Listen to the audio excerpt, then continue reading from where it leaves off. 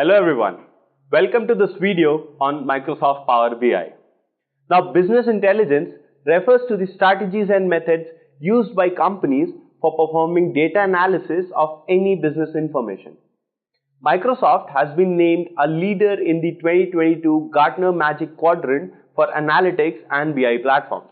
Microsoft Power BI is a tool that converts data from various data sources to interactive BI reports and dashboards. With Power BI, you can quickly connect your data, wrap it, visualize it as needed, and share it on site securely. Ron George originally designed Power BI and he named the project Crescent. Later, it was renamed Power BI after being accepted by Thierry Diers and Amir Needs of the SQL Server reporting services team at Microsoft. It was then released by Microsoft in September 2013 as Power BI for Office 365. It was first released to the general public on 24th of July 2015.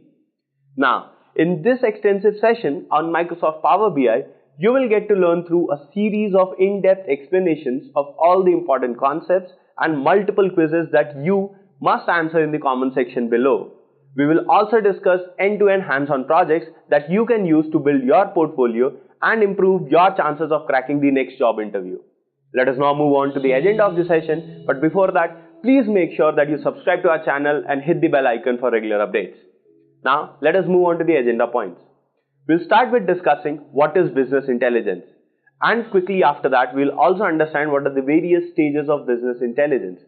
We'll understand business intelligence use cases and tools. We'll then have a quick introduction about Microsoft Power BI components and pricing. We'll also understand the architecture of Power BI, the Power Query editor, and the relationships and DAX that are present in Power BI. We'll also get an in-depth understanding of DAX functions, and then we'll also discuss what are the various Power BI certifications that are available out there in the market. We'll then have a very in-depth discussion on various Power BI interview questions and answers, and that is how we'll wrap up the session. That's all for the agenda of the session, guys. Let's move on to our first topic. Power BI is a business intelligence tool designed by Microsoft. This software offers business intelligence capabilities and interactive visualizations using an interface that is simply enough for end users to access and edit their own dashboards and reports. The Power BI suite comprises software packages, apps, and connectors that work together to make your disparate pieces of data stand out, become interactive, and produce meaningful insights. The data you need may be in Excel, or it may be in cloud-based or on-premise hybrid data warehouses. Through Power BI, you can easily connect to your data sources, visualize and discover what's important, and you can even share it with friends and colleagues. David is a Power BI developer for Microsoft. Microsoft has created a new application and has launched its beta version in the market. The stakeholders would like to see how the application is performing.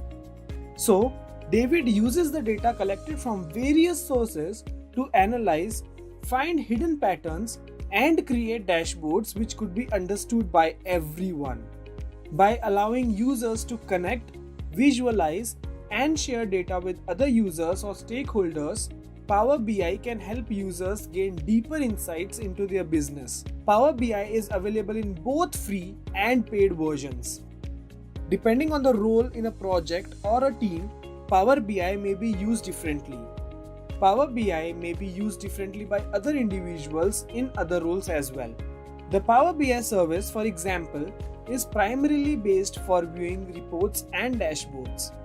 If you work with a co-worker who needs to produce business reports, he or she might create major versions of those reports in Power BI Desktop or Power BI Report Builder, and then publish them to the Power BI service where you can view them.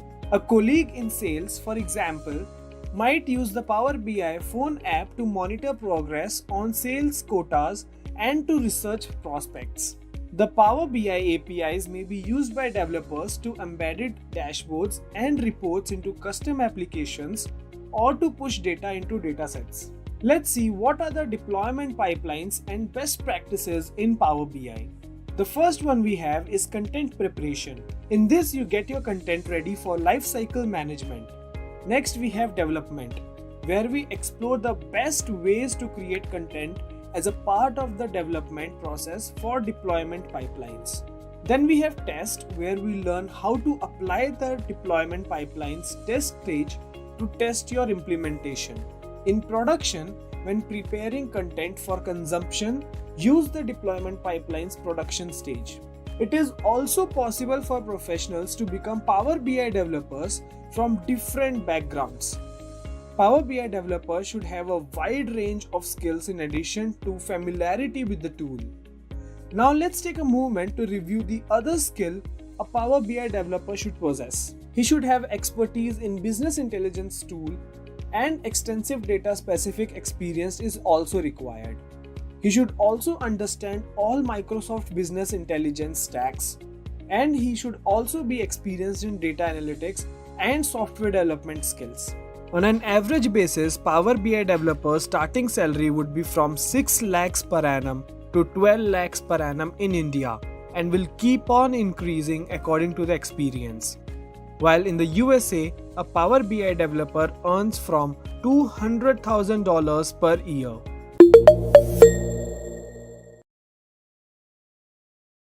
So if you can see, then there's a section here called as self-paced, right?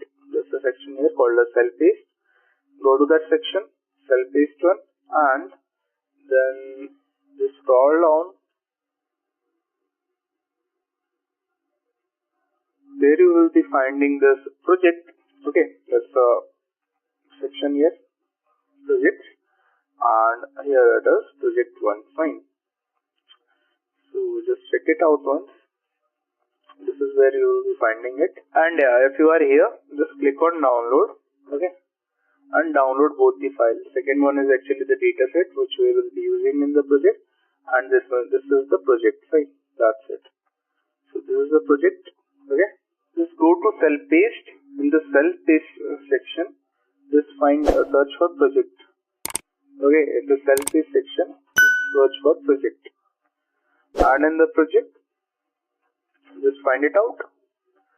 This is your project. Click on download attachment and download these files. That's it. So just download the attachments. Okay, this is your project, and the dataset we are going to use is student survey one. Fine. I had downloaded that. Where it is? This one is right. This is student survey data. Just extract the file. This is I'm doing for myself, not for you guys. I mean, this is the file I'm going to use as of now. So perfect. If you can see this, I will just give you a brief what it is. So it is a real life data set of your students from United States or USA. So what they does is, and in this data set actually they are collecting data of various students who are purchasing like different video games, indoor games, or you can say gadgets, different gadgets from different stores which are located in different places. Okay, so this is the data we were given. Okay, we were given, and it is a real-time data set. So as of now, we will be working on this itself. Fine. So what we have to do, we have to just check out the whole data set. Then we have to make some meaningful. You can say we have to carry forward the this is your site. Fine. Like we have to make visualization and do whatsoever is asked in the question. We will be going to do that. Fine. So right now what we are supposed to do is just check it out. They are asking us to make a tabular visualization as of now. So let's make it. Fine. Once they are opening their Power BI, just load the file first. Load the data set first. So this is my data set, student survey. I'm going to load it. So load your data set in the Power BI first. Then only we are going to work on it, right? So student survey and user mapping. These two you have to, these are the sheets you have to actually load in a Power BI. So just click on load. Okay, load the data set. Coming to the question, what they had asked us is, we have to create a tabular visualization. Okay. So for this part, let's do it. So obviously they are asking to format the total amount of purchase based on store location and store setting. Fine. So fine. They are asking us for a tabular visualization, right? So let's take a table first in the Power BI. Okay.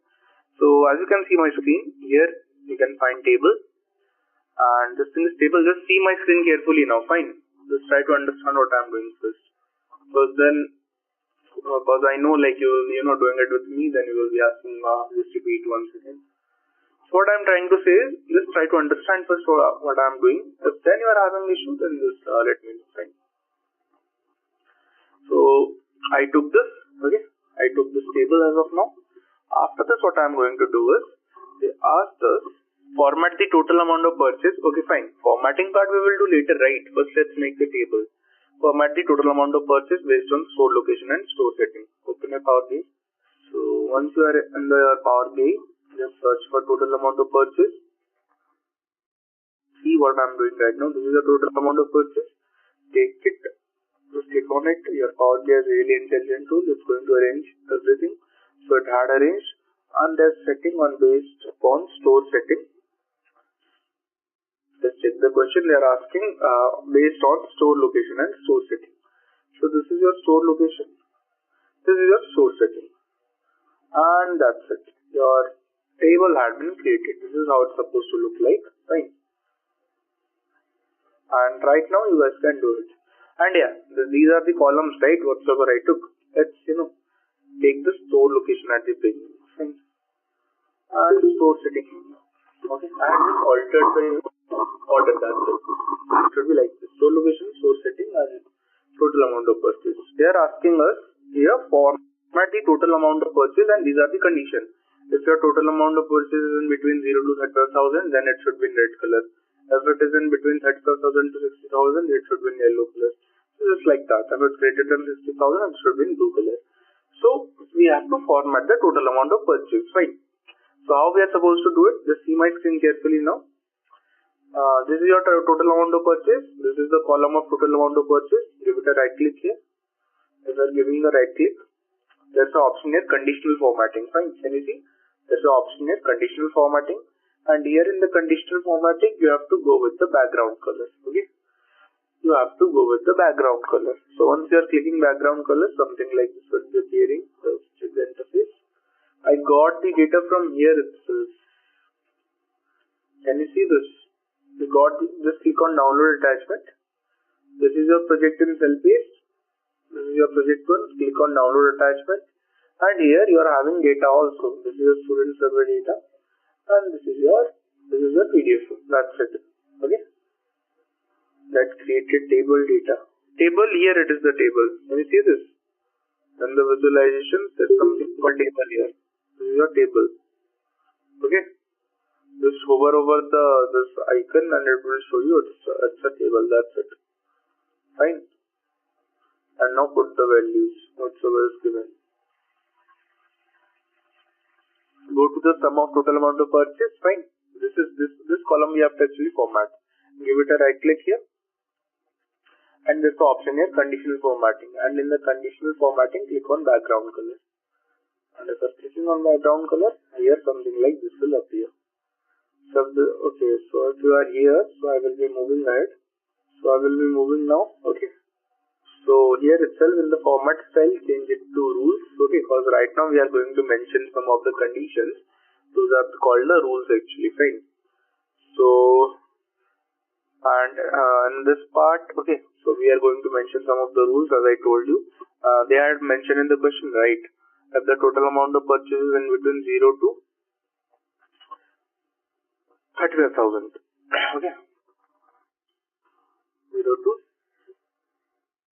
35,000. By the way, this is written as percent, change it to number. Fine. If it's between 0 to 35,000, the color should be red. Here we go. Then click on new rule. Then it was if the total amount of purchase is in between 35,000. 35,000 to 60,000.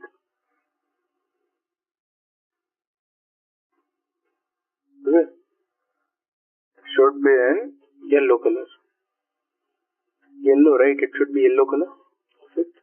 Then again a new rule. In the new rule, what they're asking, if it's greater than 60,000, right? This is 60,000, change it to number.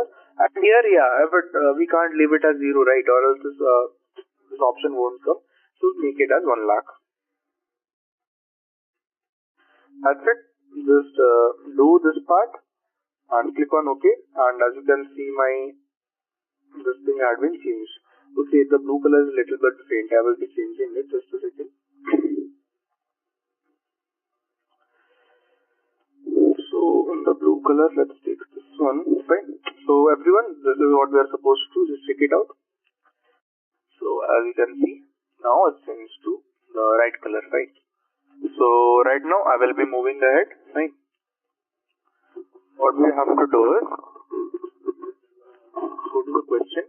Now they're asking make a matrix visualization, right? So let's find our matrix. Just beside the table there's a matrix. Okay, see my screen first. Just beside the table there's a matrix. Click on matrix. Fine. Here is my matrix.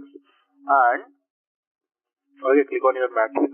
And what they're asking, create a matrix to show the total amount spent. Okay, total amount spent, right? Fine.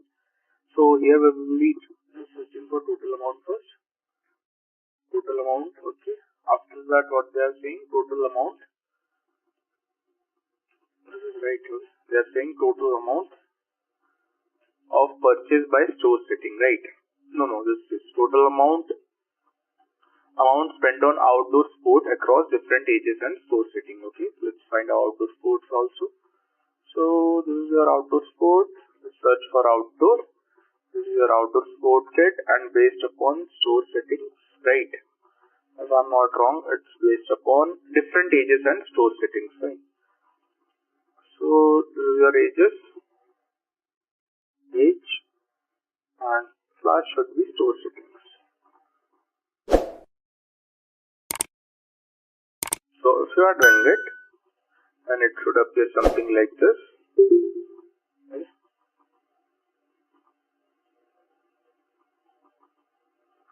So it's supposed to be looking like this. In the question they are asking us, do the color formatting for the amount spent in total outdoor sports. Fine, see my screen. This is your sum of outdoor sports kit. We have to do the color formatting here. So what we are supposed to do right now is, just go to your format your visual. Fine. Go here. In the format your visual part, what you are supposed to do, search for specific column. Okay. In the format your visual, search for specific column, and in the specific column, just change the text color. I would say blue, and the background color, so let's make it black. Perfect. And let's do one more thing. Apply it to headers and total also. That's it. This is what we have to do. I just did the color formatting for sum of total amount of goods. Okay, just a second. Let's change it to sum of outdoor sport kit. Actually, we have to do it on outdoor sport kit, right? Okay, just a second. I will just. Okay, actually, we have to do the color formatting for this part. Just a second. So just change it to first sum of outdoor sport kit. We have to do the color formatting for this column actually. So now change the text color to blue. Here you can make it to black, and that's it. And apply it to header also, total also.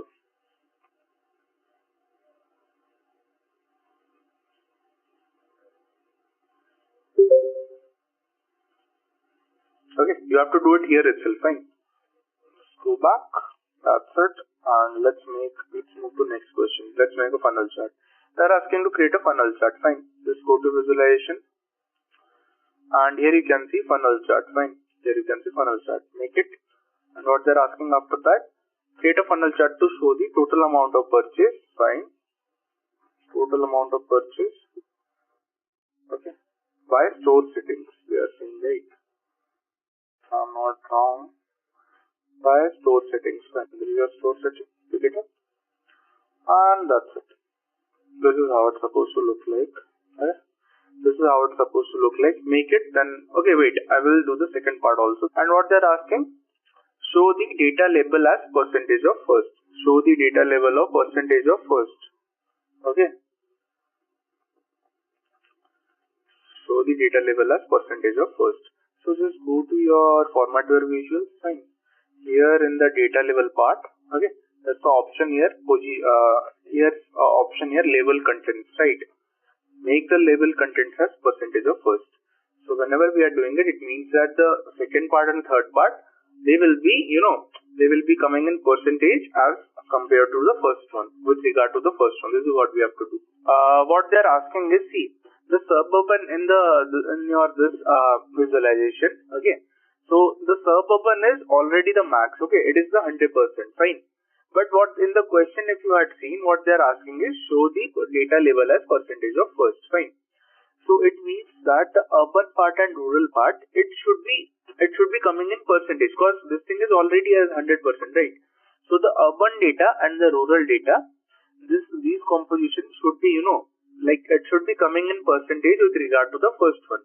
So urban one is 71.76% of suburban and rural data is 69.36% of suburban area. That's it. This is what they mean. Fine. The category take source setting and the values take sum of total amount. That's it. Just take the total amount. That's it. It's not a sum. It's not a sum. It's just the name of this funnel chart. It's not sum. It's name of the funnel chart. Fine. Just check this values in the category. Check take store setting and the values take total amount of purchase. That's it. After you are doing it, go to format your visual. There in the data label option, change the label contents to percentage of first. That's it. Okay. Change it to percentage of first. That's it. If you are doing it, you will be getting visualization like this. That's it. So this part is done. Moving ahead. They are asking for a pie chart. Let's take a pie chart first. So this is a pie chart here. This is a pie chart, and what you have to do here is in the pie chart show the total amount. Show the total amount of purchase. Fine. Let's show it. Total amount of purchase by different store location. Okay, fine. By different store location. This is your store location. After that, what they're asking for suburban store settings only. Fine. Take store settings also. So this is your store setting. Take it, and it should look something like this. Once just make the pie chart first, then I will go to the second part. We have to show data for only suburban, right? So I will be doing it. They asked us that show the total amount of purchase by different store location for suburban store setting only. Okay, we have to show the data for only suburban, but if you can see our pie chart, it's showing, data for everything, not just suburban. So how we are supposed to do it? Just, in your visualization part, scroll down.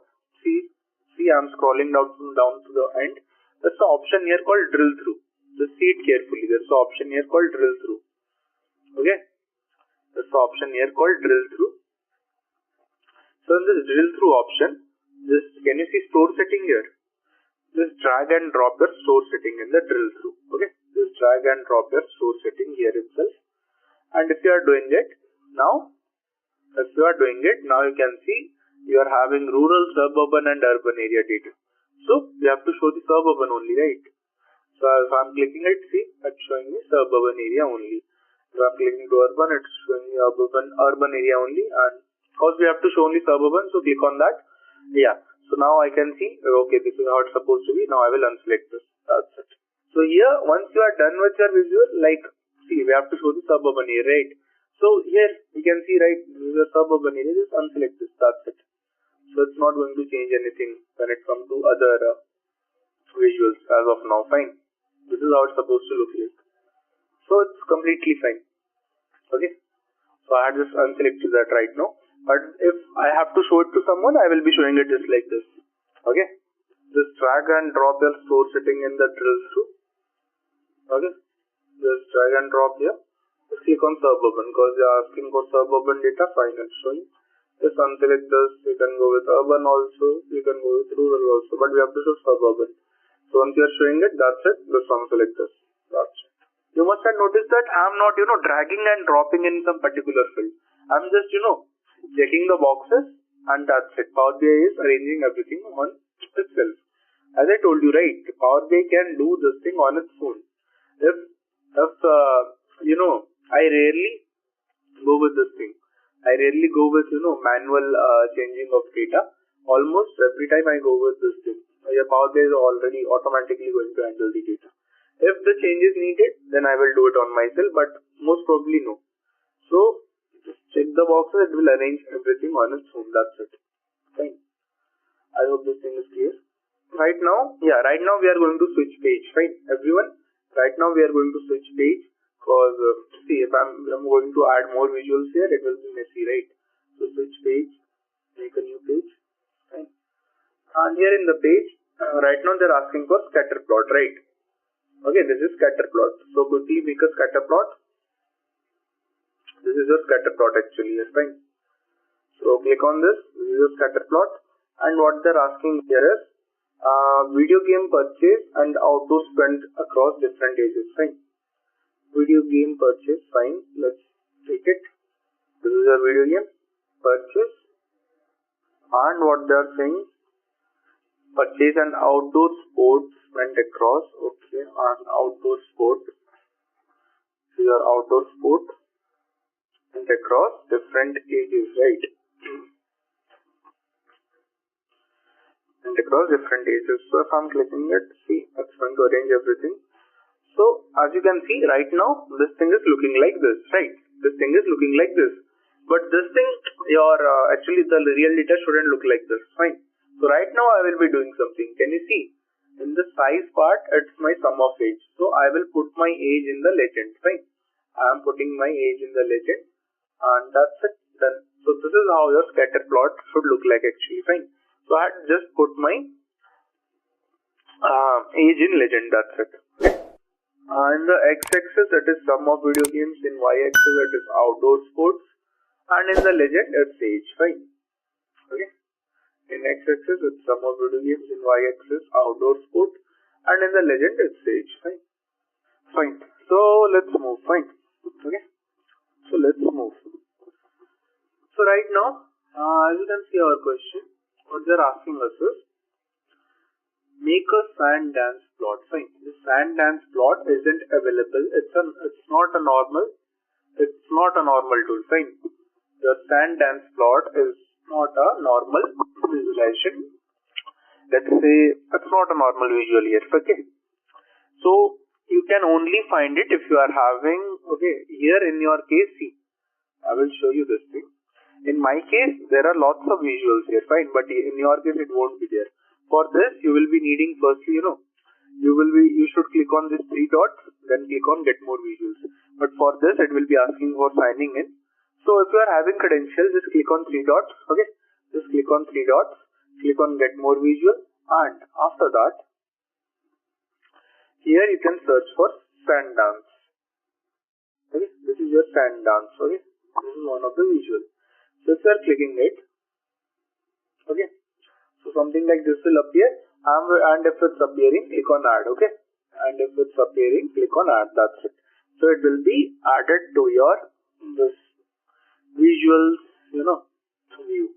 So as you can see, after doing it, it look like this sand dance. See, as the icon is like this, so I'm clicking it, it will come like this here itself, okay. So it's looking like this. So I will be making it little bit bigger. And here is my sand dance. Okay, in this I have to work now. So what we are supposed to do right now is, so once sand dance is there, what you are supposed to do is, just check it out. Indoor sport and video games spent across different age group, right? So search for indoor sports first. Let's make a visual first. Indoor sports. And after that, what they are saying, and video games spent across, and video games, okay, fine. Let's take video games.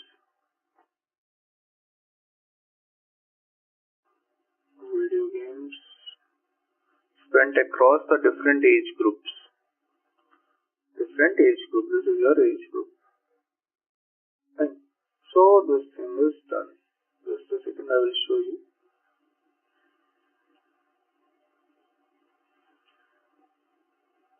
So this thing is done.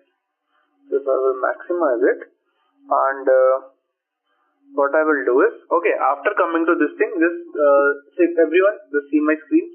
After taking all three values, just do one thing. That's actually summarizing everything here itself, okay, collectively. So in the sum of age, in the age column, give it a right click, and this option here, don't summarize. This option here, don't summarize.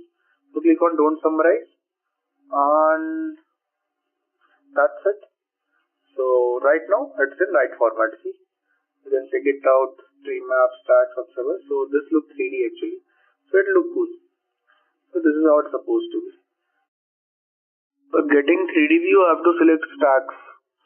Okay, for getting 3D view, you have to select stacks, and you have to, in the age section, click on don't summarize. In the age column, click on don't summarize. Then it will be showing it 3D if you want. If not, then don't go for 3D. Like it's just, I made 3D because I like it, right? So this part, 6th part, what they're asking us is, this part actually we have to do. So in this part, restrict data access for the given user and mapping modified file. So what you have to exactly do here is, I will tell you what they're asking here. So just listen me carefully. They're asking here is like, let's say let's say Pawan, Pawan had made a report, right? And in that report, in that particular report, his boss asked him to, show any this particular data. In our report, as you can see, there are data of rural area, suburban area, urban area, right? But Vishal boss, not Vishal, Pawan boss want to see the data of only the rural area. We want to see the data of only rural area. Okay, so we have to, restrict data from all the other area. We have to. So in short, whenever the, Pawan boss is coming to him, so only the data from rural side will be shown to him. That's it. Remaining data should be hidden. Okay, so this is what asked in the question. So we are going to do it right now. So for doing that, actually, we have to do some of the things. Firstly, everyone, just see my screen carefully. Open your query editor. Okay, I repeat, open your query editor. So click on transform data. Okay, click on transform data. So start clicking on transform data. You will be here in the query editor. Let's move ahead first. Just a second. Yeah. So here what you are supposed to do is, in the user mapping section, come to the user mapping table. In the user mapping table, as you can see, our data is not in right way. As you can see, our data is not in right way. Is that clear? This data is not in right way. When I am saying right way, it means that, see, our survey location should be our header and our user ID should be our header. But here in column 1, column 2, it's an irregular format, you can see. So what we are supposed to do here is, just listen me carefully. Okay, click on transform data. The moment you are clicking on transform, here this option called as use first row as header. This option here, use first row as header. Just click it and just click once, fine. And as you can see, now my survey location and user ID, these are my header. You just have to do this first. Now listen me carefully, fine. Just see the student survey column. Just see my screen first, then do it, fine. Everyone see my screen. Just see the student survey column. In the student survey, in the student survey table, can you see the store setting? Can you see the store setting? In the store setting column, the data is rural, urban, suburban, whatsoever it is. Okay, this is the data in the store setting. Fine. This is the data in store setting, as you can see. This is the data, and this data is in store setting, right? Okay, just a second. Nothing. So the data in store setting is rural, suburban, urban, this and that, right? But in the user mapping table, in place of store setting, see, the data is same, urban, suburban, rural, right? But the column name is wrong. Actually, the column name is wrong here. It should be store setting only. Here it's written as survey location. So just change it to store setting. In the user mapping section, change your column name to store setting. Go to home, go to this home section. Okay, go to home, and once you are doing it, click on close and apply. Don't just directly close it. Click on close and apply. See my mouse? Click on close and apply. So I'm clicking on close and apply. So now it will redirect me to Power BI desktop again, but it will be changing some of the stuff we made. See, it will be changing something. Just quickly come to model view. Okay. Once you are done with this part, just quickly come to model view. Fine. So in the model view, click on manage relationship. Okay, in the model view, click on manage relationship. We'll just see my screen first. And in the manage relationship part, click on new. And let's just randomly create a relationship between these tables. Let's create between store setting and store setting. We are just creating a relationship, that's it. Then what you are supposed to do, once you are doing this thing, just click on OK. And click on close. So you will be seeing that the table will be having relationship now. See, the relationship had been established. If this thing had been done, right now what you are supposed to do, just see my screen first. If this thing had been done, click on manage roles. That's the option here, manage roles. Okay. Click on this and click on create. So in the question they had asked about a person named as Money. Okay. They asked us, let's check the question. They are asking us, restrict data access for given user on the mapping table. For example, Money deal with rural area only, this and that. So we have to make it accordingly. Fine.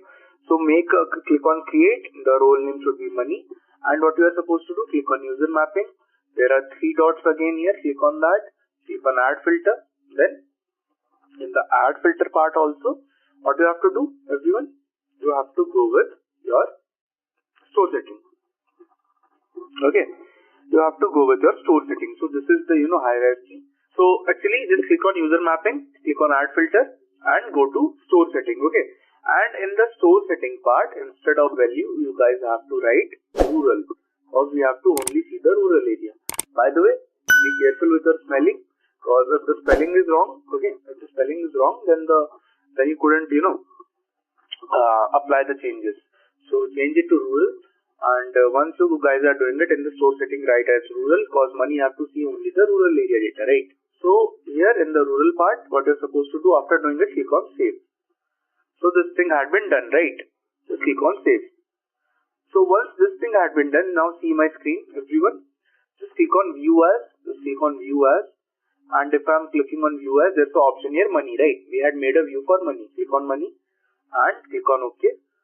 And right now, just keep looking my screen. If I'm going to report view, okay, just see my screen. See the data first.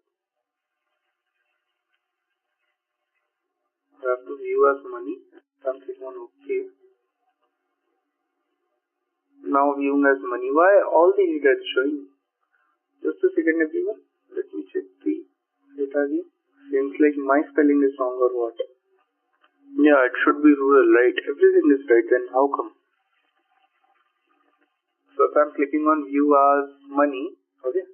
If I'm clicking on view as Money, so if I'm going to the data, it shall show me only this data, right? Only the rural data. What? Is it taking time or what? Okay, store setting is fine. This thing is also fine. Store setting, rural, suburban. Yep, this thing is fine. Then in your model view also the relationship was active. Yep, it was right also. It was active as well as fine. Store setting, fine. Here we took store setting. Perfectly fine.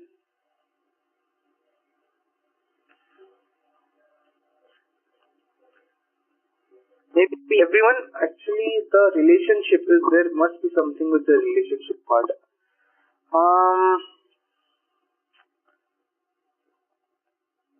I will try to make a relationship with this thing. Just a second.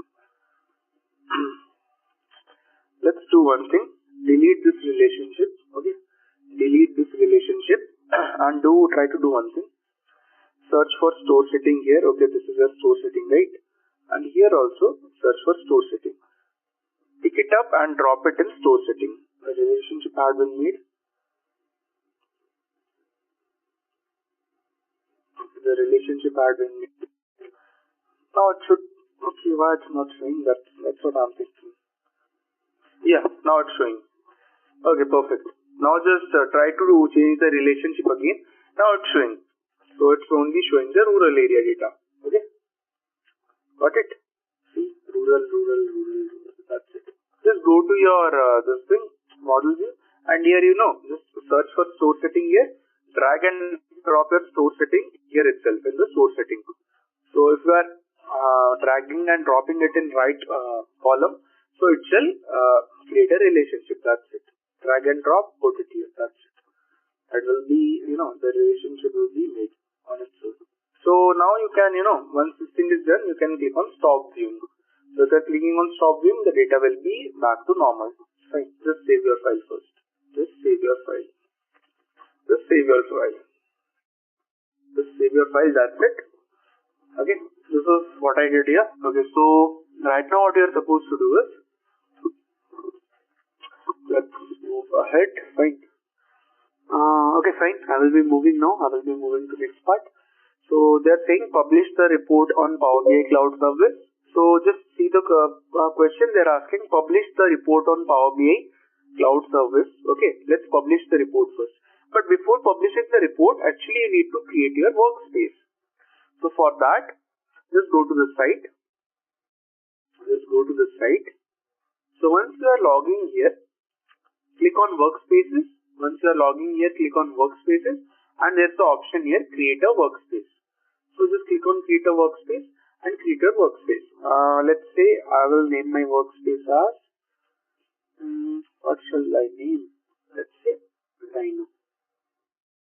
That's it. Okay. Let's say I will name my workspace as Dino and I will click on save. So done. My workspace had been created. Right now just open your Power BI. So once you are opening it, go to file and click on publish. Okay. Go to file and click on publish. So if you are clicking on publish, this option is publish to Power BI. Click on that. And right now what we are supposed to do here is click on save. And after that, see, that will be coming. So it will be asking in which workspace you have to put your report. So right now I made my listing report named as Dino. Fine. I made it. I will just select it and my report will be published there. That's it. My report will be published there. So if I am going back to my Power BI service, see, my report is also there, my data set is also there. Design the master dashboard consisting of funnel chart and scatter plot. So right now we have to design a dashboard. Okay, right now just see my screen carefully. What we are supposed to do right now is, let's create a dashboard first. Fine. For creating that, what we are supposed to do, click on new. There's the option here, dashboard. Click on it. And here, just name your dashboard. Let's say I will be naming it. This is my dashboard name, Panda, right? I will create. So my dashboard had been created. So once you see, dashboard will be looking like this. In the type, it will be showing dashboard. Okay. So let's move ahead. Now they are asking us in the dashboard. Okay, dashboard. If you are going to open your dashboard, it's empty right now. Fine. So what they are saying in the dashboard, it should consist of funnel chart and scatter plot. Fine. It will consist of funnel chart and scatter plot. So just see my screen carefully, everyone. Just open your report. This is your report. Okay. Whatsoever you made in Power BI desktop, this is your report. So this is my funnel chart. Okay. This is my funnel chart, right? This is my funnel chart. Fine. So what we are supposed to do, they are saying us to pin this funnel chart to dashboard. Fine. So how we are supposed to do it? Click on your funnel chart. There's an option here, pin visual. There's an option here, pin visual, right? There's an option here, pin visual. See, something like pin. Just click your visual and there's the option, pin like option here. Just click on this and that's it. It will ask where to add. Yeah, I will be adding it here there. And also they asked us to add scatter plot also, right? So this is my scatter plot. I will click on this. Again, there's a pin like option named as pin visual. I will click on this and I will pin it in my dashboard. That's it. So right now, if I will go back And if I will check my dashboard, this thing had been pinned. See, my funnel chart and my scatter plot. That's it. This thing had been pinned. That's it. Just click on that pin part. See the question, they are asking us to create a schedule refresh for 6 times in every 4 hours for the dashboard in a day. Click on 3 dots, click on download. That's the option here, data gateway. Fine. And here in the download the standard mode, go to downloads. That's it. This is your 424 MB file. Let this thing download, then I will show how to proceed. Okay, this thing is here. Let's download it. Let's install it quickly.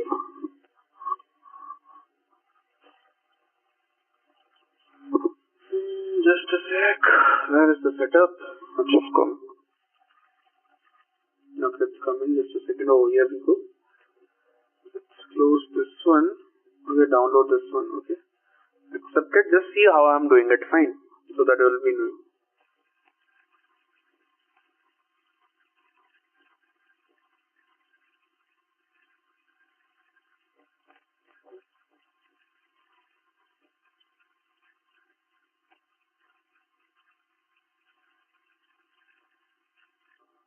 This thing will take some time, that's why. Okay, fine. It's asking me to enter the, this email for this gateway, fine. So I will be using this email itself, fine. Test user minus this one. So I will give the same email here itself. After that, what I will do is, see, this is mine one, test user 8. So fine, I'm inside now. So I will add this, register this new gateway on this computer, fine. And the name should be, let's say, and give any password. Fine. Any password will work and just configure it. So done. The gateway is online and ready to be used. So now what I'm supposed to do is, I will just go to my dataset. This is my dataset, right? I will click on my dataset and that's it. I will just go to gateway connection and I will, firstly I have to configure it properly. Fine. Firstly I have to configure it properly. So if I will go down, I will show you. It will be last, okay? Inata is at the last. So I have to configure it properly. So just click on this and it will take some time. So let it be, then I will tell you what to do. So let this thing come, then I will add it to gateway. Loading round and round. Okay, see, now it's coming, right? Just click on add to gateway. And after that, yeah. So here you have to, here what you have to do, just give your data source name. Let's give anything here. Let's say I will give it Audi, anything will work. And in the window, in the authentication method, go with Windows, and window username will be your Windows name, fine. Window username will be your Windows name. After that, password, give any password. Okay. Skip the test connection and create. Click on create, that's it. It will be on the top. Okay, I will show you. Again, go to gateway connection. And I created Hinata, right? This is Hinata. Just a second. And it's loading right now. The moment it will be, finished loading, like there will be one drop down. Then I need to click on drop down and I just need to click on OK. That's it. So let this thing come. Okay, fine. So this thing is coming now. Map to. I will just click on Audi. Okay, fine. That's it. I will just scroll down. And what I will do, just click on apply. Right now, my data refresh is ready. My schedule refresh is ready. So if I'm clicking it, I will just open it and what they're asking us, create a schedule refresh for 6 times in every 4 days. So they're asking create a schedule refresh for 6 times in every 4 hours. Fine. So fine, let's do it. So just every 6, okay, fine. We have to create 6 schedule refresh. Fine. Schedule refresh for every 4 hours. Fine. First will be at 1 AM. Second, after 4 hours, it will be 5 AM. Then it will be 9 AM, right? Then it will be 1 PM, right? Yeah, it will be 1 PM. Then it should be 5 PM, right? Then at 10, it should be 9 PM. So 6 schedule refresh had been created. Once it's done, just click on apply. So just see my screen. Project refresh schedule had been updated. So whenever you're submitting it, take screenshot of this also to show us that yeah, this part is done. So this is how you are supposed to do that. This thing, schedule refresh part. Fine. Use Q&A feature of Power BI. So fine, let's use it. Let's go to your dashboard. workspace, what you're supposed to do is just open your dashboard. Okay, open your dashboard. Actually, this Q&A feature is only available in dashboard. Fine. So keep looking at my screen. So just open your dashboard, and here you can ask any question here in the dashboard. So once you are here, you can ask any question here. So first one is to show average age of students. So let's ask this question to our Power BI, right? Service. It will be telling us. So that's it. So if I'm pasting the question exactly, it's showing me 14.38. Coming to the last part, they are asking for total amount of purchase by store location. Okay. So just go to your dashboard. Okay, remove this question. Just ask this, and we want it in. Okay, by store location. Okay, just a second. So this thing is coming, and we want it in let's say just search for in donut chart, right? In donut form, yeah. So this thing is coming. So you can also pin this thing also if you want. See. So now, as you can see, if I will exit my Q&A and see all this visual had been pinned. That's it. Then fine. That's it. So this thing is done. So that's it. It's all about your project. Fine. Just a quick info, guys. Intellipaat provides Power BI online certification training in partnership with Microsoft, mentored by industry experts. The course link is given in the description below. Now, let's continue with the session. Let's start. Very first thing is, what is business intelligence? Business intelligence, in short, you can call out this one as BI, business intelligence, right? So what is business intelligence? I know all of you are coming here after doing lots of research, a lot of Google, right? So what you have understood till now, according to you, what do you think, what is business intelligence? Business intelligence is basically a set of process architectures and technologies, which helps us to collect the data from different data sources. Here, we use one term, data sources. So data source is nothing but data source is the place or is a system where your business data is stored. For example, if your company is doing the business in, for example, in automobile industry, so your company would be using some of the systems like SAP, right? Maybe your company is using some other operational systems like some CRM systems, Salesforce. They are using, your company is using, let's suppose, Workday or maybe some other systems. So all their business operational data is generated or is created in these systems, correct? So all these systems, what you see here, all these systems are your operational systems. Means for business to run a business, all these systems are considered as primary systems, operational systems. So in these systems, in these tools, in these websites, in these softwares, whatever these are, the data is generated. So for you, the data source is SAP, CRM, Workday, or too many other data sources you may have here, correct? So all these data sources, data you collect, you integrate, you analyze, and then you present it into a presentable manner.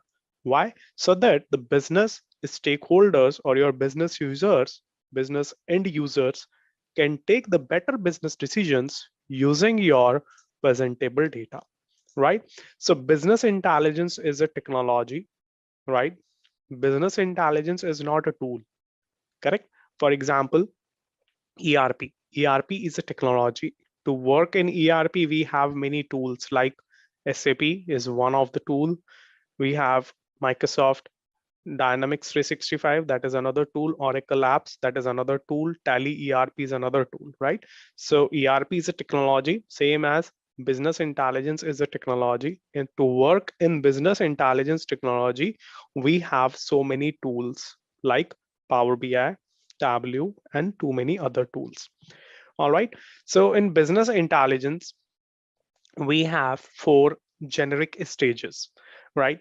Doesn't matter which business intelligence tool you use, any of the business intelligence tool you use, you follow more or less, you follow the same stages. Means your report, your project would be going through to all these 4 stages. So the very first stage is collection, then data cleansing, then reporting and visualization, then decision making and production. So let's talk one by one. Collection stage. So in the very first stage of business intelligence, you are primarily responsible for collecting the data from various data sources. That data source could be anything, your ERP system, your company databases like SQL database, Oracle database, Salesforce, and any other custom applications, maybe Microsoft Forms or maybe Google Forms or anything, right? So the first stage is where you collect the data from required data sources. After that, your next responsibility is data cleansing. When you are gathering the data from multiple data sources, from multiple places, there is a possibility that data would not be into the same format. Data will be having lots of problems in terms of like some blank values are there, some null values are there, some unsupported characters are there, right? Or some, if it is a financial data, or if there are some numbers are coming, so you may have some irrelevant part in the data. So what you do, you clean all that data. Sometimes you modify the data existing values, you replace them, you trim them, you merge the data, you remove the data completely, you filter out the data, right? So basically you apply lots of operations on top of the data to make that clean, to make that more presentable, to make that in a more presentable manner, correct? So different operations you perform on your data according to the requirement. Once your data is transformed, your data is cleaned to a level, then you start doing the visualization, or we can say you start displaying it into the graphical format with the help of different visual elements like charts, graphs, tables, matrix, lots of maps, filters. You have too many components available with you. With the help of all these visual elements, you visualize your data, you display your data in much more pictorial manner, because human are habitual to understand or to read the data when it is presented into the graphical format. Once this is done, then the last stage is sharing. In the last stage, you share your reports, you share your visualization on a broader level, on a larger scale, where your business users, your leadership team members, or I would say your uh, clients or your different business stakeholders, they start taking the decisions using your visualizations, using your dashboards, reports. It would be easy for them to take the decisions, to monitor any performance KPI, to predict the values, to understand the trends, to find out the anomalies in the data, and accordingly they will be in a better position to take any of the decision, right? Rather than they take the decision based on the guess, based on the assumptions. If they would have some facts in front of their desk, they will be in a better position to decide something or to take some decisions, correct? So that's the overall need, that's the overall objective of having the business intelligence in any of the company, correct? Now, business intelligence use cases. So business intelligence is not such a thing where people think that it will be only used only in the sales domain or in the only in the marketing domain. Business intelligence is everywhere, right? Either you are in financial companies, you are in automobile company, you are in services, you are in audit, legal, you are in insurance domain, you are in any of the domain or anywhere, wherever you have the data, business intelligence can be implemented there, correct? So we have a use case here, data semantics. Data semantics is an organization. These are just a few scenarios, some sample use cases are taken just to give you a understanding only, correct?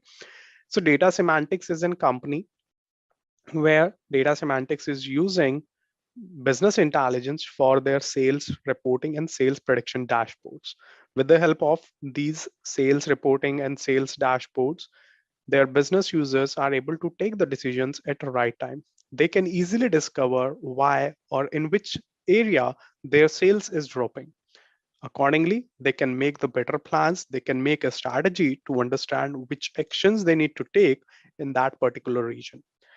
A sample is given to you here like this. This is a dashboard. where you can see lots of key KPIs are displayed here, maps, and lots of other color combinations are displayed here. We'll be creating more dashboards better than these. This is just a sample to give you a brief for those who are coming from the non-BI, I would say uh, from the different backgrounds, right? So these type of dashboards basically helps organization to understand the data quickly. Another use case we have from Dell. Dell is also using business intelligence for their education data management, where they are improving the performance of their students. They are monitoring the efficiency of their training programs. They are tracking like which particular program is more useful for which grade, or how many people are enrolling for which particular program, correct? So one dashboard answers lots of questions basically. All right. Okay. Let's see various BI tools. So we are talking about the business intelligence tools. So we have too many tools available in the market. Like first one is ClickView, ClickSense. For those who don't know, this is ClickView, ClickSense, Power BI, Tableau, Zoho Analytics. There are many more other tools we have in this segment, right? Only these 4 tools are taken here because these are the one which are in the demand. Although in demand, we'll say these 3 tools are in the demand, right? ClickView, Power BI, and Tableau.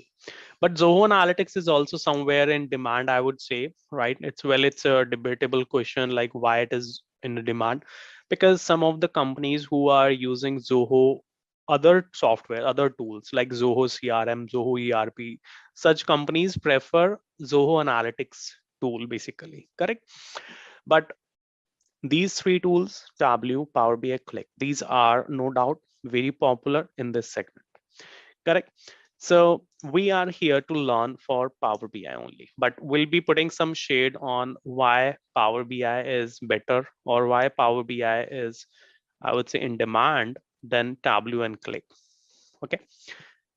All right. So why Power BI?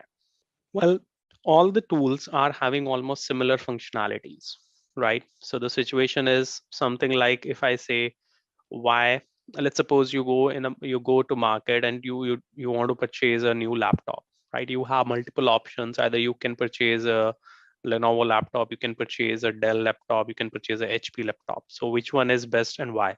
So more or less almost the core functionalities are same, right? Core features are same in every machine, right? Or if I put it in a different way, let's say you want to purchase a car, right? So you would have multiple options in the market. More or less all the features are common in all the cars, right? Depending on your requirement, you can easily find out multiple options. So same situation is here. If I go previous slide here, so in ClickView, Power BI, Tableau, and in other tools also, like we have so many other tools in other tools also. Let's have a quick quiz question, guys. And the question is, which of the following can be used as a business intelligence tools? And your options are ClickSense, SciSense, Tableau, or PySense. Please mention your answers in the comment section below. Just a quick info, guys. Intellipaat provides Power BI online certification training in partnership with Microsoft, mentored by industry experts. The course link is given in the description below. Now, let's continue with the session. Most of the I would say core features are very common, right?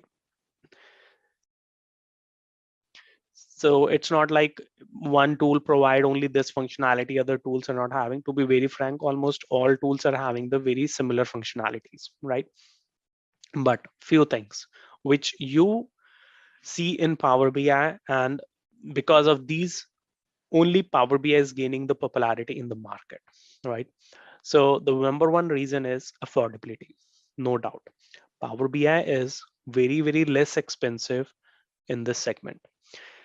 Companies who are I would say who are just a startup companies or who are mid-size organizations, their first preference is Power BI. Why? Because of the license cost. Power BI is very affordable for them. They can easily afford the Power BI licensing cost. Plus, for large for enterprise level organizations also. Power BI is becoming a good choice, good option. Why? Because every organization wants to do some cost cutting, right? And almost everything Microsoft is giving in Power BI within less cost. So related to the cost, related to pricing, we'll see it in our next slide. For now, let's just understand it like Power BI is not much expensive as comparative to its competitors, right? Any organization can easily afford it, and that's the main reason it is gaining the popularity in the market, because price is always a main factor in the market to survive any of the product. Natural language query. Natural language query is a semantic programming, or I would say semantic query language, where it gives the benefit for business users, for end users to do the ad hoc data analysis. Ad hoc data analysis means if your business users are not technical, if your business users don't know how to write a data model, how to create a data model, how to write some business logics, but still they want to get the answers of their business questions, right? They want to know what is the trend of the sales in North America region for previous quarter. So they can just type a question, and based on the question they type, they get the answer into the visualization format. So that's the benefit what Power BI gives to the business users, which is called as natural language query, where business intelligence tool, where Power BI as a business intelligence tool can understand your question, can interpret the question, and return the results into the visualization pattern, right? So this is natural language query, or this is called as Q&A also. Next benefit here we get from real-time streaming. Real-time streaming is really very interesting in Power BI, where Power BI gives you two choices. Either you can bring your data, you can create the dashboards using the real-time analysis, you can do real-time analysis, you can do near real-time analysis. That near real-time analysis is like there will be a delay, or there will be some latency of up to few seconds or a minute. But if you say, no, I want to see the full or complete real-time dashboards like stock market or stock exchange data, you want to see ups and downs continuously. So if your company has any real-time streaming data set, then you can use that to build a real-time streaming dashboard in Power BI. So that's a unique functionality we have in Power BI, which is very nice. Plus we have custom visualization, where custom visualizations are like hundreds of visualizations are available in free in Power BI, which are free, means you don't need to pay anything extra for them. Other than this, Power BI has an edge of it's being a Microsoft product. Because it's a Microsoft product, so it has a very tight integration with all the other Microsoft products like Microsoft Excel, Microsoft Teams, Microsoft Outlook, Microsoft PowerPoint, right? And especially Microsoft SharePoint. So being a Microsoft family product also, it has some benefits where, and Teams, SharePoint, Excel, Outlook, these are the common products which are being used by each and every company. So in terms of the integration also, you get the benefits, because it's, I would say, zero code or no code integration benefit you get. Other than this is its UI, ease of use. Power BI is very easy to learn and easy to use in comparison to the other tools, because its UI is little bit similar to Excel. And that's the reason why people says Power BI is easy to learn if you know Excel, because if you have already understood the Excel, how Excel works, then Power BI looks very similar to Excel. So when you learn Power BI, you feel that you are learning an advanced version of the Excel, correct? So that's the reason behind it. All right. Okay. So now let's talk about the Power BI. All right, so Power BI is a complete data analytics suite. Power BI is not just only one tool. Power BI is a complete package, right? Within this package, we have multiple tools. On next slide, you will see the components, right? So Power BI is a business intelligence platform which provides you multiple tools for aggregating, analyzing, visualizing, and sharing the data depending on your requirements. So in Power BI, with the help of different components, predominantly you perform all these operations, right? Like you make the data connections with your data sources. Your data sources could be like SQL, Oracle database, Teradata, Sybase, PDF, Excel, CSV, Salesforce, or anything, right? Then you do the data transformation. After doing the data transformation means after applying some data transformation techniques on your data, you clean your data and then you start modeling your data. Why you want to model the data? Because it would be very I would say common scenario in your business requirements, like when you want to create multiple reports based on the similar data, correct? Like in finance team there are 50 people. 50 people wants to create different reports, different views. Let's say somebody wants to create a quarter view of the data, somebody wants to create an annual view of the data, somebody wants to see a comparison of the current quarter versus quarter. So at the end of the day, it's overall the same data. Basically you are expecting a different view of the data, but your data is same. Make sense? So in such cases you prefer to have a single model for multiple reports rather than multiple reports and multiple models, correct? Which becomes very difficult for managing or for administrating at the end of your implementation, right? So we will be understanding how data modeling we do, what is the importance of the data modeling, and what is data visualization. Data visualization is your presentation basically where you display your data, right, in a graphical format. You create your dashboards here basically, and after that you share your reports and dashboards with your business users. After sharing also there are few other operations which you perform or you take care, where you perform, where you show your responsibility, like you manage, you you modify the existing one, you replace the existing one, you take care how many people are having the access of how many reports and dashboards, right? So after sharing also, you have lots of other responsibility areas which we'll be learning. All right. Okay. Now we talk about Power BI components. Okay. As I said, Power BI is not only one tool, or it's not like only one thing. It has multiple components like MS Office. MS Office is a package wherein MS Office multiple tool comes like Excel, Word, PowerPoint, OneNote. Too many tools comes in MS Office, correct? Same as Power BI. Power BI is also a package. In this package, we have all these tools, right? Like you can see here, Power BI Desktop, Power BI Service, right? Power BI Gateway, Power BI Report Server, Power BI Mobile App, Power BI Excel Publisher. The name of this tool has been now changed. It is called as Analyze in Excel, and Power BI Report Builder, Power BI Embedded, correct? So all these components we have in this stack.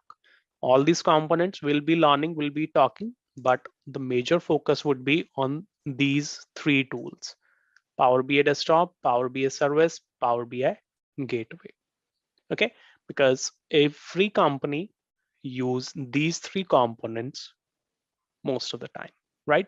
But we'll be understanding the other components, how the other components are being used, what are the use cases, or what are the different scenarios where other tools can be used in requirements, correct? So whenever you go for any interview, any job interview, or if you go for, I would say, project real-time implementation, then based on the first three components, most of the things you will be facing, you will be having. But other stuff is also important from the certification point of view, right? Because for DA 100, yes, Ahmed, that's what I'm going to mention now. So for DA 100 certification point of view, the other components are also important because some of the portion will come from the other components as well. That's why we are keeping the all other components as well in our track. Got it? Okay. So for now, let's get a quick understanding, a quick overview of all these components. Okay. So the components, what you see on the screen right now, first of all, it is important for us to understand that what these components do in Power BI. All right, so let's start one by one.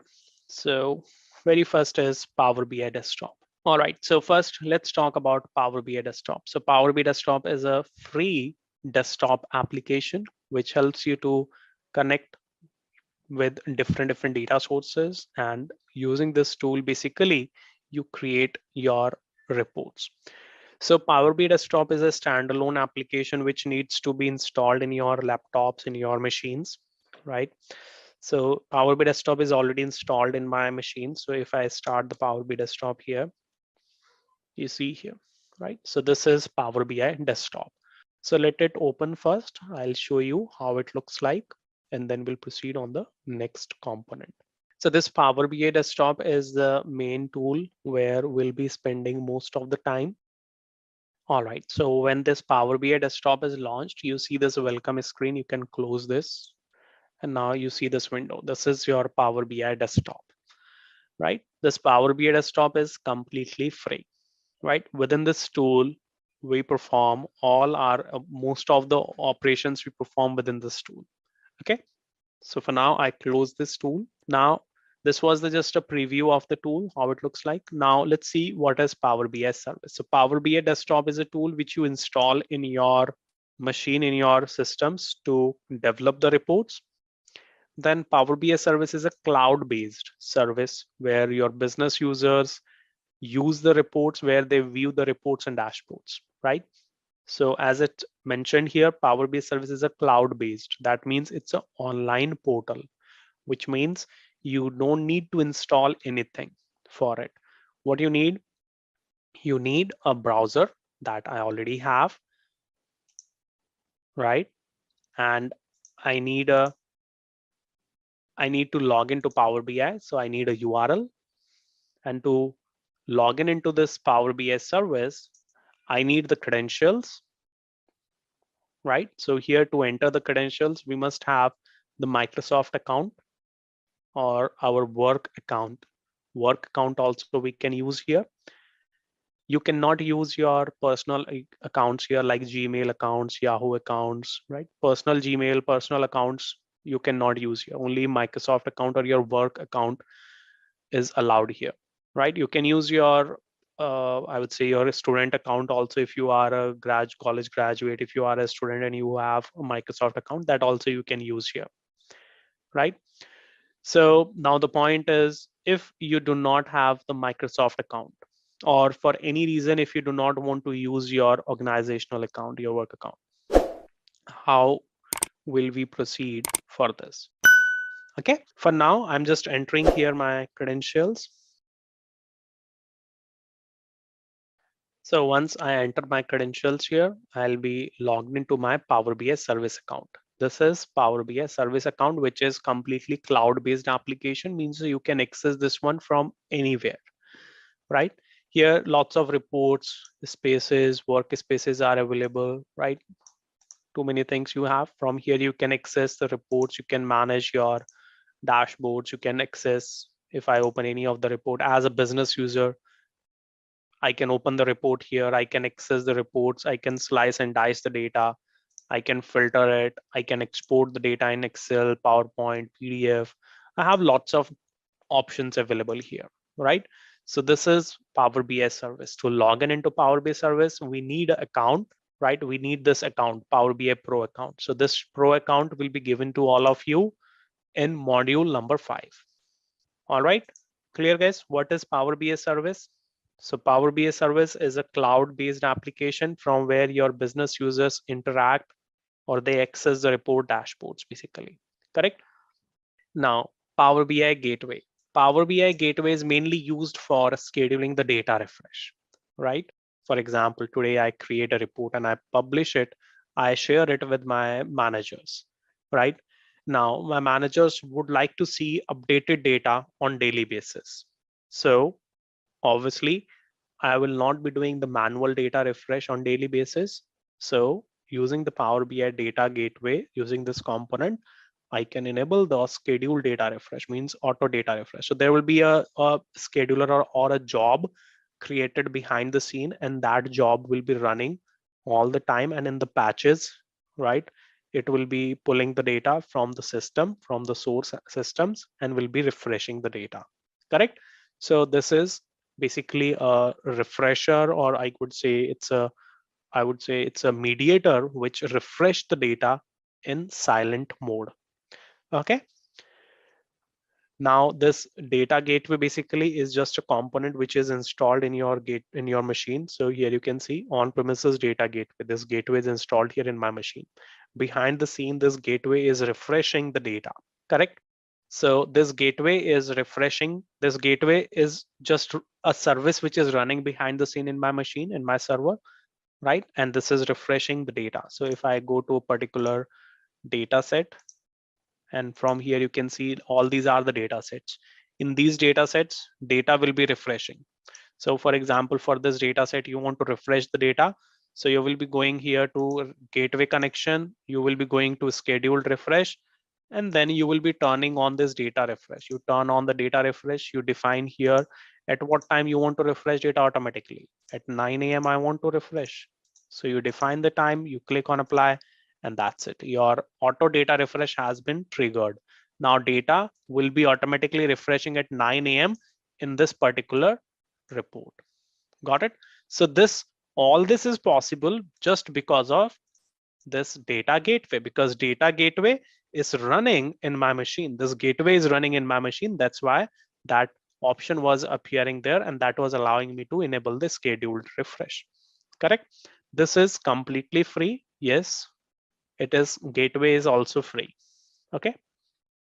Now, next we are going to talk about Power BI Report Server. So Power BI Report Server is another tool which is considered as an alternate for Power BI service. So you have seen that Power BI service is a web portal from where business users interact with reports, business users access the reports or dashboards, right?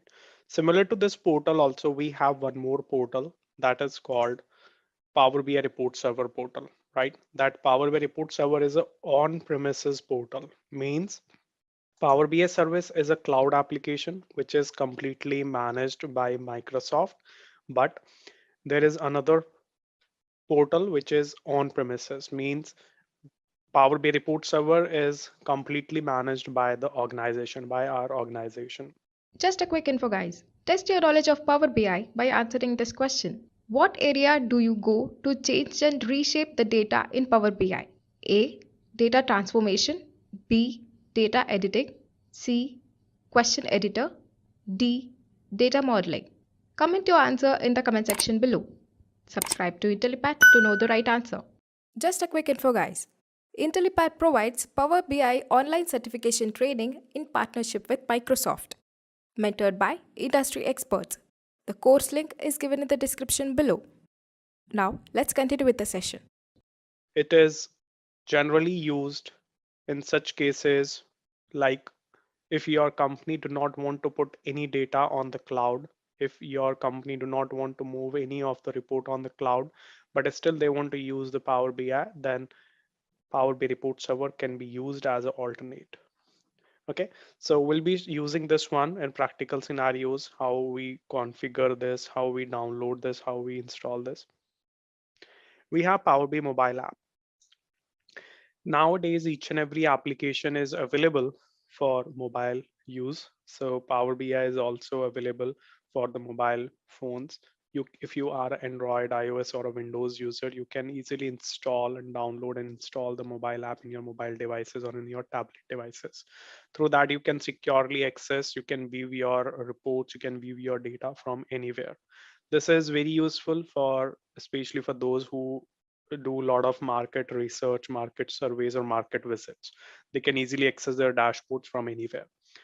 Next component, we have Power BI Excel plugin. Okay, one more thing. For this Power BI mobile app, we need to design the reports or the dashboards as per the mobile layout. So we will be understanding how we design the mobile layouts.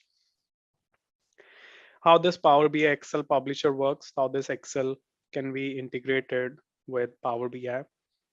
This is very useful functionality, especially for the finance user or for those who wants to take the entire data of Power BI in Excel for the further reconciliation in Excel or further analysis in Excel. This functionality allows you to take all the Power BI data model data in Excel. Next, we have Power BI Report Builder. Using this component, we can build paginated reports. Paginated reports are like invoices, receipts, delivery notes, those who have worked on SSRS. right? Those who have worked on the SSRS reports, you would know what is paginated report, right? So if you want to create similar paginated reports in Power BI, then you have the functionality available using report builder tool. This report builder is again another tool you can see here. This one you see, report builder tool, Power BI report builder. This is the tool which is used for developing the pixel perfect reports, or we can say document reports like invoice, receipts, these type of reports. Okay. And the last is Power BI embedded. This Power BI embedded basically used for integrating the Power BI reports in the other applications. If you have any Power BI report created and that Power BI report you want to integrate in SharePoint, you want to integrate in your .NET based website, in your Java based website, in your Python based application, right? So such integrations, if you want, you can do with the help of Power BI embedded analytics. Okay. So these are the components we have. We just got a quick overview of these components. Let's have a quick quiz question, guys. And the question is, which of the following is not the component of the Power BI? And your options are Power Query, Power Pivot, Power View, and Power Map. Please mention your answers in the comment section below. Just a quick info, guys. Intellipaat provides Power BI online certification training in partnership with Microsoft, mentored by industry experts. The course link is given in the description below. Now, let's continue with the session. Now, the most important thing is Power BI pricing. Power BI comes in three pricing options: Power BI Free, Power BI Pro, and Power BI Premium. So Power BI Free is completely free, where you don't need to pay any cost, right? It's completely free, right? As it is free, so you do not get all the benefits, all the features here.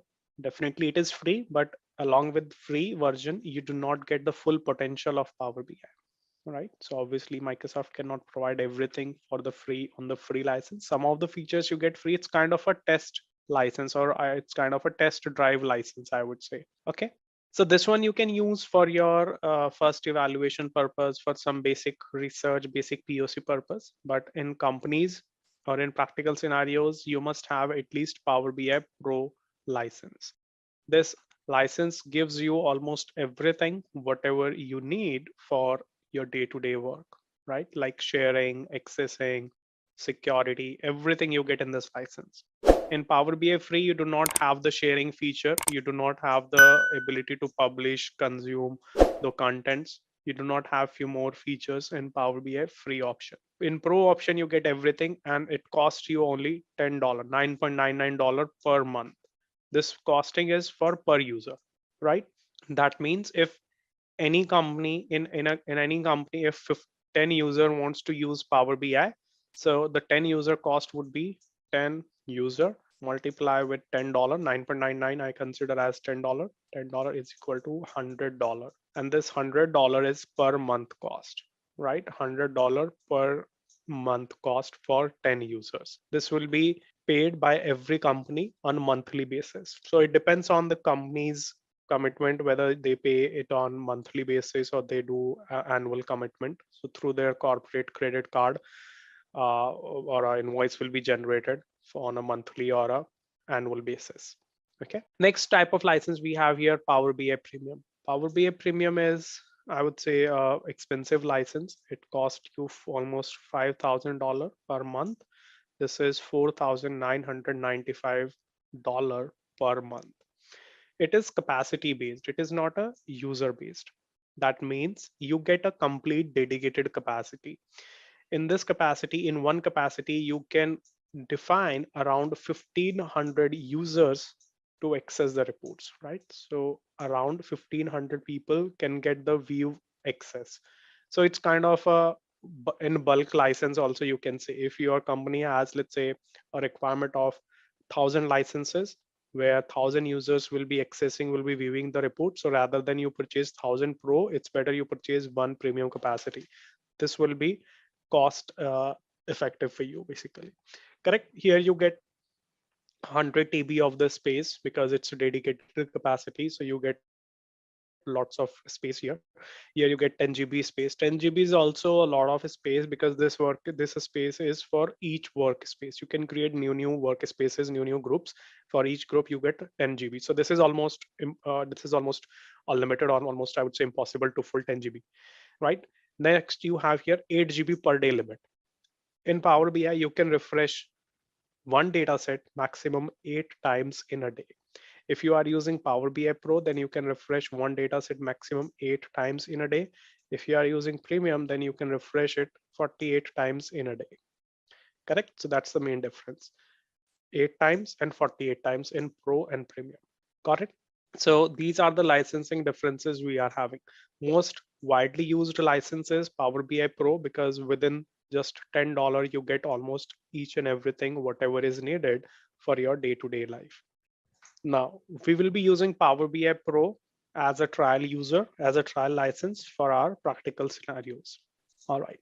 Okay. So now coming back to the points, building blocks. So building blocks are nothing but just the few terms, right, which you should understand being a Power BI user or being a BI analyst, being a Power BI analyst. You should understand these terms. These are very basic terms, although most of the terms we already understand, but let's get a quick overview of these. So we have these building blocks: visualizations, reports, data sets, tiles, and dashboards. So basically these terms, three terms you see here: visualization, data sets, and reports. These are related to the Power BI desktop, and tiles and dashboards are related to the Power BI service. Now here is a one important thing which you just need to hear for now, because in coming sessions I'll be explaining you.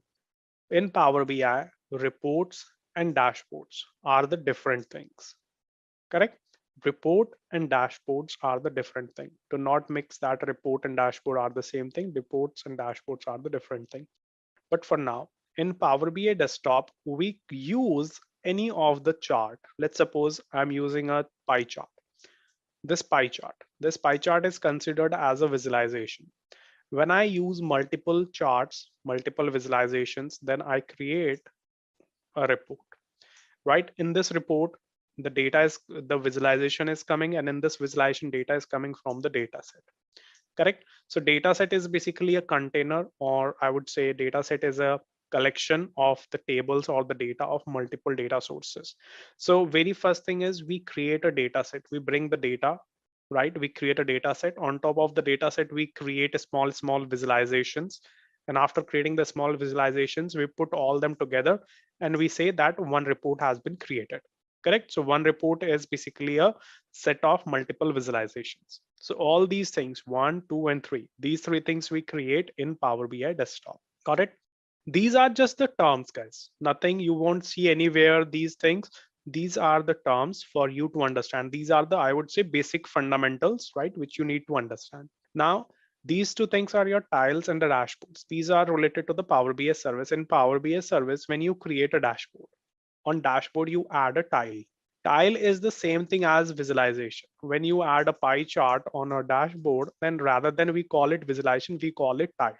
So it means when we are adding a pie chart on a report, we call it visualization. And when we add a pie chart on the dashboard, we call it tiles, right? So tile is a snapshot of the data which you pin on the dashboard, correct? And to a high level understanding for now, you can just understand here is like dashboard is a collection of multiple reports. Dashboard is a collection of the information from multiple reports. Got it? But dashboards we create in Power BI service and reports we create in Power BI desktop. Okay, so these are just the terms, clarity. All right, now let's see architecture of Power BI. So we talked about the data sources, right? What are the data source? Basically, wherever your business data is stored, that is your data source, simple, right? So like Salesforce, Azure, SharePoint, SQL, Excel, all these are your data sources, wherever your business data is stored. Now, from your data sources, you bring the data in Power BI desktop.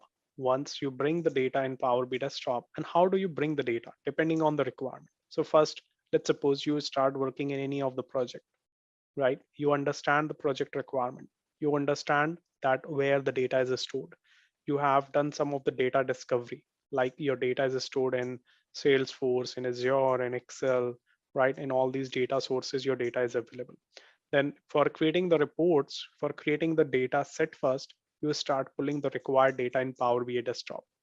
After bringing data in Power BI desktop, you perform some operations, you do some relationships, you create your model here. And then after visualization, you create a report, you create the charts and graphs here, and then you share it on Power BI service. You publish it on Power BI service, or you can say you deploy your report on Power BI service. Power BI service is cloud-based application. Once your report is published on the cloud-based application here, now your report viewers, right? Let's say A, B, C, all these are your report viewers.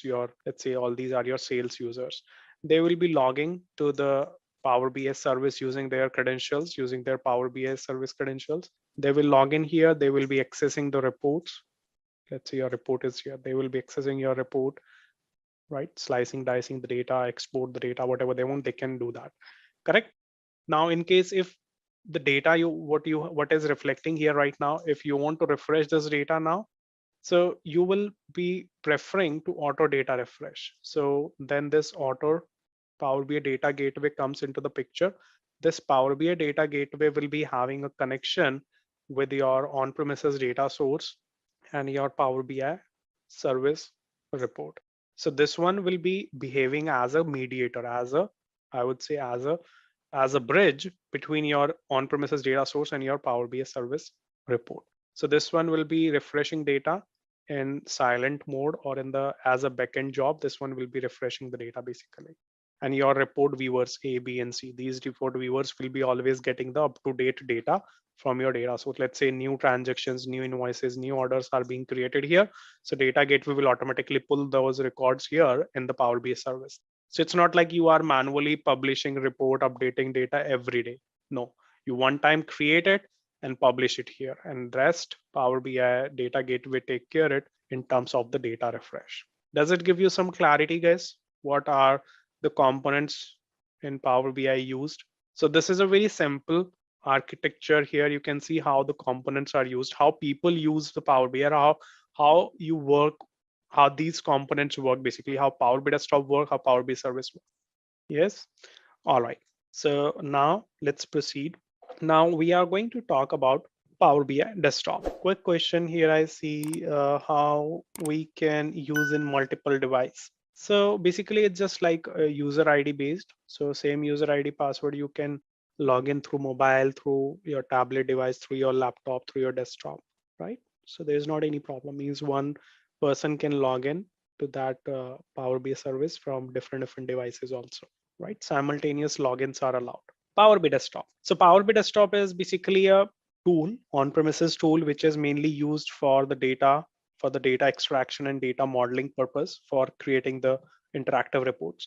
So now we are going to use this Power BI desktop, how we use Power BI desktop, how we work with it. In Power BI desktop, we are going to make some changes, some settings. Basically, it's a one-time setting adjustment, which we'll be doing now. Now, let's do the Power BI desktop installation. So Power BI desktop is already installed in my machine. If you see, it is already installed in my machine, but now I'm going to show you how you guys can also do this installation in your machine. This is the main tool which we need demonstration and for practice purpose. There are some assignments, right? On all those assignments you guys will be working. So if you would have this tool, only then you can practice. So this tool is going to be very important for you. So make sure that you guys have this tool in your machine. Now, before you use this tool, there are few things.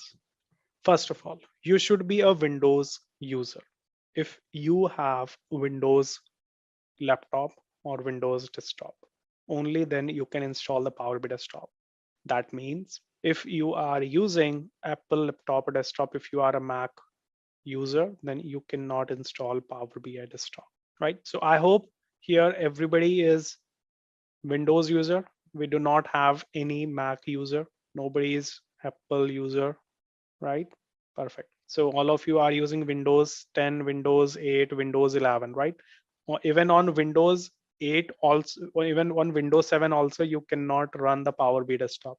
If you have Windows 7, Generally, Windows 7 is very old nowadays. I don't think so anybody would have that. But in case if anybody has the Power BI, if anybody has Windows 7, so you cannot install. Windows 7 doesn't allow the installation of Power BI Desktop. Windows 7 has been obsoleted by Microsoft even. Microsoft has decommissioned the Windows 7. So you will have to upgrade to Windows 10, Windows 8, or nowadays Windows 11 is also rolled out. All right. Now, another important thing is if you have more than 4 GB RAM in your machine, only then you can install the Power BI Desktop. Right. Although best practice says that you must have at least 8 GB RAM, because only on the 8 GB RAM you can get the good performance of Power BI Desktop. Power BI Desktop is little, I would say, heavy tool, right? It depends on the how much data you process, but it is recommended to use 8 GB RAM. Even if you have less than 8 GB RAM, Power BI Desktop can work, but you will get the, I would say, some performance issues you may face. Correct. But for installation purpose, at least you should have Windows 8, Windows 10, Windows 11, Windows Server 2012 onwards. All right, so now I'm going to show you how you can do the Power BI Desktop installation. So you have two options to do the installation of Power BI Desktop. So option one is from Power BI website, you can install it, or from Microsoft Store, you can install it. Right, so you have these two options. If you want to download it from Power BI website, so you can just go to the browser and you can Google it, Power BI Desktop download. You can go to its official website, and on its official powerbi.microsoft.com downloads page, you can see multiple components are appearing here to download. So here you see Microsoft Power BI Desktop. You can see advanced download options. Just click on this advanced download options. Now you can see here this download button. Just click on this download. And now here you can see you have these two setup options. Power BI Desktop setup 64-bit and Power BI Desktop setup 32-bit. So depending on the operating system you are using, you need to select the one from here, right? So make sure you select the correct version here, right? And how you would make sure which version of the operating system you have, it means which, either the Windows 10 you have 64-bit or 32-bit, which Windows 10 you have, for example. So for that, you can just go to your this PC, or I would say this, whatever you call this one, this machine, you can go to its properties, right? And you can, here you can see system type, it's 64-bit operating system, right? It is 64-bit operating system. So if it is 64-bit operating system, so I'll be selecting this option here, and then I click on next button. When I click on next, Power BI Desktop setup file will be downloaded. Here you see it has started downloading, correct? So once the setup file is downloaded, then I'll have to install it in my machine. Okay, so this is the option one to install the Power BI Desktop. You have option two also from Microsoft Store, right? From Microsoft Store, if you need, then you must have the Microsoft Store access first. So in your Windows machine, you can go to Microsoft Store, and from this Microsoft Store also you can search the Power BI Desktop. You can search Power BI Desktop here, right? And you can install from here. But Microsoft Store may not be enabled for all of you in your machines. So in that case, you can skip this one, because generally this is not enabled. This is not allowed to your official laptops, especially because here you have lots of other applications. Generally, companies block this one. So it is blocked by the companies generally. So if you do not have the access of this one, then no worries. You can go to the option one, and through this, you can download the Power BI Desktop. Now, the main difference between option one and option two is, so basically, if you install Power BI Desktop from Microsoft Store, then you get the automatic updates, because Microsoft release the Power BI Desktop new version every month, right? Every month you get the new version of the Power BI desktop. So in order to get the latest version, you need to re-download the Power BI desktop from Power BI website every month, and you need to upgrade it manually. But if you need automatic updates, then you can install it through Microsoft Store. So this is the only benefit you get through Microsoft Store. Microsoft Store installation gives you automatic updates of the new version, right? Although in Power BI website, from Power BI website, you download the Power BI desktop, then there is also not any problem. Every month when the new version comes, you automatically see a notification in the Power BI desktop, and from there you can download it. So guys, you can download this, right, and install it in your machine. It will take hardly a few minutes. So those who are doing the installation right now, just put +1 in the chat so that I can wait for you, because from here we will proceed together. If you're stuck somewhere, you can let me know. So if you want to install it from the store, then you can just go to your Windows and search store, Microsoft Store. In this Microsoft Store, you can search here on top, you can search Power BI Desktop. If Microsoft Store is allowed in your laptop, only then you can use this one to install, right? And here, once you start this one, yeah, so when you start this one, it automatically comes here. So somewhere here an option will come. Actually, in my machine, it's already installed, so that's why it is not showing me that option. Here you will see an option, install. All right, so from here you can do that installation. You can download it through website as well. Yeah, it is exactly same. You can see get, right? Yeah, so once you click on get option, it will get installed. Yeah, so you are installing it from Microsoft Store. It's taking time. All right, no problem. I will show you how you can check the version, which version you have right now. Okay, so once it is installed, then that's it. No need to do any sign in, sign up, nothing to do after the installation, because after the installation, when you open the Power BI desktop, as I'm going to open the Power BI desktop now after the installation. So once you open the Power BI desktop, you may see some welcome screen, some yellow pop-up window like this. So you don't need to do anything with this window. You just close this window. From the top right corner, there is a cross button. Just close this window. Don't do anything with it, right? And you see this white Power BI desktop, right? This is your Power BI desktop window, right? Okay, so I hope all of you have opened this Power BI desktop. Now, how to check? How to check which version of the Power BI desktop you have.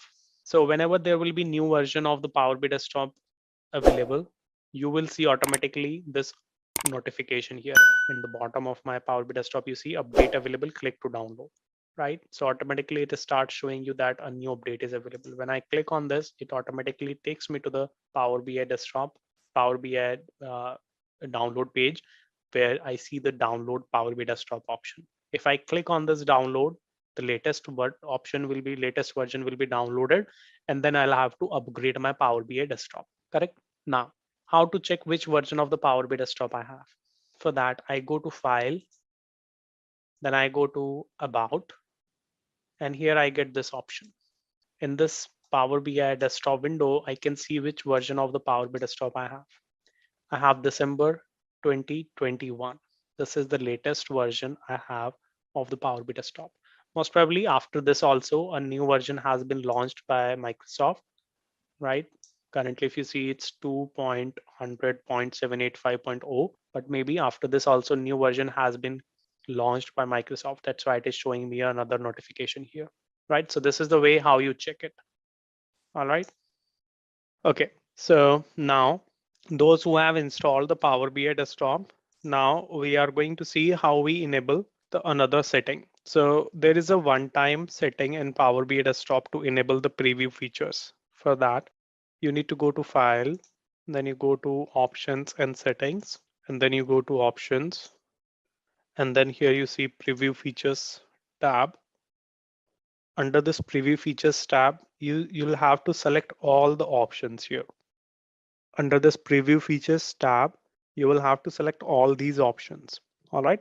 There is a new format pane, Spark Lines scorecard, all the features you need to select here, guys.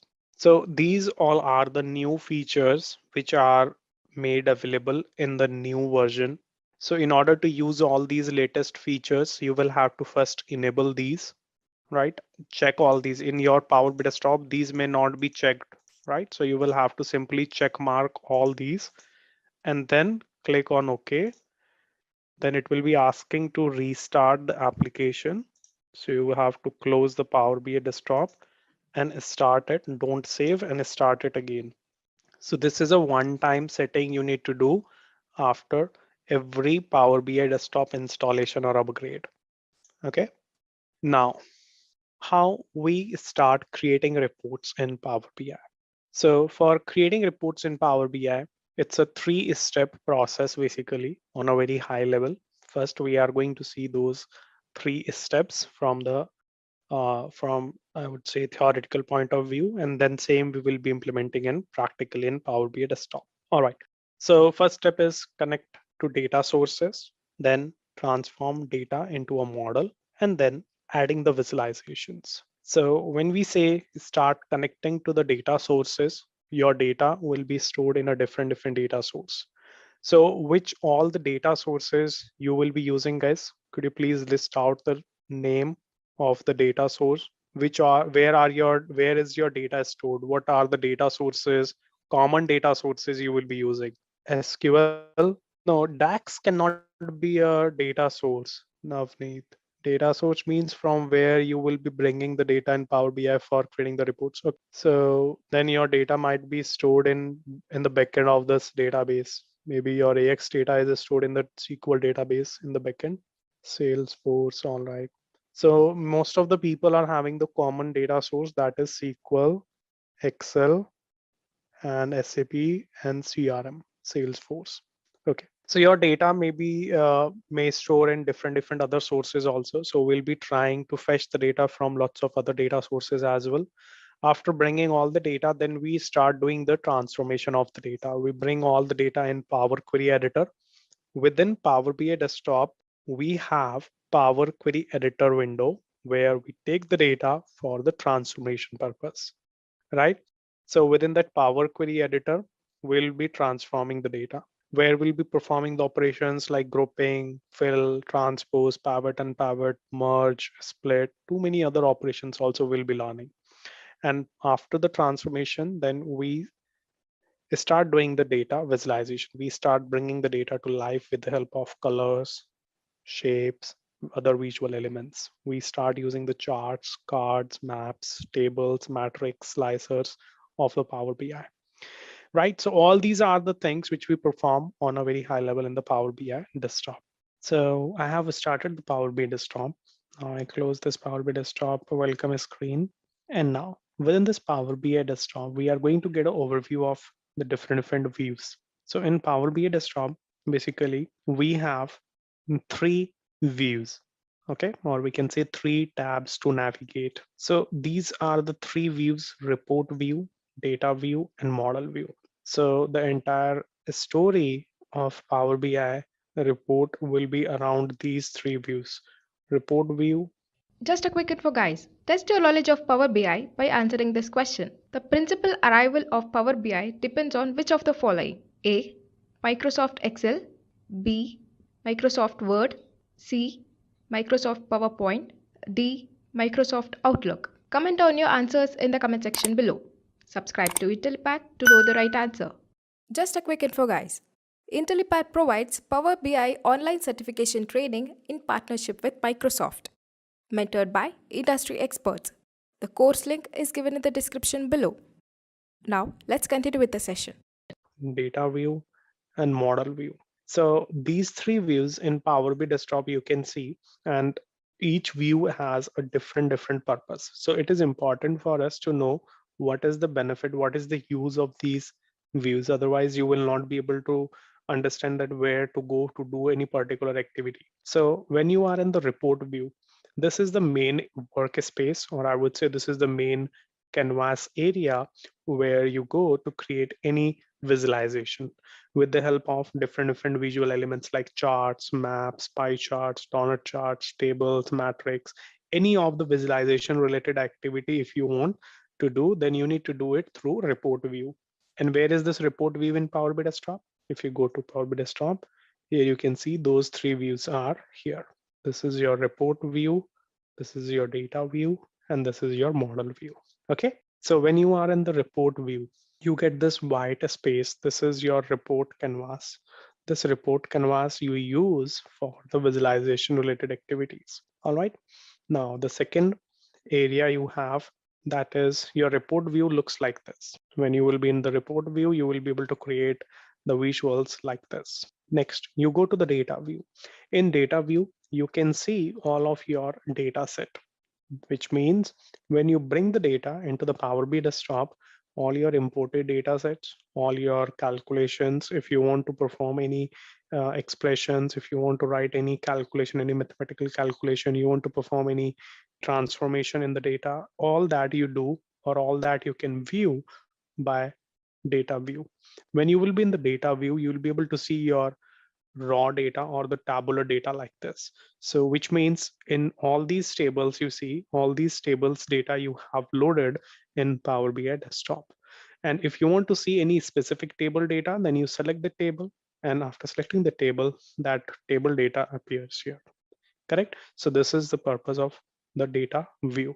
Being in the data view also, you write all your calculations. It means when going forward, when we'll be working with DAX, right? So when you work with the DAX, to work with DAX also, you need to be into the data view, means staying, when you stay in the data view, then you work with the DAX. Now the third view is model view.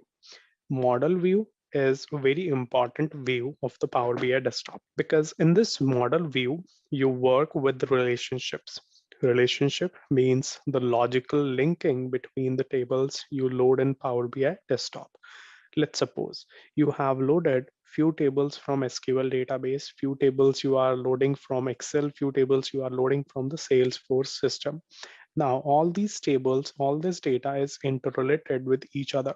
Now, there would be some linking, some relationships, some joining you will be creating. So using this model view, you manage the relationship between your data. And this relationship is finally called your model, correct? So model or relationships are the key of your complex reports. Now, your model view looks like this. Let's suppose all these tables you have loaded and these tables are linked with each other with some primary key and foreign key concept. These tables are linked with each other with some interrelated field. Okay, so this is the benefit, this is the purpose of the model view.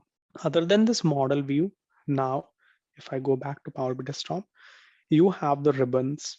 These ribbons are home ribbon, insert, modeling, view, help. So these are the standard ribbons for Power BI Desktop. Under each ribbon, you can find different functionalities.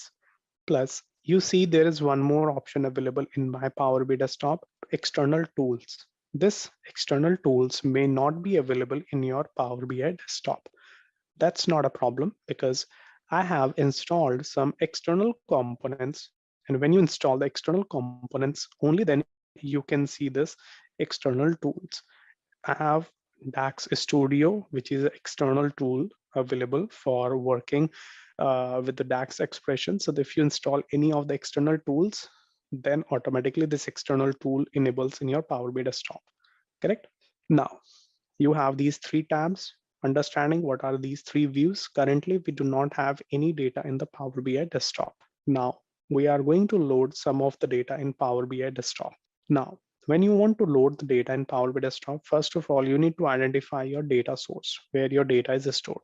As I said yesterday also, before you start working in Power BI Desktop directly, first you need to do lots of brainstorming. You need to understand the requirement. You need to, in practical scenarios, you need to arrange some meetings with your business users, with your client, with your business analyst to understand what exactly their requirement is, what kind of questions they want to get answered from your Power BI reports, right? So after doing all the brainstorming on the requirements and on the data, then you start bringing the required data in Power BI.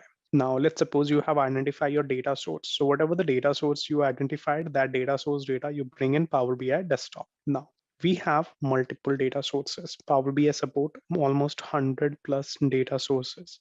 All these data sources are categorized in databases, files, Azure connectors, SaaS connectors. In each category, you can see a couple of commonly used data sources here. I will show you the separate list, the entire list separately. You can see we have too many databases available like MySQL, IBM DB2, SQL, Microsoft SQL, Oracle, Teradata, Sybase.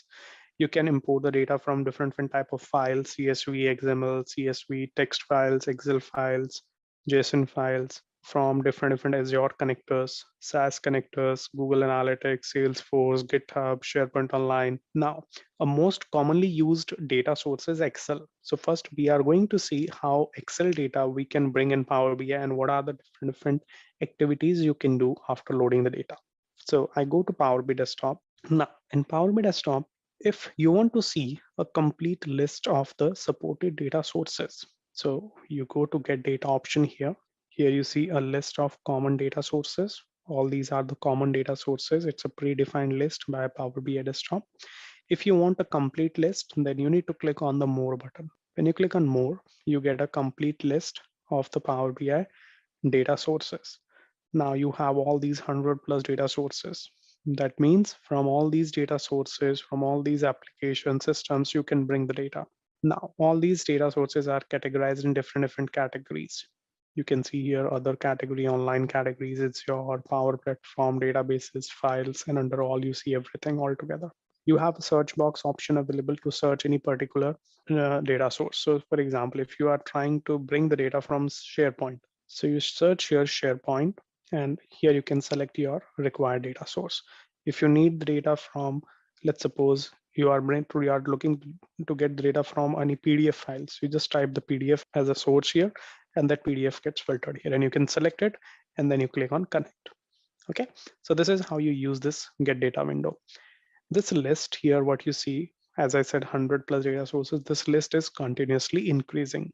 Microsoft is adding new and new data sources under this list continuously. So if I cancel this window for now, currently, if you do not have any data set right now, for example, you don't have any Excel file, you don't have any database right now, and you want to try the Power BI desktop. So Power BI gives you a sample data set. That means when you start the Power BI desktop and you have blank Power BI desktop, blank means there is no data loaded right now. So you can see this option here, try a sample data set. If you click on this, it asks you to experiment on the sample data. You can click on load sample data. When you load the sample data, it connect to financial data set. And this financial data set is just a sample which comes automatically during the installation of Power BI desktop. Now you can see in this navigator window, this navigator window will be common window whenever you get a successful connection with your source. This navigator window appears always. Now you can select your table, financials table or sheet or whatever the data you prefer to load. You select this table. You can have a preview of this data, like what type of data in this table you have. You can just get a preview. This is not the entire data, it's just a preview. Now, if you need this financials data, currently the buttons load and transform data, these buttons are not enabled. These are grayed out. So you need to select a table. You can select multiple tables also if needed. And after selecting the required table here, you click on the load button. When you click on load, your data will start loading into the Power BI desktop. So your data is now loading in Power BI desktop. So your financials table data has been loaded. If you want, you can rename this table. Just double click on it and you can rename this table. Now data has been loaded. If you want to view the loaded data, then you need to go to the data view. When you go to data view, you can select your financials table and your data will be visible here. So you have loaded this data in Power BI desktop. If you go to the model tab, in the model tab, you see only one table is appearing here currently. When you will be having more tables in your model, then more tables will appear here. Currently you have only one table, so only one table appears here. If I go back to the report view, under the report view, I can do visualization related activities. Visualization related activity means I can add some charts or some graphs here. So In Power BI Desktop, here I can see I have a visualization section. This visualization section will appear only when you are in the report view. So you can see all these visuals or visualizations are the inbuilt visualizations in Power BI. If you want, you can go to the next tab where you can see the formatting. All these properties you can see are related to your page formatting. If you want to format the page, you want to change the canvas setting, you want to change the canvas background. Let me show you one setting. If you want to change this background, the white background you have, if you want to change, you go here and you can change the color. After changing the color, you change its transparency level, right? So this is how you adjust with the visualization related activities. So I undo all the things. Now you have two tabs here. Under the visualization section, you have these two tabs: visualization for adding any of the charts or any of the visual, and this is your format visual, format or properties area also we can say. Now these visualization pane and this fields pane, you can collapse and you can expand, you can show and hide them according to the space availability. If you do not have the space, you can hide them, you can show them as per your choice. Now, in the fields pane, you see your all the tables. Currently, only one table is loaded, so only financial table is appearing here. If you expand this financials table, you see all the fields of this financials table. In financials table, you have all these fields available. Now, few of the fields are having the summation icon, few of the fields are having a calendar icon, few fields do not have any icon. So this is basically a standard functionality of Power BI. Whatever the columns you have in numeric data type, means any column in number or in decimal format or in integer format, those columns automatically appears here as a summation icon, right? If there is any column with a date type, that column appears with this calendar icon. Except this, any column which is in text data type, that appears without any icon here, correct? So this is just a standard functionality, standard things which you need to understand, you need to remember, like why the summation is coming here. Now, how to start doing a visualization? For adding a visualization, you can simply add any of the chart from this list. So suppose you want to add a bar chart. You just go to a particular chart here. You click on the chart. That chart is added on your report canvas. You can expand it. You can increase, decrease its size. You can place it as per your required placement, wherever you want to place it. And now you decide what you want to display from the table. So you want to display total sales by product. So you have the sales field available, you have the product field available. You just drag and drop your sales and product. You drag and drop the sales and you drag and drop the product. If I hide this filter pane to get more space, here you go. So you get your sales by product, and the name of this visual has been defined automatically by Power BI Desktop, sales by product. You can see all these are the products and these are the sales. Now, if you want, you can further customize this visual. Like you can change the colors, you can add the labels, you can add the numbers in front of the bars, you can change the axis values. You see this y-axis contains the product, x-axis contains the sales. If you want to change the names, the titles, all that you can do, correct? If you want to add another visual here, that's again so simple. You can pick another chart. Let's suppose you want to add a donut chart. You click on the donut chart, that's get added. In donut chart, now you want to display total sales by segment. So you have the sales, you have the segment, you drag and drop the sales, you drag and drop the segment. Here you go. Now you can adjust, pick its corners, and you can adjust its size as per your requirement. How easy it is, right? So Power BI is very smart. It automatically adjusts, it automatically detects like what you would like to decide, what you would like to display. In case if you want to customize, if you want to change any of the field, any of the adjustments you want to do, that is fully flexible. If you want to display total sales on top, so for that you can pick this card visual. This is like a KPI. In this you can drag and drop your sales. So this is your total sales value. All right. So this is how you do the visualization. Currently, I created only one page. Similar to this, you can create multiple pages. This is only one page. Just rename this, double click, and this one I call summary. If I want, I can create the new pages.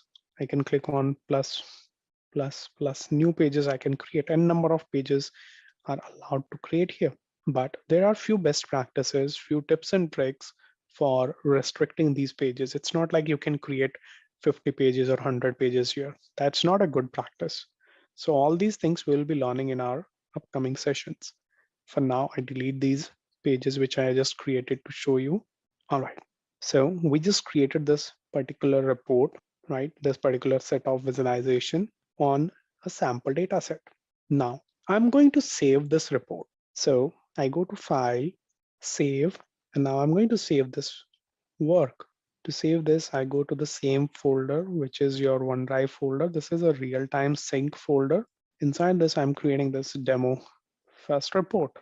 This is the name of the report I'm defining here. Ideally, we define the meaningful names, right? Logical names. So whatever the name you define here, this will be the title, this will be the name of your report. So you are going to save this report as .pbix file. .pbix is a file extension of the Power BI desktop. That means if you save any Power BI desktop file, that will be saved as .pbix. It is same as like if you save any Excel file, then Excel files are saved as .xlsx, .xls.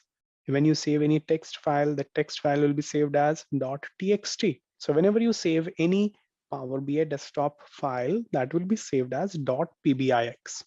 Okay, so always remember, this is a very common question for the interviews as well. People can ask this question like, what is the file extension of the Power BI desktop files? So your answer must be .pbix. Okay, so now I save this.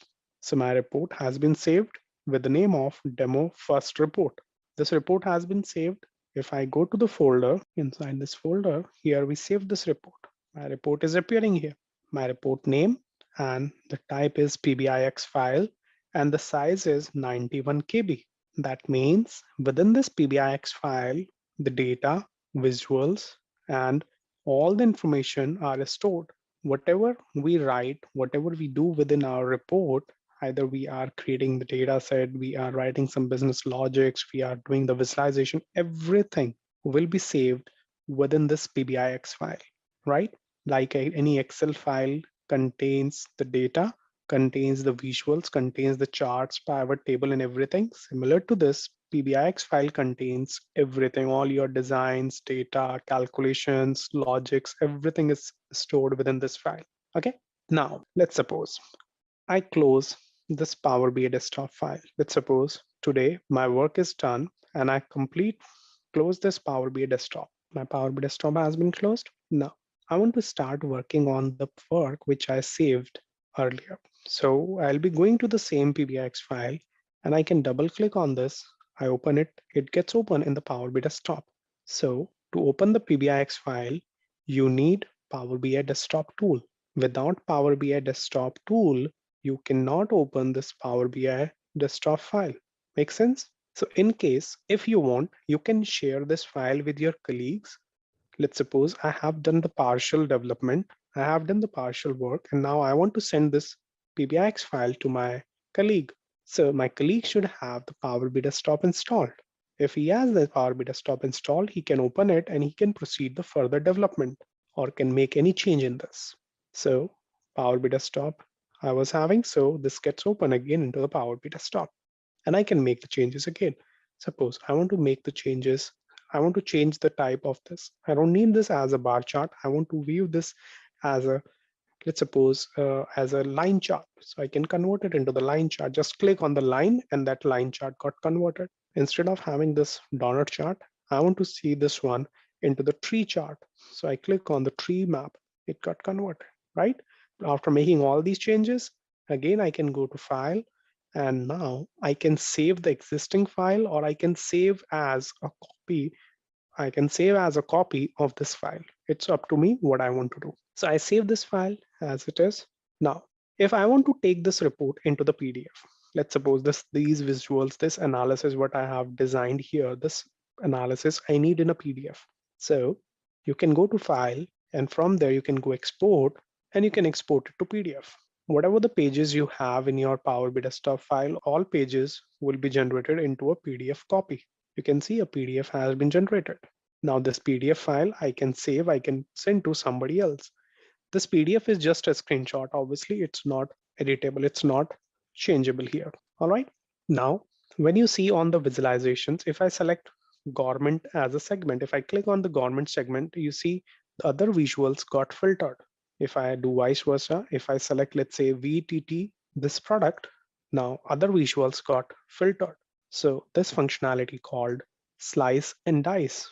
We can manage this interactions for slicing and dicing. This functionality allows us or allows our business users to navigate the data, to analyze the data based on different dimensions. All right. So now I'm going to close this file and I'm going to open another file where I'll be extracting the data from other data sources. If I want within the same PBX file also, I can add few more data from different data sources, but I'm going to create a new file now. I close this one and I'm going to open a new Power BI desktop, means I'm creating a new report. New one PBIX file means one report. All right. Now, in this PBIX file, I'm going to load some data from an Excel file. And this time the Excel file is available in my dataset folder. So if I go to my dataset folder, in this dataset folder, I have one sample data available, Global Superstore 2016. If I open this Excel file, in this Excel file, I have 3 sheets. These 3 sheets are orders, returns, and people. In orders sheet, I have all the orders data. You can see here, this sheet contains all the order IDs, order date, customer related information, city, state, country, product ID, product names, unit, quantity, discount, profit, all the sales transactions, sales orders data is here. In the returns sheet, we have all the returned orders from different region. Means for this, from this region, this order is returned, from this region, this order is returned. We have a people master table where we have regions and we have the person names. That means for this Caribbean region, this is the responsible person. So for each region, we have a responsible person name available here, correct? Now, these are the 3 sheets in this Excel file. So this Excel data now will be loading in Power BI and we'll see how it works, how it behaves. So I close this, going to Power BI desktop. Now in Power BI desktop, to load the data from Excel, you have a option available in front of this screen, Excel workbook as a data source you can use, or else you can go to get data and you can choose Excel workbook from here also. Click on Excel. Now you need to select your data source. So my data source is into the dataset folder. I go and there I select Global Superstore file and I click on open. Once the connection is successfully established, I get this navigator window. Now in this navigator window here, I see these are the same 3 sheets which I was looking in Excel. But these 3 new tables are appearing here. Why? So now it is appearing here. These 3 extra tables are appearing because of the Excel. Actually in Excel, if I open the Excel file again, the data you see here in Excel, this is into the tabular format, right? This data is in the tabular format. So if I select this table and I go to the table design in Excel, here you see on top of this Excel sheet, a Excel table has been created. This is Excel functionality, guys. Means this data is converted into a Excel table. And this Excel table is Excel functionality. So all these 3 sheets are having a Excel table within the Excel file. That's why you see these extra 3 tables, right, and 3 sheets. Got it? So just to avoid the confusion, sometimes the scenarios would be like you got a file from your business users, okay, and you will see some extra tables or extra I would say extra sheet names on the navigator window. So do not get any surprises. In that case, you just need to reach out to your client, your business user again, that hey, we have sheets also here and we have the table also, so which data is the right one to select? So depending on the conversation with them, you need to select that. Okay, the name of the tables and the sheet may be same or may be different. It's totally depends. Okay, so we are just selecting only the orders table here. So I select the orders table here for now. I need only orders table, so I select only orders. Okay, it's very simple. If you need only orders, so you will be selecting only orders. It's not like you select all the tables here. I select only one table for now. If needed, other tables I can select later also. Now I click on the load button. When I click on load, the data of the orders table gets loaded into the Power BI desktop. You can see here data is loading 6 MB, 7 MB, 8 MB, right? So Power BI is loading all the data within its internal storage. Now the data has been loaded. You can see orders table is loaded. If I go to the data tab, here in the data tab, we can see this loaded data. This is a preview of the data. Now you can see how many rows you have, 51,292 records you have loaded from that Excel file. Okay, and now this data you have loaded directly currently. You didn't make any transformation in this data. Let's suppose if when I was looking at the data, I noticed there is an extra column called fiscal year. This column is not having any data. This is completely a blank column. It's a useless column. I don't need this column. Or I want to perform some other transformation. Let's say product name. This product name column I will not be using anywhere. So why should I bring this data if I will not be using it? According to this, I have another column here called ship date. This is again unnecessary data. I will not be using this column anywhere. Plus in postal code, I have some blank values. Postal code should not be blank.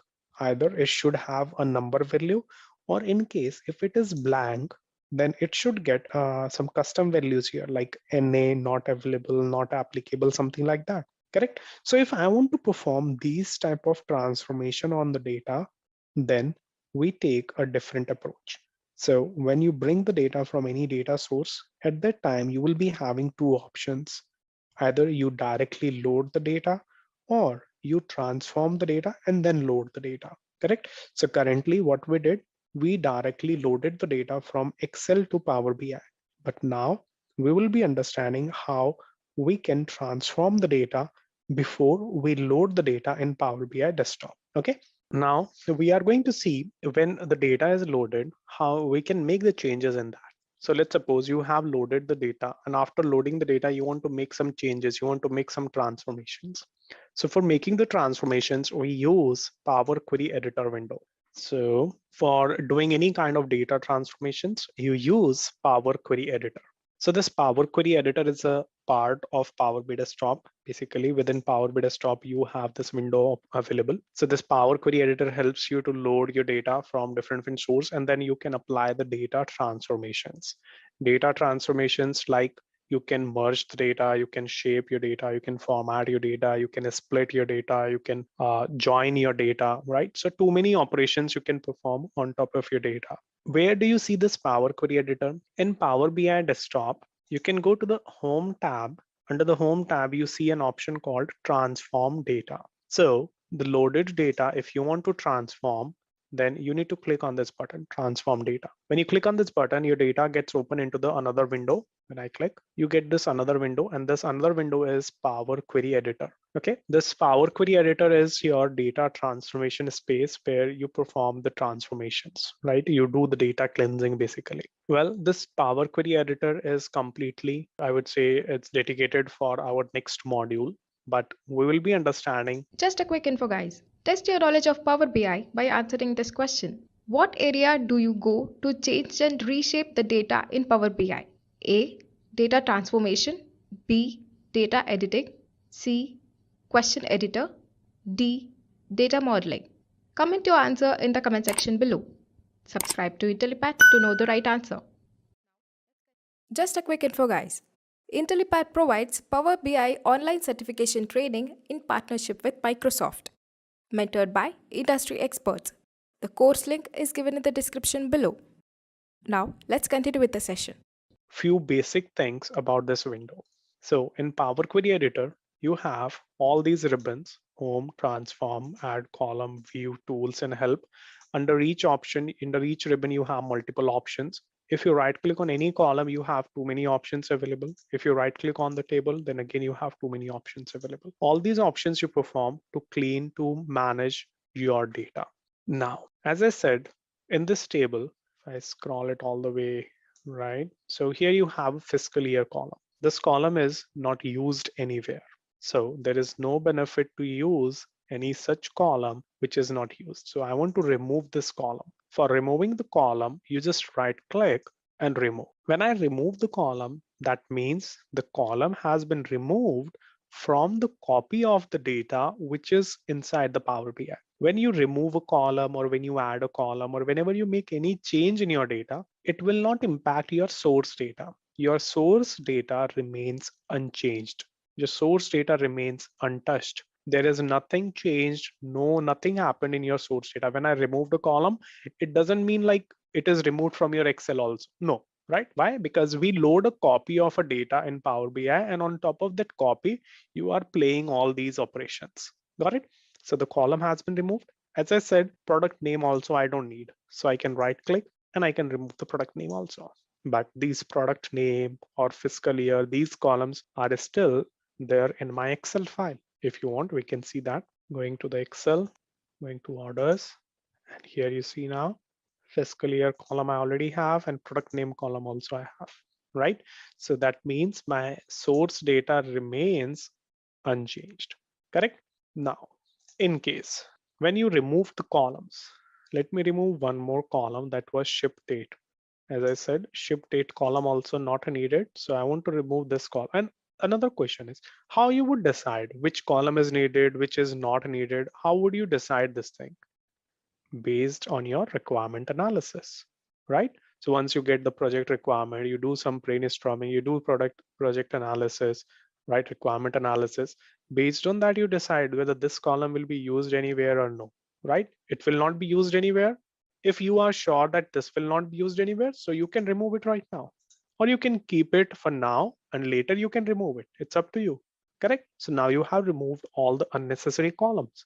After removing all unnecessary columns, let's suppose you want to load your data in Power BI Desktop because the changes you made, these are made currently only on the Power Query Editor level, which means your actual data which was loaded in Power BI Desktop, that's not yet updated. If you see, you have the ship date column is still here. You have the product name column is still here. You have the fiscal year column is still here, right? So means whatever the changes you applied in Power Query Editor, those are not yet applied here.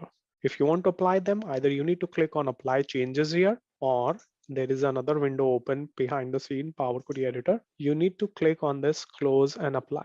When you click on close and apply, your data will start loading to Power BI Desktop. When I hit this button, my changes will start appearing to my data. Now in this loaded data, I do not have that fiscal year that has been removed, product name has been removed, and ship date has been removed, right? So the changes have been now applied on my loaded data. Let's suppose I want to make the changes, right? I want to make some more changes now, and for some requirement, I realized now that ship date column I need back. Maybe by mistake, I have removed the ship date column, but I need that now. So anytime you can undo your transformation changes by going to Power Query Editor window again. For that, what do you do? Again, you click on Transform Data button.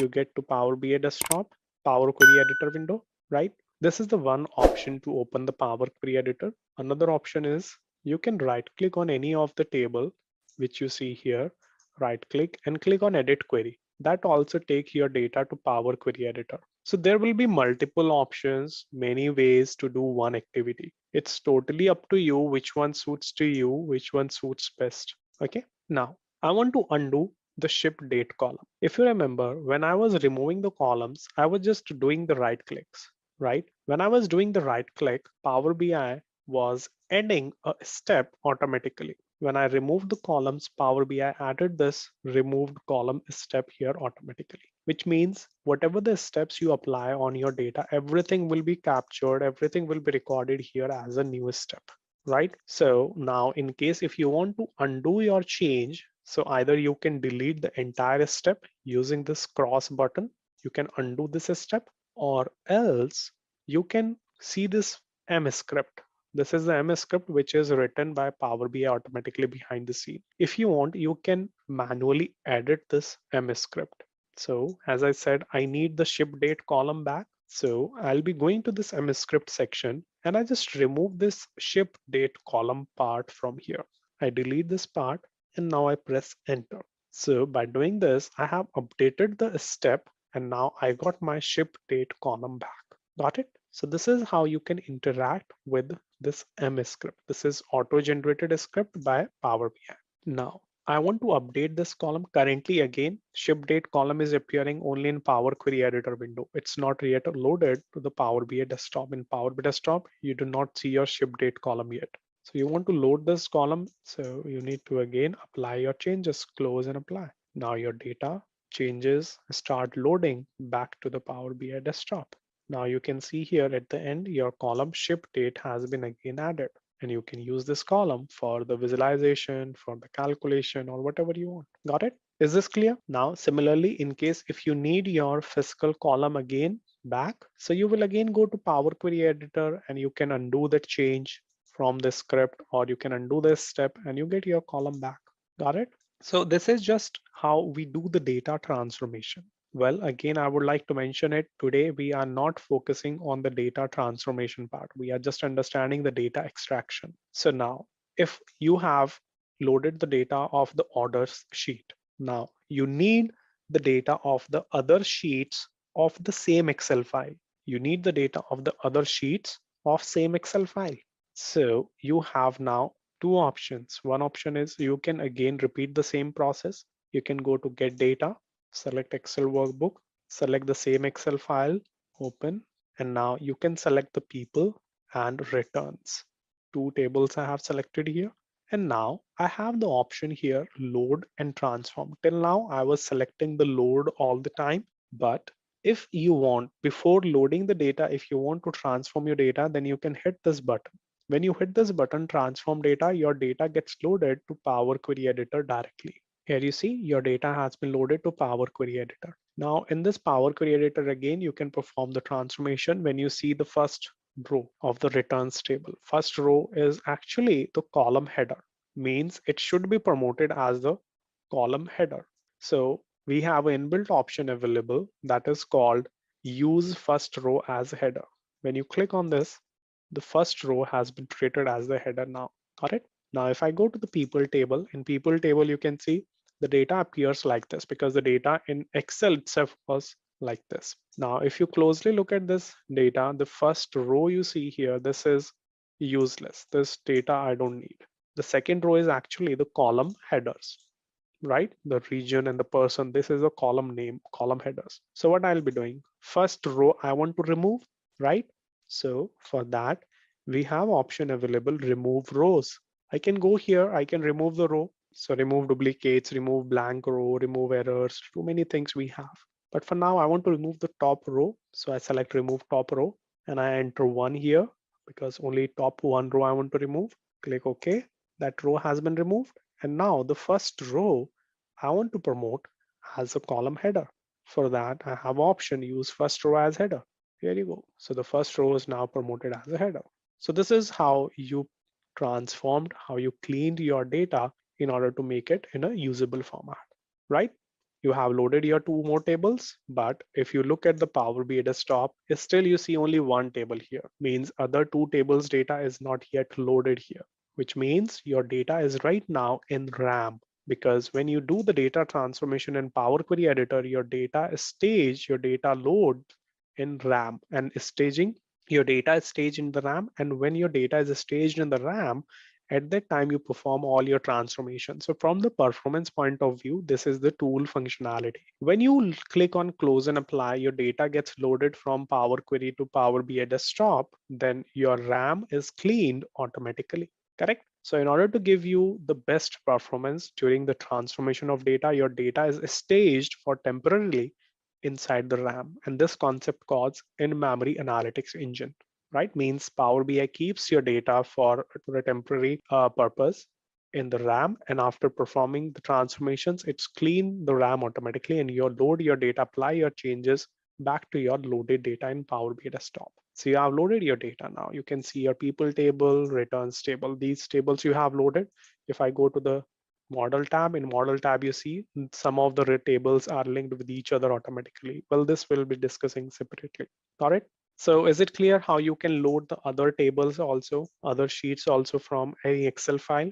Now we are going to see how we can load the data from any SQL database. Let's suppose 3 tables data I have loaded from the Excel, but within the same report, I want to bring the data from more data sources. Then how is it possible? So now let's bring some more data from other data sources. This time, I'm going to use SQL database. And this time in my local machine, I have a SQL server installed. In practical scenarios, SQL server will be on a different machine, on your company server or some other on your client server, on your business user server. It depends, correct? But for now, for practice purpose, for demonstration purpose, SQL server is configured on my local machine. So I'm going to launch my SQL server database just to show you SSMS, SQL Server Management Studio. So the SQL server is opening. It will take a couple of seconds. All right, so this is my SQL server. I'm going to connect to my server. All right, so now I'm going to the database. I have some sample databases available. So from the sample database, I will be loading the data in Power BI desktop. So in one of the database, I have multiple tables available. Few of the tables data I need in Power BI desktop. So I'm just going to show you how we can load the data of one of the tables. Similar process you can follow to load the data of other tables. So I'm going to load the data, let's suppose, of this currency table, because this is a small table, so it won't take much time to load the data, right? So just for an example, for the demonstration purpose, I'm using this table. You can select any of the other table as well. So currency table data will be loading in Power BI desktop. First, let me just run this query, run this table in SQL level to see what data we have. So I just right click and run.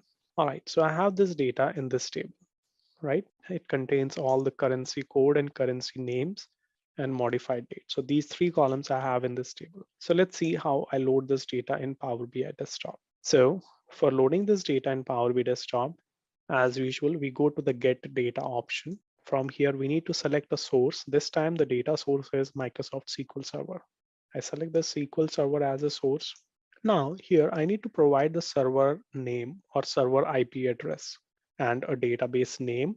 So server name and a database, these details you will be getting from your company, from your client, from your stakeholders. So in my case, I have my client, I have my server details here. So this is my server name, which is nothing but my local machine name. In practical scenarios, your server name would be like IP address or some other server names. And my database name is this. Okay, now, so here I need to provide the server name. And now I need to provide a database name, although database name is optional here. If you want, you can provide or you can skip it. On next screen, it will ask again. But if you have the database name, it is always suggested to provide the database name here. Now you have an option here to select data connectivity mode. Well, we are not going to touch this right now because we have module 6 for this. We are going to select import for now. Now I click on OK. When I click on OK, it will get validated and will be connected to my database. And after connecting to my database, it gives me a list of all the SQL views and SQL tables. All the SQL views and tables are appearing here in the navigator window, right? So this navigator window always appears when the connection is successful. But if you notice one thing here, it didn't ask for any user ID and password. Without asking user ID password, Power BI got connected directly to my SQL database, which is not a right process. So let me cancel this window. I will show you this again, but prior to this, I want to show one more thing to you. So I'm canceling this. What we observed, Power BI didn't ask for any credentials. It directly connected with SQL. Actually, in Power BI desktop, we have a provision to save the connection details, which means if earlier, if I have connected the Power BI with SQL Server, next time when I connect to the same server, Power BI will not ask for the connection details. Why? Because the details are already saved in encrypted manner within Power BI desktop. So I'm going to clean the saved credentials first, and then I will show you the entire process again. Where the credentials are saved, so we go to File, Options and Settings, and Data Source Settings. Under Data Source Settings, you can manage all your settings, all your credentials which are saved in Power BI desktop. Now you go to global permissions. Here you can see these two data source permissions are saved within Power BI desktop. If you want, you can remove them. Clear permissions, clear all permission, right? So whatever the credentials or the permissions were saved in Power BI desktop, those have been removed now. If you will be connecting to the SQL server, this time it will ask for the credential. So let's do the process again, get data, selecting the SQL Server, provide the server name. Now click on OK. And you notice now this time it asked for the credentials, right? Previously, it didn't ask for this window, right? So now you need to provide the credentials here. Either you provide your Windows credential, your database, your Microsoft account. It depends whatever you get from your company. So I have the Windows credentials here in this case. So I select Windows and I'm connecting to the database. It is asking me to save the details in an encrypted manner that I can say okay. And now I get this navigator window after the successful validation. Now from here, I can select the currency table. I can search the currency table here and I select my currency table. I can get a preview of the currency table. So the currency table looks like this. These are the 3 columns I have, but this table shows me the other columns. Other columns are the referenced columns. These other columns are coming here because of the sample database only. So now I select this table, click on transform data. This table gets loaded in Power Query Editor.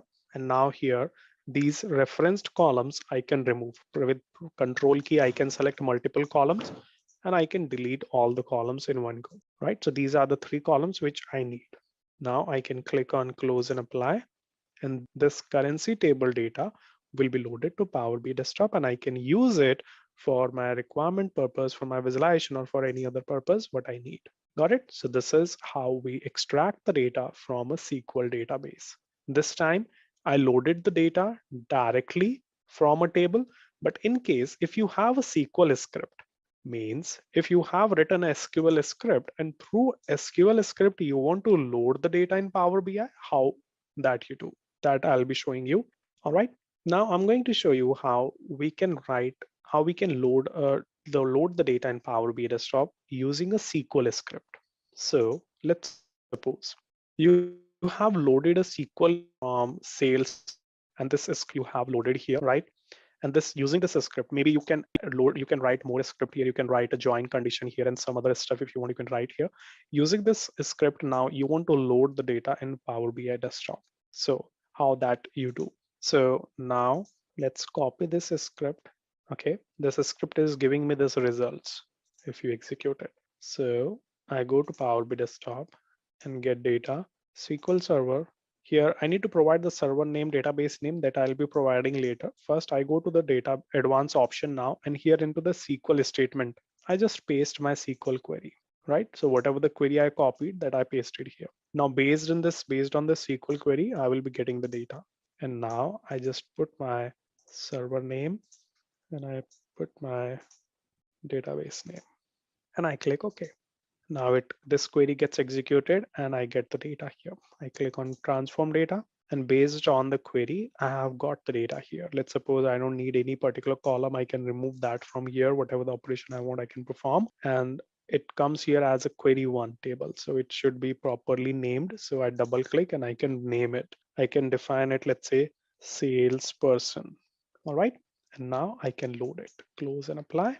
Now the salesperson table data will also be loaded here. So your salesperson table has been loaded. Let's suppose you would have some scenarios like the script what you provided to load this table. Now you want to modify that script. You want to make some changes in that script, correct? So for example, the script which you have here, you have added this script. Currently it was just having top 1000. You remove that part from here. And now, for example, you are adding, let's suppose you're removing some more columns from here and only this part of the script you have, which you want to use, right? You have modified your script. You can add more joins, more conditions, whatever you need basically. Now this script you want to use. So updated script you copy and how you update this script here. For that, you go to Power Query Editor, transform data, and the script you have for the salesperson, you go to the salesperson table and you go to its source. You just go to the source and double click on that and you get that window again. And this script you can remove from here and you can paste the new one and click OK. Here you go. You got your updated data here. Got it? But your table was having one reference column, row GUID. That column has been removed from your table itself now. So you need to undo that step. So this is the data only which you have loaded through the updated script. Got it? How you can update your SQL script also in Power BI. Now we are going to see how we can load the data from any PDF file. So we have some sample data in a PDF file. This PDF file is like this. In this PDF file, we are having some sample data which is appearing like this, right? We have some sentences, some paragraphs written, but some tabular data also we have. So this tabular data I expect in Power BI. If I scroll it down, so I have some driver details data. All this data also I need in Power BI. So Power BI can read the tabular data. Obviously, the graph paragraphs you have, the sentences you have, this is not a data, this is information. So this data I don't need. I need only the tables in Power BI. So how Power BI can interpret it, let's see. So going to Power BI desktop. Now I need data from a PDF. So as usual, we go to get data. And here in the most common data sources list, PDF is not appearing. So no worries, I go to the get more button. Now here I can see PDF is the data source. Click on connect. And now I select my PDF file and click open. Now Power BI will extract all the content from that PDF file. Now, one by one, you need to cross check which one is the one which you are looking for. So this is not the one which I need. I select the second one. Yes, this is the one table, second table, and this is the table which I was looking for. So I select this table and I click on transform data. As usual, generally we click on the transform data, but this is what best practice says. When I click on transform data, data gets loaded in Power Query Editor. And now here in this screen, I can prepare my data. I can transform my data. Now, the table name is not correct. First of all, I need to provide a meaningful table here. So I call it driver details. Now, if I load this data to Power BI desktop, that's again so simple. Just clicking on the close and apply and data will be loaded to Power BI desktop. Got it? So now if you go here, driver details, you can see this data I have loaded from the PDF file. If I open the PDF file also side by side, you will see it. Now you can see this is the same data which we have loaded from the PDF file. Even the titles, the header, column header also Power BI has extracted into the in a table format here, right? So these type of very common scenarios you would be doing is when you want to extract or read data from the PDFs. Now, another very common data source is how you read the data from web. So reading data from any web or any web page is basically it depends on the website. If there is any website which is not having any security, then you can load the data directly. If any security is applied on that website, then first you need to have the valid credentials and only then you can load the data. So for example, you want the world population data in Power BI desktop. For doing some analysis for some purpose, you need the world population data, or maybe you can take the example of some other websites. So how we load the data. So for that purpose, we have a connector available that's called web. Using this web connector, you can load any web page data in Power BI desktop. So this is sometimes used for the web scraping purpose also. So here I go, I search for world population. And here now on Wikipedia website, I just open this page and this page contains lots of data here. Let's suppose this tabular data, what I have, this data somewhere I need, this data I need in Power BI, right? Whatever the tabular data you see, this data I need in Power BI. So I'm going to get this URL and then I go to Power BI desktop, I'm going to get data, choose web as a data connector, and then I just provide the URL and now click OK. So it is asking for the credentials here. So as it is a open source URL, we are using Wikipedia, anybody can anonymously access it. So anonymously you can access, but in case if you are getting the data from any other custom page, custom website, which has some security implemented, then you would be having some security keys or some organizational account to pass. Once you provide some of the credentials here, then only you'll be able to get the data successfully. For this demonstration, I'm using anonymous account. So click on anonymous and connect, and you will be successfully connected to that web page, and lots of other information will be extracted. But here you need to choose that which particular data you need. So this data is not needed. This is not needed. So now you need to decide top 10 most populous countries data you need. Yes, this is the data what I was looking for. So you select your data, select that, check mark, and click on again transform data. And in Power Query Editor, you make sure that all the data is clean, it's transformed properly, right? After looking at it here, now you can load this data to Power BI desktop. So this is how you can bring the data from any website or web pages also. But make sure the data should be into the tabular format only, because if data is not in a tabular format, then even if you bring that data in Power BI, you will not be doing anything with that. I mean, that would be useless data for you. Okay.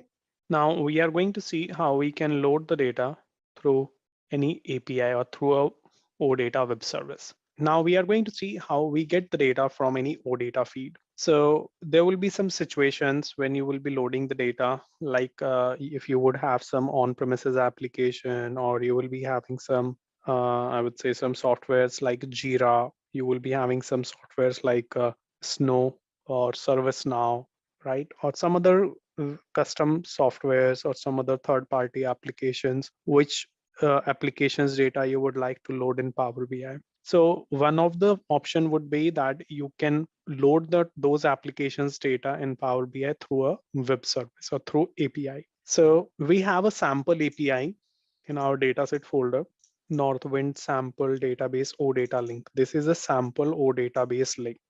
This is a web service link basically. If I copy this link, this link looks like a website, but it's not a website. It is a XML link. If I open this link in a browser, then you will get more understanding. If I open this link in a browser, you see this is a XML format link. So behind the scene, the data is appearing, data is coming through this XML format. So if this data I need in Power BI, for that, we go to get data and we choose here OData feed. OData feed is used to get the data from any web service or through any API. Click on it, and here we need to provide the URL, and now click OK. It also asks for the credentials. If you have any valid credentials from your company, then you will be selecting that one here. But for now, I select the anonymous and click on connect, and I'll be connected to this link. And once the connection is established, I will get a list of the tables. Now from this list of tables, I can choose the tables which all I need for my work. So let's suppose from here, I need the invoices table. I can select the invoice table. Now, here you have one more functionality in the navigator table. Some of the data sources allow you to select related tables. This is not a very common functionality. It depends for which data source it is available here. When you see this select related table, that means if you know that invoices table will be used, but you are not sure that what other tables should be selected here or should be used. So in that case, you can click on see select related table. When you click on this, automatically Power BI select other tables.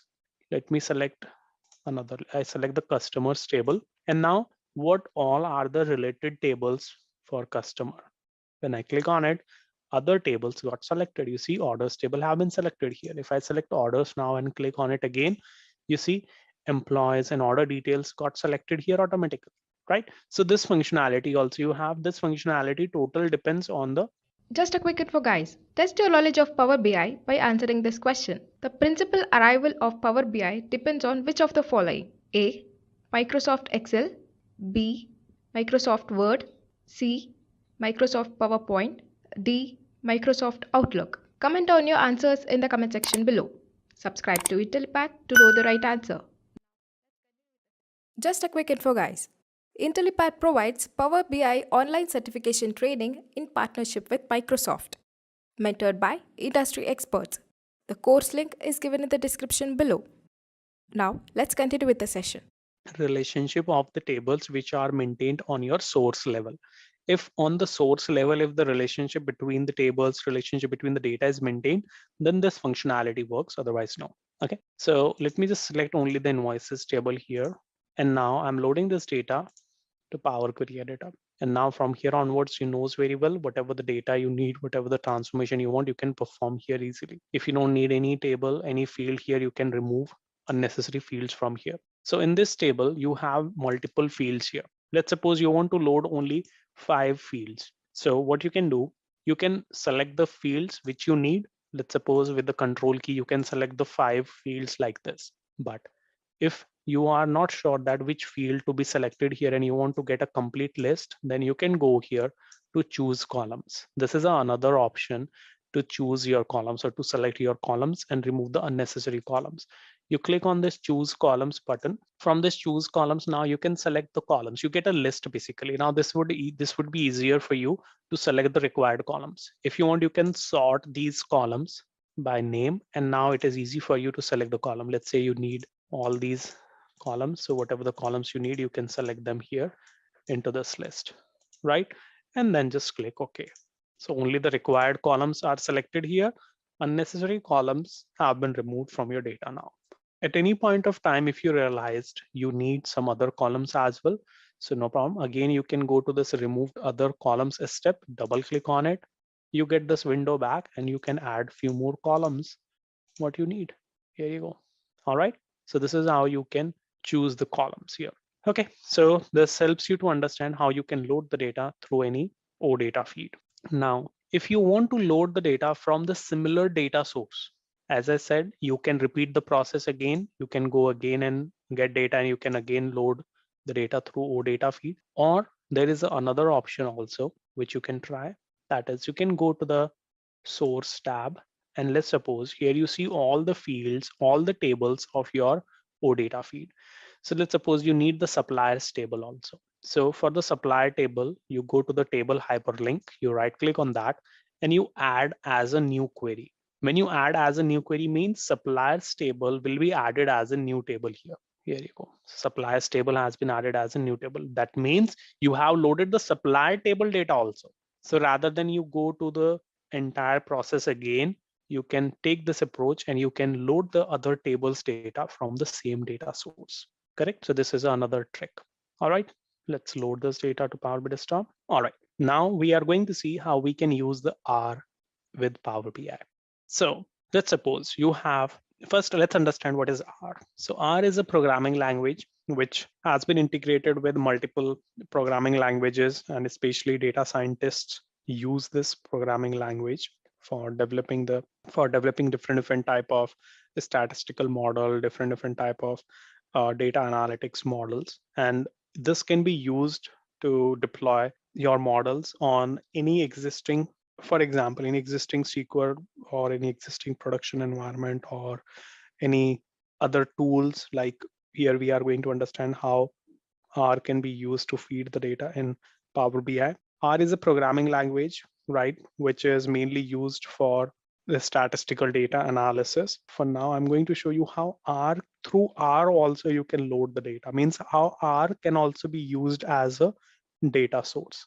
If you go to get data, under the get data, if I search R script, you see R script, Python script. These are also used here as a data source. Means through R script also you can load the data. So this we are going to see now. So we have a data, we have a tool called RStudio. This RStudio is mainly used by the data scientists or by the R developers. So this tool we are going to use, we are going to just see here. Okay, so just a quick and the simplest demo here is we have an Excel file. That Excel file is available in one of the C drive, and in my C drive workspace folder, there is a movie data, right? In this CSV file, I have some movie data. This movie data is available. So there is a script written, right, in R to get the data from that CSV file. And that data we are loading into this data underscore movie data frame. This is a data frame created within R. So just write this script, create a script I use, and I execute this. After executing this script here, the data gets executed and a script get executed here. My data is loaded. Now you can see all that CSV file data has been loaded here, right? So the script with what I have here. So the script I have here, I copy this script and I go to Power BI, and here I am going to get data, more, select R script, click on connect. And now I just provide that R script, whatever the script is written.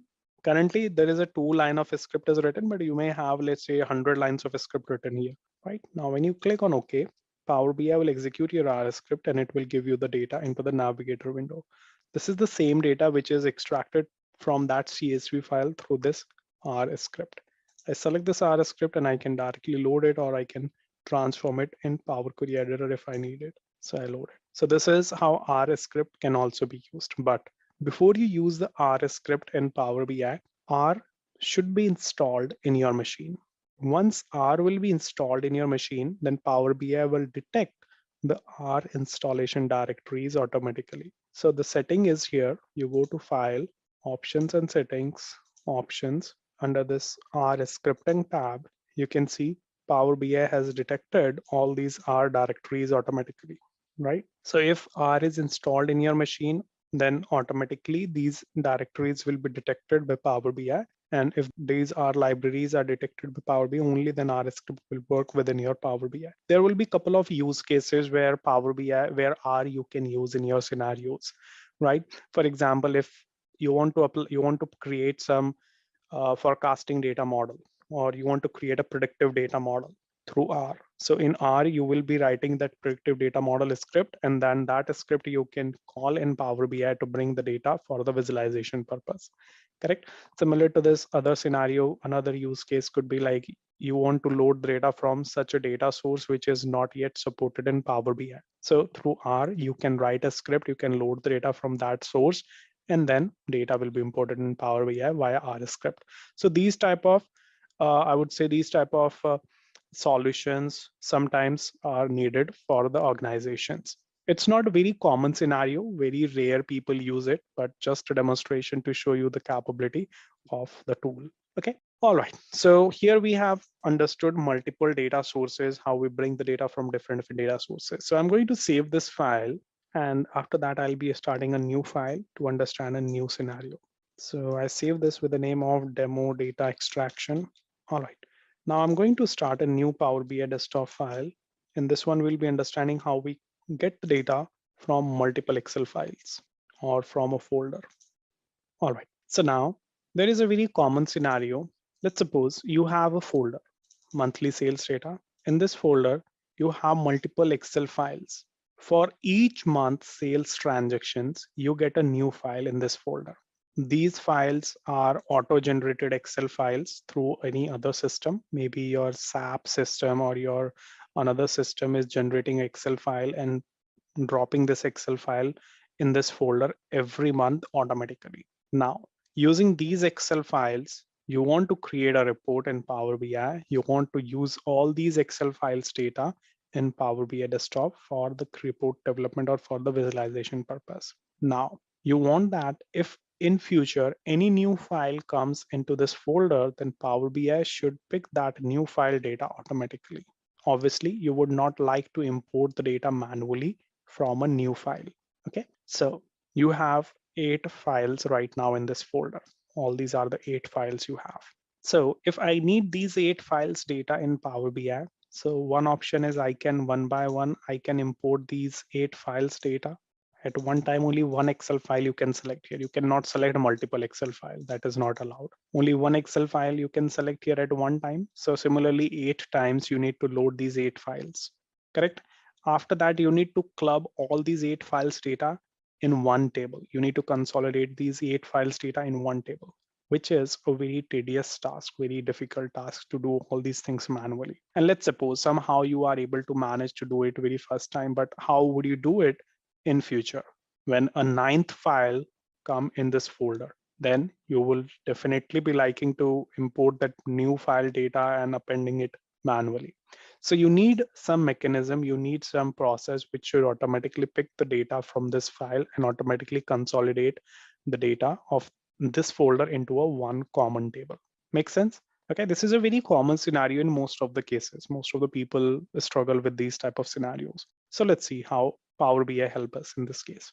So I go to get data, more, and this time, rather than I pick Excel as a data source, my data source will be folder this time. Means I will be pointing to that particular folder where the Excel file comes automatically always. Okay, so I select the folder as a source and click on connect. Now I need to provide the folder path. I can click on browse and I can choose the folder path from here, or I think the easiest option is I directly go to the folder and I get this folder path, whatever the folder path I have here. Okay, inside this folder I go, and then I copy this folder path, and then just this path I paste here. Okay, you can, through browse also, you can select the same path. It's up to you, right? You can just go here like this, and this path you can select. Okay, it's up to you. Now just click on OK. It will look into inside your folder, and it detects like there are 8 files available. Here it shows you the 8 file details. Now you want to combine these 8 files data and edit that. So you click on combine and transform. So you click on combine and transform. So by clicking on this button, what will happen? Data will get consolidated in one table, and data will be loaded in the Power Query editor. It quickly consolidate, but before that, it asks for you to combine. You need to select common sheet. So in all the Excel files, means in this, you have all these Excel files. All Excel file contains a common sheet, this sheet 1. So this name should be same in all the sheets, in all the Excels. The sheet 1 name should be common for all the Excel files, right? And this would be common, obviously, because these are the manual, these are the auto-generated Excel files. So it is asking that which sheet data you want to combine. If there would be multiple sheets and multiple sheets data you want to combine, then you will have to repeat the process again. So for now, I want to consolidate the sheet 1 data of all the files. So I select sheet 1 and click OK.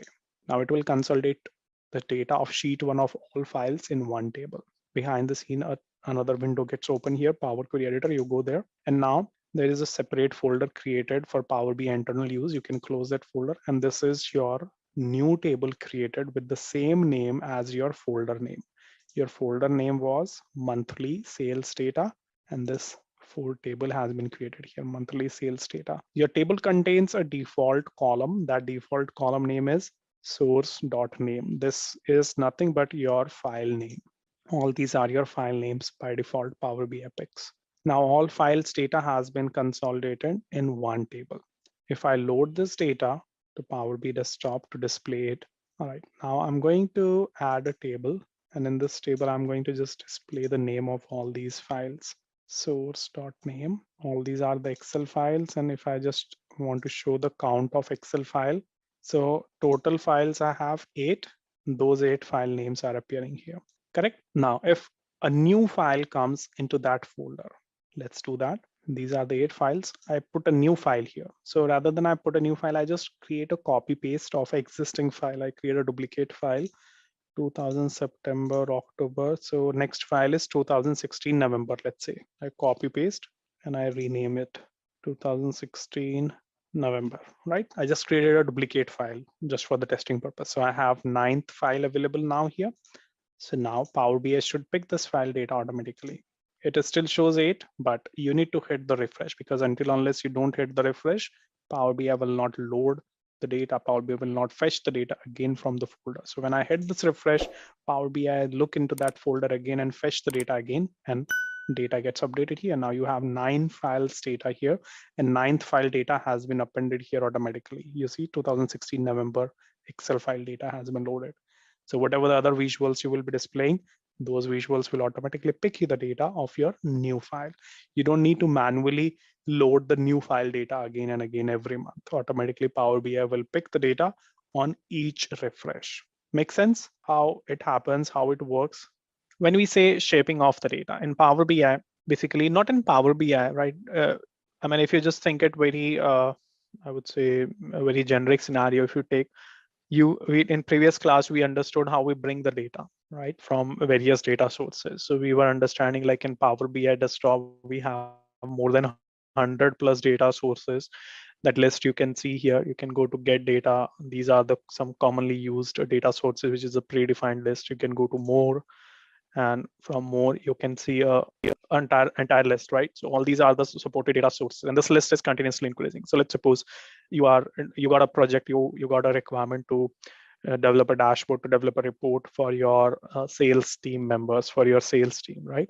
So first, your responsibility would be to understand the requirement, to do some data profiling, to do some data discovery, where the data is, how the data looks like, and how that data is related to the requirement. Is there anything missing as per the requirement, is there anything missing or any data is missing which is not available or for which you are not aware of right now.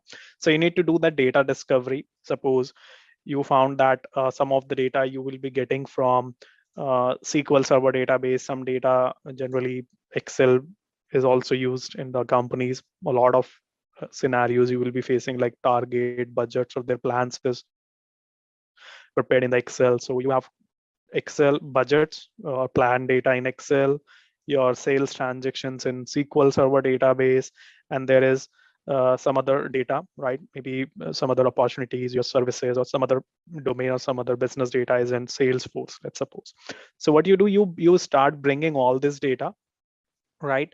And after bringing all this data, you need to set up some joins, some linking, because the data is coming from different sources. So different sources would be having some unnecessary columns, unnecessary data, unnecessary, or we can say not cleaned data, unstructured data. So it depends. I mean, it depends on the quality of the data. But majorly, when you work with ERP data or CRM data, right? So you will be having more or less, I would say, very much cleaned data. To an extent, the data would be already cleaned because it is generated through the system. Problem becomes when you are getting some unstructured data. Let's suppose somebody has prepared the data manually in Excel. Just think about it. Like there is any marketing team has organized a say a marketing campaign, right? And they are collecting the data manually. So when they do the data collection, is the source, the way the data is generated, that is manual. So the probability of the manual mistake is very high. Correct. So when you get that manually prepared data for some analysis or for some reporting purpose, then you face a lot of challenges for the data cleansing, for data replacement, and different issues you face. So depending on the nature, where or in which domain you work, or with what type of data you are expecting to get, the complexity of the data transformation depends on that. Okay. Sometimes if you are lucky, so you will be getting very clean data, or completely structured or transformed data. So your life would be very set. Then you just bring the data and do the quick visualization and your project is done, right? So it depends. So we'll be exploring a lot of different scenarios, correct? I mean, based on the I will say the scenarios, or based on the data sets, we'll try to cater most of the functionalities of the Power Query Editor window. But again, it all remains on your side as well for the practice purpose. If you go through to your assignments, right, you go to your self-paced section in your LMS portal, there is again some documents and assignments are attached. So if you go through to all those, then you will get more scenarios or more different use cases, correct? So most of the stuff we'll try to cover now. So let's start. Basically, to do the data transformation, first of all, we need the data in Power BI, right? So now to show something I need some of the data in Power BI desktop. First of all, how data transformation happens. As I said, we need some of the data. Data is the fuel for Power BI desktop. So let's bring some data here. So I'm going to use O data feed. Before it, there was a question, SharePoint, how to use a SharePoint. So for getting the data from the SharePoint, first of all, you should have a SharePoint data, right? Or a SharePoint link or any SharePoint URL. So let's suppose you already have a SharePoint URL, or let's say your Excel is already available on SharePoint, right?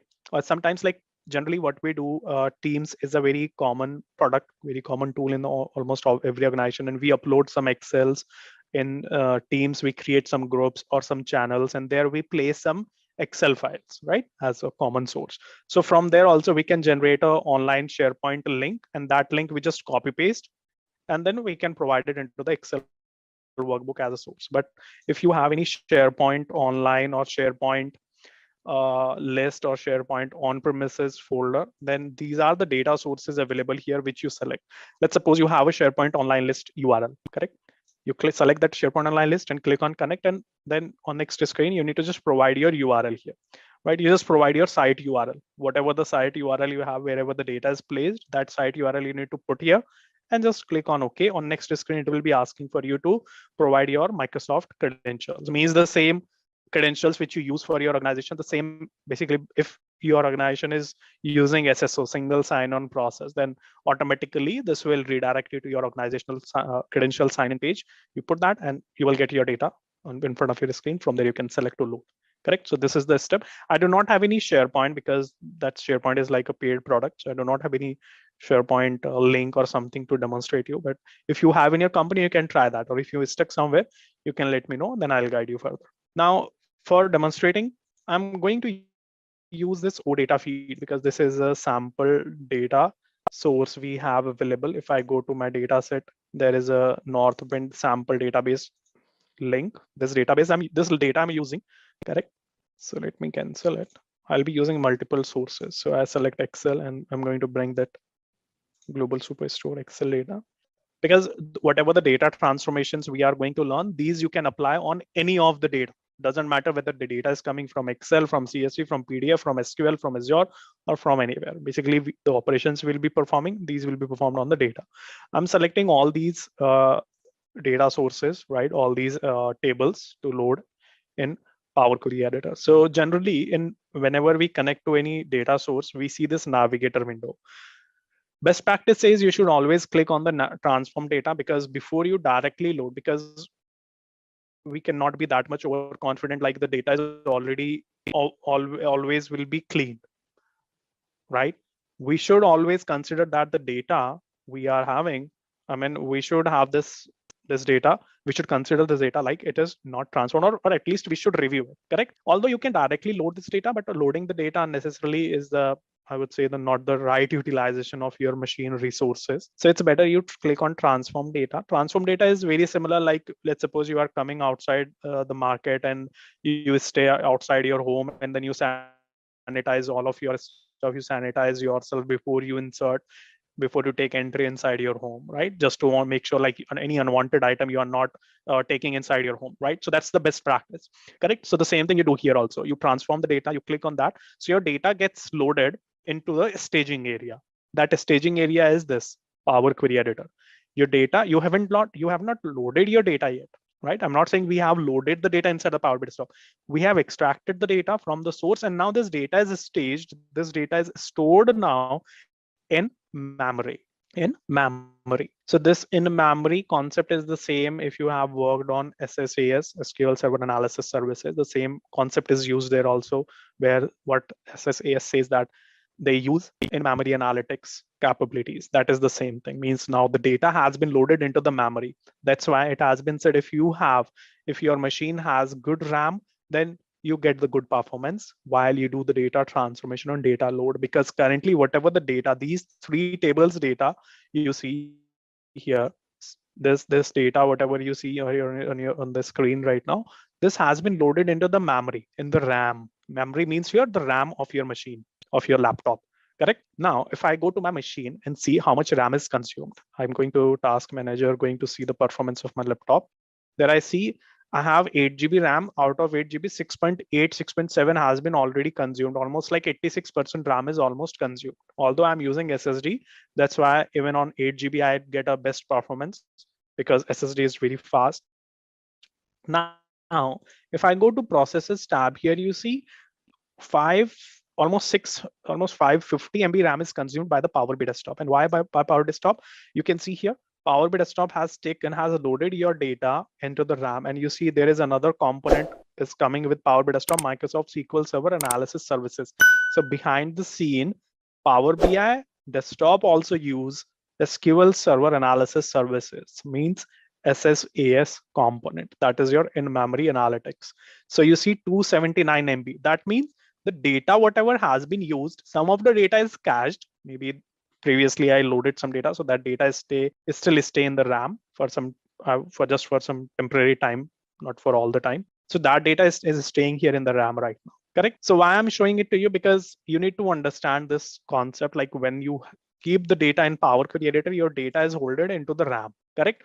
When you will be working on a complex data model, huge tables you are loading, so in that case, your machine may start performing slow. Your Power BI query editor may perform slow. Sometimes it can get hang also, which means you do not have the sufficient RAM as per your workload. If you have huge data, means you have huge workload, accordingly you should have at least 16 GB RAM, correct? Sometimes I have observed like people just have 6 GB RAM or 4 GB RAM and they are loading millions of records. And then they say that it's Power BI is slow. Power BI is not slow. Slow is your machine. Okay. Now we loaded this data here in the RAM and Power Query edit. And the data which you see here in the RAM, this is for temporary purpose. When I load the data, currently if I see the Power BI Storm, in the fields, you see you haven't loaded any data yet. So means the data, whatever I have, that is staying in the memory for temporary purpose. Right? Now I want to load the data. Now I can directly load it, or I can take a decision call here, what data is needed as per the requirements. Requirement is separate, right? Let's suppose I have already gone through my all the requirements, and now I have identified that some of the columns I don't need. As in the previous class also we said ship date. This column will not be used anywhere. Okay, I can remove this column. Okay, you can right click and you have a couple of operations you can perform on your data. You can remove this one by one column, you can remove, or you can select multiple columns with control key, press control and select multiple columns and right click and remove them. Or else there is another way of removing the column. You can just go here to choose columns. From here you can choose the columns which you need, right? You can sort these columns for your ease. Now alphabetically these columns are sorted. You can do a selection. Let's suppose I need only these selected columns only, correct? So it's very easy for me now to work on the required data rather than I spend my efforts, my energy on the unused data. It's better, always recommended, to keep only the necessary data. Now I'm keeping only these required columns. At any point of time I said, no, I don't need this fiscal year, and instead of fiscal year I need some other columns. No worries. Again, I can go to the choose column step on the same step, because when I'm performing these operations on my data, Power BI capture each and every step or each and every action into the applied steps, right? So first 2-3 steps are automatically decided or detected by Power BI. Now we did a change type, we removed the columns, we removed other column. For every operation, a step will be added here. So if you are standing on the same step where you removed the other columns, you did the column selection, then on the same step, if you are standing, means you haven't added any new step, then you can directly go to choose columns and you can add or remove any other column from here also, right? But let's say you have added some other stuff, means for example, from the customer ID column, I want to create a duplicate column of this customer ID first, right? So right click on this column and duplicate the column. A duplicated column has been created. Now on this duplicated column, the initials, right? You see the name initials, customer name initials, AB, that I want to separate. Means AB I need, or JR I need in a separate column, and the number, the customer number I need in a separate column. I right click on this column. When I say right click, that means you need to right click on the header. Don't do the right click here. If you are right clicking on the values, you do not get those options, correct? So right click on the header, then you get these options. Now here you see a split column, right? You can split the columns based on different options, by delimiters, by number of characters, by number of positions, depending on your requirement, whatever fits in your case. So let's suppose here I have a delimiter. Let's suppose this AB. If you sometimes you would be having the scenarios like you want to copy this number, you want to copy this value, or you want to search it in some other application. So you need to copy this one. So you can right click and you copy it. When you right click and you copy and you want to, let's say, paste it in Notepad or paste it in Excel, that's the one option. Or else what you can do, you can select a specific record, a specific cell, and then you can go here and then you can do the selection of this, correct? So basically this AB I want to separate in a separate column and this number in a separate column. But here I have a delimiter that is hyphen. So based on the hyphen, I want to split this column. I right click, I go split column by delimiter. When I select, Power BI is smart enough that it automatically sense that hyphen is a delimiter based on you can split the values. In 90% cases it does this detection correctly, but if in some cases if you would have multiple hyphens, then you need to take that call, like based on which hyphen you want to split it. So now on the leftmost delimiter, right, from the left, when the first hyphen comes, based on that the column value should get splitted. Select that, click OK. Here you go, your column has been split into the two parts. When it is splitted, you do not get the same or proper column names. Having the proper column name is a very basic concept and a naming convention you need to follow. If you do not take care of the column names here, then it would become a problem for you. Not problem, I would say it would become a time taking activity for you on a later stage. You can change the column names on a later stage also, but best practice is do that here right now. correct? Later you can do that, but that is unnecessary work for you. Just a quick info, guys. Test your knowledge of Power BI by answering this question. What area do you go to change and reshape the data in Power BI? A. Data transformation. B. Data editing. C. Question editor. D. Data modeling. Comment your answer in the comment section below. Subscribe to Intellipaat to know the right answer. Just a quick info, guys. Intellipaat provides Power BI online certification training in partnership with Microsoft, mentored by industry experts. The course link is given in the description below. Now, let's continue with the session. So I change it. Let's say I make it, I say this one, customer initials, right? And this one I call just double click, or you can right click and rename. Double click is much convenient. So just double click and call it customer number. This is the customer number.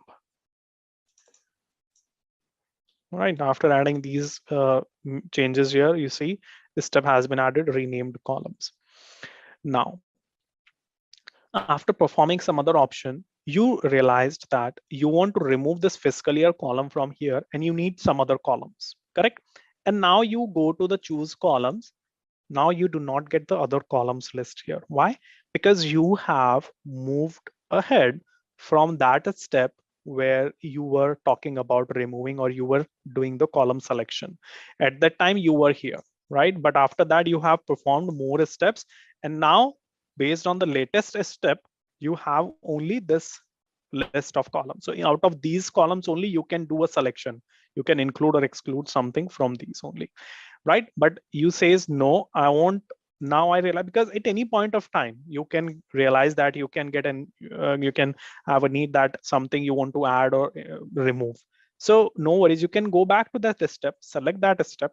When you were on this step, or when you were on this stage, your data was like this. Now you do not have those splitted columns here. So this applied step is something like a time travel, you can see, correct?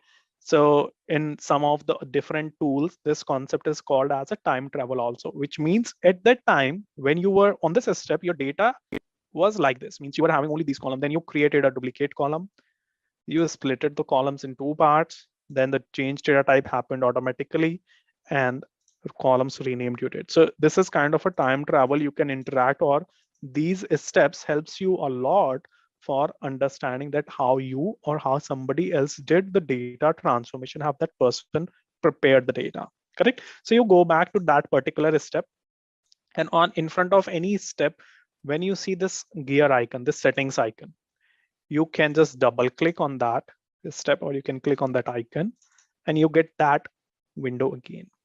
Here you can select, let's say I said I don't need this fiscal year column. Okay, let's uncheck the fiscal year, and I need discount, quantity, unit price, product name. These are all the columns I need, right? I did selected all these columns, and then I click OK. I got all the columns added here in my data, and now I can go. Generally, we should go step by step. I'm standing on this step right now. If I want, I can directly click on this step. But if I click, if something has broken in between, then you will not get the right message. So ideally, best practices, go next step by step, so that in case if something is broken, you will get the error at the same step, so that you can fix that. Correct. So we have added the more columns here, and you already have that initials and customer number, which you have splitted. Got it? So this is how you perform your data transformations, how you work on your data. This applied step window is very important in this Power Query. I would say this is the most important section. You will realize when you work on some other data models. Let's say currently you are the developer and you are making all these changes here. But just think about it, like in a company, you work in a team. You will not be the only person, or always you do not work as an individual contributor. Sometimes you work as a team, or most of the time you work as a team, correct? So let's suppose you have got a data model which was prepared by Navneet. Okay, and now I don't know what Navneet has done here maybe 1 year ago, what all the steps he did. Now, what I'll be doing, obviously, I'll not be going to Navneet and asking what all steps you did, why you did these steps. So what I'll be doing, I'll be just going through these steps and I'll be starting from here. Okay, so Navneet got the data from the source, and the source was this Excel path. Okay, fine. Then the navigation, promoted headers, step by step, I'm understanding, right? So this is how I can understand the data model, how somebody else prepared 1 year ago. Correct? So in that case, it is very much useful. Another use case is if if Navneet's organization would have follow all the best practices, then it would become very easy for me, for a new person, to understand the steps. If he has follow on the best practices for the documentation, like here it says split column by delimiter. But why splitted? What's the need of this? Maybe some message or some comment I want to add, right? Or if you should have added basically. So right click you can do, and you can rename your steps. So you can just mention some of the small documentation here, like for filter, right? Means now it will be easy for me to understand, like the split operation was performed. Maybe it was required, maybe this particular column was required somewhere for the filtration purpose, or it was the ask from a finance user or from a sales user or from someone else. Means kind of you can rename these steps. If you rename this step, you follow that naming, the documentation concept here. So that would be easy for somebody else who read your steps, who read your transformation. Correct? Make sense? Now you see only 5 6 steps here, so you will be thinking like it's very easy, but just think about it. Somebody has performed 100 steps, so it's not easy to understand the 100 step for a new person, right, who jump in a new report. So if you have followed these couple of documentation tips, and I mean, if properly you have organized your steps, then it is easy for some new person, or maybe for you also, when you interact with your model after a long time. Now, another thing is when you are performing these steps, right? Let's just assume we'll be performing all though, but you have performed almost 100 steps here, correct? Now, behind the scene, Power BI is generating a script, and that script is called as M script or mashup script. So the script you see here in the formula bar, you can see this formula bar. This is a M script, right? That looks like a formula or a script. This is generated automatically. When I'm standing on this step, for this step, this is the script generated automatically behind the scene. Well, you don't need to worry about these scripts, right? Or sometimes this script editor, this formula bar may not be enabled, right? Generally, like if for the first time user, this may not be enabled. So you can enable it. You can go to view tab. From the view tab, you can go to formula bar and you can check or uncheck it, right? If I generally it would be for the first time users, it comes like this without the formula bar. So don't get any surprise like that that's not available. You can go to view tab in Power Query Editor and go to formula bar and check this. One more thing, sometimes first time users get some confusion between the Power BI desktop and Power Query Editor. This is Power Query Editor, which is data transformation window within Power BI desktop. So sometimes people just do, they go to the Power BI desktop's view tab, and inside this they've tried to find that where is that formula bar enabler button. So there are two windows here.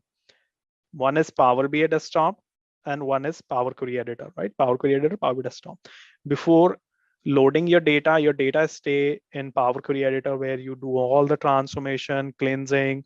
Once you are confident, you are sure like all data has been cleaned, it is transformed to an extent. I mean, it's very difficult, very rare that on a very first level you do 100% transformation. No, let's say 60-70% transformation is done.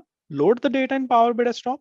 If on later stage you realize more transformation is needed, you can again take the data back to Power Query Editor and you can continue more transformations. Correct? This is how we work. Now I turn on the formula bar. I got this in Power Query Editor here, right? Now this script, what you see here, you can expand it, and this is only for this step. For all the steps also, you can see a consolidated script that you want to see. Then you need to go to home. On the home ribbon button, you see there is an advanced editor, right? You can see the entire query behind the scene, what is generated automatically. So till now I have performed only these steps. Like I loaded the data from the Excel sheet. That Excel sheet is available at this path. Then from that Excel sheet, I took only the orders sheet data, then promoted the headers, removed the columns. I removed this column. After that, I removed the other columns also. So all these are the columns which were removed.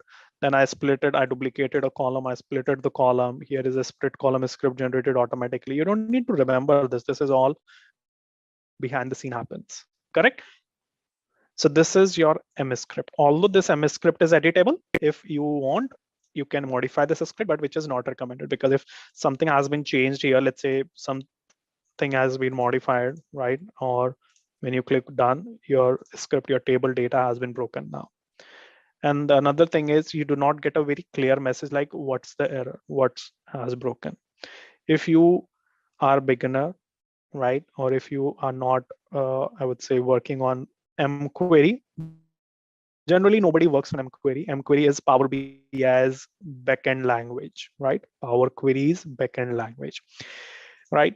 Some people says no, we want to. I mean, I don't think so. Anybody would prefer to modify them as scripts. Let me just undo the change what I did. Before I forget that, I just removed the comma just to show you. So let's suppose anybody wants to split a column, right? I want to split this column. So now just think practically. Would you like just to right click and split the column? Or would you like to go in MS script and just write this particular syntax? Obviously, writing this syntax would take almost a minute or a two, or maybe more than that also if you are new, because multiple times this will be broken, then you will be going to Google search, you will finding that syntax, and then you update it, correct? So rather than you write it here, everybody prefer doing right clicks and that's it, correct? So that's why this is not needed. That's why I was saying this is backends or Power BI's Power Query Editor's backend language. Although this is all editable, if you are champion or if you want, you can modify this directly here. Now, let's suppose the data transformation, what I'm doing here in this table. Let me just remove the steps. So during the data transformation, any step you can add or remove from the in between also, but make sure your addition or removing any step is not breaking your table. Suppose I want to I want to delete this remove other column step. This step is not needed, so I can delete it. But at the time when you are deleting, it gives you a warning that it's deleting this step may affect your subsequent, your followed steps as well. It's just a warning. It depends on you. It's your responsibility now whether the step you remove that will impact something in your next steps, in your followed steps or no. If you deleted something from here, then you cannot undo it. So make sure it before you delete something. I deleted it. Now there is no way to get that back. That has been removed. Okay. Now I have all the columns here, right? Now I looked at fiscal year is not needed. I can remove this one. When I'm inserting means I'm right now, I'm not on the latest step. I'm in between somewhere. Let's suppose here I want to remove this step. You can do that, no problem.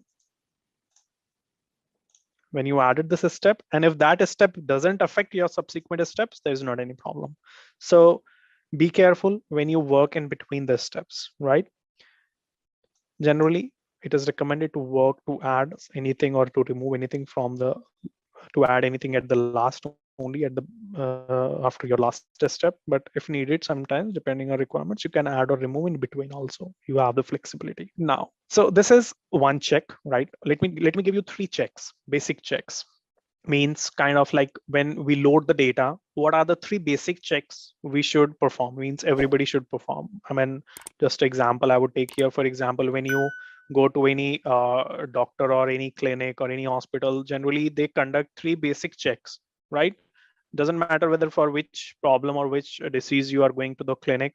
Generally they do couple of checks. They check your blood pressure, they check your I would say temperature, they check your, or I mean any other check you can consider, right? So what are the basic checks which always you should perform? Doesn't matter from what your requirement, what your data, what you are going to do. What are the basic check? First check is remove unnecessary columns and unnecessary rows, right? So how do we remove unnecessary column? I have already shown you. You can right click on a specific column, you can select multiple columns, or you can go to choose column. From here you can remove, because there is no benefit, no sense of putting the efforts on unused columns which we will not be using anywhere. Why should I keep all that data, because that will increase the size of more data model, and heavy data model always degrade the performance of your report at the end, right? So unnecessary columns not needed. Okay, so let's remove. Now the point is unnecessary rows. I have, you can see 999 plus rows. Generally in Power Query Editor, it shows only 999. It doesn't give you a complete count. If you want to know how many records, how much data is loaded, right? So then you can go to Transform tab and you can click on Count Rows. It gives you a count of the number of records. So you have 51,292 records in this table. Okay. Now this is also a step which has been added. So now undo this step. I got my data back. So I have more than 51,000 records. Suppose this table contains the data of all the countries, but I don't need the data of United States here, right? Maybe the report I'm creating that is for all the countries data should consider, but not for the United States. So I want to remove this data. So like in Excel, you apply the filter, you just click on this drop down and you can do a check here. You can scroll it down and you can uncheck the United States. Or this is simple filter, direct filter. If you want, you have a text filters option. You can go here and you can apply the filters based on different options here. Correct? It's very similar to the Excel filters you apply. Let's say I uncheck the United States from here, click OK. Data has been filtered out, means you have filtered the records from your data and a step has been added. Now, if you are wondering, like when I'm removing the rows, removing the columns, or splitting the columns, what is the impact on my source data? Does it mean like in my Excel, because the data of this orders table is coming from the Excel, does it means like the data is changing in this Excel also, in the source also? No, never. Whatever the operation you perform in Power BI, that you perform on the copy of the data. Now you see the data you have here. This is a copy, or we can say this is a clone of the data you have loaded within the Power BI. It doesn't mean like the data will be changed, data will be removed from your data source also, no, right? So whatever the data you operations you're performing, it all performed on the clone of the data or on the copy of the data which you have into the memory, into the RAM right now, right? So first check is complete. Remove unnecessary columns, unnecessary rows from the tables. Now the second check is make sure what is the quality of the column, means quality of the data. How you do that? In each column, you should make sure that there is no error, there is no empty or no blank data available, no null data is there. Because if you would have null blank data, if there is a valid reason of having the blank or null, fine, we can keep that. Or if there is a mistake or there is some process gap or some data mistake, then we should take action to correct that. Correct? Now, how you identify whether in this row ID column is there any null, or in the order ID is there any null or blank? In Excel, generally we click on this and we see the last section there is a blank generally appears. So this is how we identify the blanks. But this is very difficult to go on each and every column and see that. Or if there is any error, that is, let's suppose this order date, if date contains any text value or some, let's say some unsupported character, and that would be error, that will come here as error. How would I make sure whether there is any error or no? Because currently I can see only, I would say 30-40 records I can see. These are 30-40 records I can see here. How would I know? Like, because this table can contain maybe 1 million plus records. How would I see all the records? That's not possible. So what I do, Power BI gives us an option called data profiling or column profiling. Now under the columns, under the column names, you see there is a green line. That green line is not a border. Do not think that this is a border or it's just a color coding. No, this is your column profiling. This column profiling gives you the statistics of your data. When you see, when I hover, just hover on this green line. When I hover, I put my cursor on this, it gives me some information. It says that you have 1000 rows, 100% valid data, 0% error, 0% empty. Currently, the data or the statistics you see here, it is appearing based on top 1000 records only, because in Power Query Editor, by default, only 1000 rows are loaded considering the performance of your machine. If you want, you can change this column profiling based on entire data set. When you are changing it to based on entire data set, obviously it will take some time to run this statistics, to run this analysis. This is again checking that how much data is blank. Now you see You have 41,000 records. Earlier it was showing only 1,000 records. Based on 41,000 records, there is no null, no error in this column. Got it? Now, when I go to order ID, I hover on this, there is no error, no empty. Means if it all green you see, there is no error, no empty, right? Now, if you look at, okay, let the line load. It is still loading. Yeah. Now, if you scroll this, you just focus on the line color, and you see here postal code has most of the part as black color. Some of the portion of the green line is green. When you hover on this, you get more information. Means only 9,000 plus records, only 19% data is valid. You have 81% data where you have null in this column, and that's why the 81% portion of this line is appearing here as black. So by just looking on the line color, you can quickly identify what is the health, what is the quality of the data you are having in these columns, right? This is how quick you just scroll it and you quickly get to know what is the statistics, what is the quality of the data you are keeping. It is needed, very helpful in some of the cases. If there will be any error, then you will see the line color as red.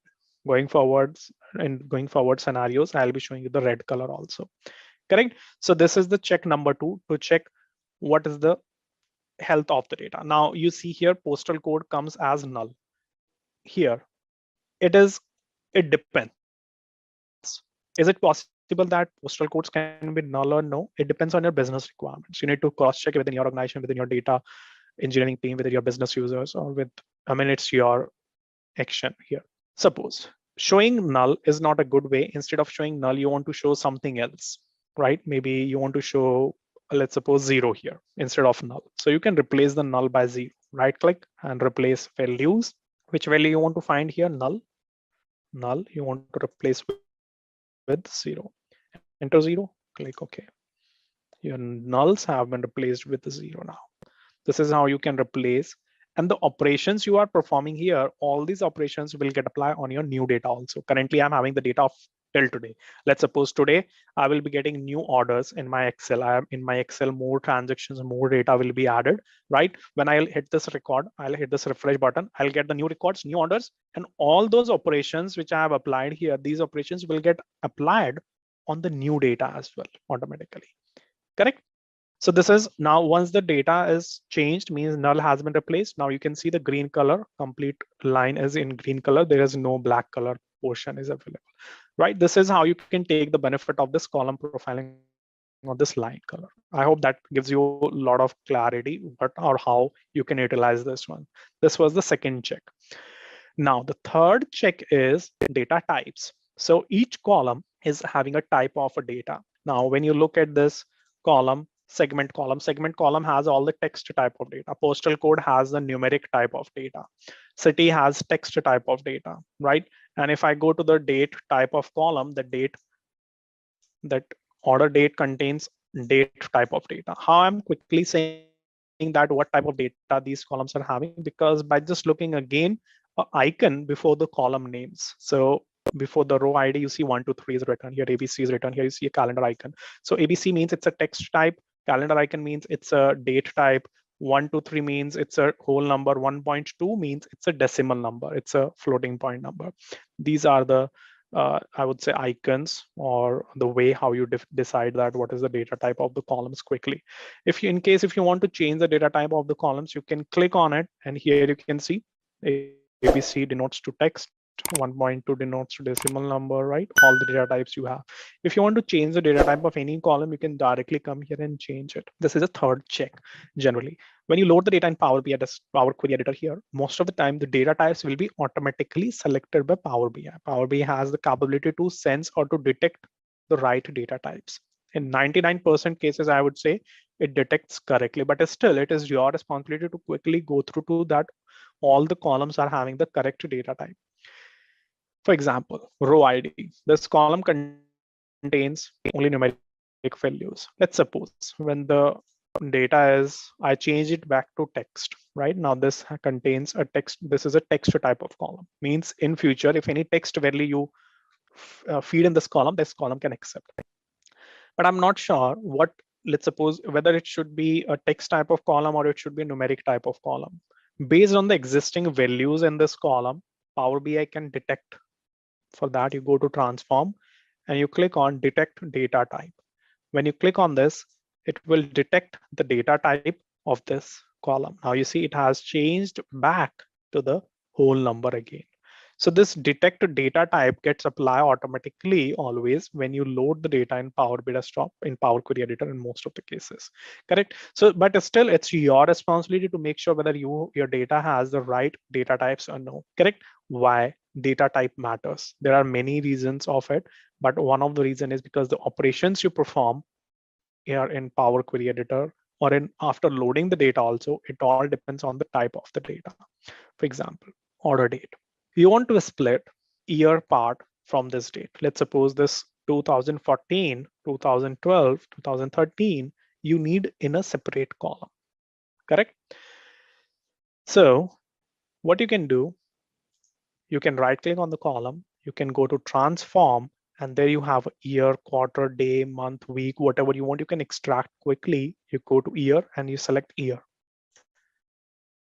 Here, see, from that date, order date part, year has been extracted, means your date has been now converted to the year only. You can say that I need the order date also and year also. So no worries, you can just undo this step and you can create a duplicate column of this. And on top of this duplicated column, you can perform the transform operation to extract the year only. This is your order year. You can rename this order year, right? So when I did the right click and I extracted this one very quickly without writing even a single line of code, how this was possible? Just because of the data type of that column was date. Just think about it. If the data type of this column I change and I make it text, it's a text type of column. Now, when I right click on this column and I go to transform, I get a different options, means the options, transform options I'm getting, which are related to the text type of column because the data type of the column is currently text. So only that type of operation options I'm getting, like lowercase, convert in uppercase, capitalize each word, trim the data. Means the operation which I was getting earlier, those were dependent of the data type. That's why this is just one scenario I'm giving you here, why data type matters, right? There are lots of other use cases, other scenarios as well, why data type matters. So always make sure that you are keeping the correct data type of your columns. Okay, so this was the third check. These are the three checks. I consolidate once again. First check, make sure you have only the required columns and rows. Second check, make sure you have validated the column quality using the column profiling option, just looking at the line color. Third check is you have validated the data types are correct or no of your columns. Clear? All right. So guys, one more thing. Extraction of the data is not like there is only one way to clean your data, to handle your data. There would be different scenarios. I have different logic, you have different logic, another person has different logic. So it depends what option you take, what I would say, like there would be multiple ways to perform one operation, right? So it's not about like why to go with this, why to not to go with the other one. You can do that way. So it's up to you. Okay, we are trying to see max to max scenarios. Okay, well, most of the functionalities will understand, so that depending on the need, you can fit them in your requirements. So Kingston, for changing the data type, either you can right click on any column and you can change the type, or else you can directly click on the icon of this and change the data type. Okay. So Bhavna, if you want to split the column and there is no symbols, then there would be some logic, right? Like why you want to, based on which column you want to split it. Let's say you have row ID column. You want to split this column. First, I convert it into the text. As I said, only on text column it comes. Now you want to split this. I said only first two characters, first two numbers I need in a separate column. Okay, so instead of a hyphen, instead of a split, this time I have a condition here. I have a rule that first two I need. So I go to split column by number of characters, and first two I need from the left I need only two. So these two in a separate and rest are in a separate. So one condition, one rule, or there should be some logic based on that you want to split. If you have that, easily you can perform. Just a quick info, guys. Test your knowledge of Power BI by answering this question. The principal arrival of Power BI depends on which of the following: A. Microsoft Excel, B. Microsoft Word, C. Microsoft PowerPoint, D. Microsoft Outlook. Comment down your answers in the comment section below. Subscribe to Intellipaat to know the right answer. Just a quick info, guys. Intellipaat provides Power BI online certification training in partnership with Microsoft, mentored by industry experts. The course link is given in the description below. Now, let's continue with the session. Make sense? So it's not like always on a based on a split you or based on delimiter you split. It depends on your requirement. Got it? Okay. Now let's suppose you have splitted these columns. So this is, let's say, first name. Later we'll see how we can merge these two columns together. This is first name. This is last name. Okay. Now I go to returns table. In the returns table also, first row I want to promote as a column header. So I hit this. This is promoted, right? In order ID column, there is a possibility that I may have the duplicate values, but I'm expecting that one order, if there is an order ID, one order ID, so that would be returned only once, obviously, because one order ID cannot be returned two times, right? There is only one order ID, and I want to make sure that there is no duplicate data is coming in this based on the order ID. So currently, I do not have any duplicate record, but let me just create a duplicate record, right? So that I can explain the scenario to you. So in my source data, let's suppose I have some duplicate data. So in my returns file, here I'm adding one data. So let's say this is the, okay, this one I copy here as it is, North Africa, right? So this one is a duplicate row, correct? So this one I do not want to consider. I'll show you how we remove the duplicates. Now in Power BI I go, currently how many records okay, let me just refresh this table data, refresh preview. Now I have the duplicates, but the point is, how would you make sure you have the duplicates in this column, right? You want to know, do we have the duplicates here? Let's see. So for understanding that, do we have duplicates or no, what I can do, I can go to the view tab, and from here I can turn on column distribution. So currently it is bringing only 1000 records, not the entire record. So if I change the column profiling based on entire data set, now it is based on entire data set. You can see here, it tells you that you have 1079 distinct, and uniques means excluding duplicates, 1078, which means almost all the order IDs are duplicate, but there is one order ID which is duplicate, means you have a duplicate order ID here. Do you want to remove the duplicate order IDs, or do you want to keep the duplicate ID here? You want to see, it just tells you how many are duplicates. You can see the difference of them is duplicates. Now you want to know which is that particular order ID which is duplicate. You want to see duplicate records. Okay, so go to home tab. There you see keep rows. Here you go, keep duplicates. These are the two records, two order ID. I mean, one order ID is coming twice, which is duplicate. These are the duplicate rows. This is how you can identify your data. Let me turn off this column distribution now.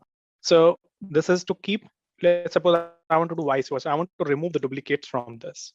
Okay, so then you go to remove rows and remove duplicates.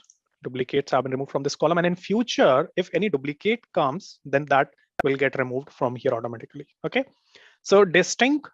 Okay, so basically here, Pari, in distinct, it consider the duplicate values also. Okay, it is just giving you total number of records. Okay, so basically here, Pari, in distinct, it consider the duplicate values also.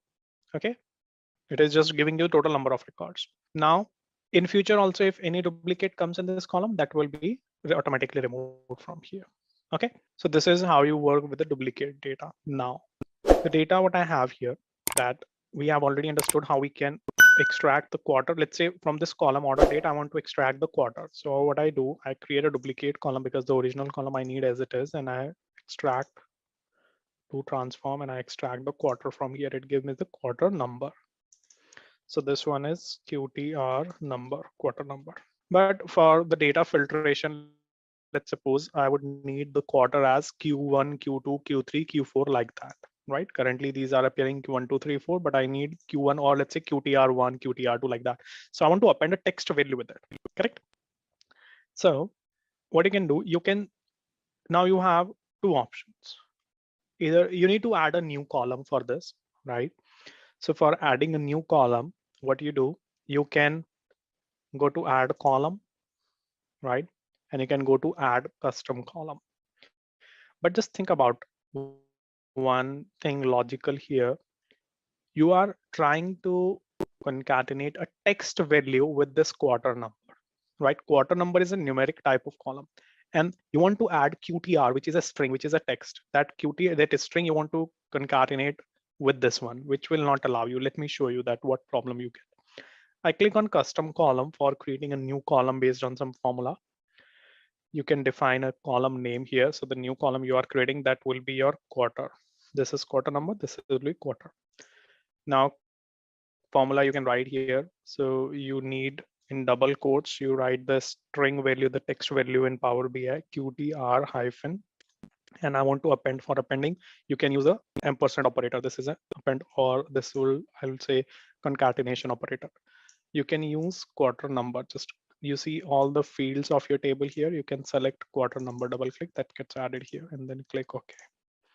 A new column has been added as at the end here, but it shows the error. What is the error? To know the error, you click in front of the error and the error description comes here. It says that we cannot apply operator this to type text and number because qtr is a text type and this 4 is a numeric value. So this is not possible. You need to change the data type of this column. First, you need to make this as a text and then you need to perform this operation. And if there is error comes here, you see the line color, it's red. When you have the errors, you see the red color of the line. So before adding column, let me change this. Let me change the data type of this column and make it text. I have made the column quarter number as text, but still the error is as it is. Why it is as it is? Anybody understand the concept here? I have made this column as a text, but still this column, this data is appearing as error. Still the error is same. Why? So the step of the sequence of these steps are not the right. So just think about it. You created a column, and after creating a column, you are changing a data type. Means change of the data type will not make any effect on it because after this you perform this option. So if you want to apply or you want to correct this error, then before the step, before the column is created, means here in the added custom, here the column is created. Prior to this, means before this, the column data type should get changed, and you are changing after it. So obviously it will not affect it. So you should go to previous step, and on this level, you should change the data type of this one, or else you can shift this step up. How? Right click and you can move before this step. Right? Once this is done and you go to next step, now your error is fixed. There is no error and you get your expected results. Right? The column data type always comes as alphanumeric. When you create a new custom column, that comes always alphanumeric, so you can make it text because text can contain the numerics also. Make sense? So I hope this will give you more clarity how the applied steps works, how you can interact with this, how it important for you, right? And now exactly, you're right, Shishu. If you say this quarter number column is not needed, you can remove this. Right click and remove it. If you are thinking that this will break your column, no, because that already you have calculated. This will not break this column because after adding a custom column, you are removing. So that's fine. You can do that. Make sense? Yep. Okay. Now this was the one scenario of creating this column. You have another option also that you can use conditional column also here. Means you can create a column based on the condition. Correct? How? Let's suppose, let me just create the same column so that you can understand the same example with two options, two ways. So I create this column once more just to show you.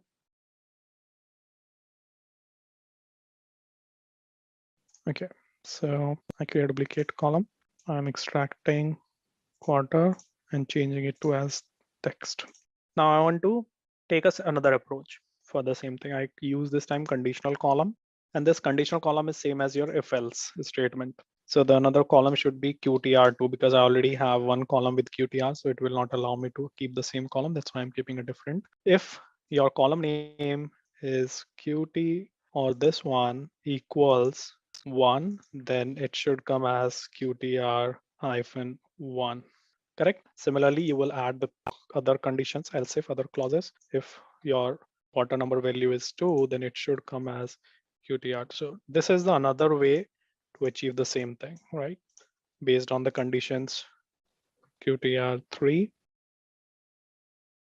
But the previous one is much easier than this one, UTR-4. And in case if any other value comes, that should appear as null. Although that is not possible because you will have only 4 quarters, not more than that. So this is another approach to do the same thing. Got it? Okay. Now, the important thing we are going to see here, if you see in this orders table, you have performed multiple transformations, multiple operations you have performed, right? All these. So let's load this data in Power BI desktop because till now the data is not loaded.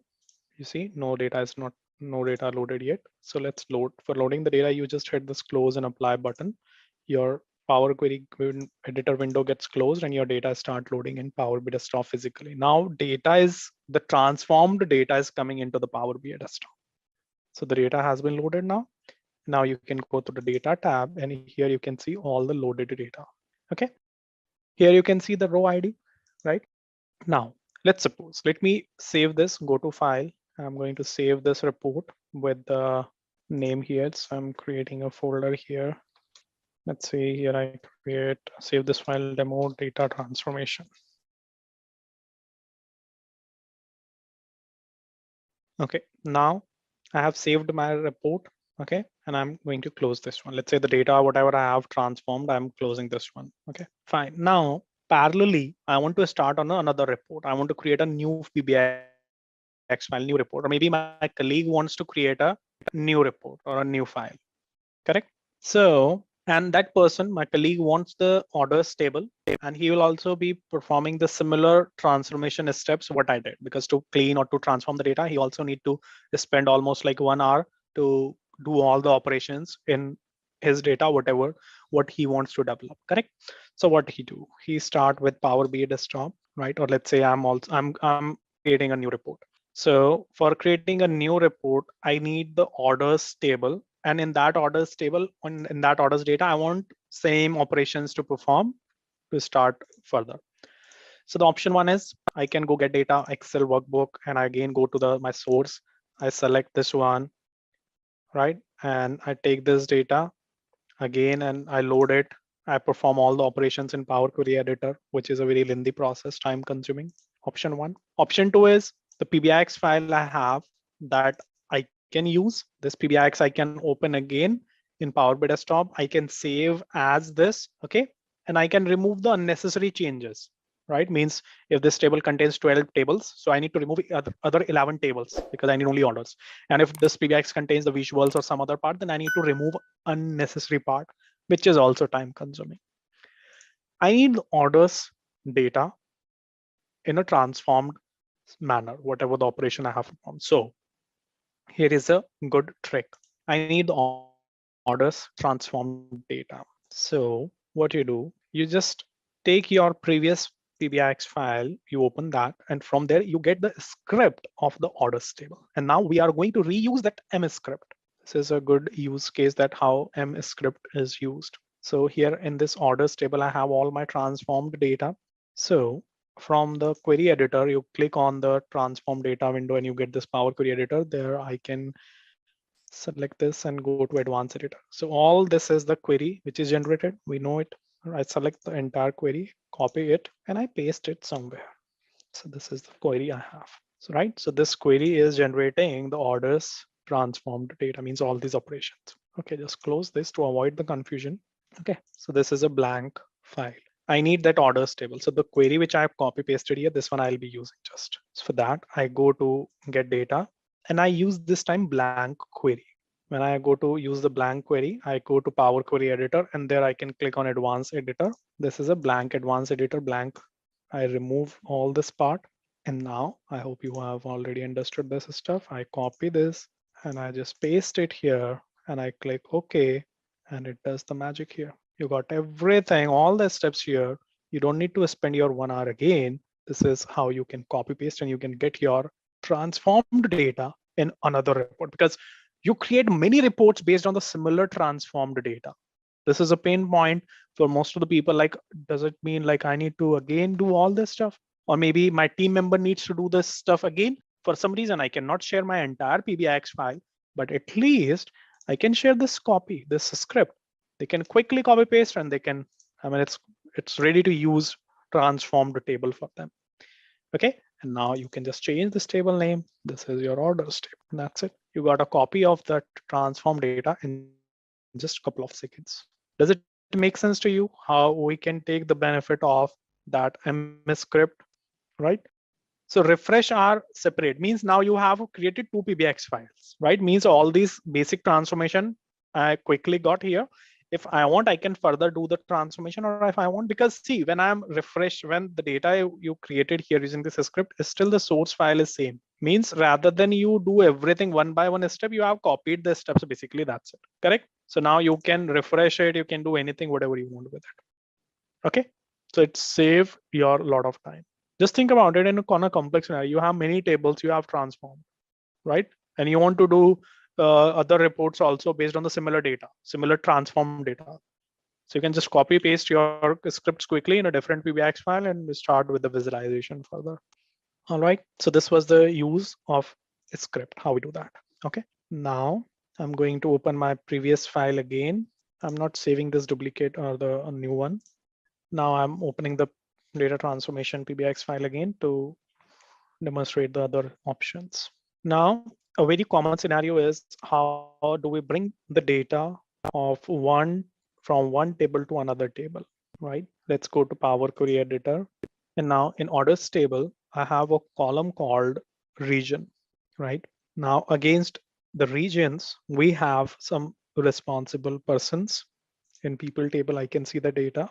Against each region, I have the responsible persons. So the person name I want to bring in the orders table against each region. Against each regions for central US, who is the responsible person, that name I want to bring here. Basically, this is I want to do for all the records, all the cells. This is like how we do it in Excel. How do we achieve this thing in Excel? If you have two sheets, one sheet data, one sheet column, you need in another sheet. How you do that? How you achieve in Excel? Exactly, VLOOKUP. You just apply a VLOOKUP and you can bring the columns from one sheet to another sheet, right? Based on a common column. And in SQL, how you do this, how you achieve this thing? When you have two tables, one table data you need in another table, how you achieve this thing? Using the joins, right? In SQL, using the join, you can achieve this easily. So the thing is how you achieve the same thing here in Power BI, which is a very common requirement. So you have an option available here of merging your data. So you can merge the tables. Table merge works same as like VLOOKUP or same as like join in SQL, right? So this is the merge queries option you have under the home section. You have a merge query option to join your two tables. So what I'm going to do first, before I bring the person name, I have splitted data, first name, last name. Let me just consolidate. Let me just concatenate this. So for concatenating the columns, one option I have already shown you, like you can go to add column, add a custom column and use a ampersand, but you have a shortcut also for concatenation. Select the columns in the same sequence in which you want to merge them. So I select the first name first and then last name.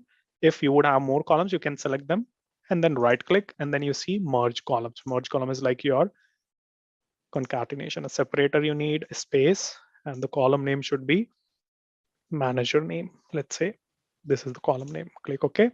Here you go. Data has been concatenated, joined. So this is the manager name of these regions.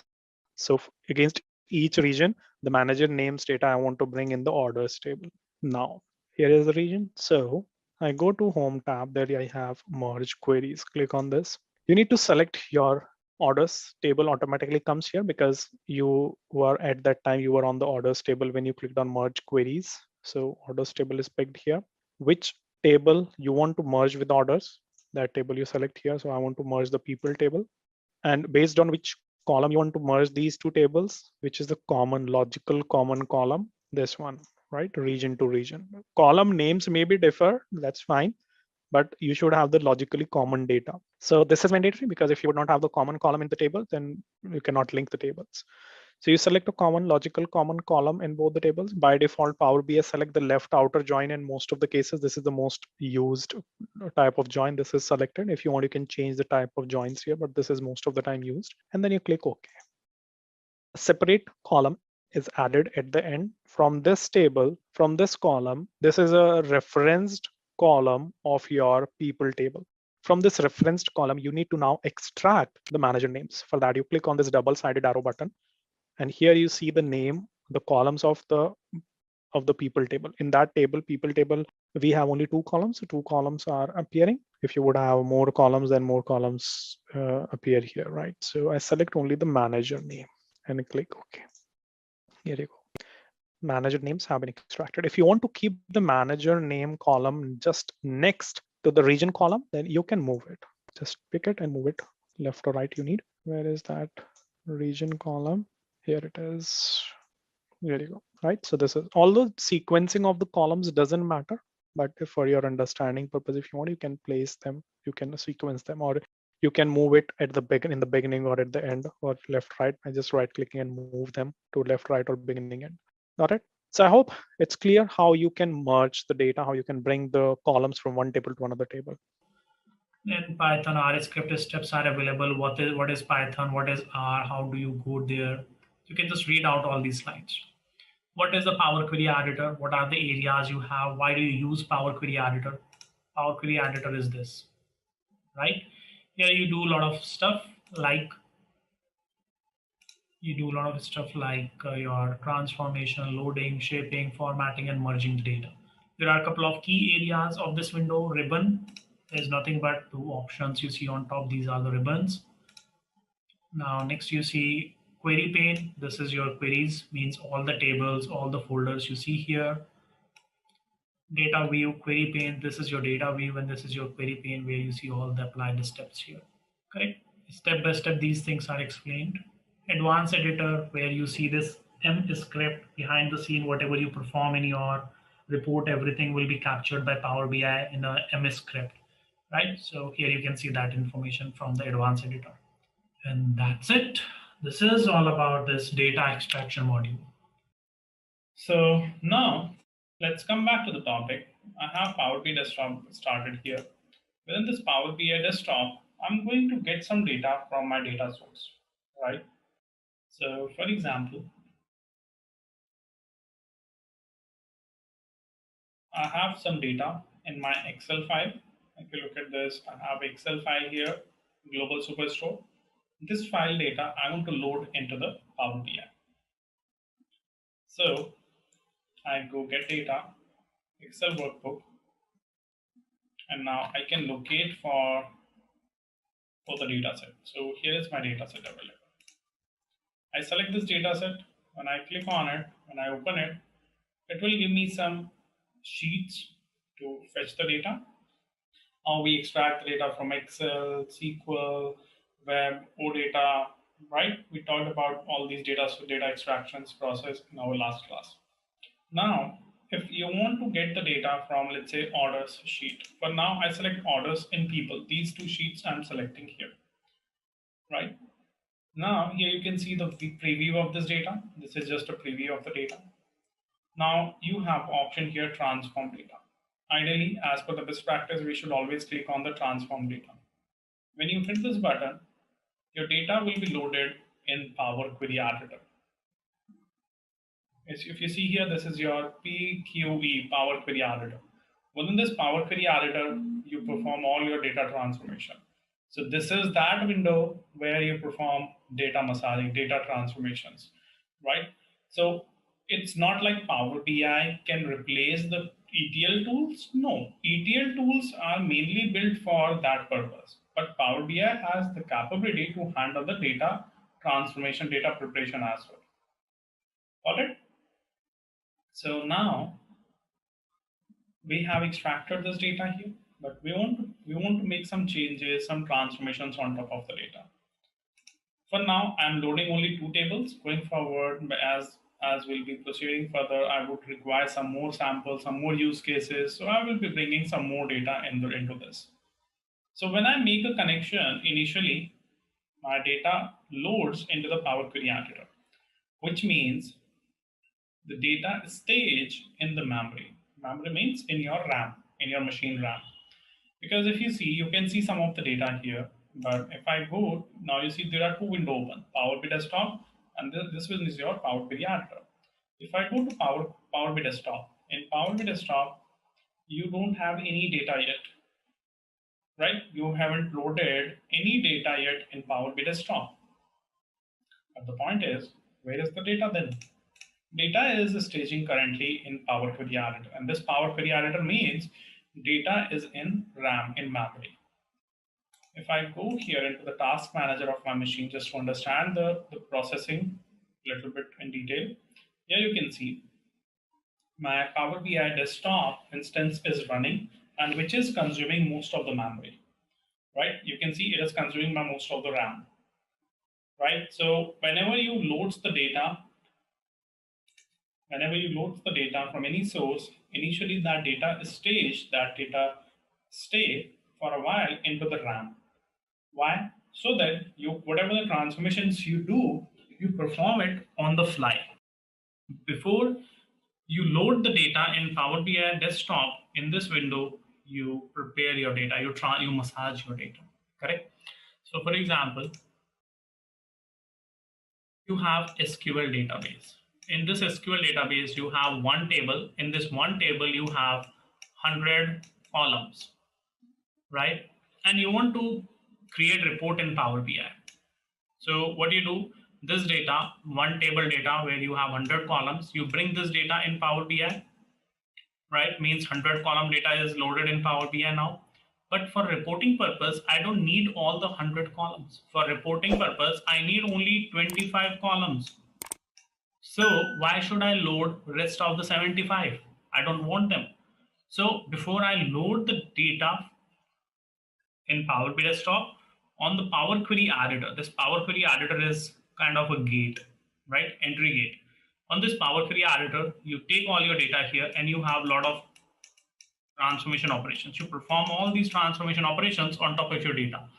Let's say you don't need 75 columns, you will remove them from here. You remove some null columns, null values, you remove the duplicates, you create some joins, VLOOKUPs, you do all your massaging of the data, all data sanitization you do here. And then you take this data, once it's all cleaned, it's all confirmed in this window, means in this window, this is your Power Query editor, right? This is your Power Query editor. Within this window, you clean all everything, and then you say, okay, let this data come in the Power BI Desktop now. Then this data come to your Power BI Desktop. But when the data is here, it is stay in your machine RAM, right? And when this data is cleaned and it is loaded in permanently in Power BI Desktop, then this RAM, let's say it was consuming, let's say 30 MB, right? 30 MB of RAM. So once the data is loaded from Power Query editor to Power BI Desktop, then this RAM will be cleaned automatically, right? It will be, your RAM will be free automatically, right? And the data will be loaded in your hard disk, right? And in Power BI Desktop. So actually, I would say the data comes in the Power BI Desktop physically when you clean it all in Power Query editor after that, correct? So this is the whole process, means how data works. So whenever you load the data in Power Query editor, by default data loads in RAM. Why RAM is, it's loading data in RAM, so that the processing or the transformation you are doing on top of your data, that could be faster, right? If it won't be loaded in RAM, then it won't give you a better performance. So that's the concept of loading in the data in RAM initially, keeping RAM, clean it, massage it, and then load it into the Power BI Desktop. That's it. Correct? So this is a layman language to call or to understand this functionality to this concept. But if you say technically or from the interview point of view, right? So in interview, how this question will be put up by interviewers? They will ask, what is, anybody knows this process, this concept name? What is X velocity in memory analytics in Power BI? I said X velocity. This is just for your understanding purpose, so that you should aware what it is. If somebody asks you the question, you should be able to explain what it is. Right? So initially the data will be loaded in memory, in RAM, for processing purpose, because keeping the data in RAM, it is always fast. It gives you the fast performance. Okay, so this is conceptual knowledge. Now let's proceed further. You have this data here, right? You see a lot of ribbons. You have If you do the right click, you have so many options available here. If you right click on a table, you see then so many options available here.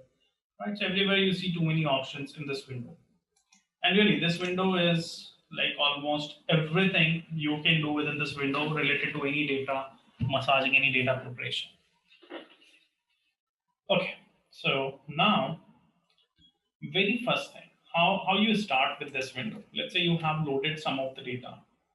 Very first thing is you should take care what data you need, right? Let's say the example, if I take that same example, you have SQL table. Let's say this orders table. In this orders table, you have currently 24 columns. You can see that number of columns here, right? In this orders table, when you load it, it has 24 columns. But for reporting purpose, you need only 20 columns. You don't need 4 columns, right? And how you would know how many columns are required? You will be doing your requirement analysis, right? You will do requirement analysis at that time. You will be able to identify which all columns are required, correct? But it's not always possible like you 100% or accurately you are able to identify which all columns are required. So tentatively you just identify. In case if you miss something, you can do that later as well. That's not a problem. It's fully flexible. Now, in this table, you say, I need only limited columns. I want to remove a couple of columns from here. So the one option is you can right click on a column and remove it. Shift 8 column has been removed from your data. When you remove the column or when you perform any operation on top of your data here, for each and every operation, one step will be added into the applied steps window. Correct? So let's say you remove a column, you rename a column, you remove duplicates. For everything, one step will be added here. Right? Using this applied step window, you can go back to your, I would say your data processing level, or you can go ahead to your data processing level. This is very useful window. I'll come to this later. So when I remove the shift date, that's removed from your data. But it's not like it's removed from your source data also from Excel. No. Whenever you make any change in your data, there will not be any impact on the source level, source data. Because Power BI just read the data, Power BI cannot write back anything to the source. Correct? So this data, the column you remove, that is removed from the data which was loaded into the RAM. Because we are keeping the data in RAM, right? And it's a clone, I would say it's a copy of the data. So from that data, we are removing it. Now, if you want that shift date column back, so you can undo this step, you can delete this step. Click on it, you got your shift date column back. Right? So at any time you can interact with these steps and you can manage your transformations.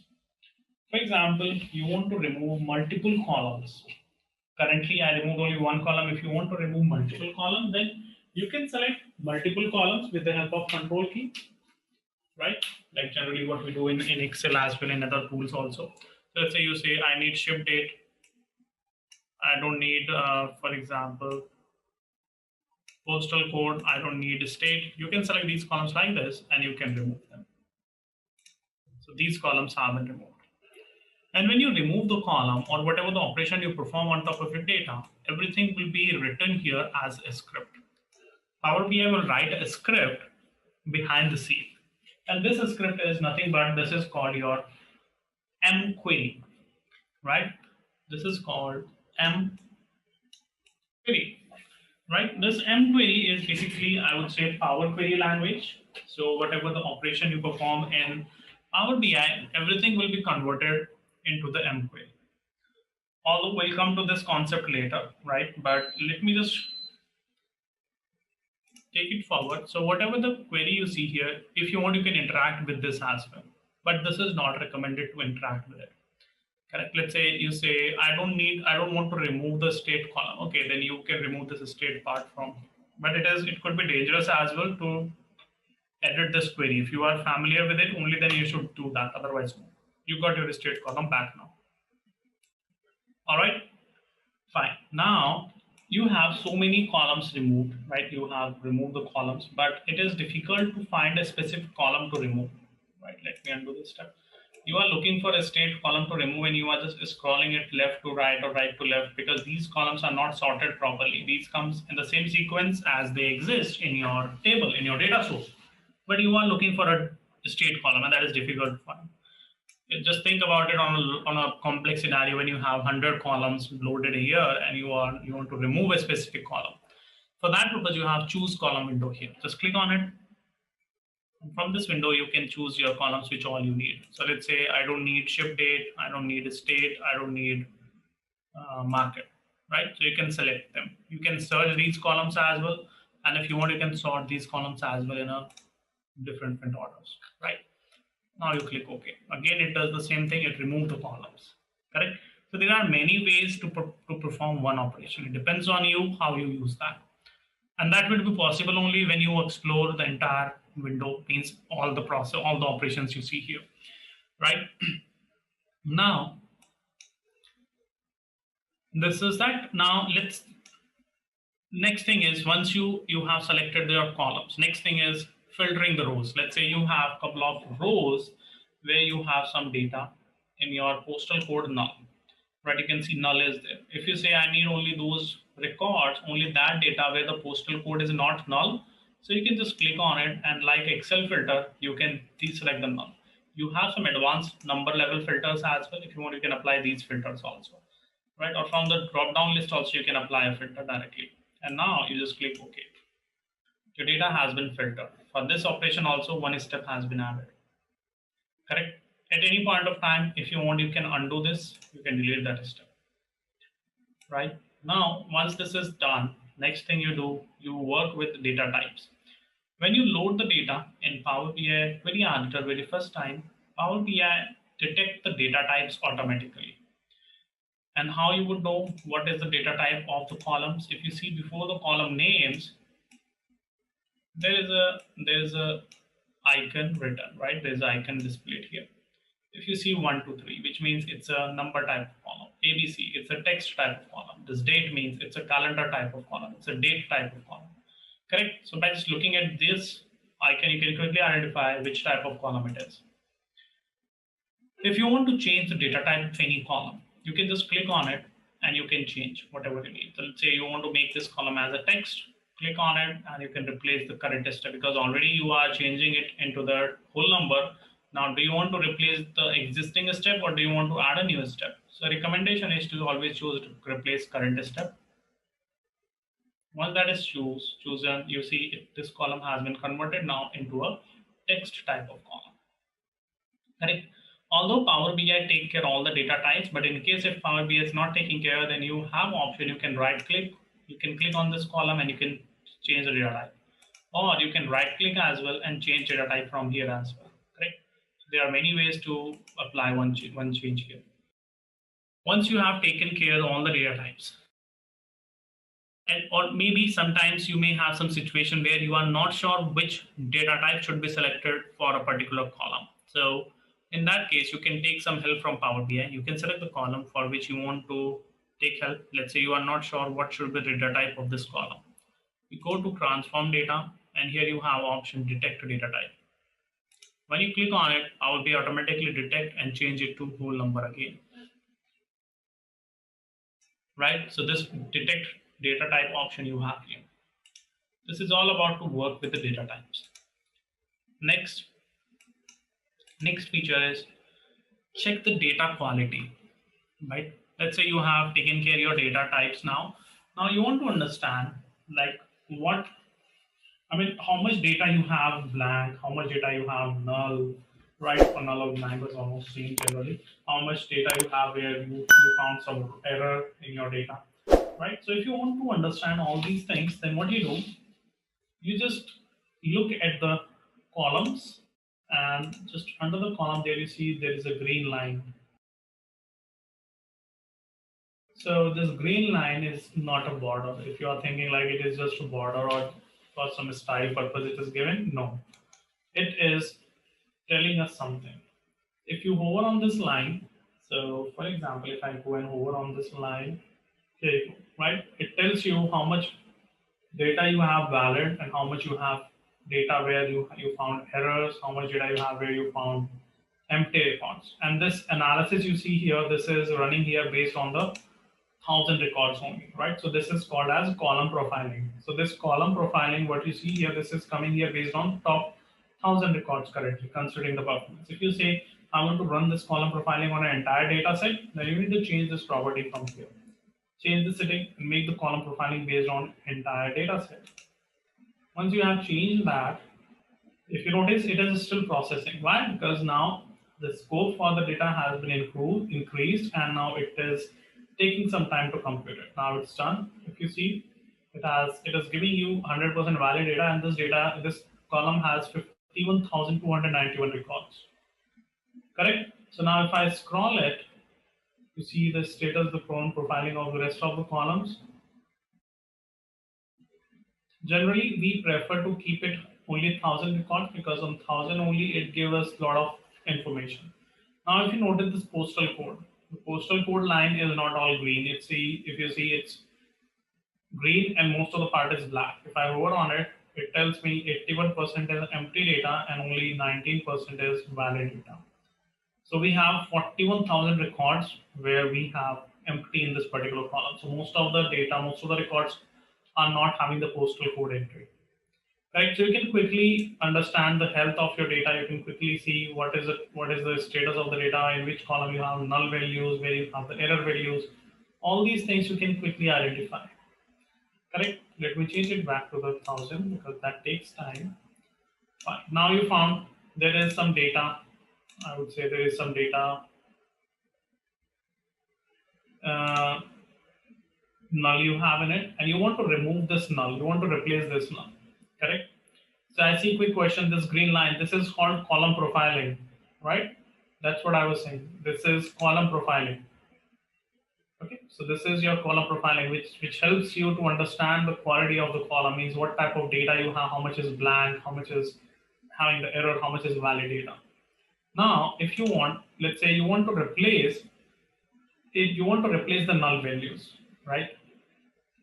Null value means there is no data in your database. Error means in this column, let's say if you enter some text value, although postal code is a number type of column, and if you enter any text value in it, that will throw the error, correct? So that particular row will be giving you the error record. Just a quick info, guys. Test your knowledge of Power BI by answering this question. What area do you go to change and reshape the data in Power BI? A.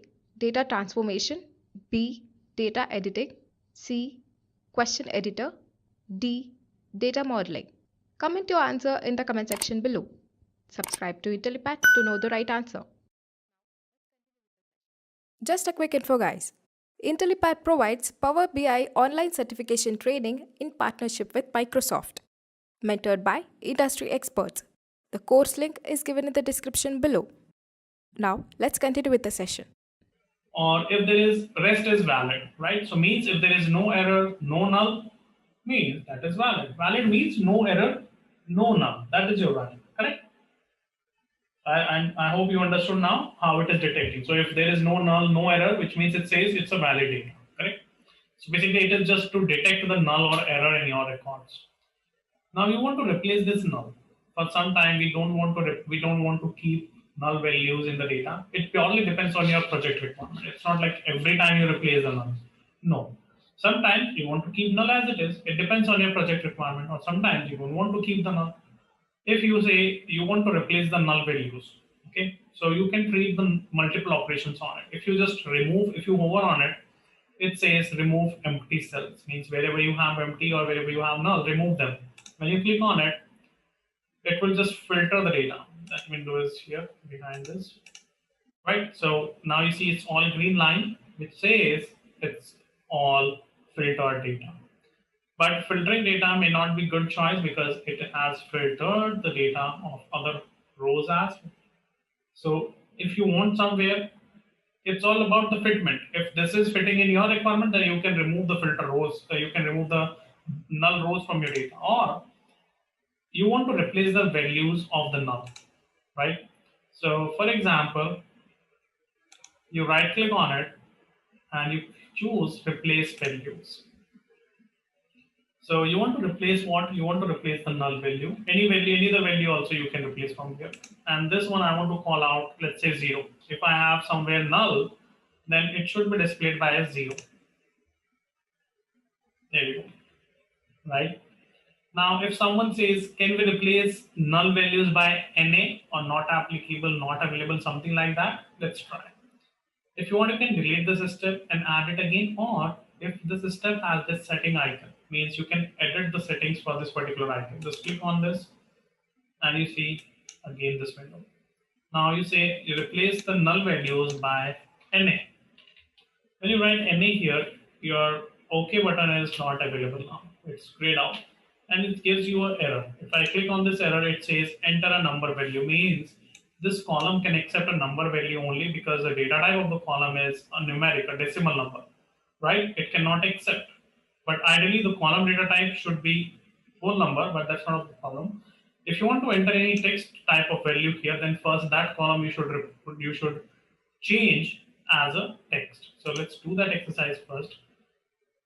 I delete that step, and now I right click on it and I call it text. Change type and make it text. Replace the current step.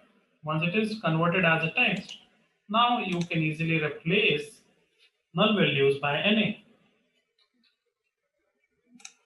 There you go. Correct. So data type also important while you are transforming your data. Now, this is all about replacing of the blank values. But how the error value comes up, how error looks like here. So for example, this row ID. Row ID is a number type of column, right? Let me just make some changes in the data sheet so that I can generate the error to show you. So what I do, I'm just making some change in my Excel sheet, right? Just to generate some error, just to create the scenario. Let me change the data, some of the data in Excel. So in my order sheet, let's say here I have some data, row ID, and this row ID, let's say I change. I make it something number, or number it's already, I make it something like this. Some manual mistake, right? I change this data now, save it, and close this Excel. Now I go back here, and when I give a refresh to this data, I want to refresh the data of this table, orders table, refresh. See, now it is giving the error on this record, which makes sense, right? And now if you see, it is not giving you the error. Why? Because this column profiling not got refreshed. When it will be refreshing? When you go to another tab and you come back here. It will do that calculation again, and if you hover on it, it says there is one row which is having the error. So what to do with to solve this error? Do you want to remove this error row, or do you want to replace this error record? Let's say you have the error in it, and wherever the error you have in this column, that should have a default row ID, and that we can say that's a row ID 1000. So you right click on it and you say replace errors. So wherever the error is, or maybe if in future any error comes in this column, that error value will be replaced by this 1000. Here you go. Correct? And now you see your row ID, your column profiling shows complete green line. Got it? So these could be some scenarios where you may get these type of problems, but it's all in Power BI. When you do practice, you explore it, right? Well, there's one more thing just want to share with you. Data transformation is all about just logical thinking, right? And it's simple. If we are able to think something, then definitely we can implement that, correct? So let's say if you have some null values in a specific column, and if you say what to do, how can I remove these null values? So first we need to think like which operation I want to prepare, what I want to do with this data, right? All right, so another thing is, these are the couple of operations we perform here. And what we are doing now, I hope you understood. This is what I'm doing. I'm cleansing the data. I'm transforming the data depending on the need, right? Sometimes you may get a clean data, 100% structured data, and you don't need any transformation, anything. Although if you have that type of data, then it means you are lucky. You don't need to spend a lot of time. You don't need to do a lot of struggle here on preparing the data. It's all ready for you to start visualization on writing some calculations. Now, if you look at this people table, in this people table, my headers are not properly aligned. if you see the first row, this first row is useless data for me because someone in Excel prepared the data in this format, and that's why it is coming here.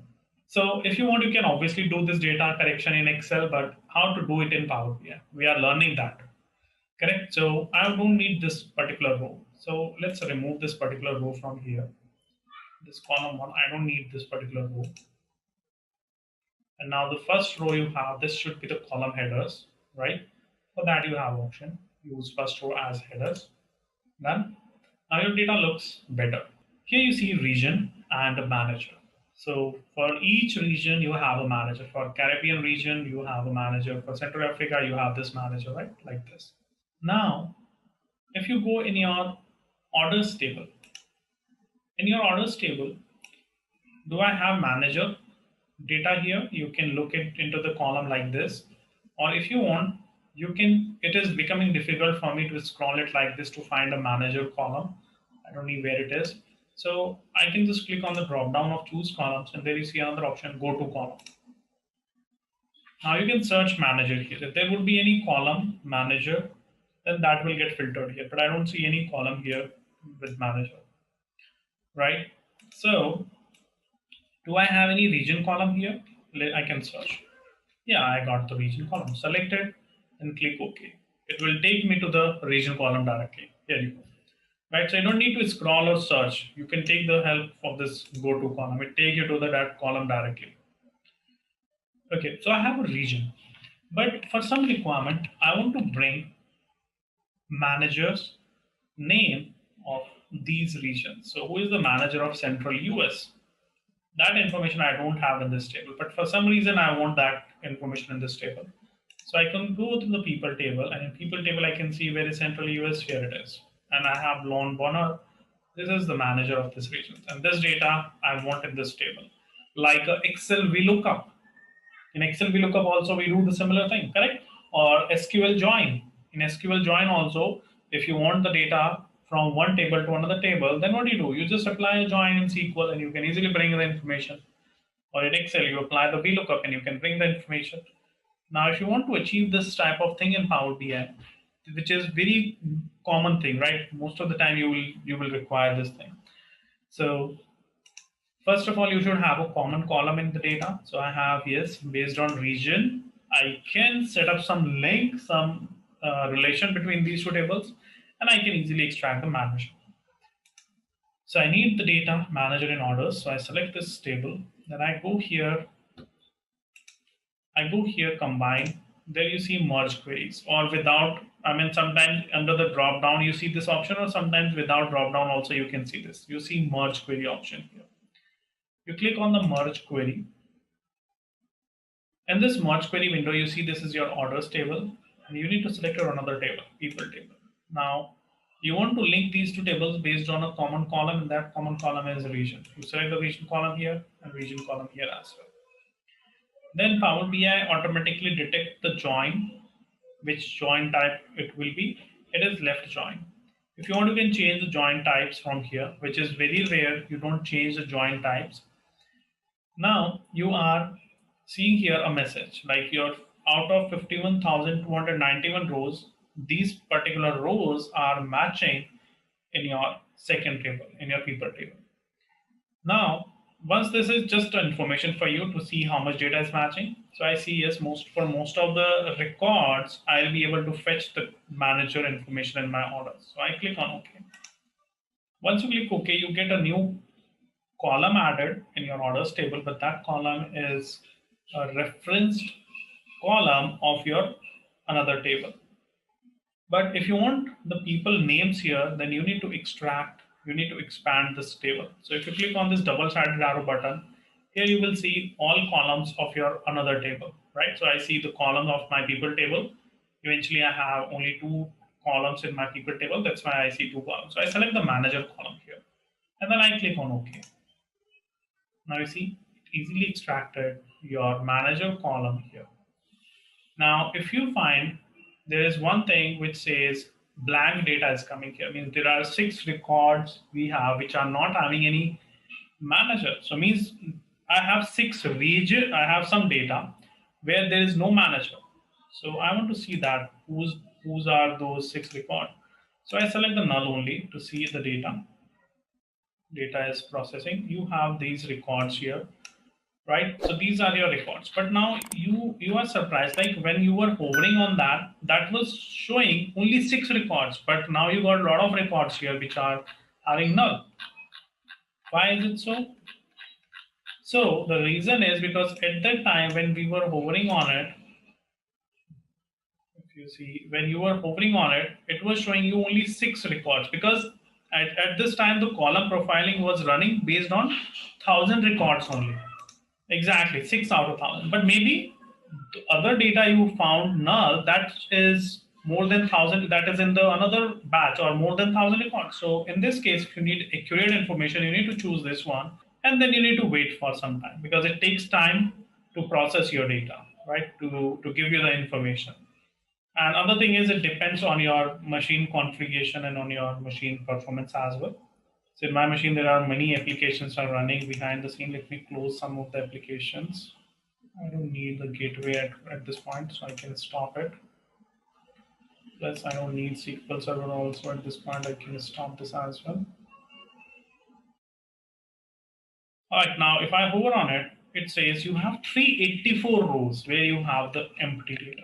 Correct? Now you got more accurate information. So if you want to see that, as I said, you can just go here and you can choose null only. It will give you the null records. These are your 384 records. Now, if you want to see which region you have for these, so if you see Canada, so it is not able to bring any manager from the people table for Canada region. If you click on it, you see yes. So does it mean there is no manager for Canada? Let's check that. If I go here in region and if I try to search Canada, yeah, there is no manager for Canada. That's the reason I'm getting the blank name for Canada region. Okay, so no worries. Let's say I have already made this join here, means this column profiling.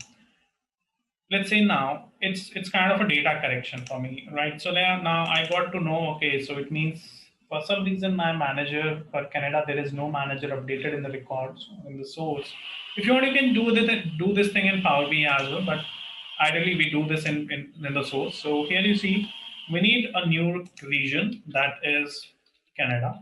And for this region, for Canada region, the manager name is, I would say, any name, let me pick from the chat window. I pick Akash. So Akash is manager for Canada. Save this and close it. Now if I go here and I just give a refresh to the data, right? Because I've already added a step. So these steps will get executed on your new data or on your refreshed data. So when I hit the refresh button here, I want to refresh both the tables this time. So I choose refresh all. If you choose refresh preview, that will refresh only the selected table. Now it is refreshing. You can see it's processing here and it refreshed quickly, right? It is done. But you see still it shows the blank, which means this profiling is not refreshed. So just go to other table and come back to this table again. And now let that run, let it run. And see it comes or no this time. So it should display Akash now as a manager for Canada region. So now we are going to learn another functionality, that is append query, how append query works and what append query is.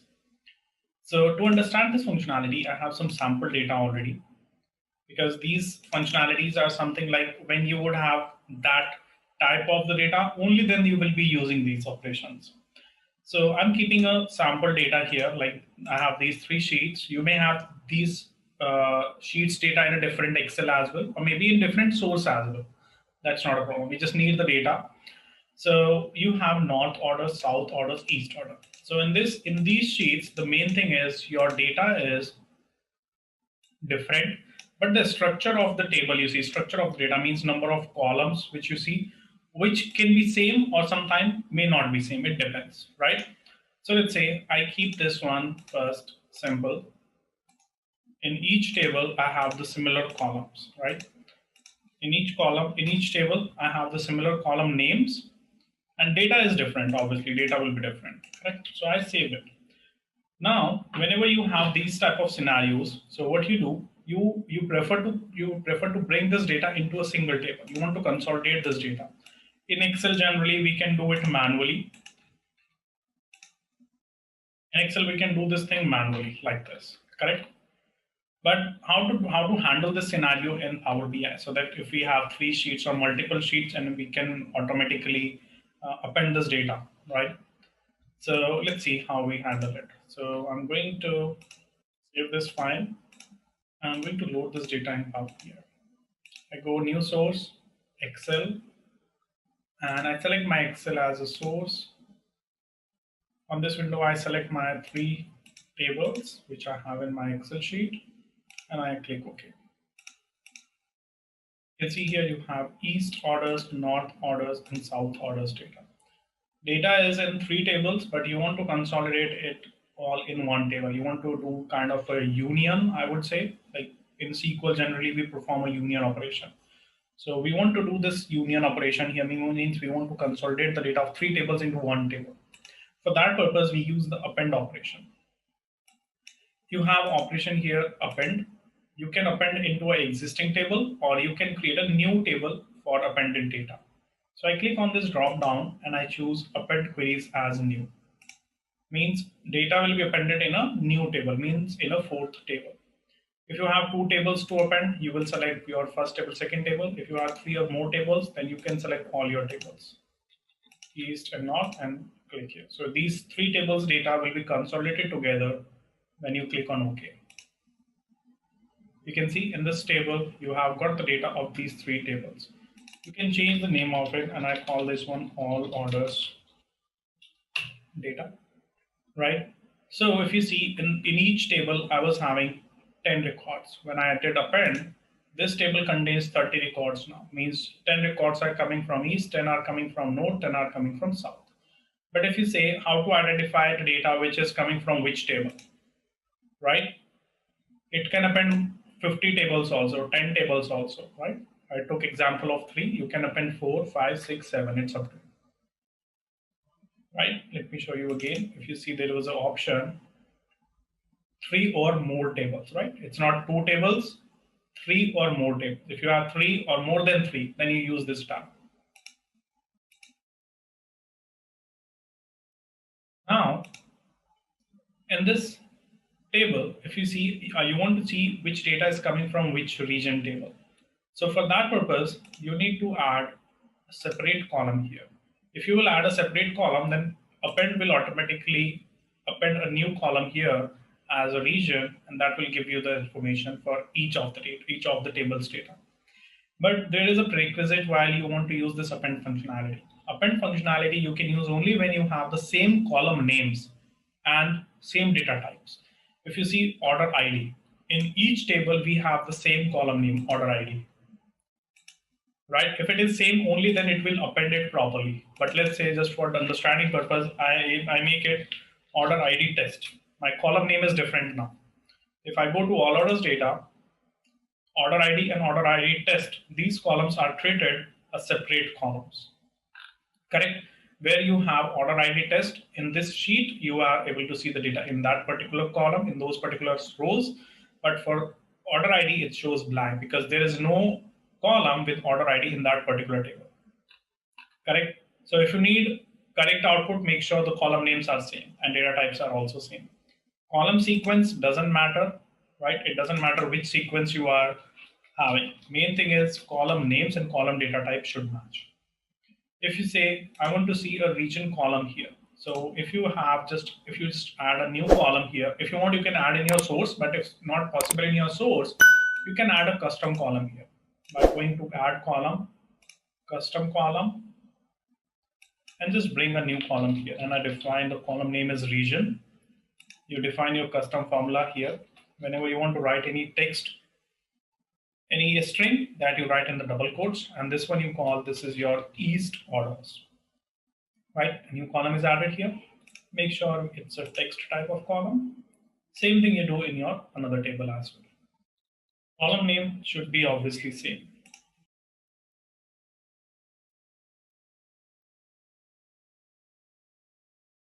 Make sure the data type is same for each for the column in each table. Okay, now if you go to your all orders table, you get this appended column automatically here. Right, so all these particular rows are coming from your south table, all these are from north and east. Got it? So we are going to see some more transformation operations here, which are very common for day-to-day data preparation. So for example, you have this order ID column. In this order ID column, you are containing year, right? You know what you need. Let's say in this year, in this order ID, you have a year value in between. You need this particular year value in a separate column, correct? So to get this to extract some specific value from any string, we can use a split functionality, right? This could be multiple, it could be in a multiple ways. Sometimes you want first few characters, you want sometimes last, or you want to split this particular order value in a separate column. Means whenever a hyphen comes or a specific delimiter comes, it should split your value in a separate column. So you have these inbuilt options here available. Right click on a column, split column. You can split it by the delimiter, by number of characters, by position. It depends. So let's say I select by delimiter. Now you can choose here by based on which delimiter you want to split this column. So it automatically detect your split your delimiter. But if you want, you can choose from here as well. Or if you want, you can enter a different delimiter operation. You can choose based on which occurrence of this delimiter you want to split your column, from the left side, from right side, or from the each occurrence of the delimiter you want to split it. So for now, if I select, I want to split it from the right, from the each based on the each occurrence of the delimiter, right? So just click on OK because each occurrence is selected already. Click OK. It's splitted now. Each column value has been splitted, right? Now, if you say you need this 2015 only in a separate column, no worries, rest you can merge them together again, right? Just select all them in the same order in which you want to merge. I select this one first, then this, and then right click, and then you can merge the options. When you go to merge these options, here you have a separator option. You can add a custom separator for the delimiter, that's your hyphen. Here you can define your merged column name. So that is my order ID. And click OK. There you go. Your data has been merged in order ID and order year you have extracted separately. Correct? So whenever you want to split the column, you can just use a split functionality here. Sometimes you may have a different requirements to handle this case. Let's say currently I extracted this order year from the order ID part. In my order ID part, I was having the order year, so I could easily extracted it from here. But let's say from the order date, you need to extract the date related components, right? Like you have these months, year, quarters, all these things you want to extract from here. You can use duplicate column, create a duplicate column of this. And on top of the duplicated column, I want to perform some operations, right? Now on this column, I make one more duplicate. On this, you can transform and you can say, I need year. And now just double click on it and you can say this is your year. From here, you can, from this column again, you can create a duplicate. If you want to change, you can change the original column as well. I'm creating a duplicate because I need that column for some other purpose. So here you go on the transform and you can extract month number, month name, how many days you have in this month, what is the end of the month, the start of the month, whatever. I mean, any component you can bring from here. So I select, let's say, name of the month. This one I can use to extract quarter. There you go, it's my quarter column. Now, for some reason you say, I need the quarter like Q1, Q2, or QTR1, QTR2 like this. So you can append that value within this existing column. But if you try to append that value in the existing column, it won't allow because the data type of this column is number and numeric type column cannot accept your string type. So you need to change it to make it text. Once this column is converted as a text, now this column you can use to create a separate column. In that separate column, you can concatenate the string value and later you can remove this column from here because this would not be required. So I go to add column, custom column. I'm creating a new column and that one I define. This is my quarter column. Here I define the text value, which is my QTR hyphen. And to concatenate, I use this ampersand operator here. And from here, I want to append this QTR, this column. So this, all the columns are available here. I just select this column, double click on that. That is added here. Now I click OK. You got the column here and make sure it is a text type of column. I changed the data type as text. And now this column is not required. So this one I can remove now. Right click and remove. Got it? For everything, if you notice. Just a quick info, guys. Test your knowledge of Power BI by answering this question. The principal arrival of Power BI depends on which of the following: A. Microsoft Excel, B. Microsoft Word, C. Microsoft PowerPoint, D. Microsoft Outlook. Comment down your answers in the comment section below. Subscribe to Intellipaat to know the right answer. Just a quick info, guys. Intellipaat provides Power BI online certification training in partnership with Microsoft, mentored by industry experts. The course link is given in the description below. Now, let's continue with the session. For each and every step, whatever we are performing, everything is captured here. At any point of time, you can go to a specific step and you can undo or you can make any changes in that. While you see these steps, behind the scene, Power BI is writing a script. If you click on this advanced editor, here you can see this is a script which is generated by Power BI. When you are performing these operations on top of your data, Power BI is writing a script behind the scene. Although you don't need to worry, you don't need to write this script. If you want, you can write it. If you are familiar with it, you can write this script. Correct, but there is no sense of doing it. If let's say if you want to split a column, and for splitting a column, if you want to write a script, then that would take a lot of time to do that. Correct. If you see here, we were extracting the column from I would say from the column, we were extracting the quarter. For that, you need to write this script. Writing this script will take around 1 minute. If you are expert, then 1 minute, right? But for new person or for some beginners or for some intermediate level of person, that will take a lot of time because we don't know what it is, right? We never experienced, we never learned this thing.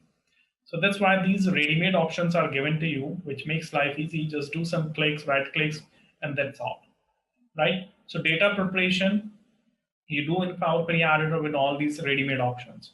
On top of the ready-made options, if you want to make more transformation, more customizations, for that, we have the DAX. DAX is another scripting language that is very similar to the Excel formula language. So this DAX we can use on top of this data, whatever you are preparing right now. This DAX is something which is part of our next module. All right.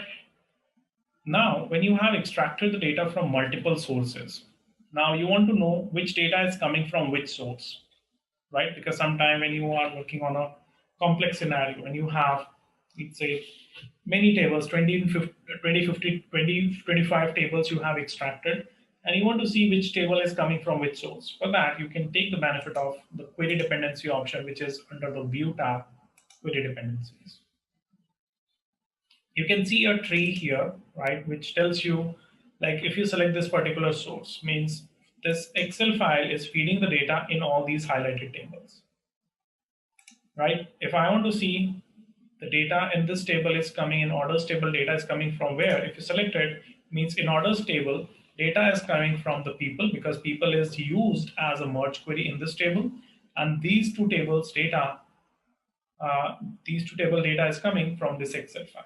So here you can see a tree map, or I would say a tree view of your all the tables, and you can see the dependency as well of your table. If you see all orders data, this table is built based on three tables. So if I select this one, it highlight all the tables, all the structure, right? That helps you a lot to understand if you are going to make any change in this particular table, then what other tables will get impacted, correct? So you can see the dependency between your tables from here,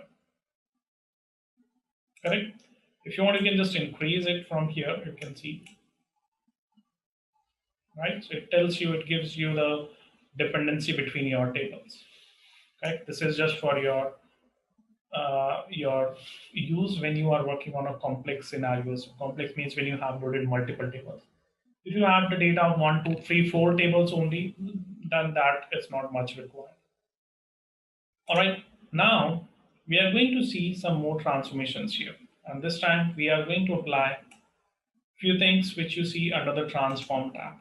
In transform tab, you can see we have a group by option. So I'm taking an example now. For example, you have this orders table. In this orders table, you have ship country, ship city, not ship, I would say you have country, you have city, and you have, let's say, the column here, which you see profit. You have, let's say, shipping cost, right? So you want to use the shipping cost. So for each country and city, we want to see how much is the shipping cost we have paid so far. For that purpose, I need a separate table, right? And in that separate table, I want to keep all this data in an aggregated manner, right? Means I want to just group by this data. Whatever the data I have, I want to group by it. So in this table, I'm keeping the data, let's say, of my transaction level, means granular level of the data. But I need this data to aggregate it based on the country and city and shipping cost. So what I do, I select the columns, but before that, let me create a duplicate table. If you want, you can apply the group by directly on this table as well. I'm just creating a duplicate because that I would require for some other demonstration. Now in this table, if you see, when you create a duplicate, all the steps and everything comes here automatically. Now in this table, you want to keep only 3 columns: country and city and your shipping cost. You can change the position of the columns. You can just drag the columns to left or right. Now you see country, city, and shipping cost. If I select a particular country here, that data is coming for one country, or because I think we are filtering the data somewhere. Yeah, it says filtered. So we filter the data for some demonstration. Let me clear that filter. All right, now if you see here, if I select, let's say, Argentina. For Argentina, you see, city-wise, shipping cost is displayed to you. If I select a specific city here, just to make it simple, let's say I select this particular city. For this city, you have 8 records here, right? And if you want to see the total shipping cost you have paid so far for this particular city, then you need to sum up the value of all these cells, right? So how we can group this data and how can we aggregate the shipping cost to display it in a one row? Means Argentina and this for this city, and for this for this city, the total shipping cost is this. Correct? I want to show only one row for each city. So how can we group this data? And I want to group it based on country and city, and then I will aggregate the shipping cost. So in such case, in SQL, we use the group by functionality, if you remember, right? Or in Excel, we have pivot table for the same purpose. In Power BI, we use this group by. So click on this group by. You want to apply the grouping based on 2 columns, country and city. For that, you go to Advanced tab. There is choose your first column, country, second level of grouping you need on city, and then you want to do the data aggregation, and in the aggregation column you want to call total shipping cost, right? And you want to perform operation here, sum, and you want to do the sum of shipping cost. And when you click on OK, here you go. If I want to test the same thing, I select the same country, Argentina, and we'll select the same city, which I selected earlier. See, it has done the sum of all the lines, correct? So that is the benefit of grouping the data. If you notice one more thing here, somewhere it is displaying the data up to 2 decimal places, somewhere if you see up to 3 decimal places, somewhere it is showing the data up to 5 decimal places. But it should be consistent, right? So you can right click on it and you can transform it and you can round up the value. Round up, round down, whatever. Let's say round up the numbers. Now it will just do the round up and it will give you rounded up values. It will remove the decimal part from you, right? All right, so you have got your country and city shipping cost. Got it? So with the help of these type of functionalities, you can group by your data, right? I would say one potential use case I see here is like, let's say in any table you are fetching data from Salesforce, and you have transactional level of the data, means every day multiple orders are created, but for the reporting requirement you don't need, I would say, granular level data, means daily level data. You need only month level data. You just want to display for this particular month what was the total number of orders, what was the total orders amount, what was the total orders, I would say the other details. So you can aggregate your data, you can group your data with the help of it, right? Means when your data will be loaded, it's not like, let's say if you in your Salesforce table, if you were having, let's say, 50,000 records, so and you don't need 50,000. If you just group your data on a month level, you aggregate your data on a month level, then it would become hardly 5 or 10,000 of rows, right? So ideally, you should load only 10,000 rows because your requirement is just to show the data, just for do the analysis, do the reporting for aggregated data only. So why should I bring transactional level or means daily level of the data, because that's not in my requirement, correct? So in such cases, you can roll up your data with the help of this group by functionality. Got it? What is this group by, guys? Is this clear to all of you? All right. Next thing we have here is, all right. So for next thing, I have some sample data prepared so that I can show you that thing quickly on a smaller data set. Although you can apply it on a large data set, but on large data set for us, we'll not be able to see it properly. So I have the data prepared in this format, right? So I got some data in this format. This is my country, these are my cities, population data, and this is my, let's say, 2012 data. Means data is prepared in this way. Users can prepare the data in any way. So we want to prepare it, we want to handle this data in Power BI. And it should have, let's say, for all these rows should have country, India, but currently it's a merged cell, right? So these merged cells, how Power BI treat. Let's work on it. In another sheet, we have transpose data, and in the transpose data, we are keeping the data like this. But we want to flip this data like we do in Excel. We have a transpose option in Excel. We can easily do the transpose of the data like this. Correct? So how this data we can transpose within the Power BI, we are going to see. So these two are the generic cases. Sometimes whenever you are working with Excel, in Excel especially, you get these scenarios. So I bring these Excel data. I choose here my Excel file. I select these two tables, click OK. All right, so first let's see fill table, how this fill looks like. So when you loaded the fill table data, it is coming like this. Now we need to think like how we want to structure it. So my requirement is the first column title should be country, right? And this column title should be city, and it should be population. right? And these columns which you see, these are not properly, these rows are not properly handled here, that we need to do. So first, let's remove the first row you have. This row I don't need, I can remove it. So I reduce the rows, I click on remove row and remove top. So from the top, I'm removing the one row, right? Now, if you notice here, the first row you have, I promote this one as a column header. Click on this option, use first row as header. It's promoted. This one is not changed. This I define manually. I call it, I just rename it. Now, the problem is when you see India, it's not populating to all the cells which you see here, right? Although all the cities are of India, but it's not populated here properly.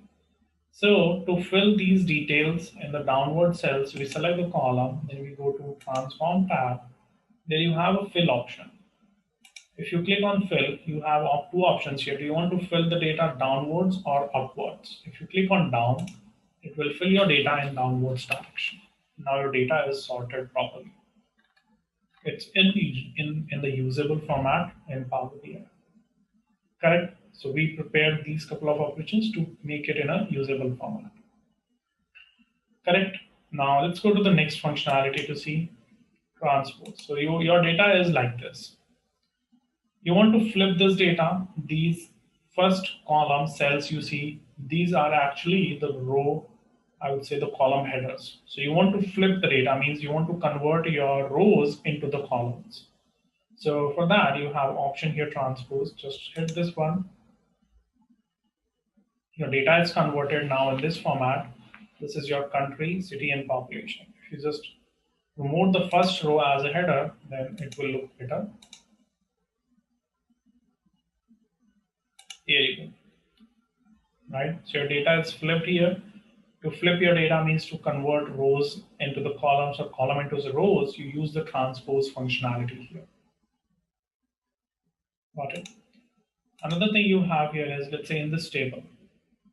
In this table, you have a lot of data, and for some reason, you want to count the number of records. I removed the filter row step because that I did for some purpose. Now, in this table, you have a lot of data, and you want to see how much data you have in it, means how many rows are there. If you want to count, it doesn't give you the complete count because this data is just loaded in a RAM. So when the data is RAM, it doesn't give you the exact count of your records, and you want to see how many records you have in this table.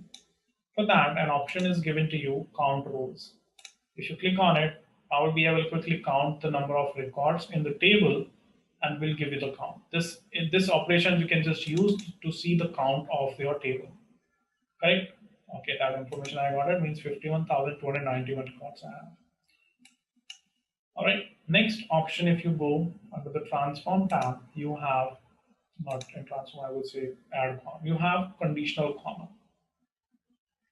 So you want to create some conditional column.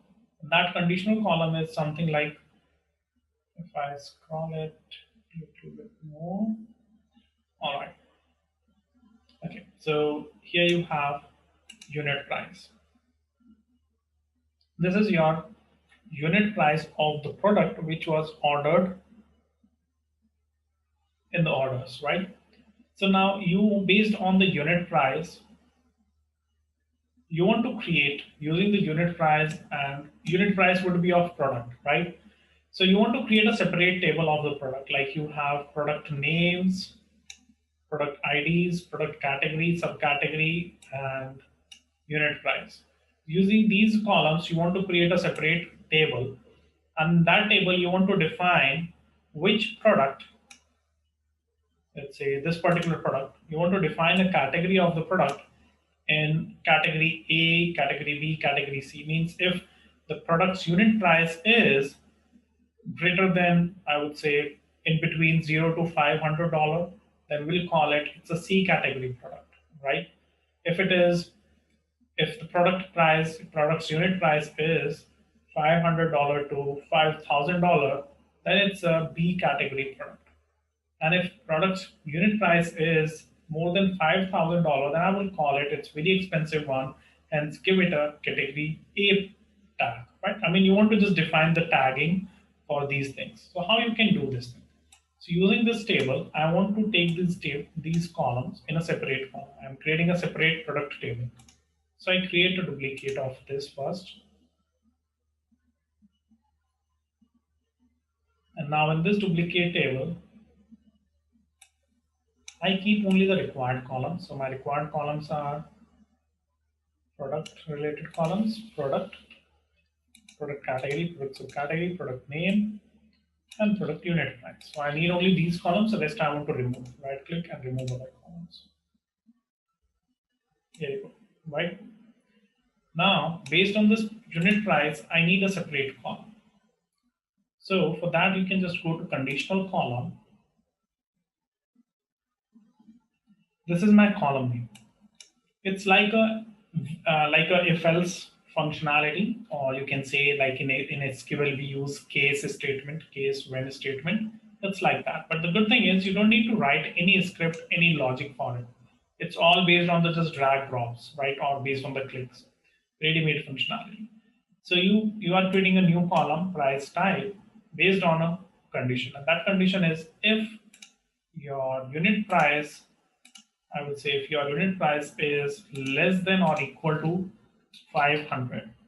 Means if product unit price is less than 500, then we call it's type C. And another clause, else if unit price is less than or equal to, I would say 1000, not 1000, 5000, then it's a type B product. And if you want to add another condition here, if your unit price is greater than 5000, then it's a type A. Right? But there is a possibility, like you may have some, although you will not have any other scenario, any other case except these three. But in case if there is any other value comes, or any, I would say any blank or anything comes, so that value you want to replace by in the else section. If any other price you have other than these three categories, then that should come as other. Means just the else part you can define. It's optional. If you want, you can leave it blank as well. And just click OK. Here you go. Your conditional column has been created, and it's your text type of column. Now, if you see, wherever you see unit price is less than 500, you see it's type C. When you see product prices in between 500 to 5,000, that's type B. And when you see price is more than $5,000, it's a type A. Correct? So you quickly created a conditional column without writing any script, without writing any code for it. Right? So this functionality you have conditional column. Now, behind the scene, when you created this conditional column, behind the scene, Power BI has written a M script for it. If you want to see that, just go Advanced Editor, scroll it down, and you can see here, this is the script written by Power BI. Correct? So the good thing is we are not writing it. Behind the scene, Power BI is writing this one for us. We are just using these UI functionalities, in-between functionalities. Correct? In case if you want to do some customization, or if you want something else, then we have a different approach for that. We can use the DAX. Through DAX, we can make more tweaks in it. We can make some more customization depending on our need. All right. So this is all what I applied the transformation. Now let's say I want to load this data. So I just click on close and apply button. And now this data, whatever the changes I made in my tables, everything will get applied now in the Power BI desktop. In Power BI desktop, you see I don't have rest of the tables because rest of the tables were in the RAM in Power Query editor only. When I hit that close and apply, now Power BI will start bringing all these tables data in, I would say, into the Power BI desktop. You can see all this data is loaded here. All right. DAX is a formula language, right? And just for your knowledge, Microsoft developed this DAX programming, DAX formula language. Initially, it was introduced with DAX with Excel Power Pivot, right? In Excel also, we used to write some DAX, some formulas. Then it used in analysis services, SQL Server analysis services models, and then the same support, same DAX is extended to Power BI as well. DAX can be used in some other tools as well, especially Microsoft tools, but these three are main. And now DAX is widely used in Power BI. So DAX is a formula language which is very similar to Excel, not exactly same as Excel, similar to Excel, correct? DAX has more than 300 functions, right? It's not updated now. More than 300 functions you have for the DAX. And DAX functions we use, I would say in a combination, right? Like calculate you are using with filter, SumX you are using with another function, right? So if you just make a combination of all these 300 plus functions, operators and constants, then it becomes thousands of functions, right? Or I would say thousands of scenarios. Just a quick info, guys. Test your knowledge of Power BI by answering this question. What area do you go to change and reshape the data in Power BI? A. Data transformation. B. Data editing. C. Question editor. D. Data modeling. Comment your answer in the comment section below. Subscribe to Intellipaat to know the right answer. Just a quick info, guys. Intellipaat provides Power BI online certification training in partnership with Microsoft, mentored by industry experts. The course link is given in the description below. Now, let's continue with the session. So DAX is ocean, and DAX is a continuous, or I would say it's a iterative, or I would say incremental learning. DAX is not something like within one day, within 1 week we can learn DAX, within 1 month we can learn DAX. We can, but we cannot be master. DAX within Power BI, DAX is the main thing which requires ages to become master in Power BI. So within DAX, there are multiple function, and all function returns at least a value, right? Either they will return a single value or they'll return the multiple value. It depends on the function behavior, on the function nature. Now, DAX is already used in Power Pivot for Excel or analysis services. DAX gives us the benefits for calculating the measures, calculating the values on top of our existing calculations. It gives us the reusability. It gives us the flexibility to break our complex calculations in bits and pieces with the help of variables. With the help of DAX, we can perform so many things, right? Like we can calculate our time-based calculations. We can calculate a lot of calculations where we want to perform some comparisons, we want to filter them some data, we want to perform some aggregation, some text type of functions we can perform, some statistic functions we can perform on the DAX. So DAX has a list of categories, right? List of functions. All the DAX functions, all the DAX expressions, basically when you read,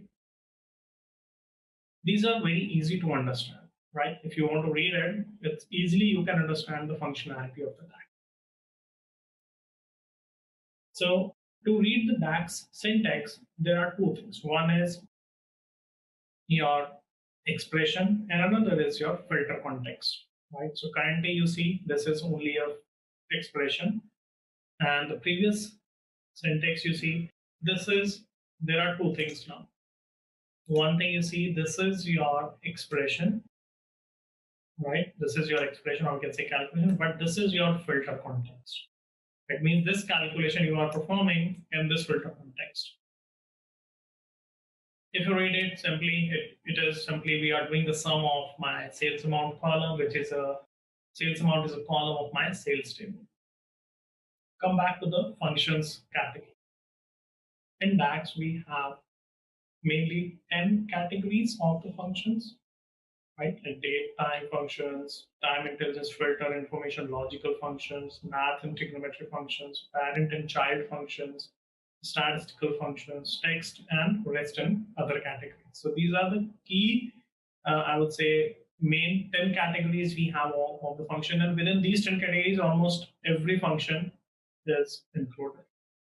Each function category includes a list of different functions, right? But we use based on our requirement what we want, right? So let's say we come back to Power BI desktop now.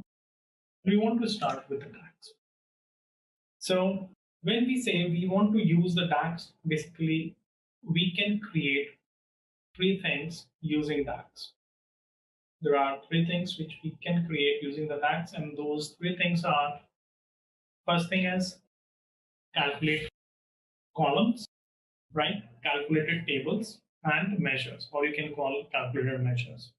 There is one more thing which is row level security, right? For now, there are three things which we create. First is calculated column. And yes, it is different than our source column, right? So these calculated columns, calculated tables, we create using the existing columns we have in our table. So these are the three things which we create using the DAX. First, calculated column, we are going to see how we create it with different functionalities. Before we start on it, we need to understand one more thing: the difference between column and measures. Calculate column versus measures. What makes different measures and the columns? Row context and filter context. Okay, so when we compare Power BI with Excel, Excel work on a cell reference. Means in Excel, you can pick the value of a particular cell. You can reach out to a specific cell by just defining the cell reference like D3, means column D, row number 3, correct? So you can reach out to particular cell in Excel. While Power BI doesn't work on the cell reference. The structure of Power BI is not on a cell level. It's on a column level or row level. There are two things: column and row in Power BI. Whenever you want to perform any kind of aggregations, whenever aggregations are like sum, min, max, count, distinct count, average, all these are your aggregations. Whenever you want to perform aggregations, or we can say, in other words, we can say whenever you want to perform any mathematical calculation, right? Mathematical calculation includes your aggregations, right? It includes some other operations, right? Like division or some other operations. Division is not aggregation, right? What do you think? Multiplication. Is this aggregation or no? Okay, no. Multiplication is not aggregation. Why? We'll come to that. So whenever you want to perform any kind of aggregation, right? And that aggregation returns a single result. As a final output, that returns a single result. Then as a thumb rule, you always go with the measures, right? Doesn't matter, you want to visualize it on a card, you want to visualize it on a table, you want to visualize it on any of the visualization, doesn't matter. Sometimes there would be some scenarios where we'll create the measure, but we won't use those anywhere, but we'll create them. Why? Maybe for some conditional formatting, maybe for some other calculations, maybe for variables, right? So measures are your calculations basically, and those calculations must include at least one aggregation. You cannot create any calculation for measures without the aggregation. Well, I'll show you. Now come back to the columns. For columns, it's not recommended to create the columns for mathematical calculations, first of all. In case if any value you want to see in table, any value, any mathematical calculation you want to see in table for some requirement, right? For some reason you want to see, you say, no, this is a mathematical calculation, but I want to see it in a table because I want to create something else on top of it. Okay, no problem. You can create the column there, but it's not recommended. If it's a calculation, mathematical calculation, and it includes aggregation, which will return as a one value as a result, then always go with the measure. But in some cases, you can go with columns as well. And there are some cases where you should not go with the columns. Why? Because columns increase the size of your data model. Reason, whenever you create the columns, they becomes the physical part of your table. they occupy some space in your table. If they are occupying this space, then it means the size of your data model will get increased automatically, right? So we should be very careful when we are creating the columns. We should think twice whether this is a calculation. Can I achieve it through measure also? If yes, then always go with the measure. Why? Because measures do not occupy any space in your tables. Measures data won't stay in the data model. It's just a on-the-fly calculation. It's like a dynamic or runtime calculation. And the output won't stay anywhere. If you want to display the output, then you have to visualize it. Correct? If you are not visualizing the measure, you cannot see the output of measure, right? But column output you can see in a table. Okay. So this is all about the discussion theoretically. Now let's see some practical understanding on it that will give you more understanding on it. There is one more thing. When I create calculated columns, let's say here I create a calculated column in this table. So that column I cannot use in Power Query Editor. If I created any column here using a DAX, I cannot use that in Power Query Editor, right? Sometimes few people got some confusion in it. Like if I created some data, if I did some data modeling here using DAX, like I created some columns, I created some measures, even I created some tables. So few people just open the query editor and they just surprised. They are surprised, like why that is not appearing here? Did I made some mistake or something? So it's not about a limitation or something. It's a behavior of the product because it's a calculation. And if there is any calculation, means that is just on the fly calculation, that doesn't become available to your Power Query Editor, right? So scope of DAX is only in Power BI Desktop, not in the Power Query Editor, right? Now let's understand. Create a couple of columns, calculated columns first. Okay, so I come to this order details table, and I want to create one calculated column, right? And in that calculated column, I need my sales values.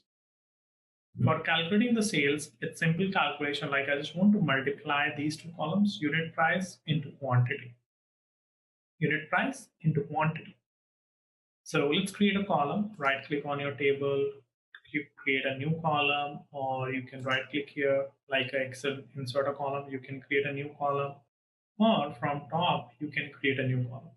Multiple options you have. So I prefer to right click on a table to create a new column. All right, now I define the column name. Let's say this is my sales column. Here I simply write my unit price into quantity. And when I write some keywords here, right, it gives me a list, right? These are the DAX functions, right? It gives you a list of DAX functions, tables, and columns which you have in your data model. So I want to do a multiplication of my unit price into quantity. Write your expression here and press enter. You got your column, right? Column is added. And I said when you add a column, that calculated column will become a part of your table. Here you can see the output of the table of your column is available here. At the end, what I want to do with this column. Let's say I want to visualize the data. My requirement was to display the total sales by product name. So what I'll do, I'll just go back here to my visual. I add the column chart. In this column chart, I'm adding a sales column and I'm adding product name. Now instead of product name, let me add the categories.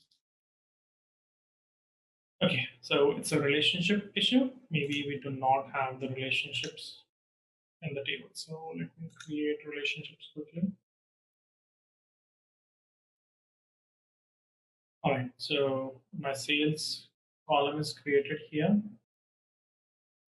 So you can see our total sales by categories. But to display this information, what we are doing, we are bringing the sales column, right? We are bringing the sales column here on a visual, and it is giving me the sum of sales, right? But if I want to achieve this through measure, what would be the approach and what would be the benefit? I can easily achieve it through the column. I created a sales column and quickly I added that here, and that's it. Easily I can achieve my requirement, but it's not as per the best practice. Output you got it, that's fine, but it's not the best practice. So let's try to achieve it through a measure. I'm thinking in a way like I got this calculation, right? This one I'm using to create a column. Let's do one thing. Let's copy this calculation and I create a measure. Right click and create a new measure. So here I created, let's say this is my measure name, sales measure. And I just paste that calculation here. Control V and press enter. It gives me error.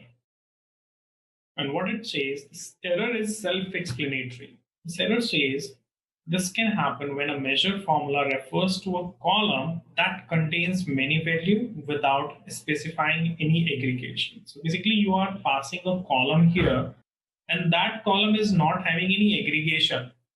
So what is happening here? It is this measure is trying to basically measure is getting multiple values, but multiple values cannot be accepted by measure because measure's nature is it will always return only single value, right? So it is not able to get multiple values because measures always need some aggregations so that they can get into a single result. They can return only a single result. So one thing is clear here, it means this multiplication is not an aggregation. So what is an aggregation then? Aggregation is something which you use to roll up your data or to summarize. Multiplication, divide, these operations are your, I would say, row level operations. Means these operations iterate row by row. Right? So when they are iterating row by row, they will always return multiple values, multiple results. And what measures can return? Measure can return a single value, means either the sum of this everything or sum of this, average of this, count of this, something like that.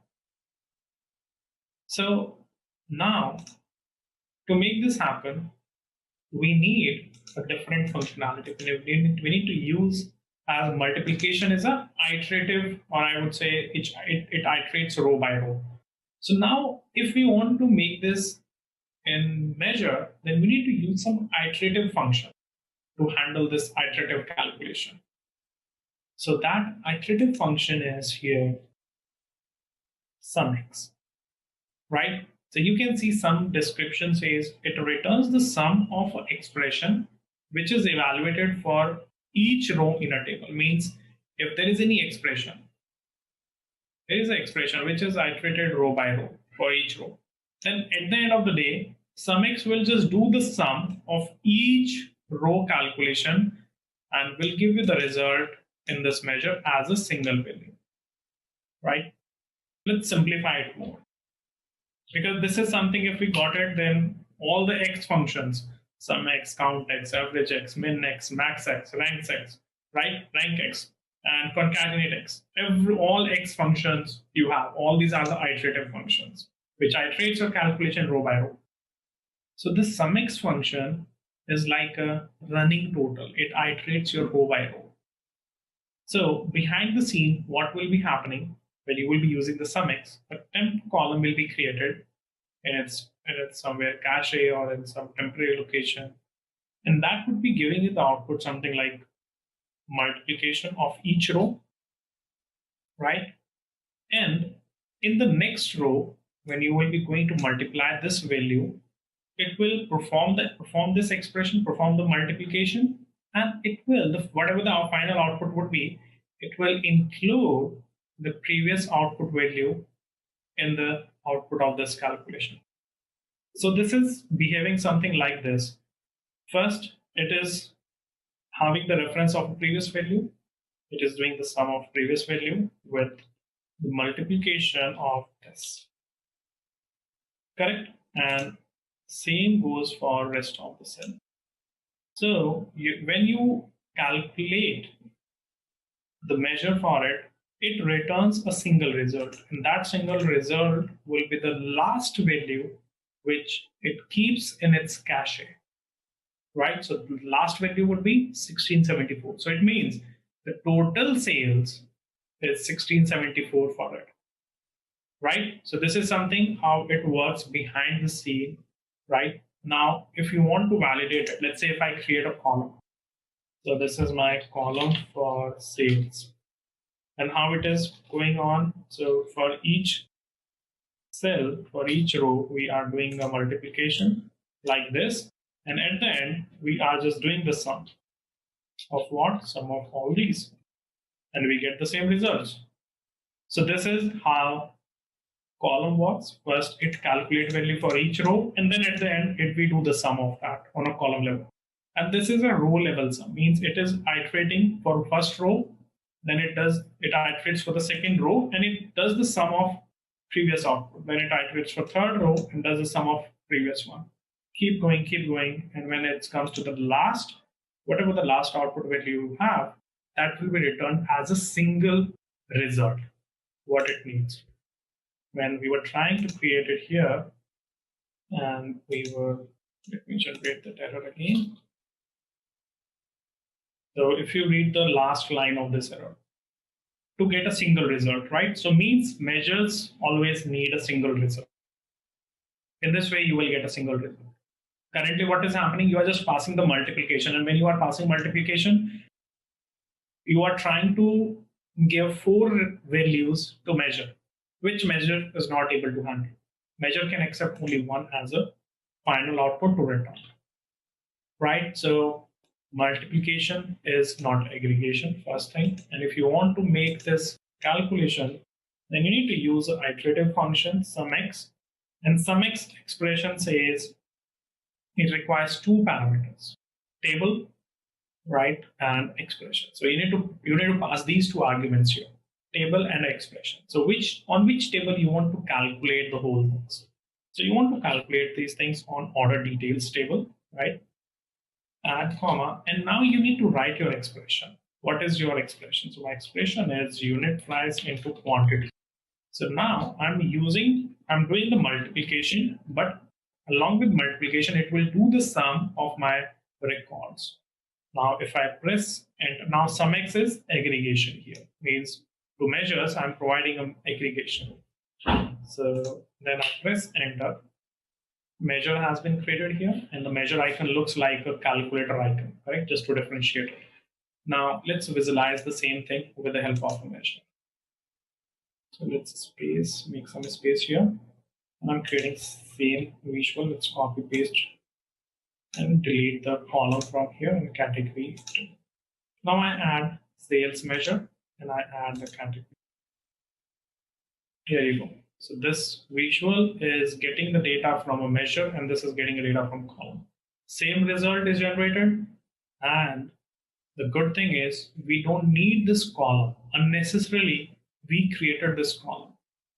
Because if I'm creating this column, directly or indirectly, it is increasing the size of my data model. Let's assume the size for this particular table is 1 KB. Each column is 1 KB column, right? Maybe more than that. We are just taking a calculation and we are assuming it. So my table size was initially 5 KB. But when I added one more column here, now it became 6 KB because it's a physical, it's a part of my table. So I don't need this column. Without it, I can perform each and every calculation easily. So why should I increase my data model size? It's a bad practice. So now, one more thing to understand. Okay, so I know in this measure, aggregation, how we are doing the sum of it, on where we did the sum. I know within the measure, we did the sum, right? After performing the multiplication of each row, we did the sum at the end. Fine. But where we did the sum of this, of the column? Because when I have a column, in column, I'm not doing any sum. Then how it is, where it did that sum part? So there is one more, I would say, concept. That's a implicit and explicit aggregation. So implicit aggregation is something like which Power BI visual is doing internally, and explicit is something like what we did on a measure level. Means we defined the aggregation here. We defined aggregation, that's an explicit aggregation. And when we added any column, by default it did the sum of this sales column. How? Because if I select this column, when I select this column, if I go to its column tools here on top, and its default summarization is selected as sum here. If you want, you can change it. You can select average, min, max, count, distinct count, whatever you need. Or if you want, you can don't summarize also. So here, for the column level, whenever you see somewhere these summation icons means something, right? Even on this calculate column also you see a summation. Means on all these columns, the default summarization is applied. And that would be always sum. If I select discount column, on discount column you see default summarization is sum. If I select order ID, on order ID, default summarization is don't summarize, because order ID is not a fact value. It's not a number. It's not something like which you can count, which you can sum. We cannot do the sum. We cannot do the average of order IDs. No, right? Because it's not a fact value. It's not a number for us. This thing Power BI detects automatically, but maybe 1%, 99% it will be always correct, but 1%, if it's not correct, then you can select that particular column and you can change the summarization level. Maybe you want to don't summarize that, or you want to make it average or whatever. Right? So when we are adding this column here on this visual, on visual level, if I right click on this, it is doing the sum here. So sum is maintained on the visual level now. When you visualize any field, the default aggregation will get applied automatically on the visual, and that is because of this, it is doing the sum. When I go for a measure, so I select this and I right click on it, here you don't see those options, right? Like sum, count, min, max. Why? Because within measure definition, we have already defined that just do the sum, nothing else, right? But here we have an option available. If you want, we can change the aggregation. Let's say let's calculate the average. Select the average. Values are changed. Now these are showing the average, right? If you just want to count, these numbers are count. If you want to calculate a standard deviation, or you want to calculate the variance of your columns, median value, all these options you have available here. Easily you can apply. Right? So it means on visual level also aggregation is applied, but that's a visual level aggregation, and that's a measure level aggregation. Benefit with this measure is it is on the fly calculation, because it's the output of measure is not stored anywhere. It's everything on the fly. So if you create 10, 15, 20, 40, 50, 100 measures, there will not be any impact in terms of the space, the size of your data model. There will not be any impact. The size of data model will not be increased. Reason? Because it's all fly calculation. Nothing is permanently stored in your Power BI. All right. So this is important and main and basic things to understand about DAX first. Same logic, same concept is applied everywhere with every function of the DAX. Now we are going to have a look of some other DAX functions, right? So far we have a fair understanding of the columns and the measures, right? So let's create a couple of columns where we'll understand more about the columns features. Let's have one scenario first. So for example, you are in order details table. In order details table, for some reason, you want to bring product names. In this table, currently you have the product ID only. but you want to bring the product name here as a column. And all these things basically depends on your requirement. If you want sometimes, right, that particular thing, so you can use these functions. It's not like always you will have same requirements, same scenarios. Right? So it's something like here we are going to understand all these functions. Whenever you would require them, then you will use. So it's simply like if we know all the medicines, then we can easily treat any disease. So let's try to achieve this thing.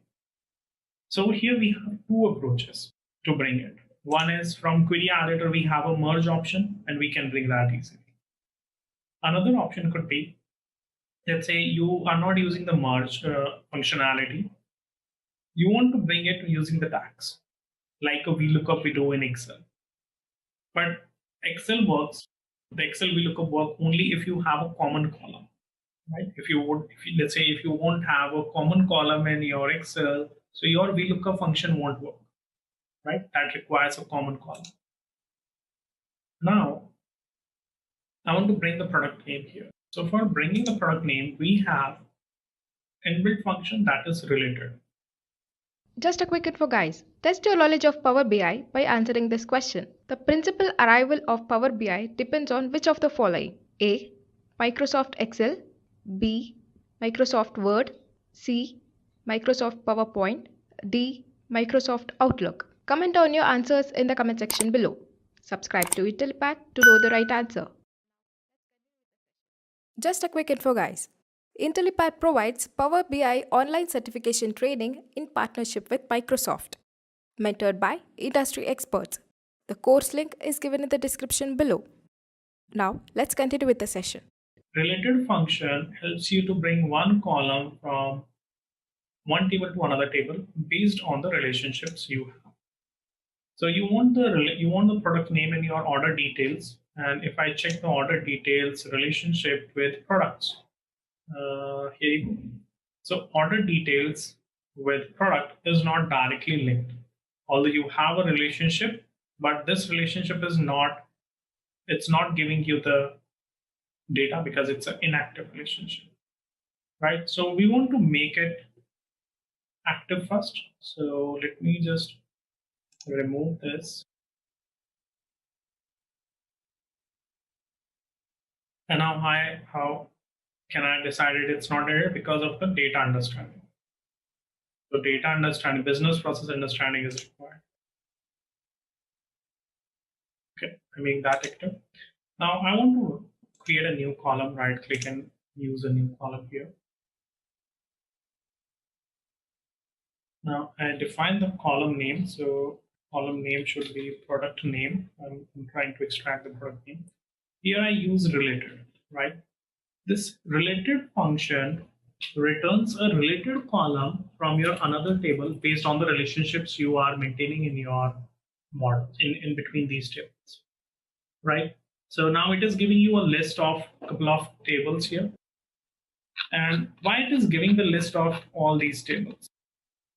If you notice one thing here, I get the categories, customers, employees, invoices, orders, products, right? Multiple table names I'm getting here. Why? Because of relationship only. Directly or indirectly, your order details is having a link with other tables, right?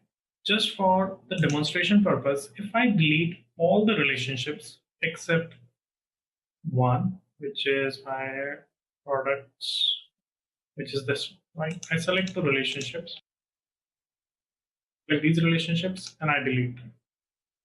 If I go to the tags, when I use the related again, this time you see the list of products table only, right? You see a products table fields.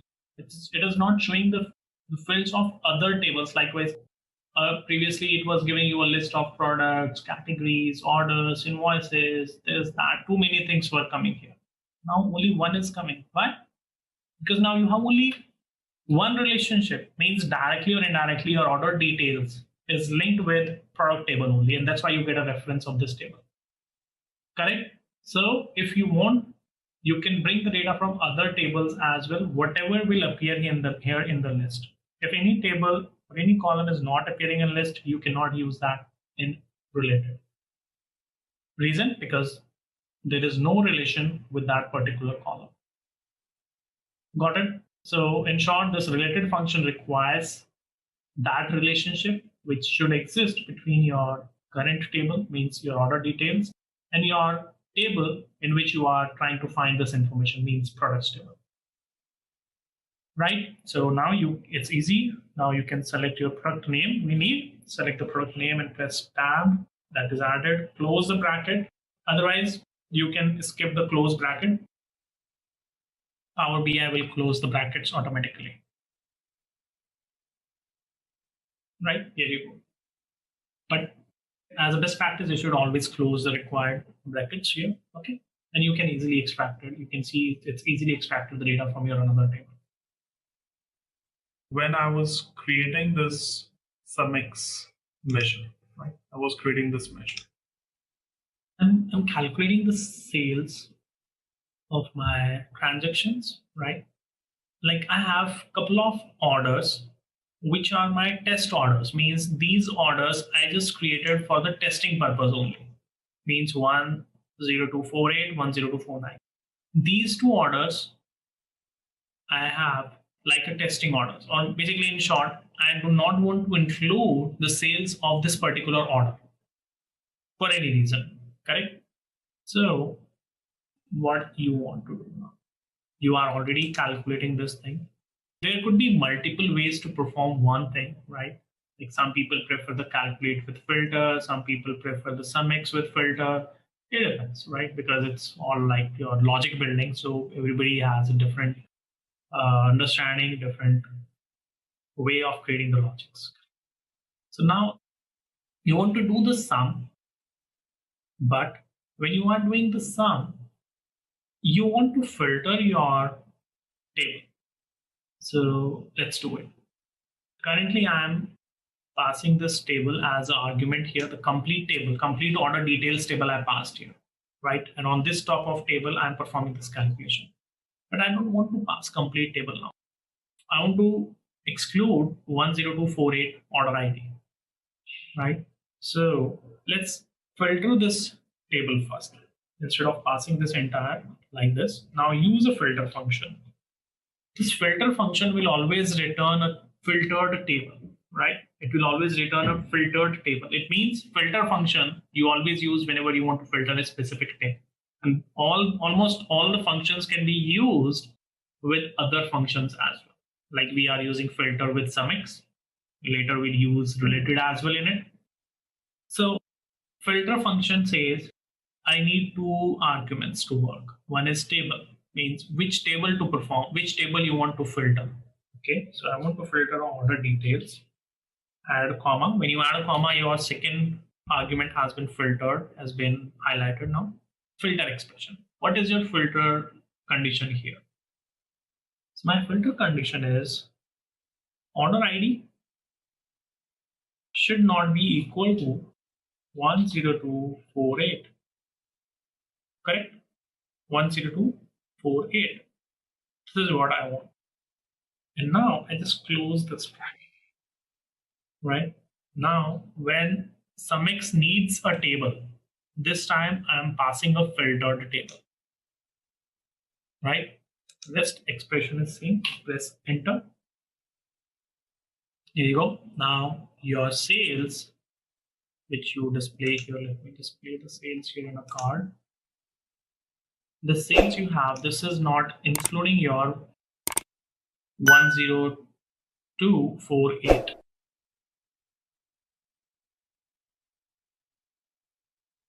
Correct. So it is not including now the sales of this particular order. And if you say I want to include the sales of it, means you want to just calculate the sales only of this product. Let's do the equal. It will give you the sale of this particular order only. 440. Means this product, this particular order sale is 440. Right? So it means when I was excluding, so out of the total sales, 440 is excluded. Now, I got another scenario. That's fine. This is doing the whole calculation and all. That's fine. But I don't want to filter it only one order ID. I want to filter out one more. Let's say there is one more order ID I have, which I don't want to include. Let's say 10249, right? I don't want this one also in my sales. So what we do here, currently we are passing only one expression. Now I want to filter it based on one more order ID. So let's say I want to go like this, where order ID is n, add your curly brackets, curly braces, 10248, 10249. But I said I want to exclude, so I add another operator here, not, and close this bracket. So what I'm saying here, not include these two, rest include, press enter. Got it? So it's your 1.35 million. It's not changing because the number is big and our two order sales are very small numbers. So that's why it is not changing. But yes, this is changed in numbers. I mean, in hundreds, it is changed. Now you see 1352 155. Earlier it was greater than this. Right? So this is another approach. The one you said, that is also fine, right? Or maybe we can use or operator, we can use a pipe here, right? Or we can use the another ways as well. There could be multiple ways. Got it? So here we understood what is not a function, it's operator. Same, in is not a function, it's operator. Let's dig more in it. This is the one case. Let's just copy this formula. I want something different now. Means currently I'm doing the filtration within the same table, right? Means within the same table I have order ID, and within the same table I'm doing this filtration.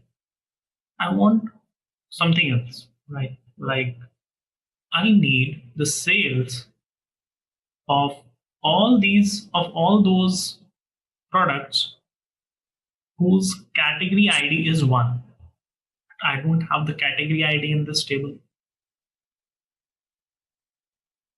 I want the sales of the products whose category ID is 1. And what is this category ID 1? Let's see that also. I guess it should be beverages, right? I want the sales of the beverages products. So I'm going to create another measure.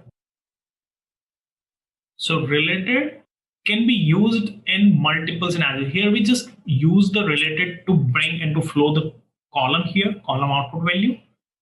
But this time I do not want to flow it. I want to use that related as a dynamic filter. So let's try. So I use it. See, whenever you want to use the filters or functions from your another tables, it depends all on your relationships, how your data is modeled, right? So that's very important. That's the very first step. So I'm going to use, let's say this is my sales of beverages, and here I use my SumX function. Now in SumX function, I don't want to pass a complete table. I want to pass a filtered table. So let's use a filter. Which table you want to filter? I want to filter my order details table. Correct? I want to filter my order details table, but the filter expression is not of the order details this time. Filter expression means filter condition. Filter condition is not of this table. Filter condition is of my products table. In my products, I have a category ID. Correct? So now I want to look in my products table. Let's look in products table. Right? How? Based on your product ID, your category ID, here is your products. In products table, you have category ID. Now this table you have added. Correct? Close it. And now you add, it is equal, right? All right, so Now my calculation is filter expression. I have already added. This one I call okay. It is my equal to my product ID is 1. Category ID is 1. And now I come back to my summix, right? See, these statements, you just need to read, understand these, read. You just need to understand these syntaxes, right? When you add a comma, when I was not adding a comma, it was when I was inside the bracket, I was working with filtration, right? Once my filter is complete and I go out of the bracket, then now I got control again on a table. Means this entire thing is just a table. I can say a filtered table. Now I need to work on expression. Come back here, add a comma. Now work on expression. My expression is simply unit price multiplied with quantity. Or if you have any already calculated value, like you already have a sales column, you can pass that as well directly here.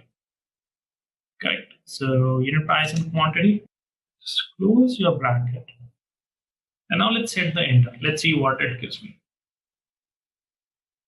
It is giving me something, right? A measure is created, but measure output I cannot see unless I visualize it.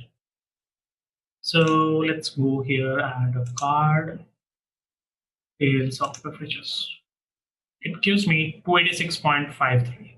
It says that the beverages sales is 286.53. How can I trust on it? Let's validate this data. Let's validate it. So how to validate it? We have many approaches, many ways to do it. I can just add a slicer. In slicer, I can add my beverages names, my category names. Right? And here I can display my sales of my column or maybe measure, right? The total sales is 1.35 million. If I select beverages only, because of relationship, we don't have the relationship. Let me build other relationships. I deleted it just to show you that functionality of related. It's processing. Now you see your beverages sale is 286.53K. Same thing. Your measure, your calculation is also returning you the same thing. So means if you are referring within the same table, right? I want to filtering this order details, but referring the another table fields for the filter condition. So related, same function, but this time I'm not bringing this column and using dynamically I'm bringing, but I'm just bringing it for a filtration purpose where my category ID is 1. So guys, we will be working on this data set now. So guys, basically, let's assume a scenario where in a country, US, so there are many stores in which a survey was conducted based on the students, guys. So how much they are spending on different kinds of purchases, like video games, indoor games, toys, books, gadgets, etc., guys. So in the data set, I mean, this is a student survey data set, guys. So using this data set, we will be going to perform some kind of visualizations where our store setting, see, the store setting is the column that explains the type of location in which the store is present, guys.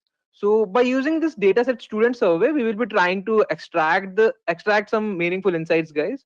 So guys, we will be firstly, we will be just, let's start with our Power BI report, guys. So first of all, let me establish the connection to Power BI, guys.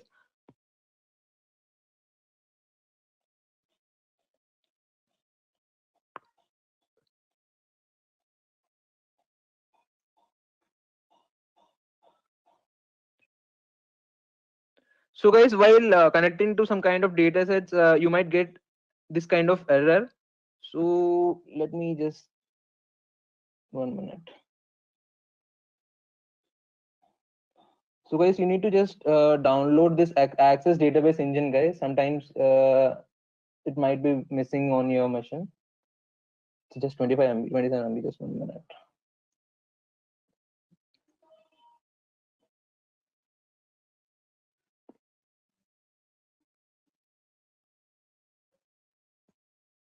All right, guys. Basically, whenever I mean, you just publish your reports or dashboards to your cloud service, you need to either have, you need to have a either organization account, or you can, if you don't have any organization account or student account, guys, you can just use on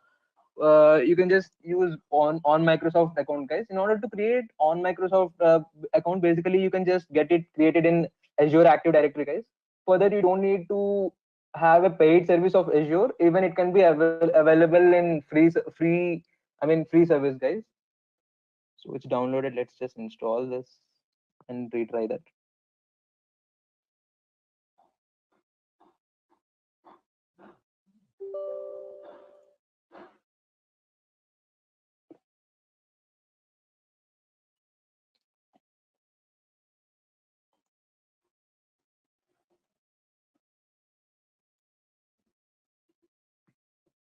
So basically, based on your version update, guys, this Access Database Engine will be missing. So whenever you upgrade your Power BI, or whenever you upgrade your services, this might be missing, or you might. All you need to do is just download this Microsoft Access Database Engine 2010, guys. So which will be default for all the versions of Power BI.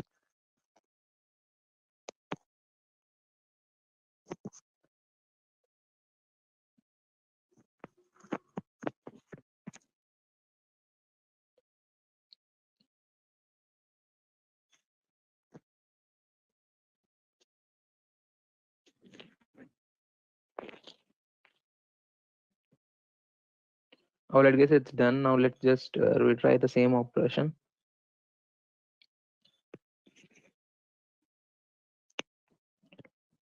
Yes, now the connection is got established. So let's check the files.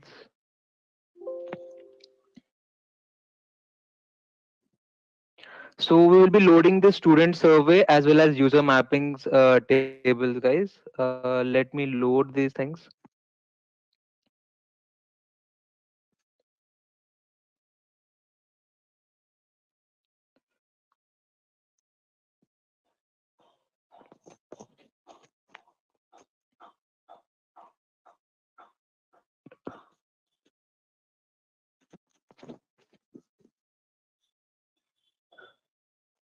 All right, guys. So 1 minute.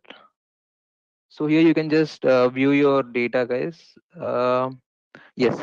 So now I will be just firstly I'll just perform one tabular visualization where I'll be formatting the let's say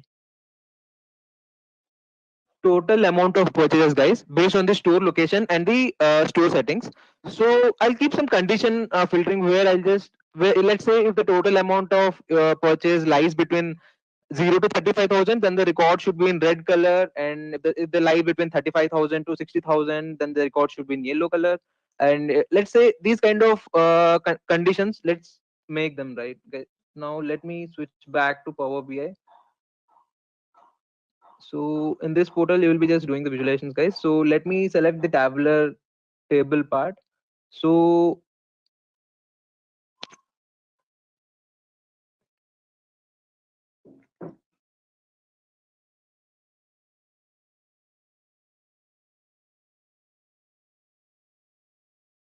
alright, guys. So now I will be just choosing the store location and store settings under the student survey. Let's open this student survey. So I will be just choosing store location.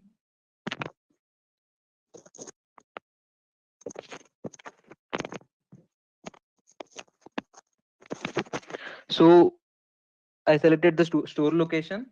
Now I'll select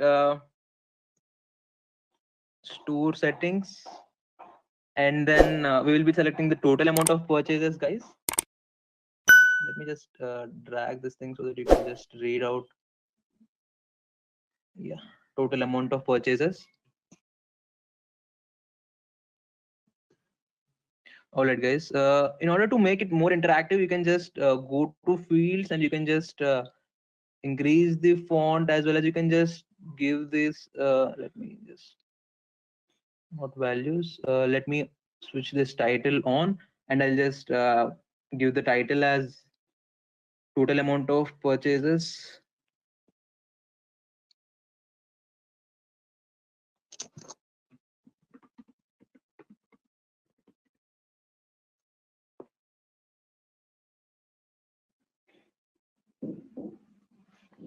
So this is total amount of purchases based on store location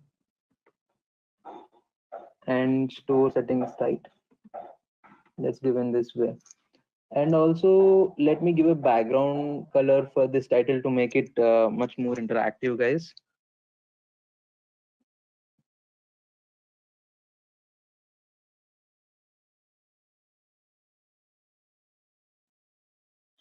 So I'll just center align this, guys. Now you can increase the values font, guys.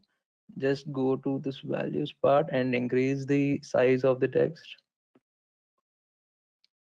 Let me put it to 14. And also let me increase the column headers as well as okay, I'll just increase it to 14 in the same way.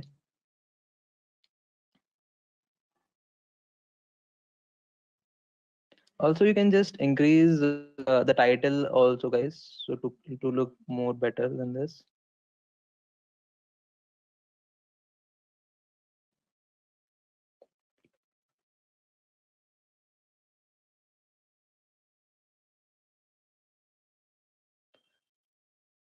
All right, guys. Now we will just make some kind of conditional formatting, guys, in order to make that. So basically, we thought that if the total amount of purchases lies between 0 to 35,000, then the condition is that record should be in red color, right? So in order to make that, we can just do conditional formatting, guys. So in order to do conditional formatting, let's go to the values over here.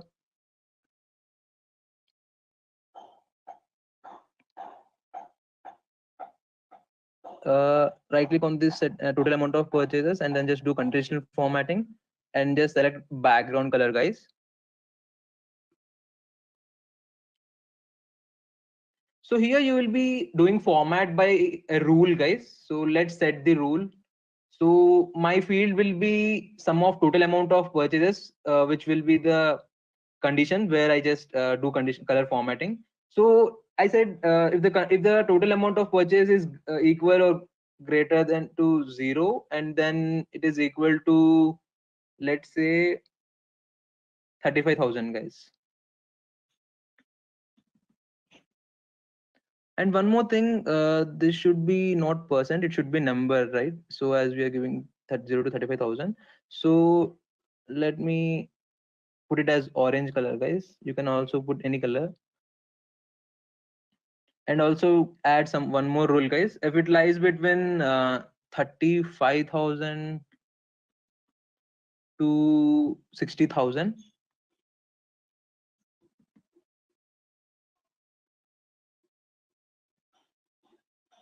let it put it as yellow.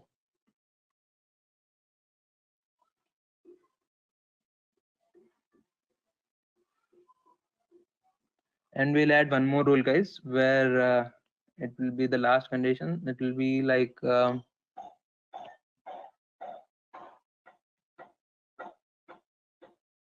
60,000 greater than 6,000, and you have to give the upper limit also, guys. That will be, let's say it is 1 lakh.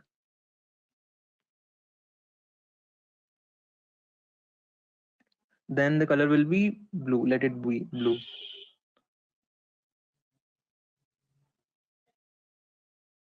Okay, this should be, let's say, 33,500.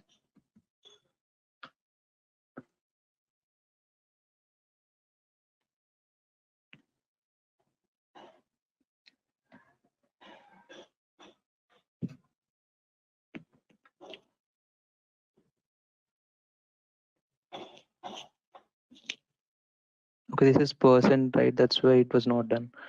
Let me change to number. All right, now let us click on OK. All right, guys, the format got affected over here. Now let me create one matrix visualization where I just show the amount spent on outdoor sports across the different ages, guys. Let me go through the data set for you guys now. So now I'll just show the matrix visualization to show the amount spent on the outdoor sports across the different ages and store settings, guys. So let's create one matrix chart first. So this is the matrix chart, guys. Let me drag it over here. So here I'll just select age, as I want to show the amount spent on outdoor sports across the different ages and store settings. I'll be selecting age, outdoor sports, and store settings, guys. So here I can, in matrix visualization, I'll just change the rows and columns, guys. Under the rows, I'll just put age, and then under the columns, I'll just put store settings.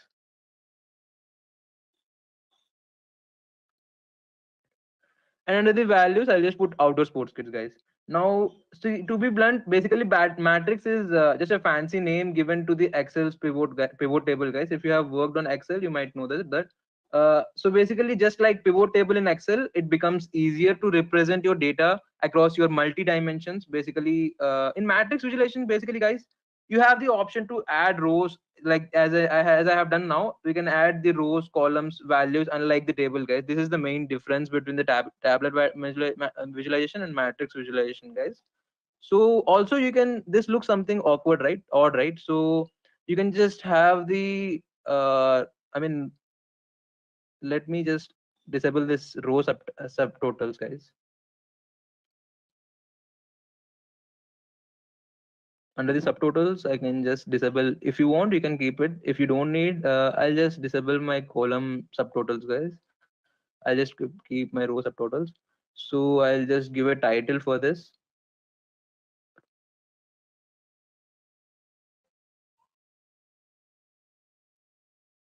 So my title for this will be total amount of purchases by store location. Sorry, let's say it as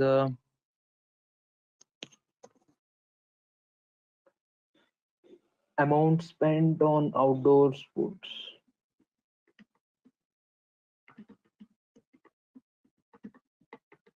All right. So I'll just give a background color as some different thing. Let's say let's keep it as pink. And I'll also center align this, and I'll increase the text format of my background.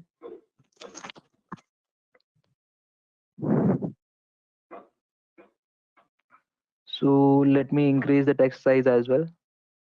Values. Under the values, I'll just increase it to 14B.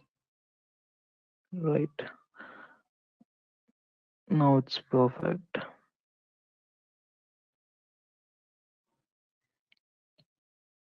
You can also increase this row headers and column headers, guys.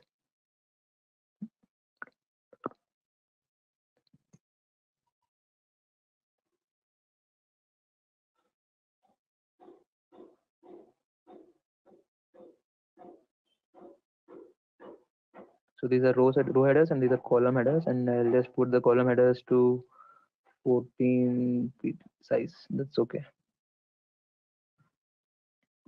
All right, guys.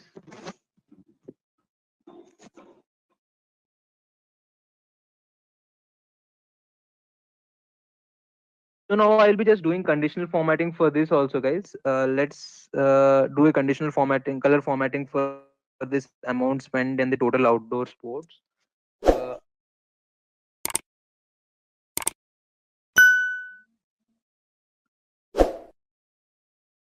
Conditional formatting, background color, and then I'll just choose to the rules, and I just sum of outdoor sports kids. Let's say if it lies between 0 to 1,000. So if it is a number, let's choose the person to number, guys.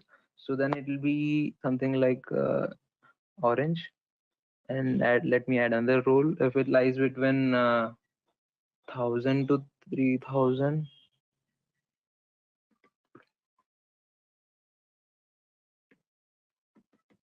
let me put it into yellow.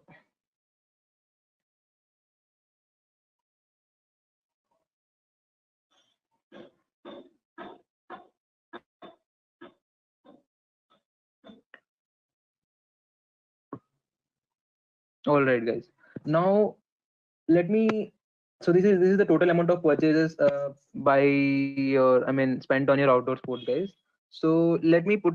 Now let me create a funnel chart to show the total amount of purchases by the store settings, guys. I'll just show the data labels as the percentage of first. Let me show you that funnel chart first. So firstly, I'll be just clicking on a funnel chart.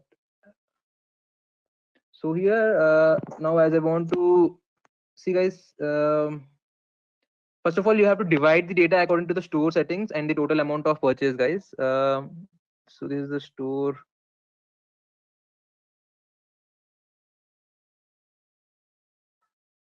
settings and the amount of purchase. All right, guys. So basically, we will consider the first one as 100%. Let's say we want this one urban and rural as the percentage of this suburban, as suburban is the maximum here. So we will be considering suburban as 100%, and the remaining we will be just giving the percentage. Let's. How can we do this, guys? So basically, we can do this just by data labels, guys, right? So let me go to the data labels. Under the data labels, I'll just put it as data value as the percentage of first. So it will be changed. See, guys. So this urban is 71% of the suburban, and rural is 69.36% of the suburban, right? In this way, we can do this. So for this, let me just total amount of purchase by store settings. Let me give a title for this as well.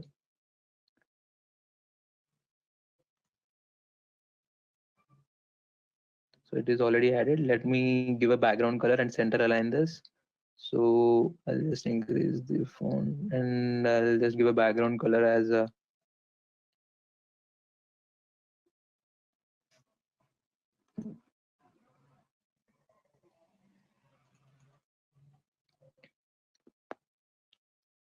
all right, guys. Now we will be just creating another chart, guys. We will be just creating a pie chart where I'll be showing the total amount of purchase by different store location for suburban store settings, guys. So for this, I'll just give you a hint if you're trying parallelly, guys. If you're trying parallelly, just try using a filter context for this. So let me drag a pie chart for this first.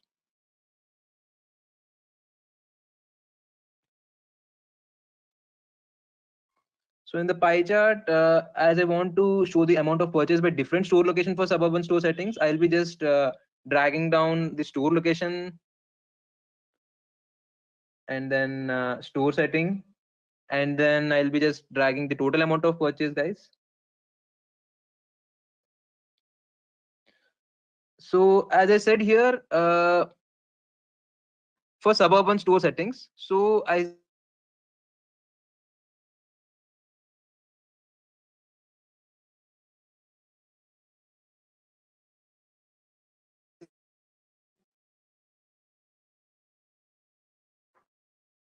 for suburban store settings. So let me just so here you can select the suburban, guys. So also let me give the type background color for the title, guys. I just center align that and I'll give the background color as orange, let's say.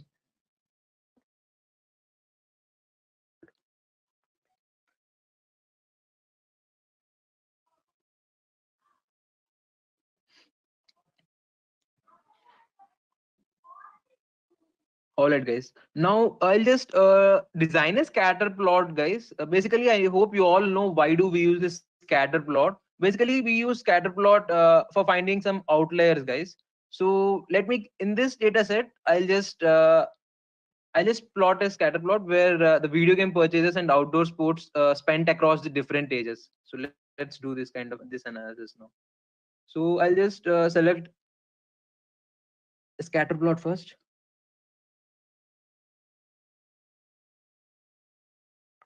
So this is a scatter chart.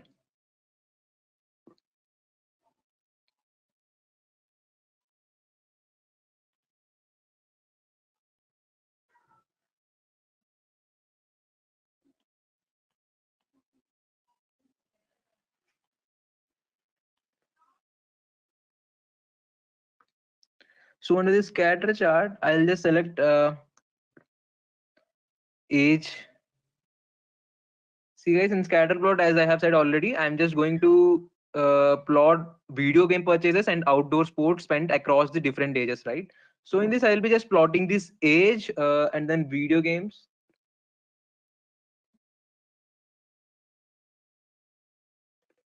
And then I'll be plotting outdoor sports, guys. So, but you have to change the axis over here, guys. So basically, under my x-axis, I'll just put video games.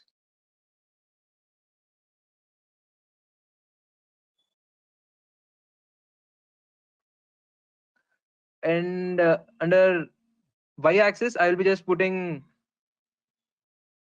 outdoor sports. Yes.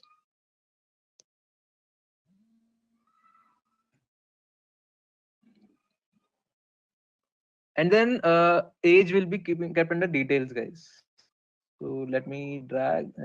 Where is details? Yeah. Let me drag this age to details over here. Yeah, guys, you can also, any visualization, you can just view it in focus mode in this way, guys. So basically, these are the outliers, guys. If you see this age group, I mean, both for video games and outdoor sports, he's spending almost same amount of money. Uh, these guys also spending in that way. But if you see this customer, I mean, this age group, see, age 16 years age group people for video games they're spending 5,892 rupees, and for outdoor sports they're spending 9,300. So in this way you can just find some kind of outliers, guys. You can just scatter plot is suitable for these finding these kind of outliers, right? So guys, Power BI is not limited to only these visualizations, guys. So we can also add some custom visualizations, guys, where you can find it over here. So you can just import from, you can just select get more visuals, guys. See, as I said at the beginning, you need to have either organizational account or on Microsoft account. As I'm using my organization account, guys, let me, if you don't have any, if you are not working, or if you have some privacy issues, or if you don't want to use your organization account, you can just use on Microsoft account, guys, as I said it already. So basically you can use it by using, I mean, from Azure, by creating it in Azure Active Directory, guys.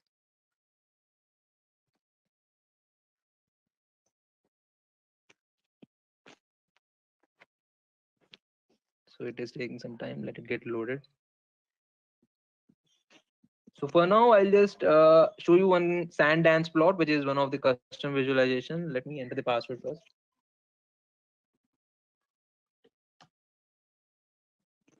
Let's have a quick quiz question, guys. And the question is, what is a DAX function in the Power BI? And your options are, it is used to create calculated columns and custom tables. It is used to create a PPT. It is used to create a database view, or the none of the above. Please mention your answers in the comment section below. Just a quick info, guys. Intellipaat provides Power BI online certification training in partnership with Microsoft, mentored by industry experts. The course link is given in the description below. Now, let's continue with the session.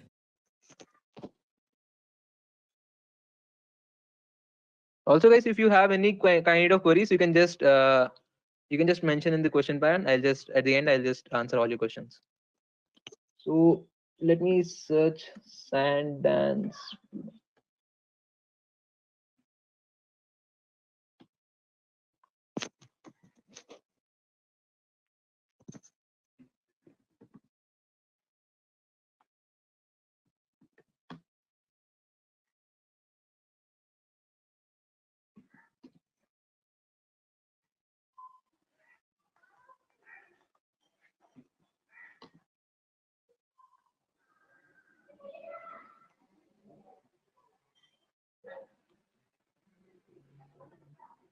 Yes, here is a sand dance photograph, guys.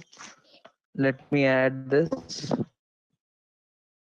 So in this sand dance plot, I'll just show you some random visualization like indoor sports or video games spent across the different age groups.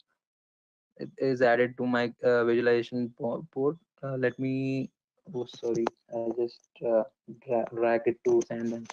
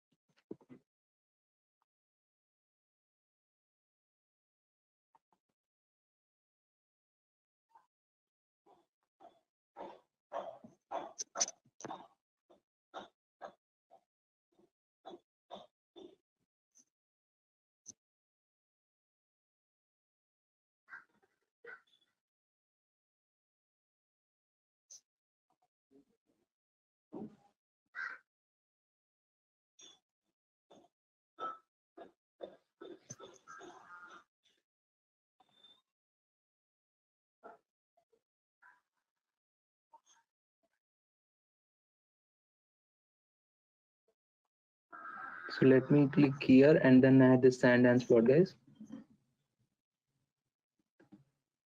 So I'll be selecting for sand and plot. Let me put random things like age, total amount of purchases, and then video games.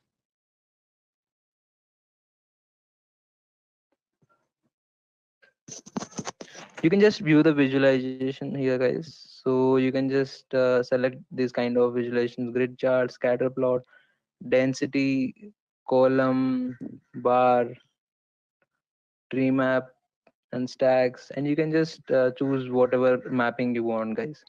So let's get back to this. All right, guys. So now let me explain you how to restrict data access, guys. In case of security purpose, so you need to sometimes you need to restrict your data access for the given users in your user mapping table, guys. So basically, for this, you need to. I mean, let's say an admin has some kind of privileges, and a normal user or employee can have some kind of privileges. So for this, you need to create a separate table with user mapping, guys. You need to map your table with the values wherever you want. So let me see. For example, let's say in my case, let me just show the table. So under the user mappings, here money, see, let's say money deals with rural area only, guys. So the this should she should be able to view the data which belongs to rural only, not urban and suburban data.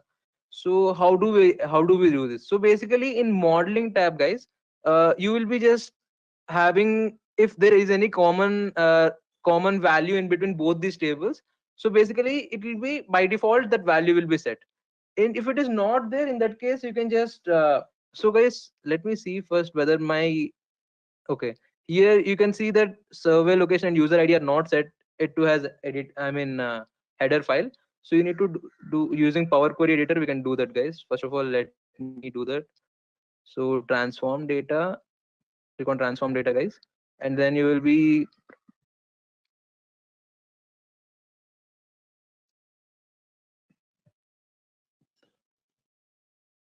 so here you can use your first row as the headers, guys.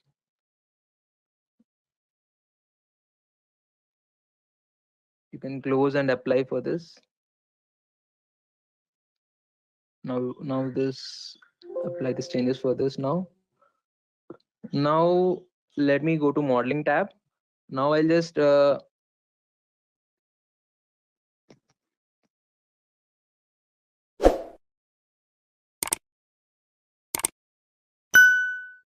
now I'll just create a relationship based on the columns, guys. Let me create a relationship.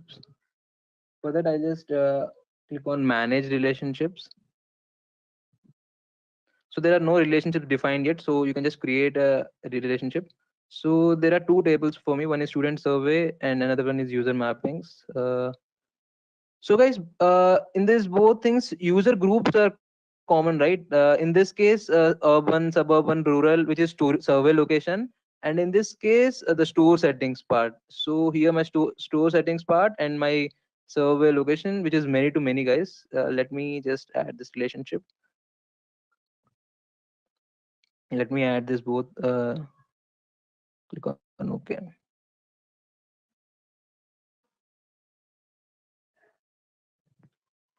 So this new relationship is created, guys. You can just close. All right.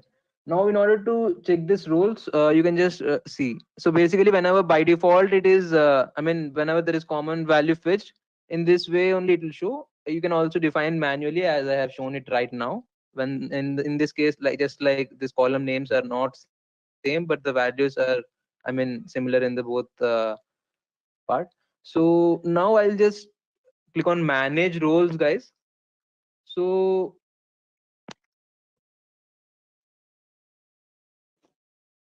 as I said, I will just restrict the data access. I said money is dealing with the rural area only, guy, right? So let's do it for money. Let's see the records for money. Let me create. So I'll be just. So you need to apply the conditions for user mapping, right? So in order to do that, I'll just right click on this user mapping, and I'll select add filter, and I'll just select the user ID. So here my user ID will be money.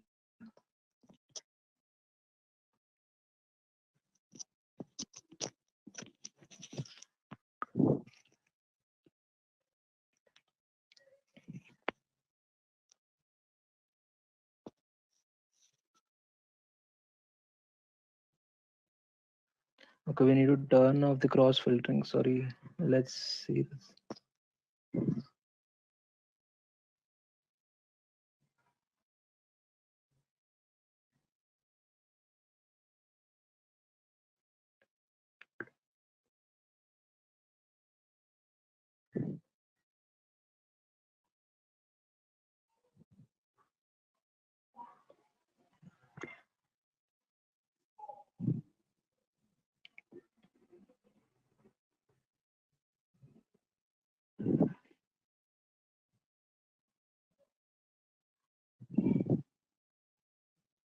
Alright, guys, I have enabled the security filter in both directions. That's why it was not working. Let me just do it now.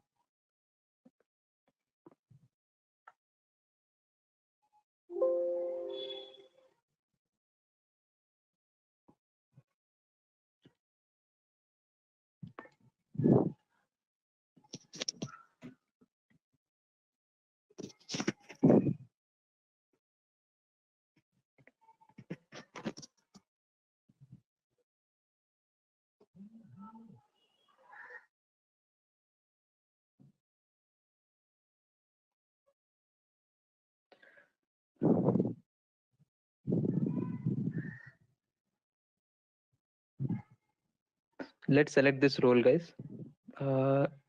Okay, this is saved. Now, in order to see, guys, based on this user mapping data, you need to make changes in student server, right? So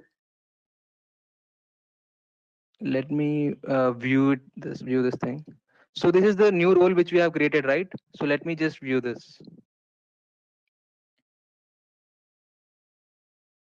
See, guys, I said, see, now we have only, wherever money is dealing with rural, that data only you can see.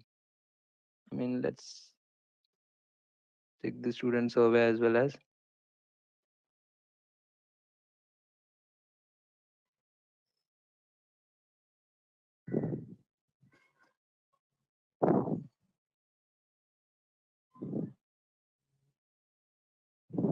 So let me give another role. Okay.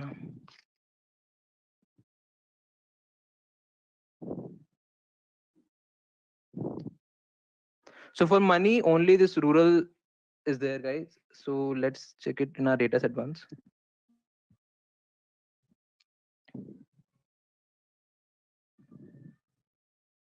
Yes, for money, only rural is there, and in the data set, let's check in this data set once.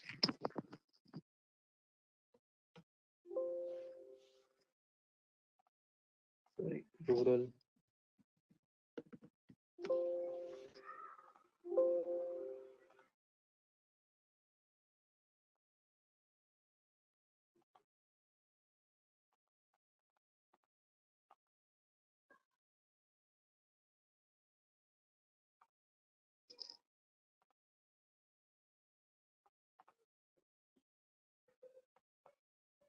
Let's see another name.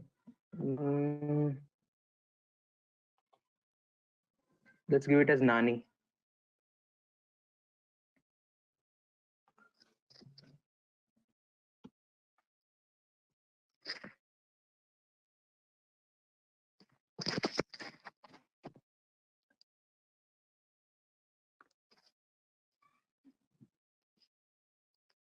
All right, guys, you can see that Nani survey location is suburban as well as urban.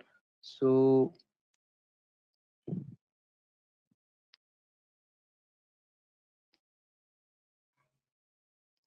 all right, guys, now let me publish this dashboards to my Power BI cloud.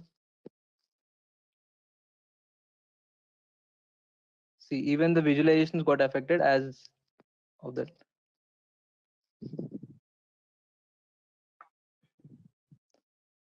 So in order to publish this, guys, let me just publish this to my Power BI cloud.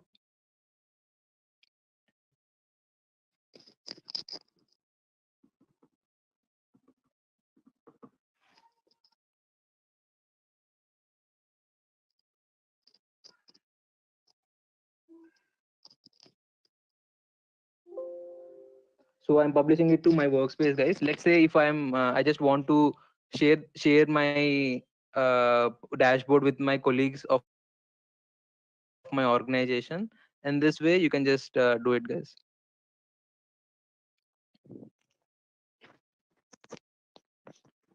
So also, guys, you can use the question and answer features of Power BI in your Power BI cloud, guys. Now let me show that also.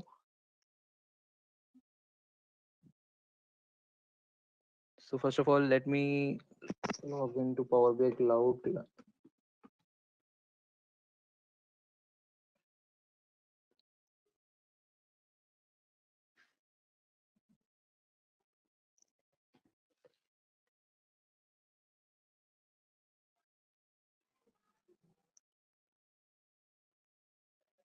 So as I already have an account, I have published to my account. I just want to view my published dashboard in the cloud. So I'm logging with my account.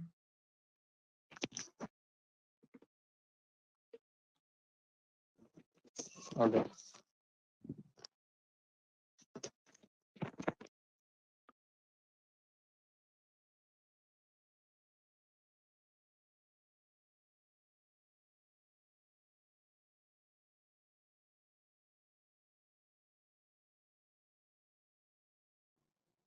So this is my live dashboard, which I have created now.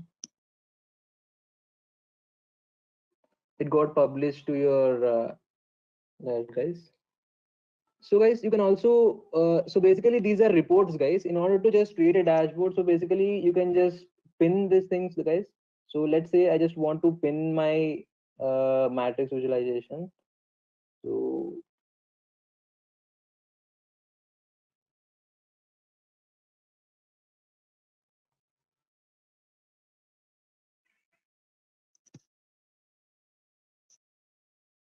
So before pinning, guys, you can pin that to an existing dashboard, or you can either create a new dashboard. Let me create a new dashboard. Let me name it as live dash Intellipaat live.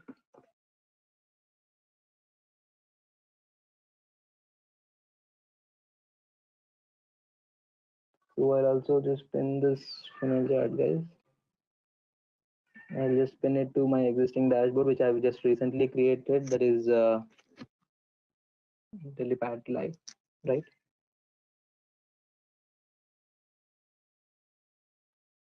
So let's search for that dashboard. Yeah, guys. So basically, you can just ask your any kind of questions to your, about your data, guys. So in this, you can just give some kind of, let's say, if you want to see total amount of purchases. So in this way, it will show the answers by default, guys. You can use this QA features in this way, guys. That's it, guys. In this assignment, we will be targeting Power Query. So we will be getting an introduction towards how to use Power Query, the benefits of it, and make an audit dashboard on this transportation corporation data. Okay, so this is assignment that we'll be covering as part of this session.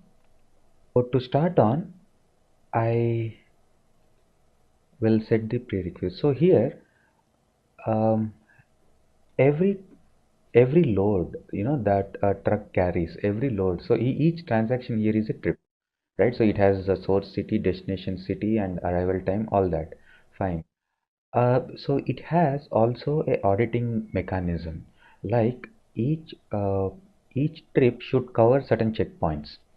While a truck is going from destination source A to destination B, it should cover some checkpoints in this course of journey, say like 4 checkpoints, 5 checkpoints. So there would be some checkpoints where it has to get filled, fuel, and then refreshments, driver change. So there would be some compliance stuff that a truck driver should take care of. Okay, so here the data is recorded at a transaction level, I mean at a trip level. So how many checkpoints each of this trip has covered. Okay, so here we can see the data checkpoints. Okay, how many checkpoints have been covered, but how many checkpoints were assigned for each of this trip? Each of this trip ID, say like for suppose this trip, okay, this trip for this customer from this source to this destination. So how many checkpoints were assigned? Okay, now it says that we are 10 checkpoints were covered, but were there 10 checkpoints? Did it cover all the checkpoints assigned to that or not? For that, we have to get data from a online system. So now we will connect to a RDBMS data source. This is the time we will now connect to an RDBMS data source. So for that, I'll be getting data from SQL Server hosted on cloud, which is Azure. Okay, so I'll pull data from Azure service. So because that recording happens online, so to their centralized system. So when a truck passes through a checkpoint, that information will be sent to that centralized system. So that is being recorded in Azure. So Azure is nothing but SQL Server on cloud. Okay. So I will quickly first log into my, I have set up that thing. So this is as good as connecting to a SQL Server database or an Oracle database. So I'll do a quick login just to get the server credentials where the database is hosted. One can easily set up Azure portal access. It's no big deal. So it's free. They'll give some credit for some time. Okay, so you can try out. You can set up a database. See, that is a free credit that I have, which is showing here. Okay, so I'm utilizing that. I'm on free trial now on this. So this is a database that has been set up.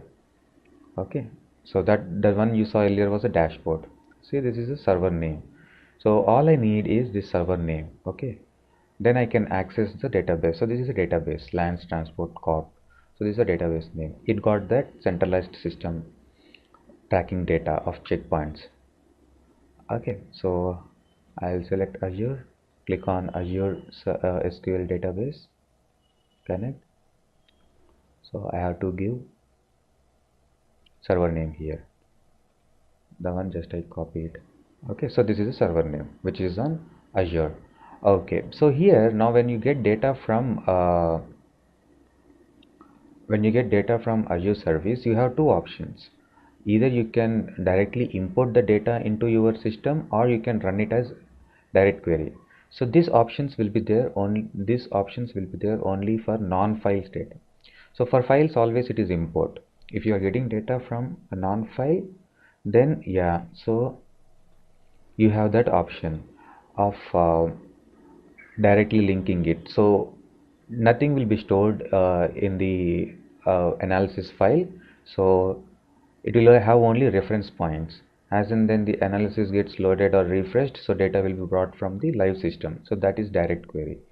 Import is data is directly embedded into this analytics file. Okay, so when we are connecting to RDBMS data points, data sources, we also have an option to write SQL statements here. So this is a panel where we write SQL statements, set command timeout. There are some of the advanced properties that we got here. Okay, so right now I will import the data, okay, into the system, and so I'll click OK. So you might be getting doubt. I said all files will be directly imported. There is no direct query option. What if the data changes in the file? All you have to do is make sure that file is in the right place where supposed to be, and click refresh here, the latest data in the file will get loaded automatically into the Power BI analysis. But unless you click refresh, latest data will not reflect if it is file. Okay, so this is the database, this is a server, this is a database. In database I have these two tables, checkpoints and checkpoint points. I'll pull these two tables into Power BI analysis. Okay, this is a different way of getting data in the system. This is real-time data. Once I get that here, I'll tell you the model. It's loading the data into the analysis.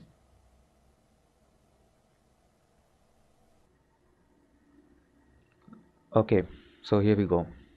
So we got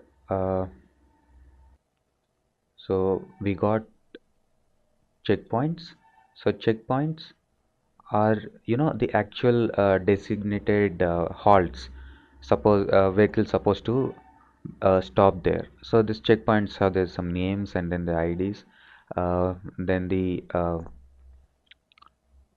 flags like information like they have fuel station, they have refreshments, it's an interchange point, they have warehouse, the service center, and it's active, the checkpoint is active at the moment or not. So this is checkpoint information. Then we have a many to many mapping relation table, checkpoint trips. So these are two tables that we got from Azure database. So this will map trip ID to checkpoint ID. This is many to many. A trip will have multiple checkpoints. Multiple trips can pass through a checkpoint. Okay, so this is a relation how it is created this table. So it will do the mapping. It will see the trip ID and it will check whether if the trip has crossed the checkpoint, it will make an entry into this table. Okay. So now we'll go to relations. We'll understand the relations here. We'll spend some time in understanding these relations. If the key namings are correct, if they have correct key names, then the relations are automatically created. Okay. So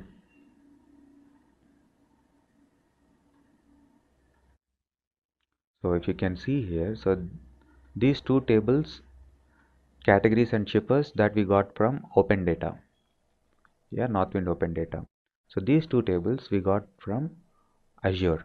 So you can see these are the checkpoints, and these checkpoints are linked to our actual data with this many to many link table. Okay, so what it will do, it will join trip ID to this trip ID and checkpoint ID to checkpoint ID. So you open this relation just to check out. You see here checkpoint trip ID is mapped to trip ID in trips, and here Just a quick info, guys. Test your knowledge of Power BI by answering this question. What area do you go to change and reshape the data in Power BI? A. Data transformation. B. Data editing. C. Question editor. D. Data modeling. Comment your answer in the comment section below. Subscribe to Intellipaat to know the right answer. Just a quick info, guys. Intellipaat provides Power BI online certification training in partnership with Microsoft, mentored by industry experts. The course link is given in the description below. Now, let's continue with the session. checkpoint ID in checkpoint table is mapped to checkpoint ID in trips. So this is a, and you see here this is many to one. So this is many to one, and this is here many to many. So the actual many to many relation is established here. So you can see this is one to many, and this is also from one to many. So the many to many established relation is broken down into a link table, the help of link table here. Okay, so this is a kind of normalization. It's called fourth normalization. Okay, so that's how a data model is created. Remember this is a reference table that we created just on the fly to create buckets. Yeah, so we don't need to link this table to any existing tables here. Okay, so now we have this. So another important thing that I want to mention here is, so when you mark a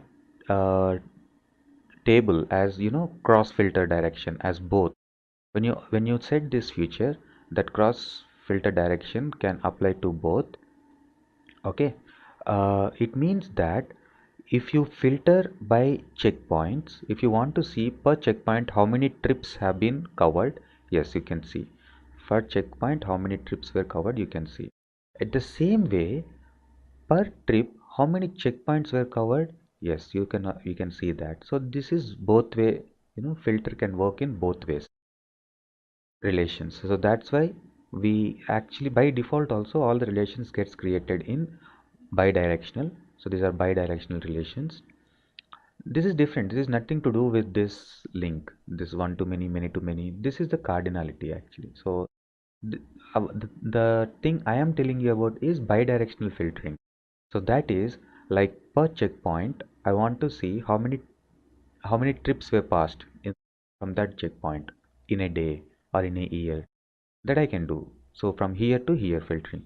The same way per trip how many checkpoints were covered from here to here. So that is bidirectional relation filtering. Okay.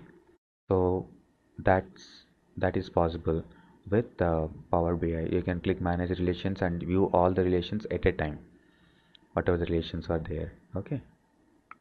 And yeah, now it's the time to get into Power Query. So these assignments were targeted to cover Power Query basics. Okay. So Power Query here can be browsed by clicking on this edit query. So if you click on this edit query, it will open a panel. Yeah, this is a panel where we actually do Power Query stuff. Okay. Yeah, you see this? All the tables will reflect here. Okay, it has bunch of options like transformation, so like column formattings. Yeah, here in this first panel we do a lot of column formattings, transformations, edit column transformations, column level, table level transformations, column level transformations. So you can do lot of data modeling stuff. This is different from DAX. Okay, so this is different from DAX. So this is Power Query. So in everything you write here is also called as M. Okay, we don't actually write anything at least in this assignment. So we will actually use all these options that are available here in this transformations panel. Okay. The first thing is if you want to modify any existing data source pointer, so we have like data coming from Excel sheet. Maybe if the path has changed, yes, you can change the source again. You can select the relevant path, or the credentials has changed, or the link URL has changed. You can. So in this analytics, we are getting data from 3 different sources. All the sources we can see here.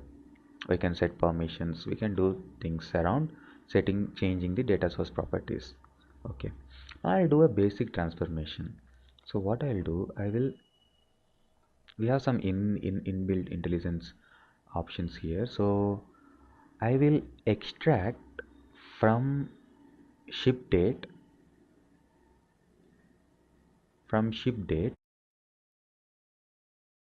I'll go to transformations, and in date transformations I'll take a week of the year.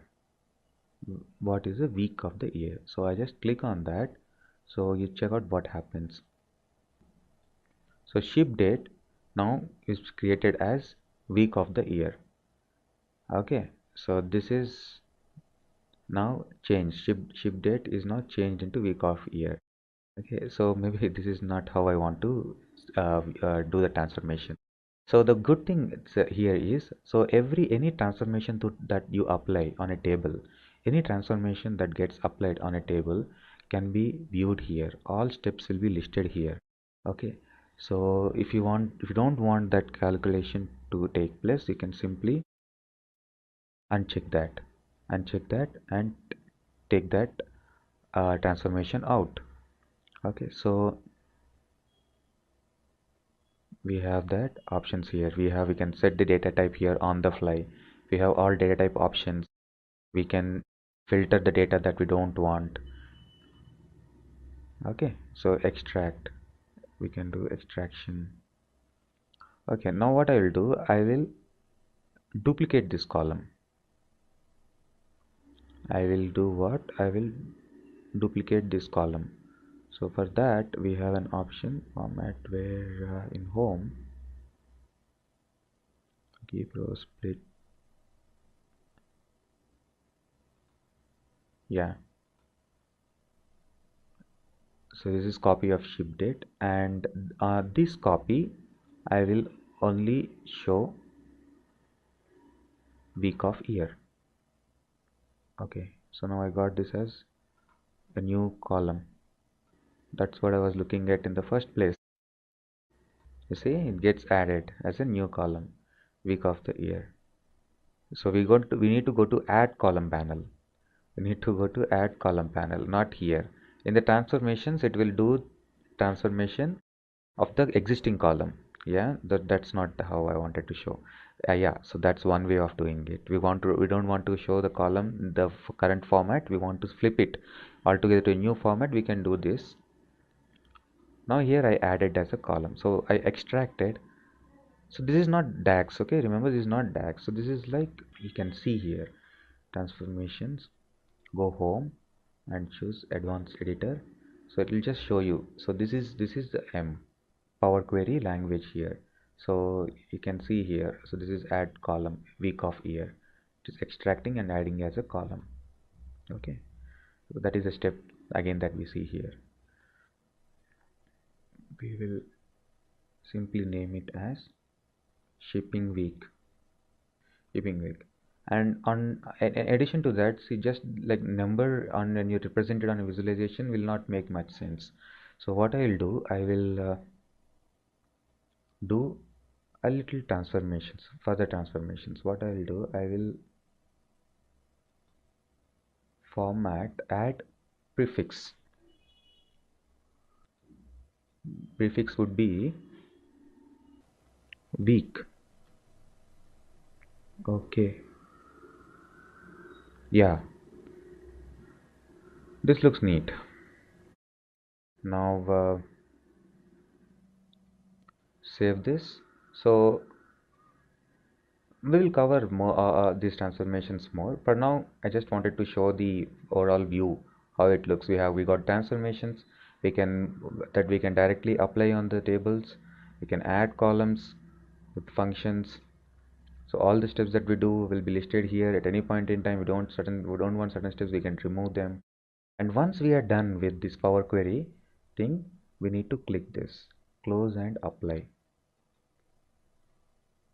Or apply. So then that will reflect into our actual development environment. Okay, so where we have reports, tables and relations. We just came out of query window now, Power Query window. Now you go to tables, check out trips. On trips we should find this.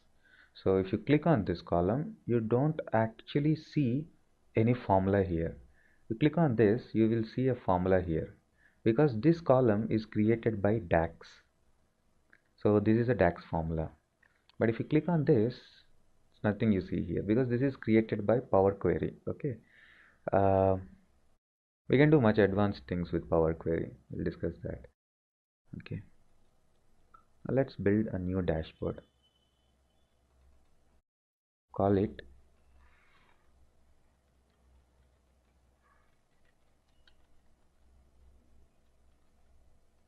checkpoint analysis. So I will now show you that many to many bidirectional filter, how it actually works, and all that things. So I will first do what? I will first get destination city. Okay, there I have destination city. I will change it to a side by side stack bar. On this I will show first how many checkpoints each trip has crossed. So checkpoints, yeah. So yeah, the aggregated number of trips were crossing these checkpoints in these cities, these cities. Now I want to compare, I want to do a comparative study, like how many were actually intended to be covered. So what I'll do, I'll go to that table where we had many to many relations, so checkpoint IDs. So these checkpoint IDs I will pull into this bar diagram, count of checkpoint IDs. Yeah, so count of checkpoint IDs. So this is my target. This is my target. So this would be on trip per city. Okay, per city per trip. So we are adding all those checkpoints at a trip level. So that's why count. Here we don't need to add. So at a trip level, okay, because at a trip level this is already added and we are seeing the data. So at a trip level we have this information, like this trip ID has covered 7 checkpoints. But if you actually go to that table, then we see that trip ID, if you map that trip ID, and we will see how many checkpoints were covered. So that count is what we are getting here, count of checkpoint ID. So this is a target. So this is, you can rename to make it more readable, target checkpoint ID. So these are the targets that need to be covered. Yeah, okay, so this is actual checkpoints that are covered and count of targeted checkpoints. So this is a variation. So you can see here, mostly most of the states that is meeting. Okay, so but here if you see, in some states target checkpoints are more than the actual covered, and in some states more checkpoints were covered than they assigned, so more delay in the delivery. So these are the states where trucks are heavily getting broken or halted or stopped. That's why they are covering more checkpoints than the intended actual. Here this is a perfect. In this destination city, all the vehicles going towards this destination city are perfectly adhering to the compliance of the checkpoints. Okay, so that, like that, we can do comparative study of this is a kind of auditing dashboard. Okay, now we will do a actual view here. We will see the transactional view. So for that I will pull a table visualization, and in the table visualization I will select fields like the trip ID, actual trip ID. Just click select on that trip ID. Okay, then we have customer, origin city, destination city, targeted ship days, trip type, and some more fields from other tables like shipper, category, and finally the auditing information. So how many checkpoints this trip has covered and how many were intended to be covered. So this target should be shown as count. Okay, there you go. So we have this detailed visualization. See, it has an intelligence to put up total line for numeric columns. Here it doesn't make much sense. So what I'll do, I can take that out. General, we can take out totals bar. Okay, now we can see in detail this data. We click on particular destination city, the data related to all the destination city will be visible here. A single click, ascending, descending, sorting, you can do sorting also on this data. Okay, so this is a detailed view. We can put details views like this with table visualization, but the thing is right now at the moment table visualizations doesn't support row level selection. You can't select a row in this table visualization. That's not possible. You can select that only on bar charts or any other visualizations. Selection within a table visualization is not possible. Only overall filters will work. Okay, I'll put one more filter. So this time I will do aggregated study, not like a transactional study. So for that I have to go for matrix. So get matrix here, matrix, and in this matrix what all I'll pull. First I'll get the trip type. Per trip type we have domestic, intercom and international, and players in this each category. In each category we have, okay, all three players are uh, doing business in every category. Okay, and then we will put categories also. Yeah, so these are the categories within each. Now on this I will put checkpoint adherence, like, so actual checkpoints, values would be checkpoints, and then go to this and get targeted checkpoints. See, so we have totals, subtotals for each level. Automatically they have come up here, and we have data like this. What we can do, we can actually put this trip type in columns and can view data like this also.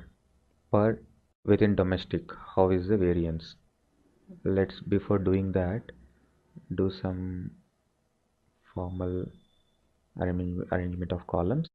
Yeah, then get this into column. So this is a normal mat. Generally in Excel also we compose, right? We have some options. We have some nice formatting options that are available here, like you can go and change the style of this matrix. For example, this I like, and we have also like this black header and just flashy rows. Yeah, this is good. Okay, okay, fine. We can add one more column onto this. We can put by origin state. It's okay. Yeah, this visualization is good. So now we do what? Now we remember we have extracted week numbers. We'll see this trend by week. This compliance, how they are adhering to the compliance by week wise. So instead of destination city, I will use the column that I created, the new column. Where is it? Shipping week. This is week wise adherence. We will split this into line chart. Okay, so the adherence is good. So we see always the number of checkpoints covered are never going down below. So here in some weeks we see lot of variance. For some weeks the difference is more, so the compliance is less. Okay, and some weeks they are uh, aligning to each other, so where the compliance is good. So like that we can analyze. See, one more thing I want to show in this modeling is, we don't, in this general modeling is, see here weak numbers are not properly sorted. Yeah, so we want to do that sorting. So what we can do, we can select that column. See, 1, 10, 11, that's not the way, because it's a text column, right? So that's why it is doing on text based sorting. So we can do custom sorting. Select week number. Where is week number? Yeah, shipping week. And we also have week of the year, right? Do we have it, or we lost it? If we don't, we will compose it. We have shipping week. Okay, I have directly appended that. Yeah, I have directly appended that. So what I'll do, I'll create a new column. So just to pull week number. So for this I will write, I'll go to Power Query. I'll not do, again write a DAX, but that's not what I will do. I'll go to Power Query. I'll add a new column, and from ship date I will extract week number. So I did this already, but what I did, I got week of the year, but then I selected that and I went to transformation and I prefixed some text. Like in formatting, I prefixed some text. So that's how I got this. Now I'll not do this. I'll keep this column as is, this new column, and I'll use that column for doing custom sorting. See, I could have created that column using DAX also, but this assignment is more often Power Query usage. Okay, so now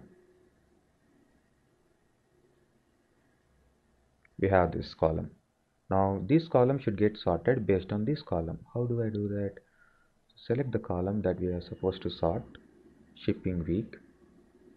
Select that column, go to modeling. In modeling, we already saw how to change data types, categorize them, do a dollar symbol or percentage, these options, right? Formatting and properties. We also have sort option here.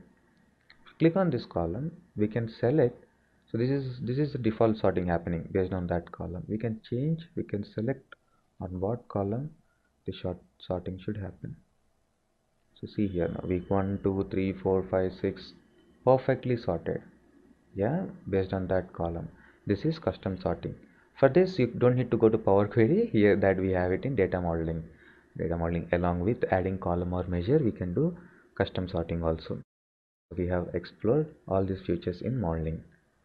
Okay, we can add new page from here also. Instead of clicking tab, we can add new page here or duplicate existing page. Instead of clicking on visualization, we can click here and add a new visualization and later select what kind of visualization it should be. Yeah, we can add text box images like we do in PowerPoint or Word. Yeah, we can do things like that. You can go and manage relations from here, or we can click here and see all the relations that are there on the table on one go here on this manage relationships window. Okay, so now I completed a proper dashboard analysis. Now in this for this corporation, from the data they have given us, we have constructed a dashboard, overall overview kind of a dashboard, which gives you a brief peek into the data. And then we have built one analysis file for delivery analysis to do the delivery analysis, then also a checkpoint analysis. Now we'll save this and we'll publish this. Remember, when you're publishing, don't select any data because it will get saved and published in the same manner, and always be on page 1 while publishing. So now click publish. So it will ask us to sign in. Yeah, I have to do the sign in. Yeah, so I did the authentication, I signed into the application. So now it is asking whether to replace the data set. Yes, and now it is publishing this to the Power BI cloud service. So see, the desktop client is free. Anyone can download this and start building applications and share the file. So when I save this, it actually gets saved as like this, a file. Now when I publish this, this will go and sit on cloud service. So for cloud service, you need to take subscriptions. So those subscriptions are chargeable. So $10 per month right now, but we can set up free trial. We can set up free trial which is for 60 days. So I am actually using a free trial now. Just we'll get rid of this. So it's going for second authentication. So we just finished authentication here process. So now that DXP, the local DXP, will be published onto this cloud service. Okay, so now we can see all those 3 panels here, all those 3 dashboards here. From here I can specifically pin visualizations onto the dashboard. So remember, we already created dashboard in our first assignment, Lance Corp dashboard. Yeah, we already pinned some visualizations there from our first dashboard. Now we're pinning from our second and third dashboards.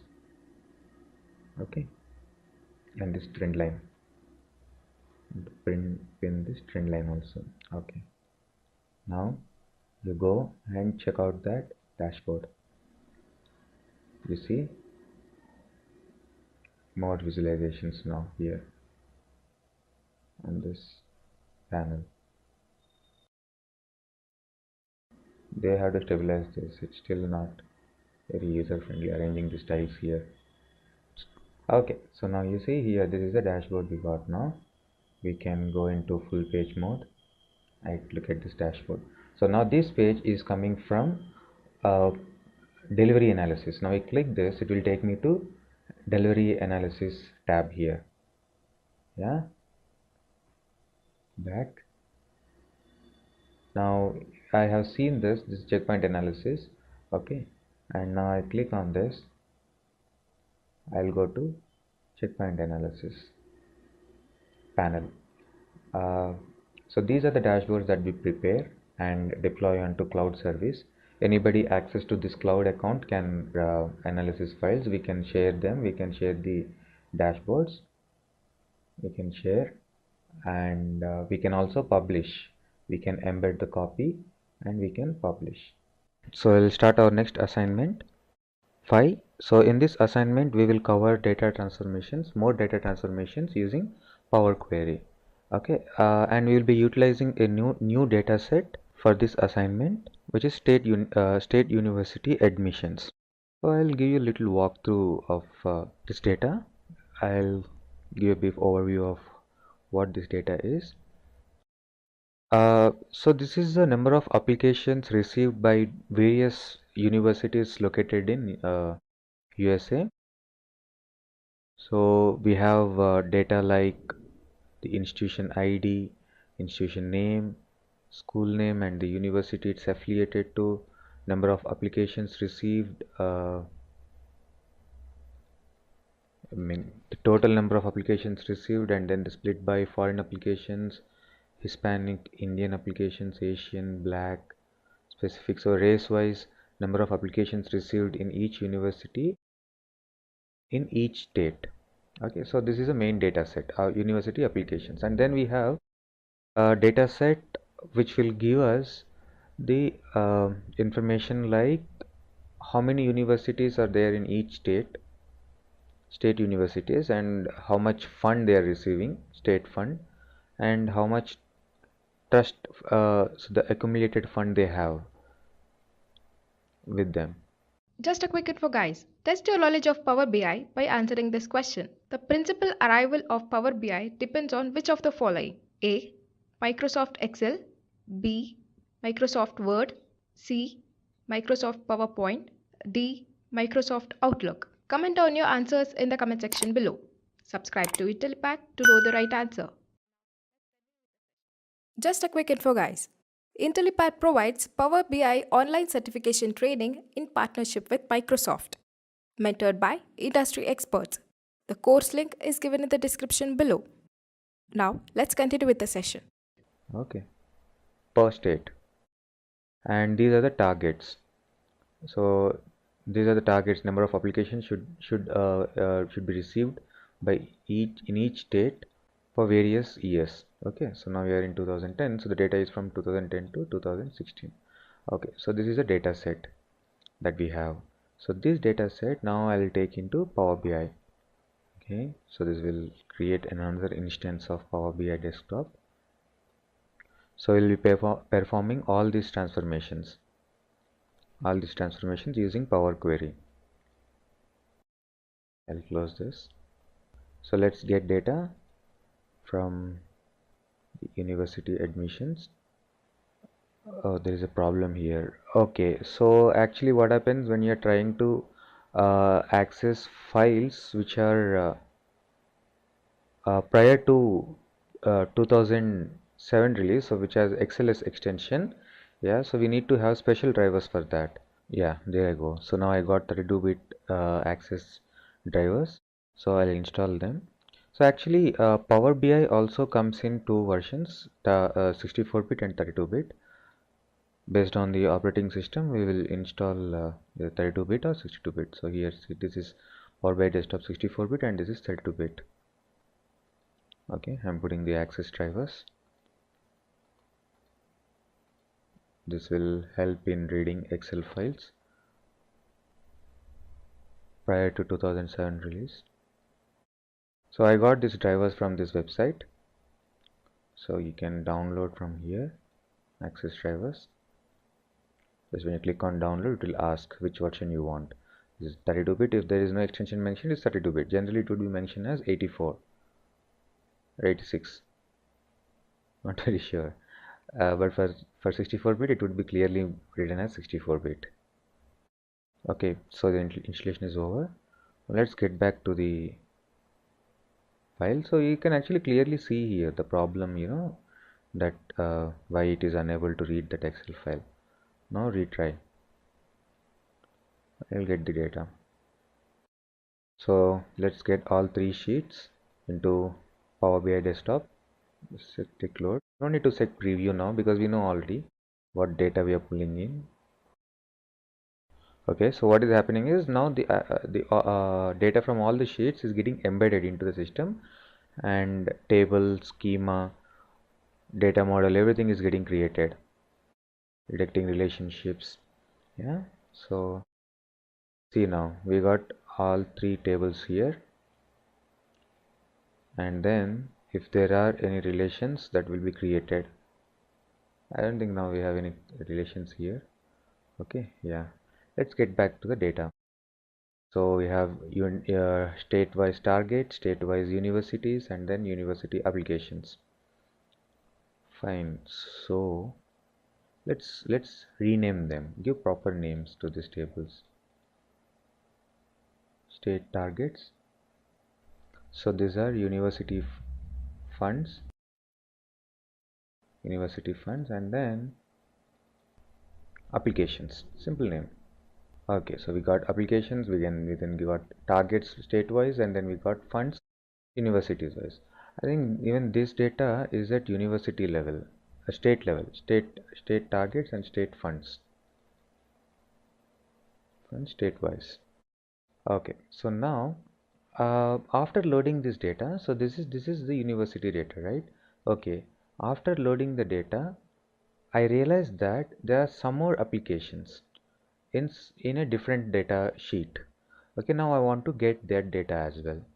Okay, uh, like so here we have university admissions data, right? So actually if you see, there's another file which got charter as in these are state universities but ran by private organizations.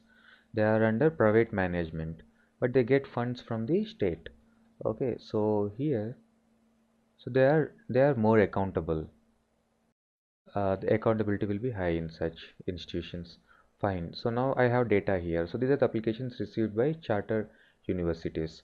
So I want to take this data into Power BI. So go Excel, take charter applications. So this version is different. XLSX. Earlier was XLS. Yeah, open. Once data is loaded into Power BI, you don't need to bother about which version of Excel we are getting the data from.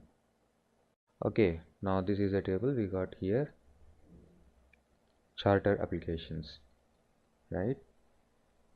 Yeah, so now I don't want to have two data sets separately because both contain same data, same number of columns. Sorry, not same data, same metadata, same number of columns, column formats, everything. It's just that we have different data sets. Now I want to append this data set to this. I want to make this as part of this. So what I have to do is get into Power Query, Query Editor. So we'll start with appending data, and then we'll explore all possible data transformations that we can do on data using this Power Query editor. Okay, so we have applications. This is a table. Now on this table I want to append charter applications data. So now I select this table. Okay, and go here. So here we have options. So you want to merge queries or append queries. So in our case it will be append queries. Append works as union in SQL, union all. Okay, so here we have options, append query or append query as new. So it will append that new query and create a new table. Now I don't want to create a new table, I want to append to the existing table, so this table itself. So it's like two tables or more than two, it's just two table. What is the table that you want to append? So this is the current table. Now we are in, for this table we will be appending charter applications. Okay, yes, the appending is completed. Close and apply. We'll just verify that. Open this actual admissions file.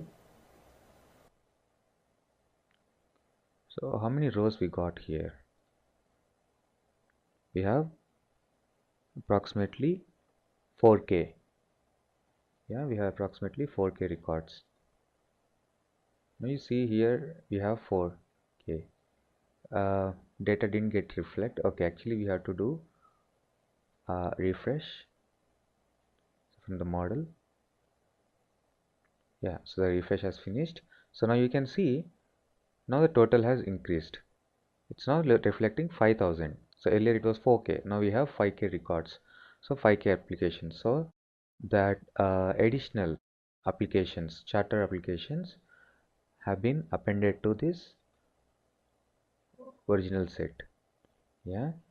Now that we have appended data here, can we delete this? No, we don't need this, right? We can delete this. Can we do that? Try. It will throw an error saying that this cannot be deleted because it is being referenced in another application, in another query applications. Yeah, so actually that is a virtual join, I mean virtual appending. So there is no actual data integration into this table. It still have data on this table, but it has created a bridge. So we need to have this table, but any expression that we write, any function that we write on applications will reflect on both the sets. We'll treat as one single set in applications. Okay, the main table. So we have the entire set of records here in this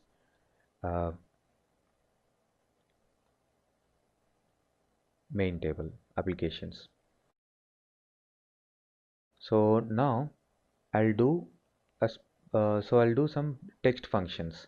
So text functions like, so here you see institution name. This institution name is a combination of university name and state code, CA, CS California.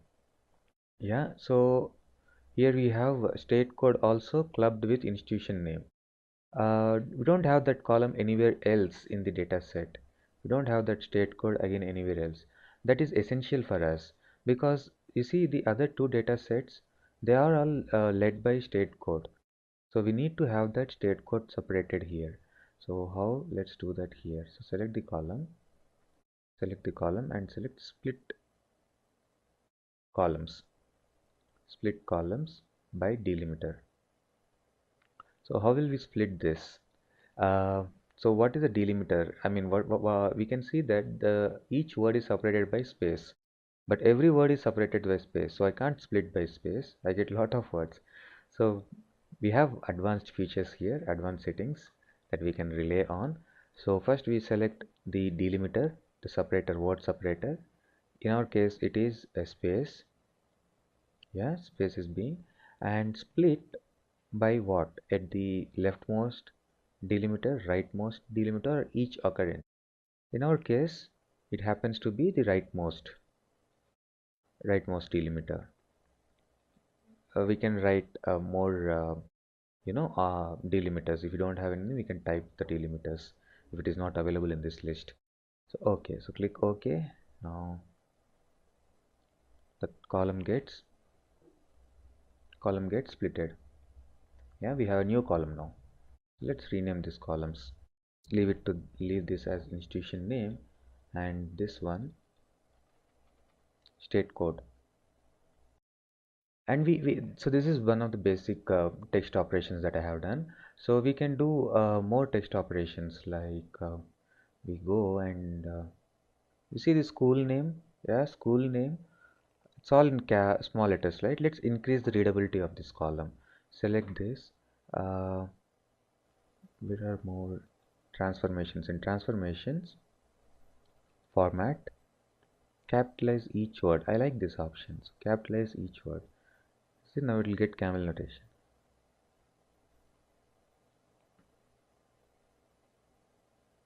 So anything you do on transformations, you don't need to worry. It will not create any new column or anything. It will replace the data in the existing column. And you can see for every action that we are doing, a new step is getting created. At any point in time, you can move back and check what the data was at this point in time. What was the data at this point? Yeah, you can actually check. If you don't want a particular step, you can get rid of that here. Just click here. It will be cancelled. Okay. We'll come back here. We have more options here like column level options. We can format text. We can set the type. We can set the data type. We can strong type. We can rename. Fill empty values.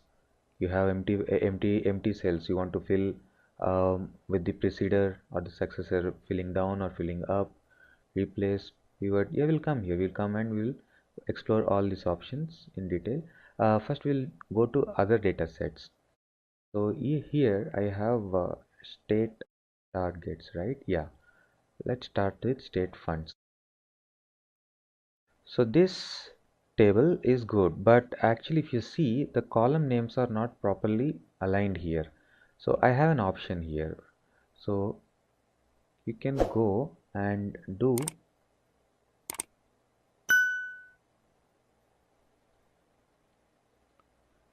use first row as header. Use first row as header or use headers as first row. So we got this option. So I'll select this use first row as headers.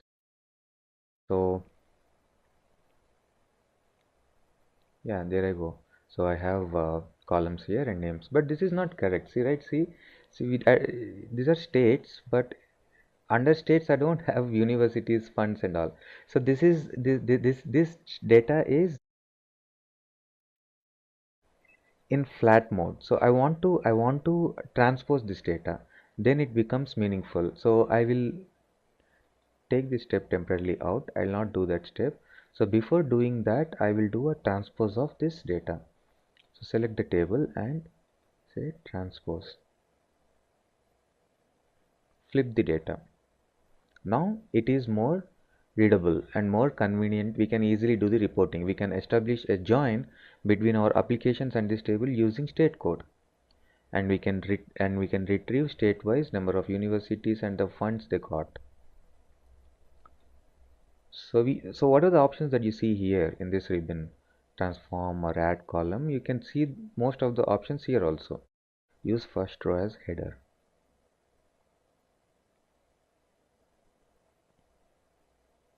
Okay, so this is a valid, proper data table. Best suits for reporting. Let's do similar stuff here in state targets also. Here we have to be little careful here. You see here we have state codes and then state-wise target. So what I have to do is here two operations. See, the first thing is I have to do a pivot of this data. But before doing that, I have to transpose this data because I want to do pivot year-wise. Yeah, you'll understand that. We'll see. First, we will do the transpose of this data. So I have state names, state codes, and then years and year-wise targets.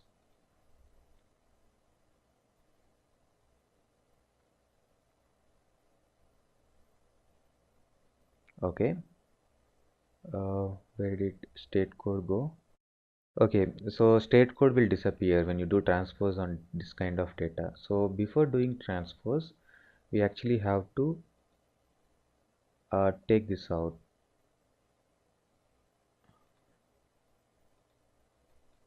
Use header row as a column, as a regular row, header row as a data row, so that states will also be in column, and when I do transpose, they will so the state codes will be in a row, and when I do transpose, that row will convert into a column, because only rows will convert into columns, not headers.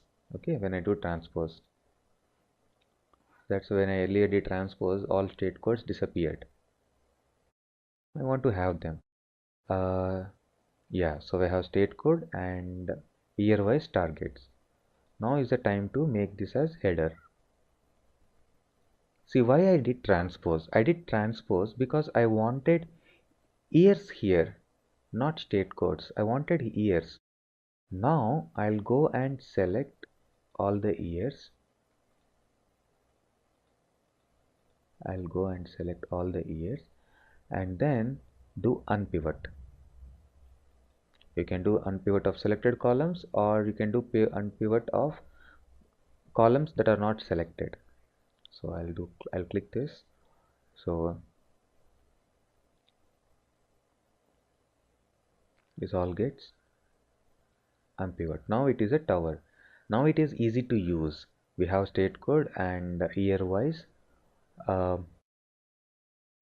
targets, but I don't want previous year's targets because I don't need to show them anymore on my dashboard. So I have data only for current year.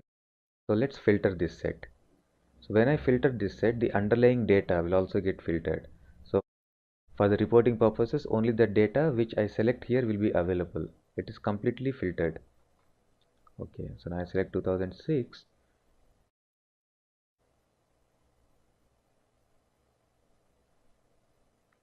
Now I have data only for 2016. Now that I have latest data only for latest year, I don't need this column anymore. I can remove this column. Yeah, it is possible. So now I have state codes and then targets for that state codes, because my entire data is for current year. The two files that I got, they are for current year. So there's no need of maintaining that unnecessary data. So I can filter and I can ignore. This tool is very powerful. You can do lot many operations like that. Okay, now let's get back to the applications. And now here I don't want to have this as a separate table. The state funds, yeah, let's leave it as a separate table because we have more columns here. Okay, but this has only one column, values. So instead of maintaining this as a separate table, what I will do, I will merge this table into applications. I will merge that into applications. So how will I do? So we'll go to home tab, and here we have an option to merge queries. Merge the existing, which is applications, the master set. So to this I will merge state targets on what, on state code here with the state code here. Remember the state code we extracted from this institution? Yeah, we are using that now. So we are joining these two, and the join that we selected will be left outer. So it will ensure that we will not miss any data from the master data set. So if there are no targets for any state code, then for those states it will show blank, but it will not ignore those states in our main data set, which is very safe. Okay, because we don't want to lose any data from the applications. If that's not the choice, you want only those states where there were targets, then go for inner join, only matching rows. Okay, fine. So safe option, left outer, select that. So that is added. Now you have to select the field that you want. So what I want in this, I want just the value, not the entire table, just the value. Value is the target. I'll rename that column. Okay, so we have a state-wise target appended here. We don't see all the data here. It's just a little preview, but yeah, believe me, that merge is appropriately calculated, applied. Okay, so yeah, so now we finished that. We have more options, like we can uh, choose certain columns that we want, and we can ignore columns that we don't want. We can like remove the columns that just we did in state targets. Keep rows, so we want to remove certain rows from top. So this is data cleaning. This is actual data cleaning. Yeah, data in some terminologies is called data massaging. So yeah, we can sort a column and then group by, and then we do all this stuff. Yeah, let's go. And so in transformation also we have a lot of transformation features, like replacing values. We want to replace certain value, we can do that. Pivot, unpivot, yeah, split columns, text operations. Then we have numeric operations. If there are any date, then we can extract time, day, date, week, all that. Yeah, date intelligence, we have that. We'll add column now. We'll explore this tab. We'll add a conditional column to this application table. So in this conditional column, so this is a UI for creating a conditional column. I'll name this as applications status. So what I'll do, I'll create three categories like high, normal and low. High is for more number of applications, low and medium. Okay, so before that let's check out, so in this I want to just check out uh, applications, total applications that are received here. So this field will give us total number of applications. Okay, total number of applications received from all states. So this I will split by institution ID, and I will see this as a table. So institution ID, actually this is not the correct, so this is institution name. Yeah, it's institution name. And let's check out the maximum number and minimum number. Okay,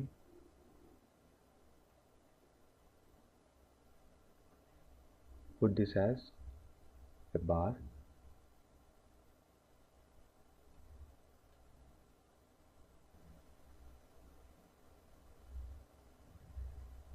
or I can do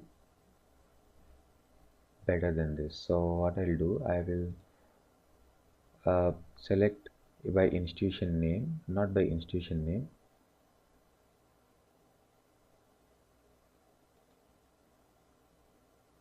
Minimum value,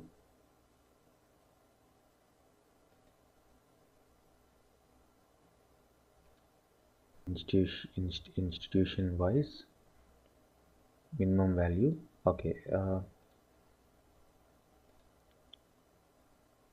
let's just take the count of applications received in each institution and put a reference line. A reference line for average. I don't think we have an average line here. Okay, let's go for the line and then we put a average line. Average line, add by count of applications. Okay, so we see this is the average line. Let's show data table for data label for that average line. So average number of applications received in each university across universities. Data label on. Okay.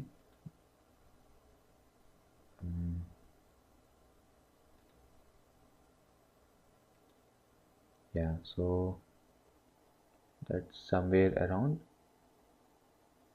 16.22.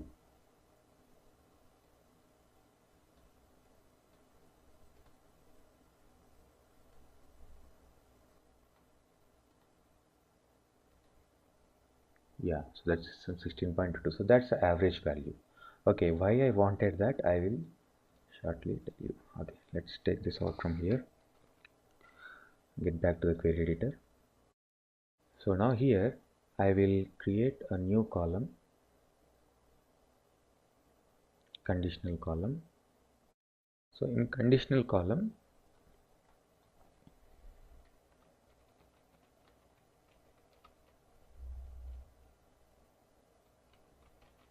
status, column name would be total number of applications.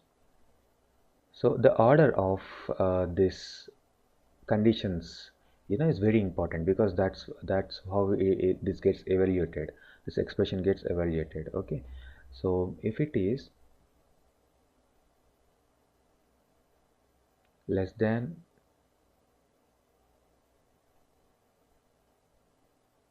or equal to, we have total all races, less than. If it is less than, say we just check this 20, right, is the average, so I'll go and I'll put it as, if it is less than 20, slightly above than average, yeah, we will, it shouldn't be slightly above average. If it is less than 15, low, output should be low. I can actually type a text, or I can select a column. If I want to show any column, yeah, instead of a number I can show that, or I can simply type a value. Next rule, total applications if it is less than 15. So if so how this gets evaluated, so we don't need to check between a range like 15 to 30 like that.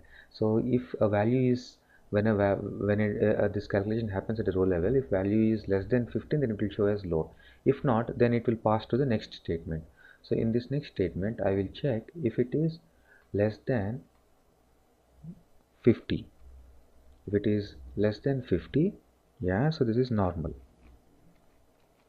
Number of applications received is normal. Add another rule. If it is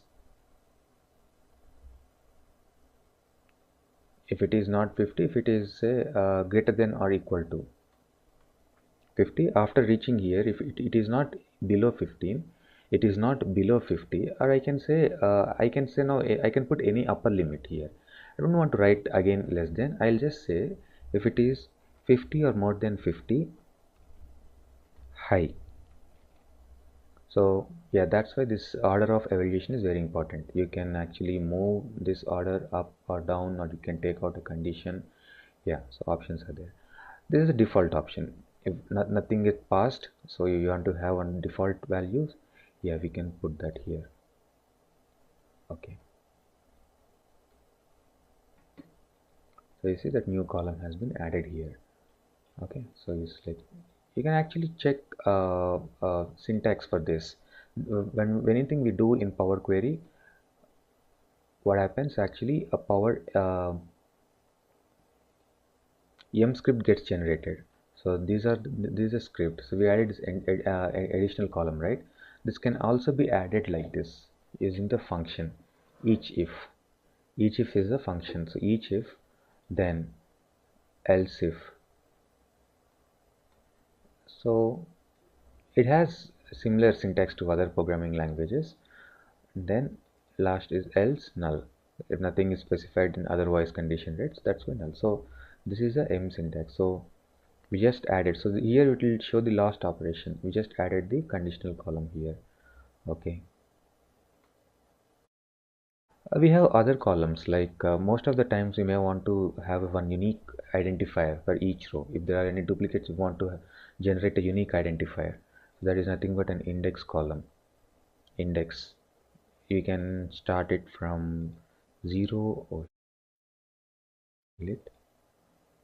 we can start it from 0 or 1 or any value that we want, and a unique key will be generated for each row. Sometimes it will be very handy. Yeah, and if you want to write a more composite column, custom column, then we can go and write it in M. Using M we can create more complex column like a date functions. We want to extract days and then add it to another field, compose a new date out of it. Any expression we can write here and compose custom columns. So these are the transformations that we did. Let's check out. Did we? Yeah, so yeah, most of the transformations we covered. Summary tables. Yeah, let's do the summary tables. So now I have this data, so I want to create a summary table. Like I want to store. Just a quick info, guys. Test your knowledge of Power BI by answering this question. What area do you go to change and reshape the data in Power BI? A. Data transformation. B. Data editing. C. Question editor. D. Data modeling. Comment your answer in the comment section below. Subscribe to Intellipaat to know the right answer. Just a quick info, guys. Intellipaat provides Power BI online certification training in partnership with Microsoft, mentored by industry experts. The course link is given in the description below. Now, let's continue with the session. Applications received, actual application received by institution name. Yeah, by institution name, the number of applications received. So I have I can do that group by. So if I do group by, this existing table will get modified. Yeah, this existing table gets modified. But that's not what I want to do. So what I have to do, see, let's first do that here once. Okay, group by. So I can do group by institution ID. No, by I want to do by institution name. Institution name, what I want to do, I want to do count of rows. Yeah, this is what exactly I want to see. How many applications received per institution. Okay. No need to select any column here because we are counting rows. So what happens, this existing table gets transformed and a new aggregation table will be placed. See, this entire thing has been replaced. So these are the universities and those are the number of applications received. So there is a new table that got created, but actually this is the existing table got transformed like this. Maybe this is not how I want to do. So what I will do, I will create a duplicate copy of this table.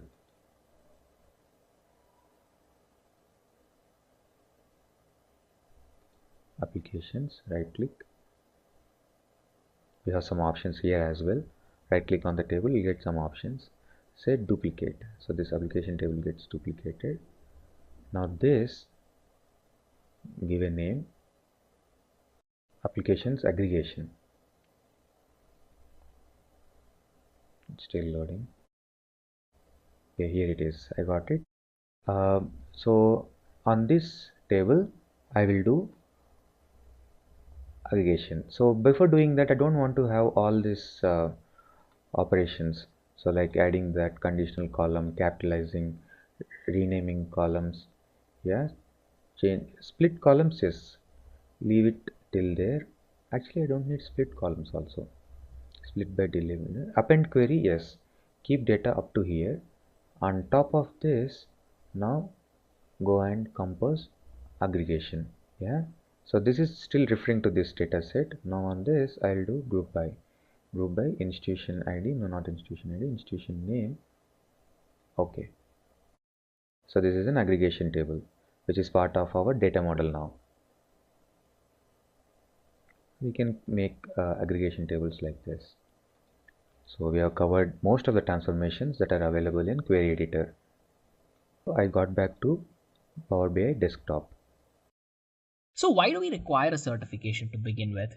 When you can think about it, if you have a certification, it means it's a stamp of excellence, right? It means you've put in a lot of work, a lot of time, a lot of effort into learning something new and making use of it, right? And this is not that. It'll get you a good job, of course, and you'll get a substantial increase in pay compared to a person who is non-certified. See, if a person who's non-certified, let's say, can get a 20% raise, you might be expecting somewhere around 50 or 70% raise with the certification program as well. I mean, of course, it depends on the individual and it depends on how much work you've put in, but at the end of the day, it's very lucrative to have a certification is my point. And then there's many corporate requirements, right? So let's say there's a very big player, an MNC who wants to hire you, but then they require some sort of certification, let's say from Microsoft itself, right? So there are multiple certifications from Microsoft that we'll be discussing, and they'll be like, hey, if you have this, you can apply for a company. And if you do not have it, of course, there is no chance that you can get in there, right? And they'll be paying really well. They hire across the world. It's not just that. There's many companies who have multiple requirements that you have to shoot through to get the job. So when you think about it, a certification program is going to give you a good chunk of knowledge and an equal amount of projects. This is what a good certification program means.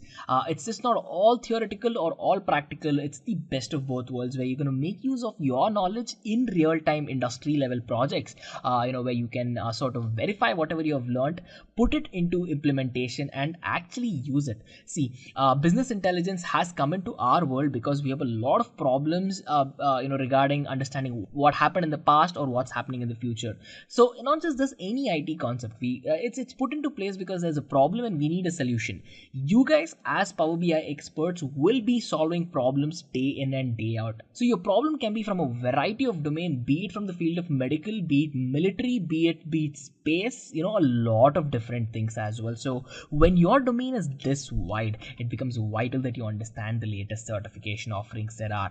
From Microsoft itself, we have two main exams that you will have to clear, if you're considering to become an expert in Power BI. One is the DA 100, which is the data analytics exam, involves analyzing data with Microsoft Power BI. And then we have another exam, it's the 7778, through which you'll be analyzing and visualizing data using BI as well. So let's talk about these two examinations. Right? So let's start with the DA 100. This course expects you to have certain so this examination is going to test you on these things. One, how well can you prepare the data, how well you model the data, and how can you visualize the data, and of course analyze it and deploy and maintain variables at the end of it as well. So when you think about pricing, right, all of these examinations have a certain fee that you have to pay for the people at Microsoft. And I didn't want to mention the fee because it keeps changing rapidly. And when you think about the current times with the COVID-19 pandemic, they're offering huge amounts of discount. And as of what I've been seeing for the last couple of weeks, the price is changing. So I really don't want to put up one price and to see it increase or decrease later. For the pricing details, of course, all you have to do is Google exam DA 100, and you can get all the latest pricings on the Microsoft website itself. So let's talk about each of these points for a second. See, when you're talking about preparing the data, right, to clear this examination, to clear DA 100, what's expected of you in terms of preparation of data? First thing is you need to have the knowledge of how you can pull the data from various data sources and how you can profile these. See, we profile the data if there is a requirement for data to be very clean, or if your data is erroneous. You cannot feed erroneous data to the later parts of the chain where we're going to analyze it and visualize it, because at the end of the day, these anomalies, these errors in the data is going to harm your visualization way more than you think. So it's very vital that you prepare the data in hand, you clean it, you understand where to pick it from, and of course you'll be transforming the data as well, right? So when you think about it, right, here's a food for thought. Data is like raw ingredients. Sometimes it has to be clean no matter what. Sometimes you have to think about it like food. Think about it like literally food, right? You'll have to boil it, you'll have to fry it, you'll have to do something to it to make sure it's edible, right? When you think so this is exactly like that. You have to transform your data from it being a raw entity into making it useful information. So in that particular case, this is what you will need in this step of data preparation. And then coming to modeling the data.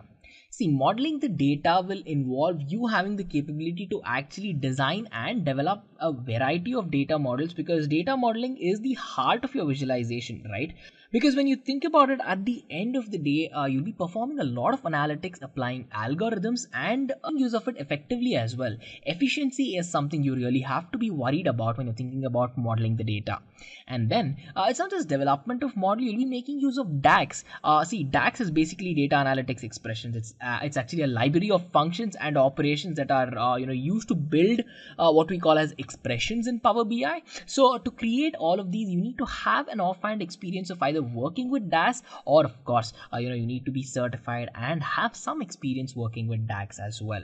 And it's just not this, in the state of modeling the data, you have to have the capability to optimize the model performance as well. See, creating a good visualization from scratch is easy, but then creating an optimum model, creating a model to the best of your capabilities, to the best of the ability of the data itself, well, that's definitely going to take some skill, guys. So modeling the data is a very important step that you have to know in case if you have to clear the DA 100. And then the next step is to visualize the data. See, with visualization, Power BI is all about visualization, right? So you need to have the ability to create detailed reports. You need to have the ability to create dashboards for mobile applications and others as well. See, at the end of the day, the person who's viewing your dashboards or the person viewing your charts can be on a mobile device, because let's be honest, right? Most of us are on our mobile phones looking for solutions, and having the ability to showcase your Power BI results on the mobile platform is very interesting and needed, right? So for that case, you need to have the ability to create dashboards for mobiles. And it's just not this. Be it a desktop user, be it a mobile user, you need to have the ability to create good looking visualizations in a way where you're, enriching the user experience and the user interface. You can create beautiful looking graphs, let me be honest with that. But if you cannot place it together, if you cannot add good coloring, well, at the end of the day, your effort might go in vain. So to create aesthetically pleasing graphs, you have to understand what drives a good user interface and how well your customers are taking into the user experience of the charts and dashboards that you're providing as well. So in that particular case, it's very important you know this to clear DA 100.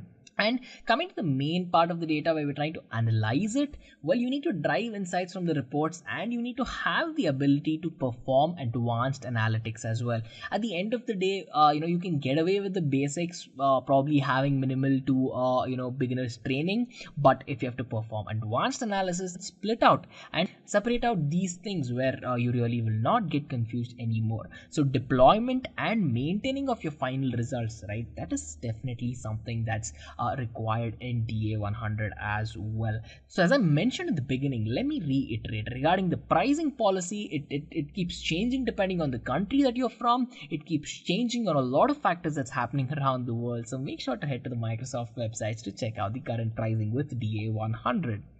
And then the next certification program that we're going to talk about is the 70778.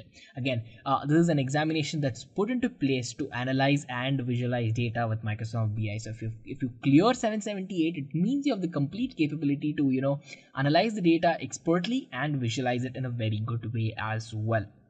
So what's expected from you, when you're thinking about 77778?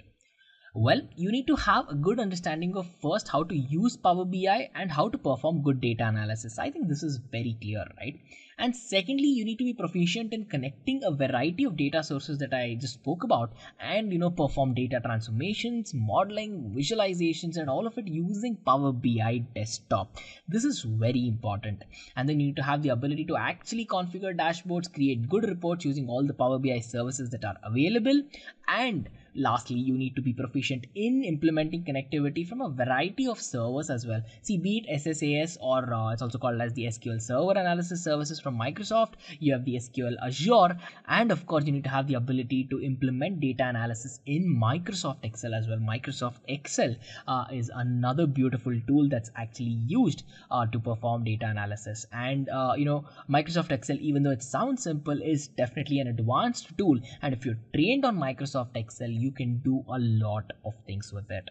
Well, coming back to 778, it's mentioned on the Microsoft website that this exam retires on January 31st, 2021, and after which they're going to bring out another exam or another certification program. But until then, you're more than welcome to actually go on to clear this examination and get trained for it, of course, because at the end of the day, not much is going to change with Power BI. But I think Microsoft is looking forward to changing things a little with their examination, how it's conducted and what's asked in these examinations as well. But then, as I mentioned, if you're proficient with Power BI, clearing 778 should be good. So what's 778 all about? Firstly, it's about consuming and transforming data using Power BI desktop, because here again, connecting to a variety of data sources, it is mostly on-site data, but then it can be offshore servers as well. So ability to connect with it and pull the data is very important. To transform it, to clean it, to pre-process it, to make sure that the data is at its best is definitely something you will be tested on, especially in 778. So you really need to work on these skills. And modeling and visualizing data is, again, as the name suggests, you need to have the ability to not just create data models, guys. You need to have the ability to optimize them to the best of your abilities, because this is where efficiency comes into play. And if your model is very efficient, if your model is very good, then of course creating visualizations from it shouldn't be a huge task. And of course, creating beautiful looking visualizations, well, that depends on your practice, that depends on your art skills, and definitely some practice as well. It's not just this, right? When you think about clearing an examination such as 778, they test you on a lot of things, and your ability to provide custom reporting solutions is definitely something that they look for. See, because one solution will never fit all the problems, especially in the world of business intelligence. So you need to have the ability to scale yourself and scale your systems in a way where you understand multiple topologies, in a way where you have the ability to pull in data from, again, a variety of sources, because each company can have a different data, right? So if you're working on hospital data, there's a good chance to be working on patient data. But then if you're looking at, let's say, a social media company, your data is so much different, right? So to provide customized solutions for these guys, a good chance they'll be the companies that you'll be applying for, to provide these solutions. It is very, very important that you know how to create customized solutions, and this is what is expected from you for 778 as well. And it's just not this. Of course, you need to be proficient in Power BI, but then you need to have the ability to configure dashboard, customize the reports, and all the applications you need to know how to use in the Power BI services as well. See, it's not just you creating a dashboard, it's not you just configuring a dashboard, it's about you having the capability to handle security for applications and reports as well, because data security is something that is key no matter which IT field you go to. So you need to have the ability to handle security for all of these tools as well. And of course, configuring app workspaces is definitely something that's important, considering you'll be working in a team, considering you might be working on multiple projects, and of course to keep your efficiency and to keep it all structured. This is definitely required. And likewise, with the pricing of 7778 exam, it changed based on the location that you're from, and the pricing has not been stable for a while now due to the ongoing pandemic. So again, for the price of the examination, make sure to head to the Microsoft website to check that out. Another question that we get asked is, hey, so I am certified right now, I've taken up the exam, I've cleared the exam in a very good way, what is the average salary that I can expect, right? Well, a Power BI developer in the US can get an average salary of somewhere around $120,000 and more. In India, it's around 10 lakhs per annum, and in the United Kingdom, it's somewhere around 70,000 pounds. So when you think about the salary aspects, a Power BI developer's role is very lucrative if you have the skills for it, if you are certified, if you are trained, and if you're good at what you do. And of course, you have an inclination towards data.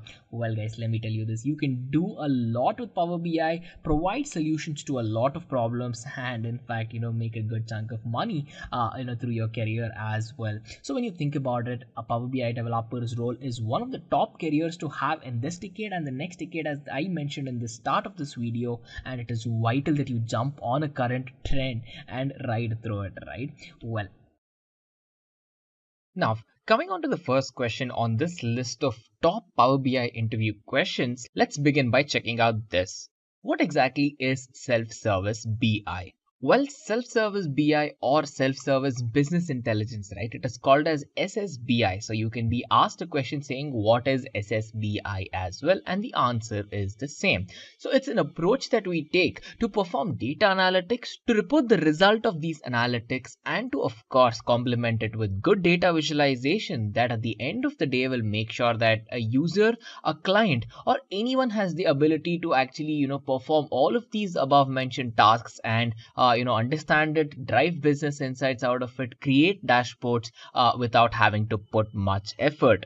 One of the most important things that you're supposed to mention whenever you're asked about the SSBI is that, the person who's working with this, right, the person who's trying to provide the BI solution, he or she really does not need any sort of technical proficiency or, let's say, a large amount of expertise when it comes to working with reporting. Because at the end of the day, you'll be making use of a lot of filters that are already available, data manipulation options that are actually put into place to help the user, and you can work with it, you can customize it, and you can have a solution to your business intelligence problem without having to put much effort. That at the end of the day is what makes SSBI special. Now, just a quick info, guys. Test your knowledge of Power BI by answering this question. What area do you go to change and reshape the data in Power BI? A. Data transformation. B. Data editing. C. Question editor. D. Data modeling. Comment your answer in the comment section below. Subscribe to Intellipaat to know the right answer. Just a quick info, guys. Intellipaat provides Power BI online certification training in partnership with Microsoft, mentored by industry experts. The course link is given in the description below. Now, let's continue with the session. With this, we can move to question number 2 that states what is the difference between managed enterprise BI and self-service BI? Whenever we talk about the managed enterprise BI, right, the data flow there is a little unordered. So there is no structured way that the data flows. But in the case of self-service BI, the data is via an ordered flow. And with this unordered data and ordered data flow of the difference that we have in between managed enterprise and self-service BI, it affects a lot in the second point as well. That is efficiency. So when we're talking about efficiency, right, since we're ingesting unordered data, since we're bringing unordered data into the pipeline, it means that it's going to take a lot of time, it's going to take a lot of effort, and it's going to take a lot of pre-processing as well in the case of managed enterprise. But in the case of self-service BI, since the data itself is coming in a structured way, in an ordered way, the process can go on in such a way that the process methodologies and the models can actually start working on the data rather than having to spending a lot of time worrying on how the data is coming, what order is it coming in, and working with it as well. So coming on to programming skills, when you talk about managed enterprise, right, here is where you will require training, proficiency, and working knowledge of how the BI tool works. Because at the end of the day, here you'll be making use of complex programming skills, and this comes by practice. You can be taught a lot of things, but at the end of the day, practical experience and hands-on experience in the production environment matters a lot for managed enterprise BIs. But when you contrast it to the self-service BI, here is where the code is really simple. At the end of the day, you will not require much of code at all. A beginner, a person who is uninitiated in the field of BI can actually get started and work on providing a decent enough solution, business intelligence solution, of course, without having to put much effort into it. So it's small code that has a large effect on the program or the outcome or the goal in discussion as well. So this is the simple differences that lie in between a managed enterprise business intelligence tool and a self-service business intelligence tool. So question number 3, it states, why are you interested in Power BI? What makes you think that Power BI would be a great career option? There is a very good chance your interview can start with this question itself. So to go on to approach this question, understand it first. The first part of it says, why are you interested in Power BI? Here you can approach it in two ways. One, you can tell your inclinations of why you like Power BI or how you have solved a problem before and how you're planning to solve a problem using that as well. But there's another approach that you can take is tell why Power BI is something that you have to prefer. Because if the interviewer is expecting an answer saying why Power BI, why not other BI tools, then you can go on to talk about the advantages of BI. For example, talk about the advantages of Power BI. For example, Power BI makes use of a cloud-based data reporting tool. It's an amazingly easy to use visualization tool backed by Microsoft. It provides everything that's needed to perform data handling and data reporting as well. And it's just not that. After the report generation has been done, dashboards have been created. You can share it across the globe easily, be it in your workspace, be it to someone else, be it online, whatever it is. So this one particular aspect of easily being able to finish your task and share it, of course, is what makes Power BI very, very efficient and very popular among all the business users out there. Because let's face it, at the end of the day, less work, better efficiency is something that all the businesses would definitely like to enforce, and this does just that. So with this, it's a win-win-win, right? So that's one of the reasons of why you should be thinking towards answering it this way. Second part of the question says, what makes you think that Power BI would be a great career option? Well, business intelligence is in demand everywhere right now, right? There are hundreds of thousands of businesses across the globe where everyone wants an analyst, everyone wants a solution to the problem that they have. A BI analyst will fit in 99.9% of the business companies out there. Now, in that case, considering that it is a trending career, it is among the top 10 roles to have in the next decade. And of course, this decade as well, it makes it a no-brainer that you guys would love to jump on the trend, make full use out of it, and provide effective solutions to the problems we have in the world of business today. So moving on to the fourth question, it states mention the important features of Power BI. Well, as you might already know it now that you're on the video here, Power BI has many features, right? So you can probably talk 20 minutes just about the features of Power BI, but then do read the room. Understand what the interviewer is expecting. Is he or she expecting a concise and a small answer, or is he or she expecting you to elaborate on it?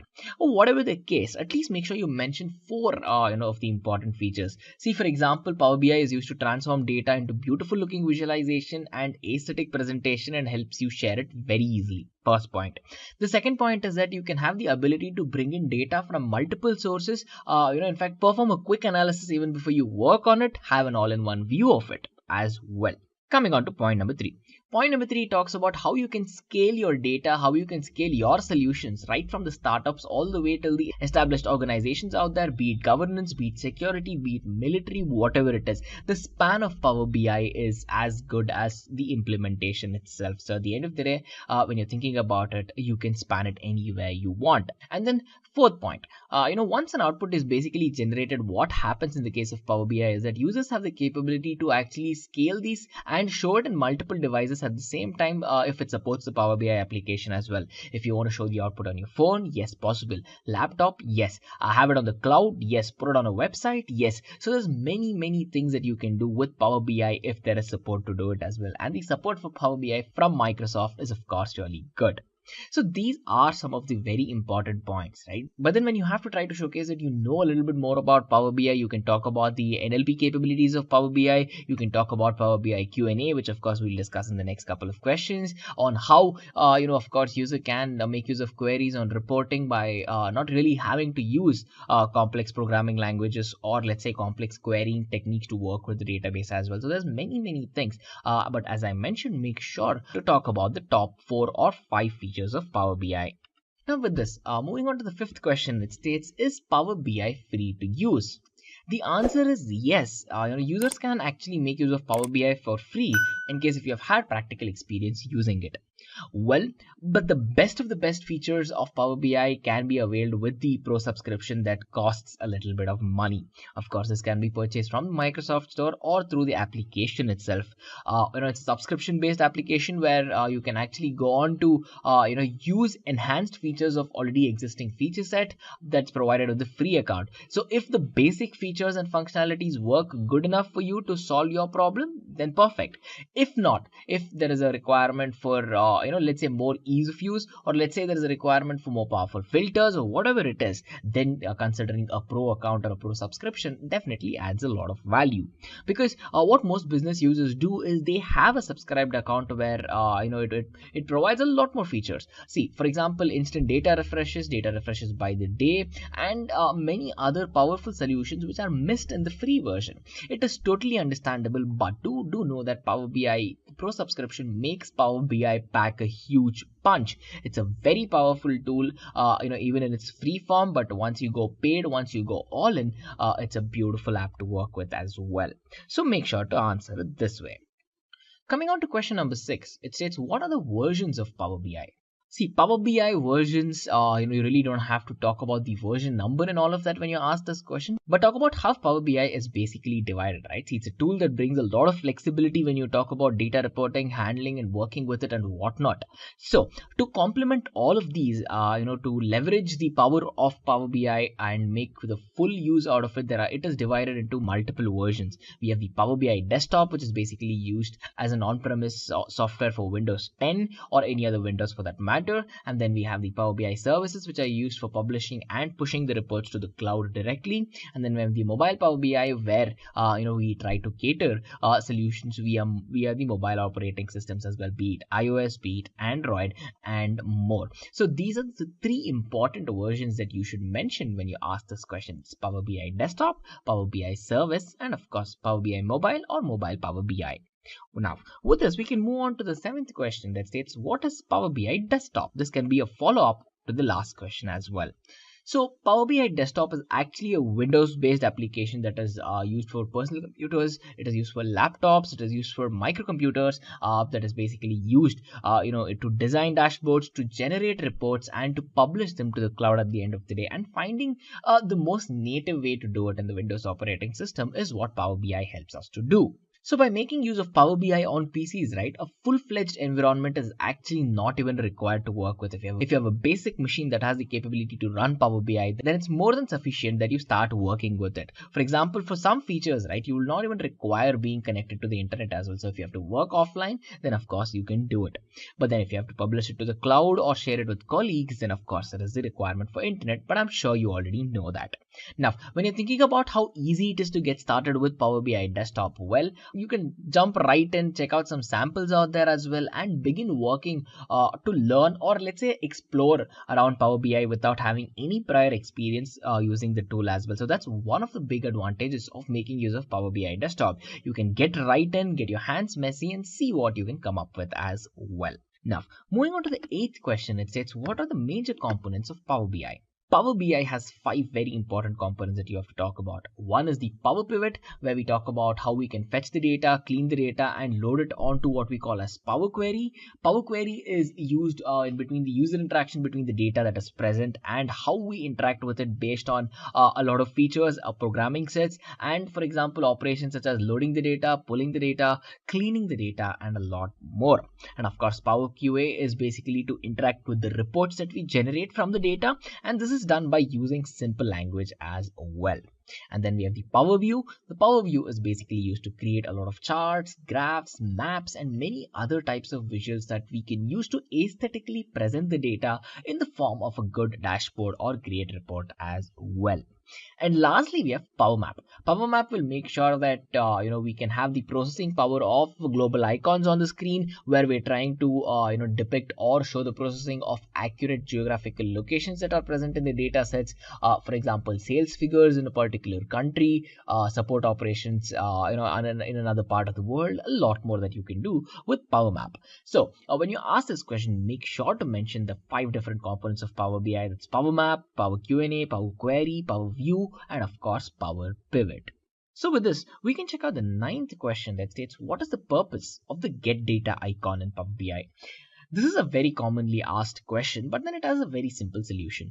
The get data icon, as the name suggests, is actually used to ingest all the data into your Power BI dashboard or your working environment. You can have Excel files, you can have XML files, be it JSON, PDF, SharePoint, CSV files, a lot of other files that you can directly ingest into your program, or in fact into your working environment with just 1 or 2 clicks. That is how simple it is, and we use that icon for this purposes, right? So in case if you have databases such as SQL Server Analytics Services, you have Oracle, IBM, MySQL, Access, Microsoft Access, of course, and lot more that you can start pulling in and check out what data sets are supported by Power BI, how you can pull it in, and how you can make full use out of it with 1 or 2 clicks as well. That's the specialty of this particular button. Now, if you're wondering about pulling data from the cloud directly, the answer is yes. You can directly hook up your Power BI into Microsoft Azure network and multiple other cloud platforms as well. And through this button, through this icon, you will find all the options and all the things that are required to pull all the data and bring it into your working environment easily. That's the advantage of Power BI. Now, moving on to the 10th question, it states, how can we filter the data we ingested in Power BI? Well, data filtering is something that Power BI is definitely known for. It's popular for. What happens here is that data can be filtered by making use of a lot of filters that are already present, in fact, implicitly. So you really don't have to explicitly start working on it. If you program your Power BI to do it automatically for you, it has the capability to do it. But then when we talk about the filters, right, there are 3 important types of filters in Power BI that we have. One we call as the drill through filters. Second, we have the page level filters. And third, we have the report level filters. When we talk about the drill through filters, what we're trying to do here is that, especially in Power BI desktop, users can go on to create a page where their report is present, but then there are many things on a report that can get confusing, right? But with the drill through filter, as the name suggests, we're trying to drill through to the specific requirements that we have. Let's say we're talking about a manufacturing pipeline. Here you can go on to concentrate with suppliers, concentrate about customers, manufacturers, the graphs that are involved behind it, how these values are changing with respect to time, and a lot more. So to hone in on that particular requirement that we have to focus on, that is where drill through filters come into the picture. And then we have the page level filters. Page level filters where we try to filter out via each individual page, as the name suggests, pretty simple. And then we have the report level filters. Again, here we try to simultaneously filter all of the charts that are present in all of the pages of a single report. So one report can have multiple pages. If a page has to be filtered, we can use page level filters. If the reports have to be filtered, we have report level filters. But at the end of the day, if you have to get into a particular report, a particular page of that report, then perform some focus analysis on it, then you have the drill through filters. So make sure to answer this in a clear and a concise way. Now, coming on to question number 11. Question number 11 states, where is data stored in Power BI?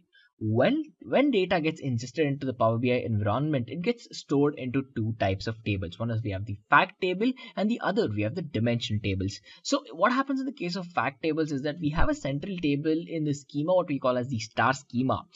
You might know it if you have worked on data warehousing. So a fact table will consider and store all of the quantitative information that is required for us to perform analytics. But one very important thing that you have to mention about fact tables is that the data is not normalized in the case of fact tables. So make sure to mention that. Now, when we talk about the dimension tables, right? Dimension tables on the other hand also make use of a star schema, but here what we're trying to do is we're trying to store the metadata of the data as well. So think about storing attributes, think about storing dimensions, think about storing things that actually describe the data or describe the objects that are present in our previous fact table where the data is actually stored. Fact table is where we have the data. Dimension table is where we express and talk more about the data. Think of it that way. So when you ask this question about where the data is stored, make sure you talk about fact tables and make sure you talk about dimensional tables, and of course state how each of these work as well. So moving on to the 12th question, it says, what are content packs? Well, content packs are again one of the most important things in the world of Power BI, because this is where we can package reports, dashboards, data set, share it with other people very easily. Because one thing about a content pack is that whenever you head to a website, right, your portal, the Power BI portal, here you can merge your workspace list. Here you can check out all your reports, check out all your dashboards without having to put much effort into it. But then when you have to stress a little bit about content packs, right? So what it mainly does is it provides limited access or complete access to certain charts, certain lists, certain pages, and certain reports based on your organization structure. So if you want to deny access or authorize access to some people, you can do that. The second thing is that you can customize it with a title, give it a little description, and make sure that the user or the person who's seeing the reports or the dashboard has the ability to pick what's required and leave what's not required. So with content packs, that can be done. And of course, we have the next point, which talks about how users can have access and create new dashboard from the content pack itself, rather than having to open up the tool again and working with it hands on. So these three features form to be one of the most notable features of content packs. And at the end of the day, whenever you talk about content packs, know one thing, this is a topic where you can definitely stress on and talk about for 5 to 10 minutes straight, but then there is a very good chance that the interviewer is expecting a clear and a concise answer. So make sure you keep it that way. Now with this, we can check out the 13th question that states, what are the different views in Power BI desktop? Well, there are three different views in Power BI that you're supposed to know about, and each of these view has its own unique purpose. For example, we have the report view. In the report view, what we're trying to do is we're trying to add visualizations, add multiple report pages, add multiple reports, and see how we can publish it right then and there from the Power BI desktop. So this is the report view where we can actually have a full scale view of what's going on. Then we have the data view. Data view is where we perform operations such as data pre-processing, data shaping, and all of these by making use of the query editor tools. So this is data view. And then we have the third different view in Power BI. This is basically the relationship view. The relationship view is used to actually show and manage the relationships that are present in the data sets that we are working with currently as well. So each of these view, as you can see, a relationship view gives the ability for us to manage relationships. Data view gives us a header through which we can work with the query editor tools, and we have the report view where we can add visualizations and work with the report directly as well. So as you can see, these are three different views that do three different things as well. So it is very important that you answer it this way. Now with this, we can check out the 14th question that states, what is row level security?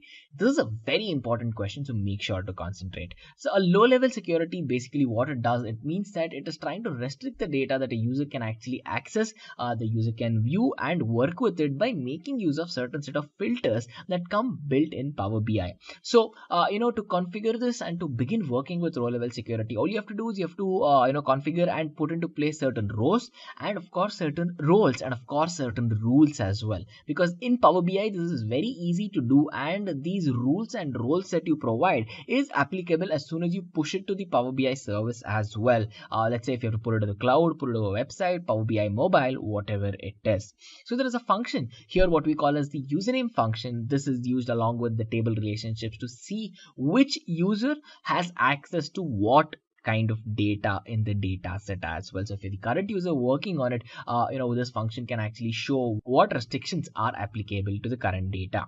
Now, when you're thinking about enabling row level security, right, one important thing that you have to know about is to do this, you require the Power BI Pro subscription. So this cannot be done in the free subscription, but then Excel sheets can of course be used wherever it's being converted to the PBIX file format, which is the Power BI index format as well. So make sure you talk about how the Power BI Pro subscription is needed, how it works, how you can configure, and how you can use the username function to actually showcase the relationship between the data access and the current user who's using it as well. Now, moving on to the 15th question, it says, what is DAX and what are the benefits of making use of variables in DAX? DAX is an acronym for data analysis expressions, and this is one of the most important things in Power BI, because this is what we use to query and return all of the data by making use of table expressions in Power BI. So it's actually a language. Think of it like SQL, where we're actually trying to use formulas, where we're trying to perform basic calculations, where we're trying to perform data analysis on all the data that's present in Power Pivot. But then we're not trying to talk about the data directly, but then we're trying to see how we can work with the data. Hence, this is where it differs from your query language. It's used to compute your columns, calculated fields, your measures. You can do a lot with DAX. At the end of the day, what you cannot do is you cannot insert or modify the data. But then apart from that, since your data is already ingested from multiple sources, working with it, performing analytics on it, and then driving results out of it is very easy, and that's the primary purpose of DAX. So what are some of the benefits of making use of DAX, right?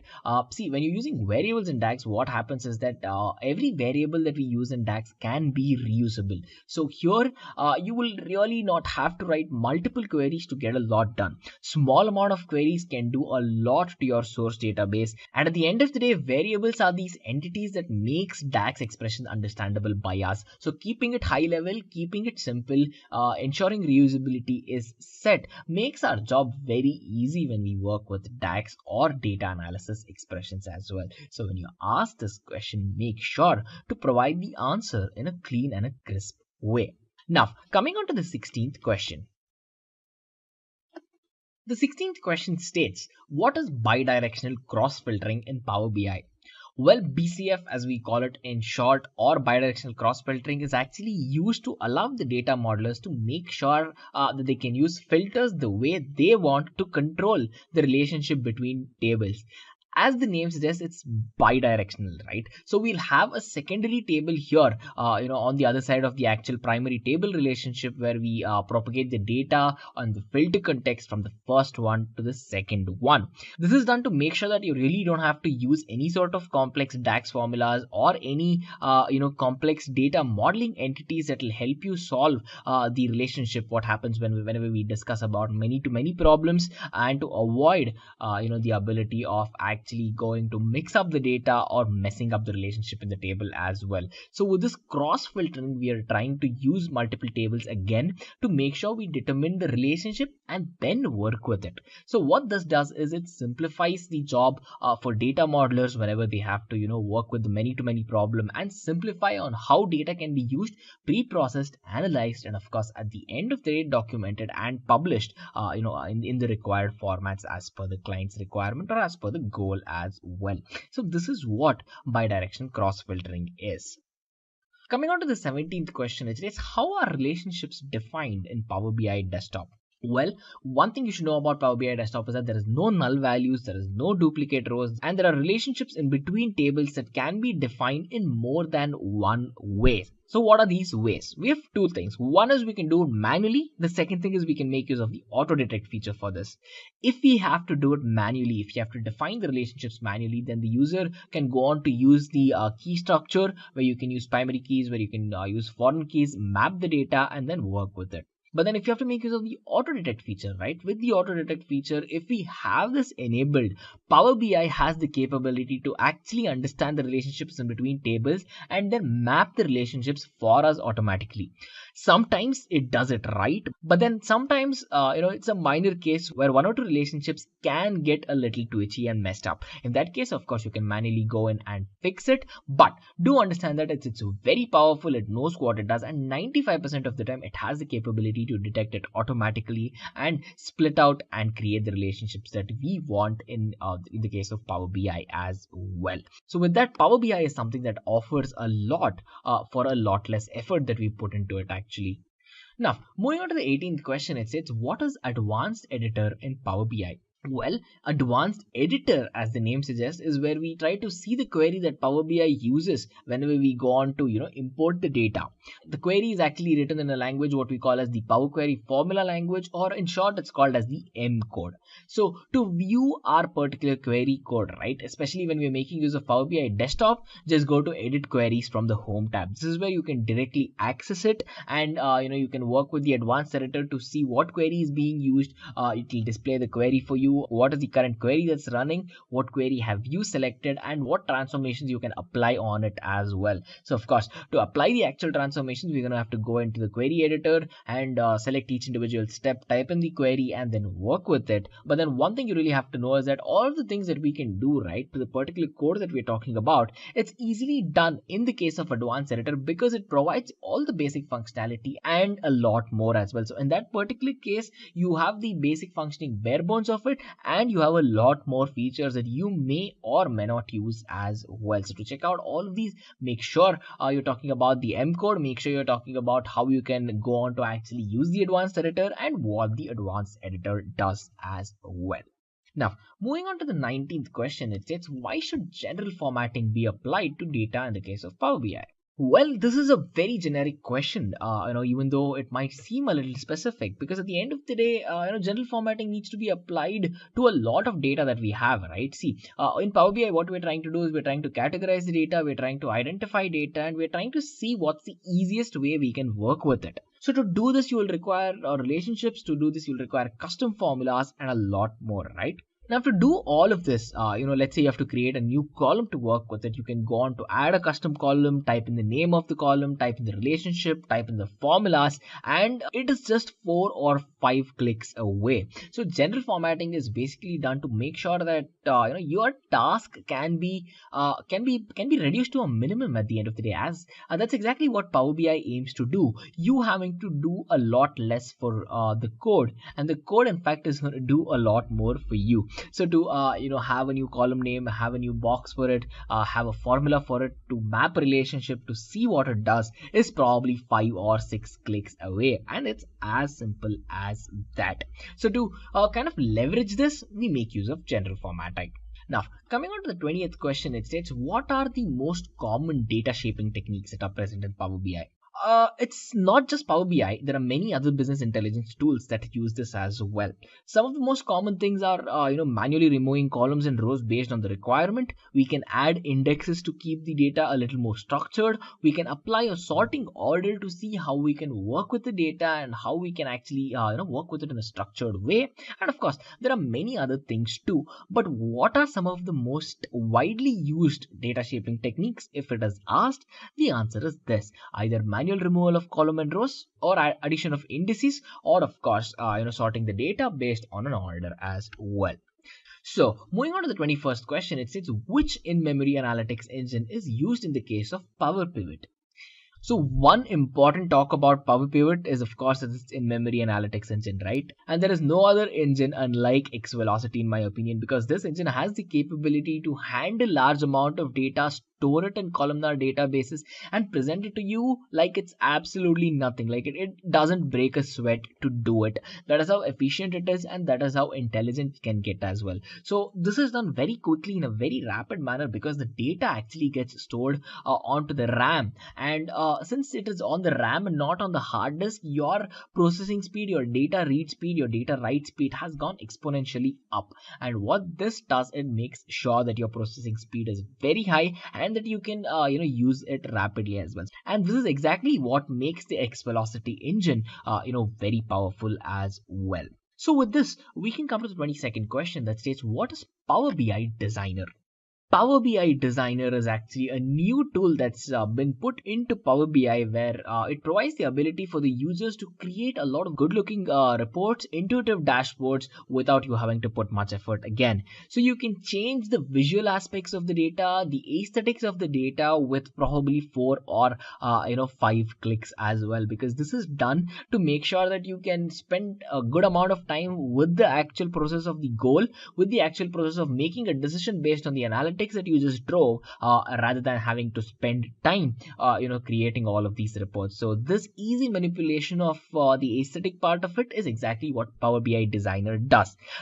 One thing about the Power BI Designer that Microsoft is doing right is that they have put in a lot of drag and drop capabilities. What it means is that you can start dragging in and dropping in data, let's say where you want to create a canvas report, or let's say if you have a layout where you want to start dragging in widgets, dragging in charts, dragging in maps, whatever it is, right? It's only a mouse click or a pull away. That's how simplified things have become in today's world of Power BI with the help of Power BI Designer. So when you ask this question, make sure to answer it in a clear and a concise way.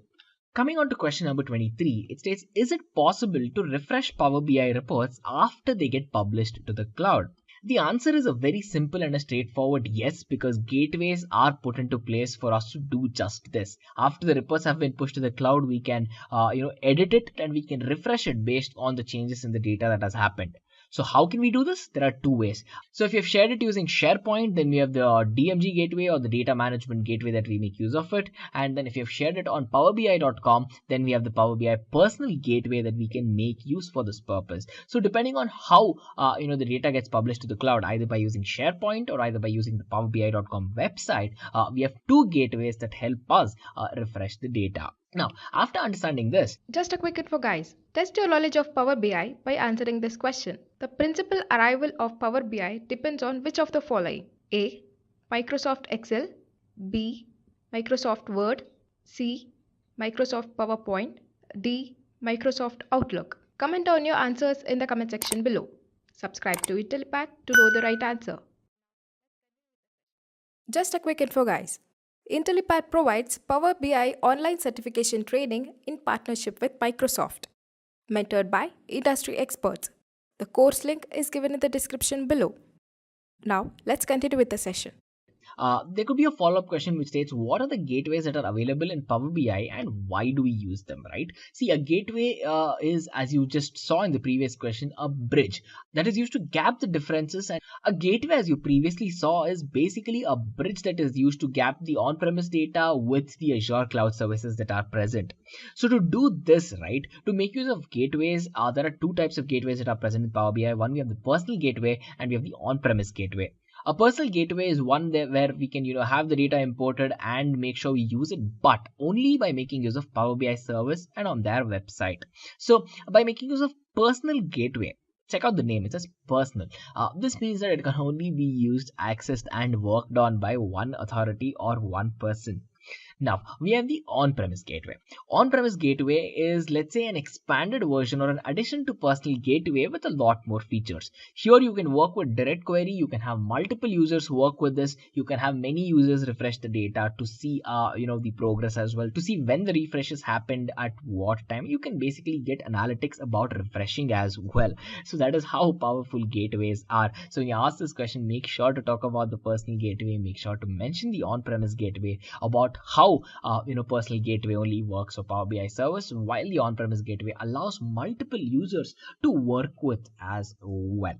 Moving on to the 25th question, it states, how can geographical data be mapped into Power BI reports? Geographical data can be mapped into the Power BI reports in a very simple fashion. It's by making use of map charts and filled map charts, right? So I'm sure if you're at this point of time in your interview preparation, you will already know this, or you would have used this as well. So by making use of map charts and filled map charts, we find the easiest way where we can visualize geographical data, be it your local locality, be it your local regional data, or global data as well. Power BI has a one important integration is with Bing Maps, where we can pick up the default coordinates for locations. You can use geocoding, and you can make use of mapping places without having to know its latitude and longitude coordinates directly as well. So with this integration with Bing Maps, it makes it very intuitive for the user and the developer to actually go on to work with the tool, rather than working on understanding, knowing, noting, and using longitudes and latitudes as well. But then, of course, if you have to use it, you can.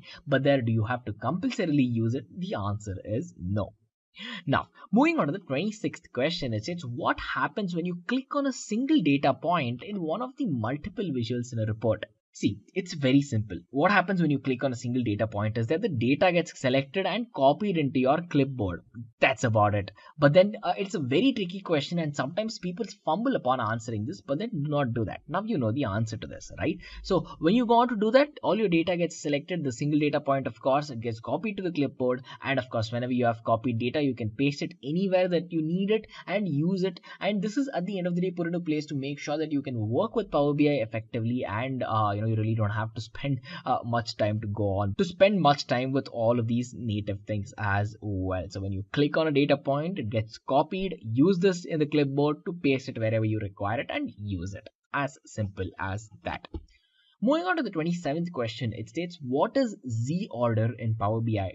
Z order is actually a design strategy that is put into place where we try to arrange the visuals by making use of certain shapes. So what the Z order does is that, we can define it, we can have an implementation where we're trying to show the report which consists of multiple elements, where we're trying to refresh the display, of how the order of elements gets changed in case the reports itself are changed. See, you will have data in the reports, and this will be constant and working fine. But then if your data changes in the report, there's a very good chance your report can change too, right? So let's say your order of item changes, your item entity itself changes, or there's a change in the relationship. In this particular case, we make use of this strategical approach where we are trying to arrange our visuals by considering the shapes. So with this, what happens is that, when anything changes, right, it really doesn't mess up the dashboard or mess up the workstation, but it works really well and it holds the aesthetic ability for the display as well. So in that particular reference, Z order is a very important thing in Power BI.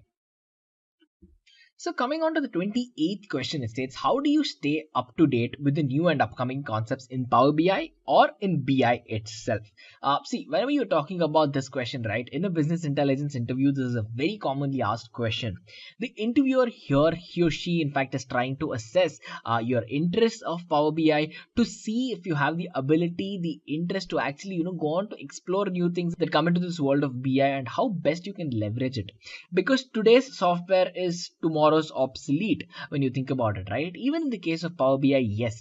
Just check out the initial releases of Power BI and Power BI now. There's a day and night difference with the number of added features and how simplified Power BI is to use these days. So in that particular case, the interviewer tries to understand on how you approach something new, how you understand it, how you learn it, and how you implement it as well. Because it's not just learning new things, right? In the world of business intelligence, there is a problem that requires a solution. It is as simple as that. If you know the latest bells and whistles, the latest tools and techniques that you can go on to use it, then of course it makes your job very easy. It saves you time and money. It saves the employer time and money. Now at the end of it, the interviewer wants to understand how well you are prepared to scale yourself up in a production environment as well. So if you're a fresher or a person out of college, you might not have a lot of production experience, right, in a production environment. Now, with this, the interviewer can get a solid idea of you having the capability to learn new things and effectively build on it too. So answer it in a clear way, state your interest. So state how you find your own ways to learn new things. There is no one answer here that will fit for all of you guys. So I suggest you sit, have a notepad, make note of how you learn new things and state it that way. Now, moving on to the 29th question, it says, do you have any experience working in the same industry as ours before? This is definitely a commonly asked question in a Power BI interview because, as I told you, business intelligence is required for every industry, every field that you can think of in one way or another.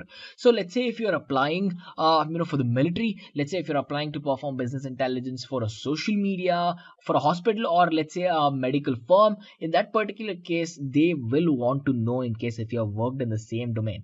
It's just data familiarity. It's just knowing that you will be a better fit to that team there. So if you're a fresher, of course, you can just say no, that you really don't have any experiences, or you can take a little intelligent approach where you try to probably talk about the projects that you have done either in the certification program or in your college or something that has helped you understand this industry that you're trying to apply to. So make sure to talk about the experience in case if you have the experience. But then if you do not, if you're a fresher right out of college, then do talk about the tools, the techniques that you have used, and how you think that will be a best fit for the industry that you're applying for. Now, moving on to the 30th question, it states, have you earned any sort of certification to improve your learning and your implementation process? This is a very, very, very important question because interviewers, especially in the world of business intelligence, they understand the weightage, they understand the leverage that a certified BI, comes into the picture. Because at the end of the day, they know that if you have put in time and effort into a certification program, that you've learned something new, it provides them a confidence that you have the ability to work on your career, and that this is what you want to do in the long term. That you have the strong aspiration to actually learn on new things, pick up new things, and eventually solve problems by making complete use of your knowledge as well. And of course, you being an effective learner is something that they'll definitely look forward to if they're hiring you, right? These are some of the aspects that they expect for. And with a certification program, you already know that you will have comprehensive knowledge taught by experts. A good certification program will give you industry level projects. It will give you access to a lot of things where you can learn Power BI or any other IT concept for that matter. Learn it, understand what the problem is that you're trying to solve, find out ways on how you can approach experts, learn from them, and at the end of the day work with a community, or you can solo it out to solve a problem. Because any IT concept, right? Think about big data, think about AI, think about business intelligence, whatever it is, everything here is put into place because we want to make use of the computational power around us to simplify a problem or simplify a task to the fullest. That is your advantage. And as first I mentioned, the first 3 points we discussed was the advantage that the interviewer wants to see in you. So when you're talking about a certification program, right, it always adds value that you talk about what you learned and how you implemented your learning there. You might have 3 or 4 certifications, or let's say even more as well. In that particular case, quickly list all the certifications you have, and if you feel like the interviewer wants more details about what you learned, which he or she definitely will do, in that particular case, start elaborating about what you learned and what you got out of it, because the outcome of a certification program is very important, not what the certification program is. So talk about what you learned, talk about how you plan to implement it, talk about how you have already implemented it in the past, and you should be good. Well, guys, I take this opportunity to wish you guys all the very best for all of your interviews. With this set, you have a clear idea of how you can approach these top Power BI interview questions in a clear and a concise way, and how you can answer them to the best of your abilities as well. So with this, I'm sure you guys can be one step closer to acing all of your Power BI interviews. Just a quick info, guys. Intellipaat provides Power BI online certification training in partnership with Microsoft, mentored by industry experts. The course link is given in the description below.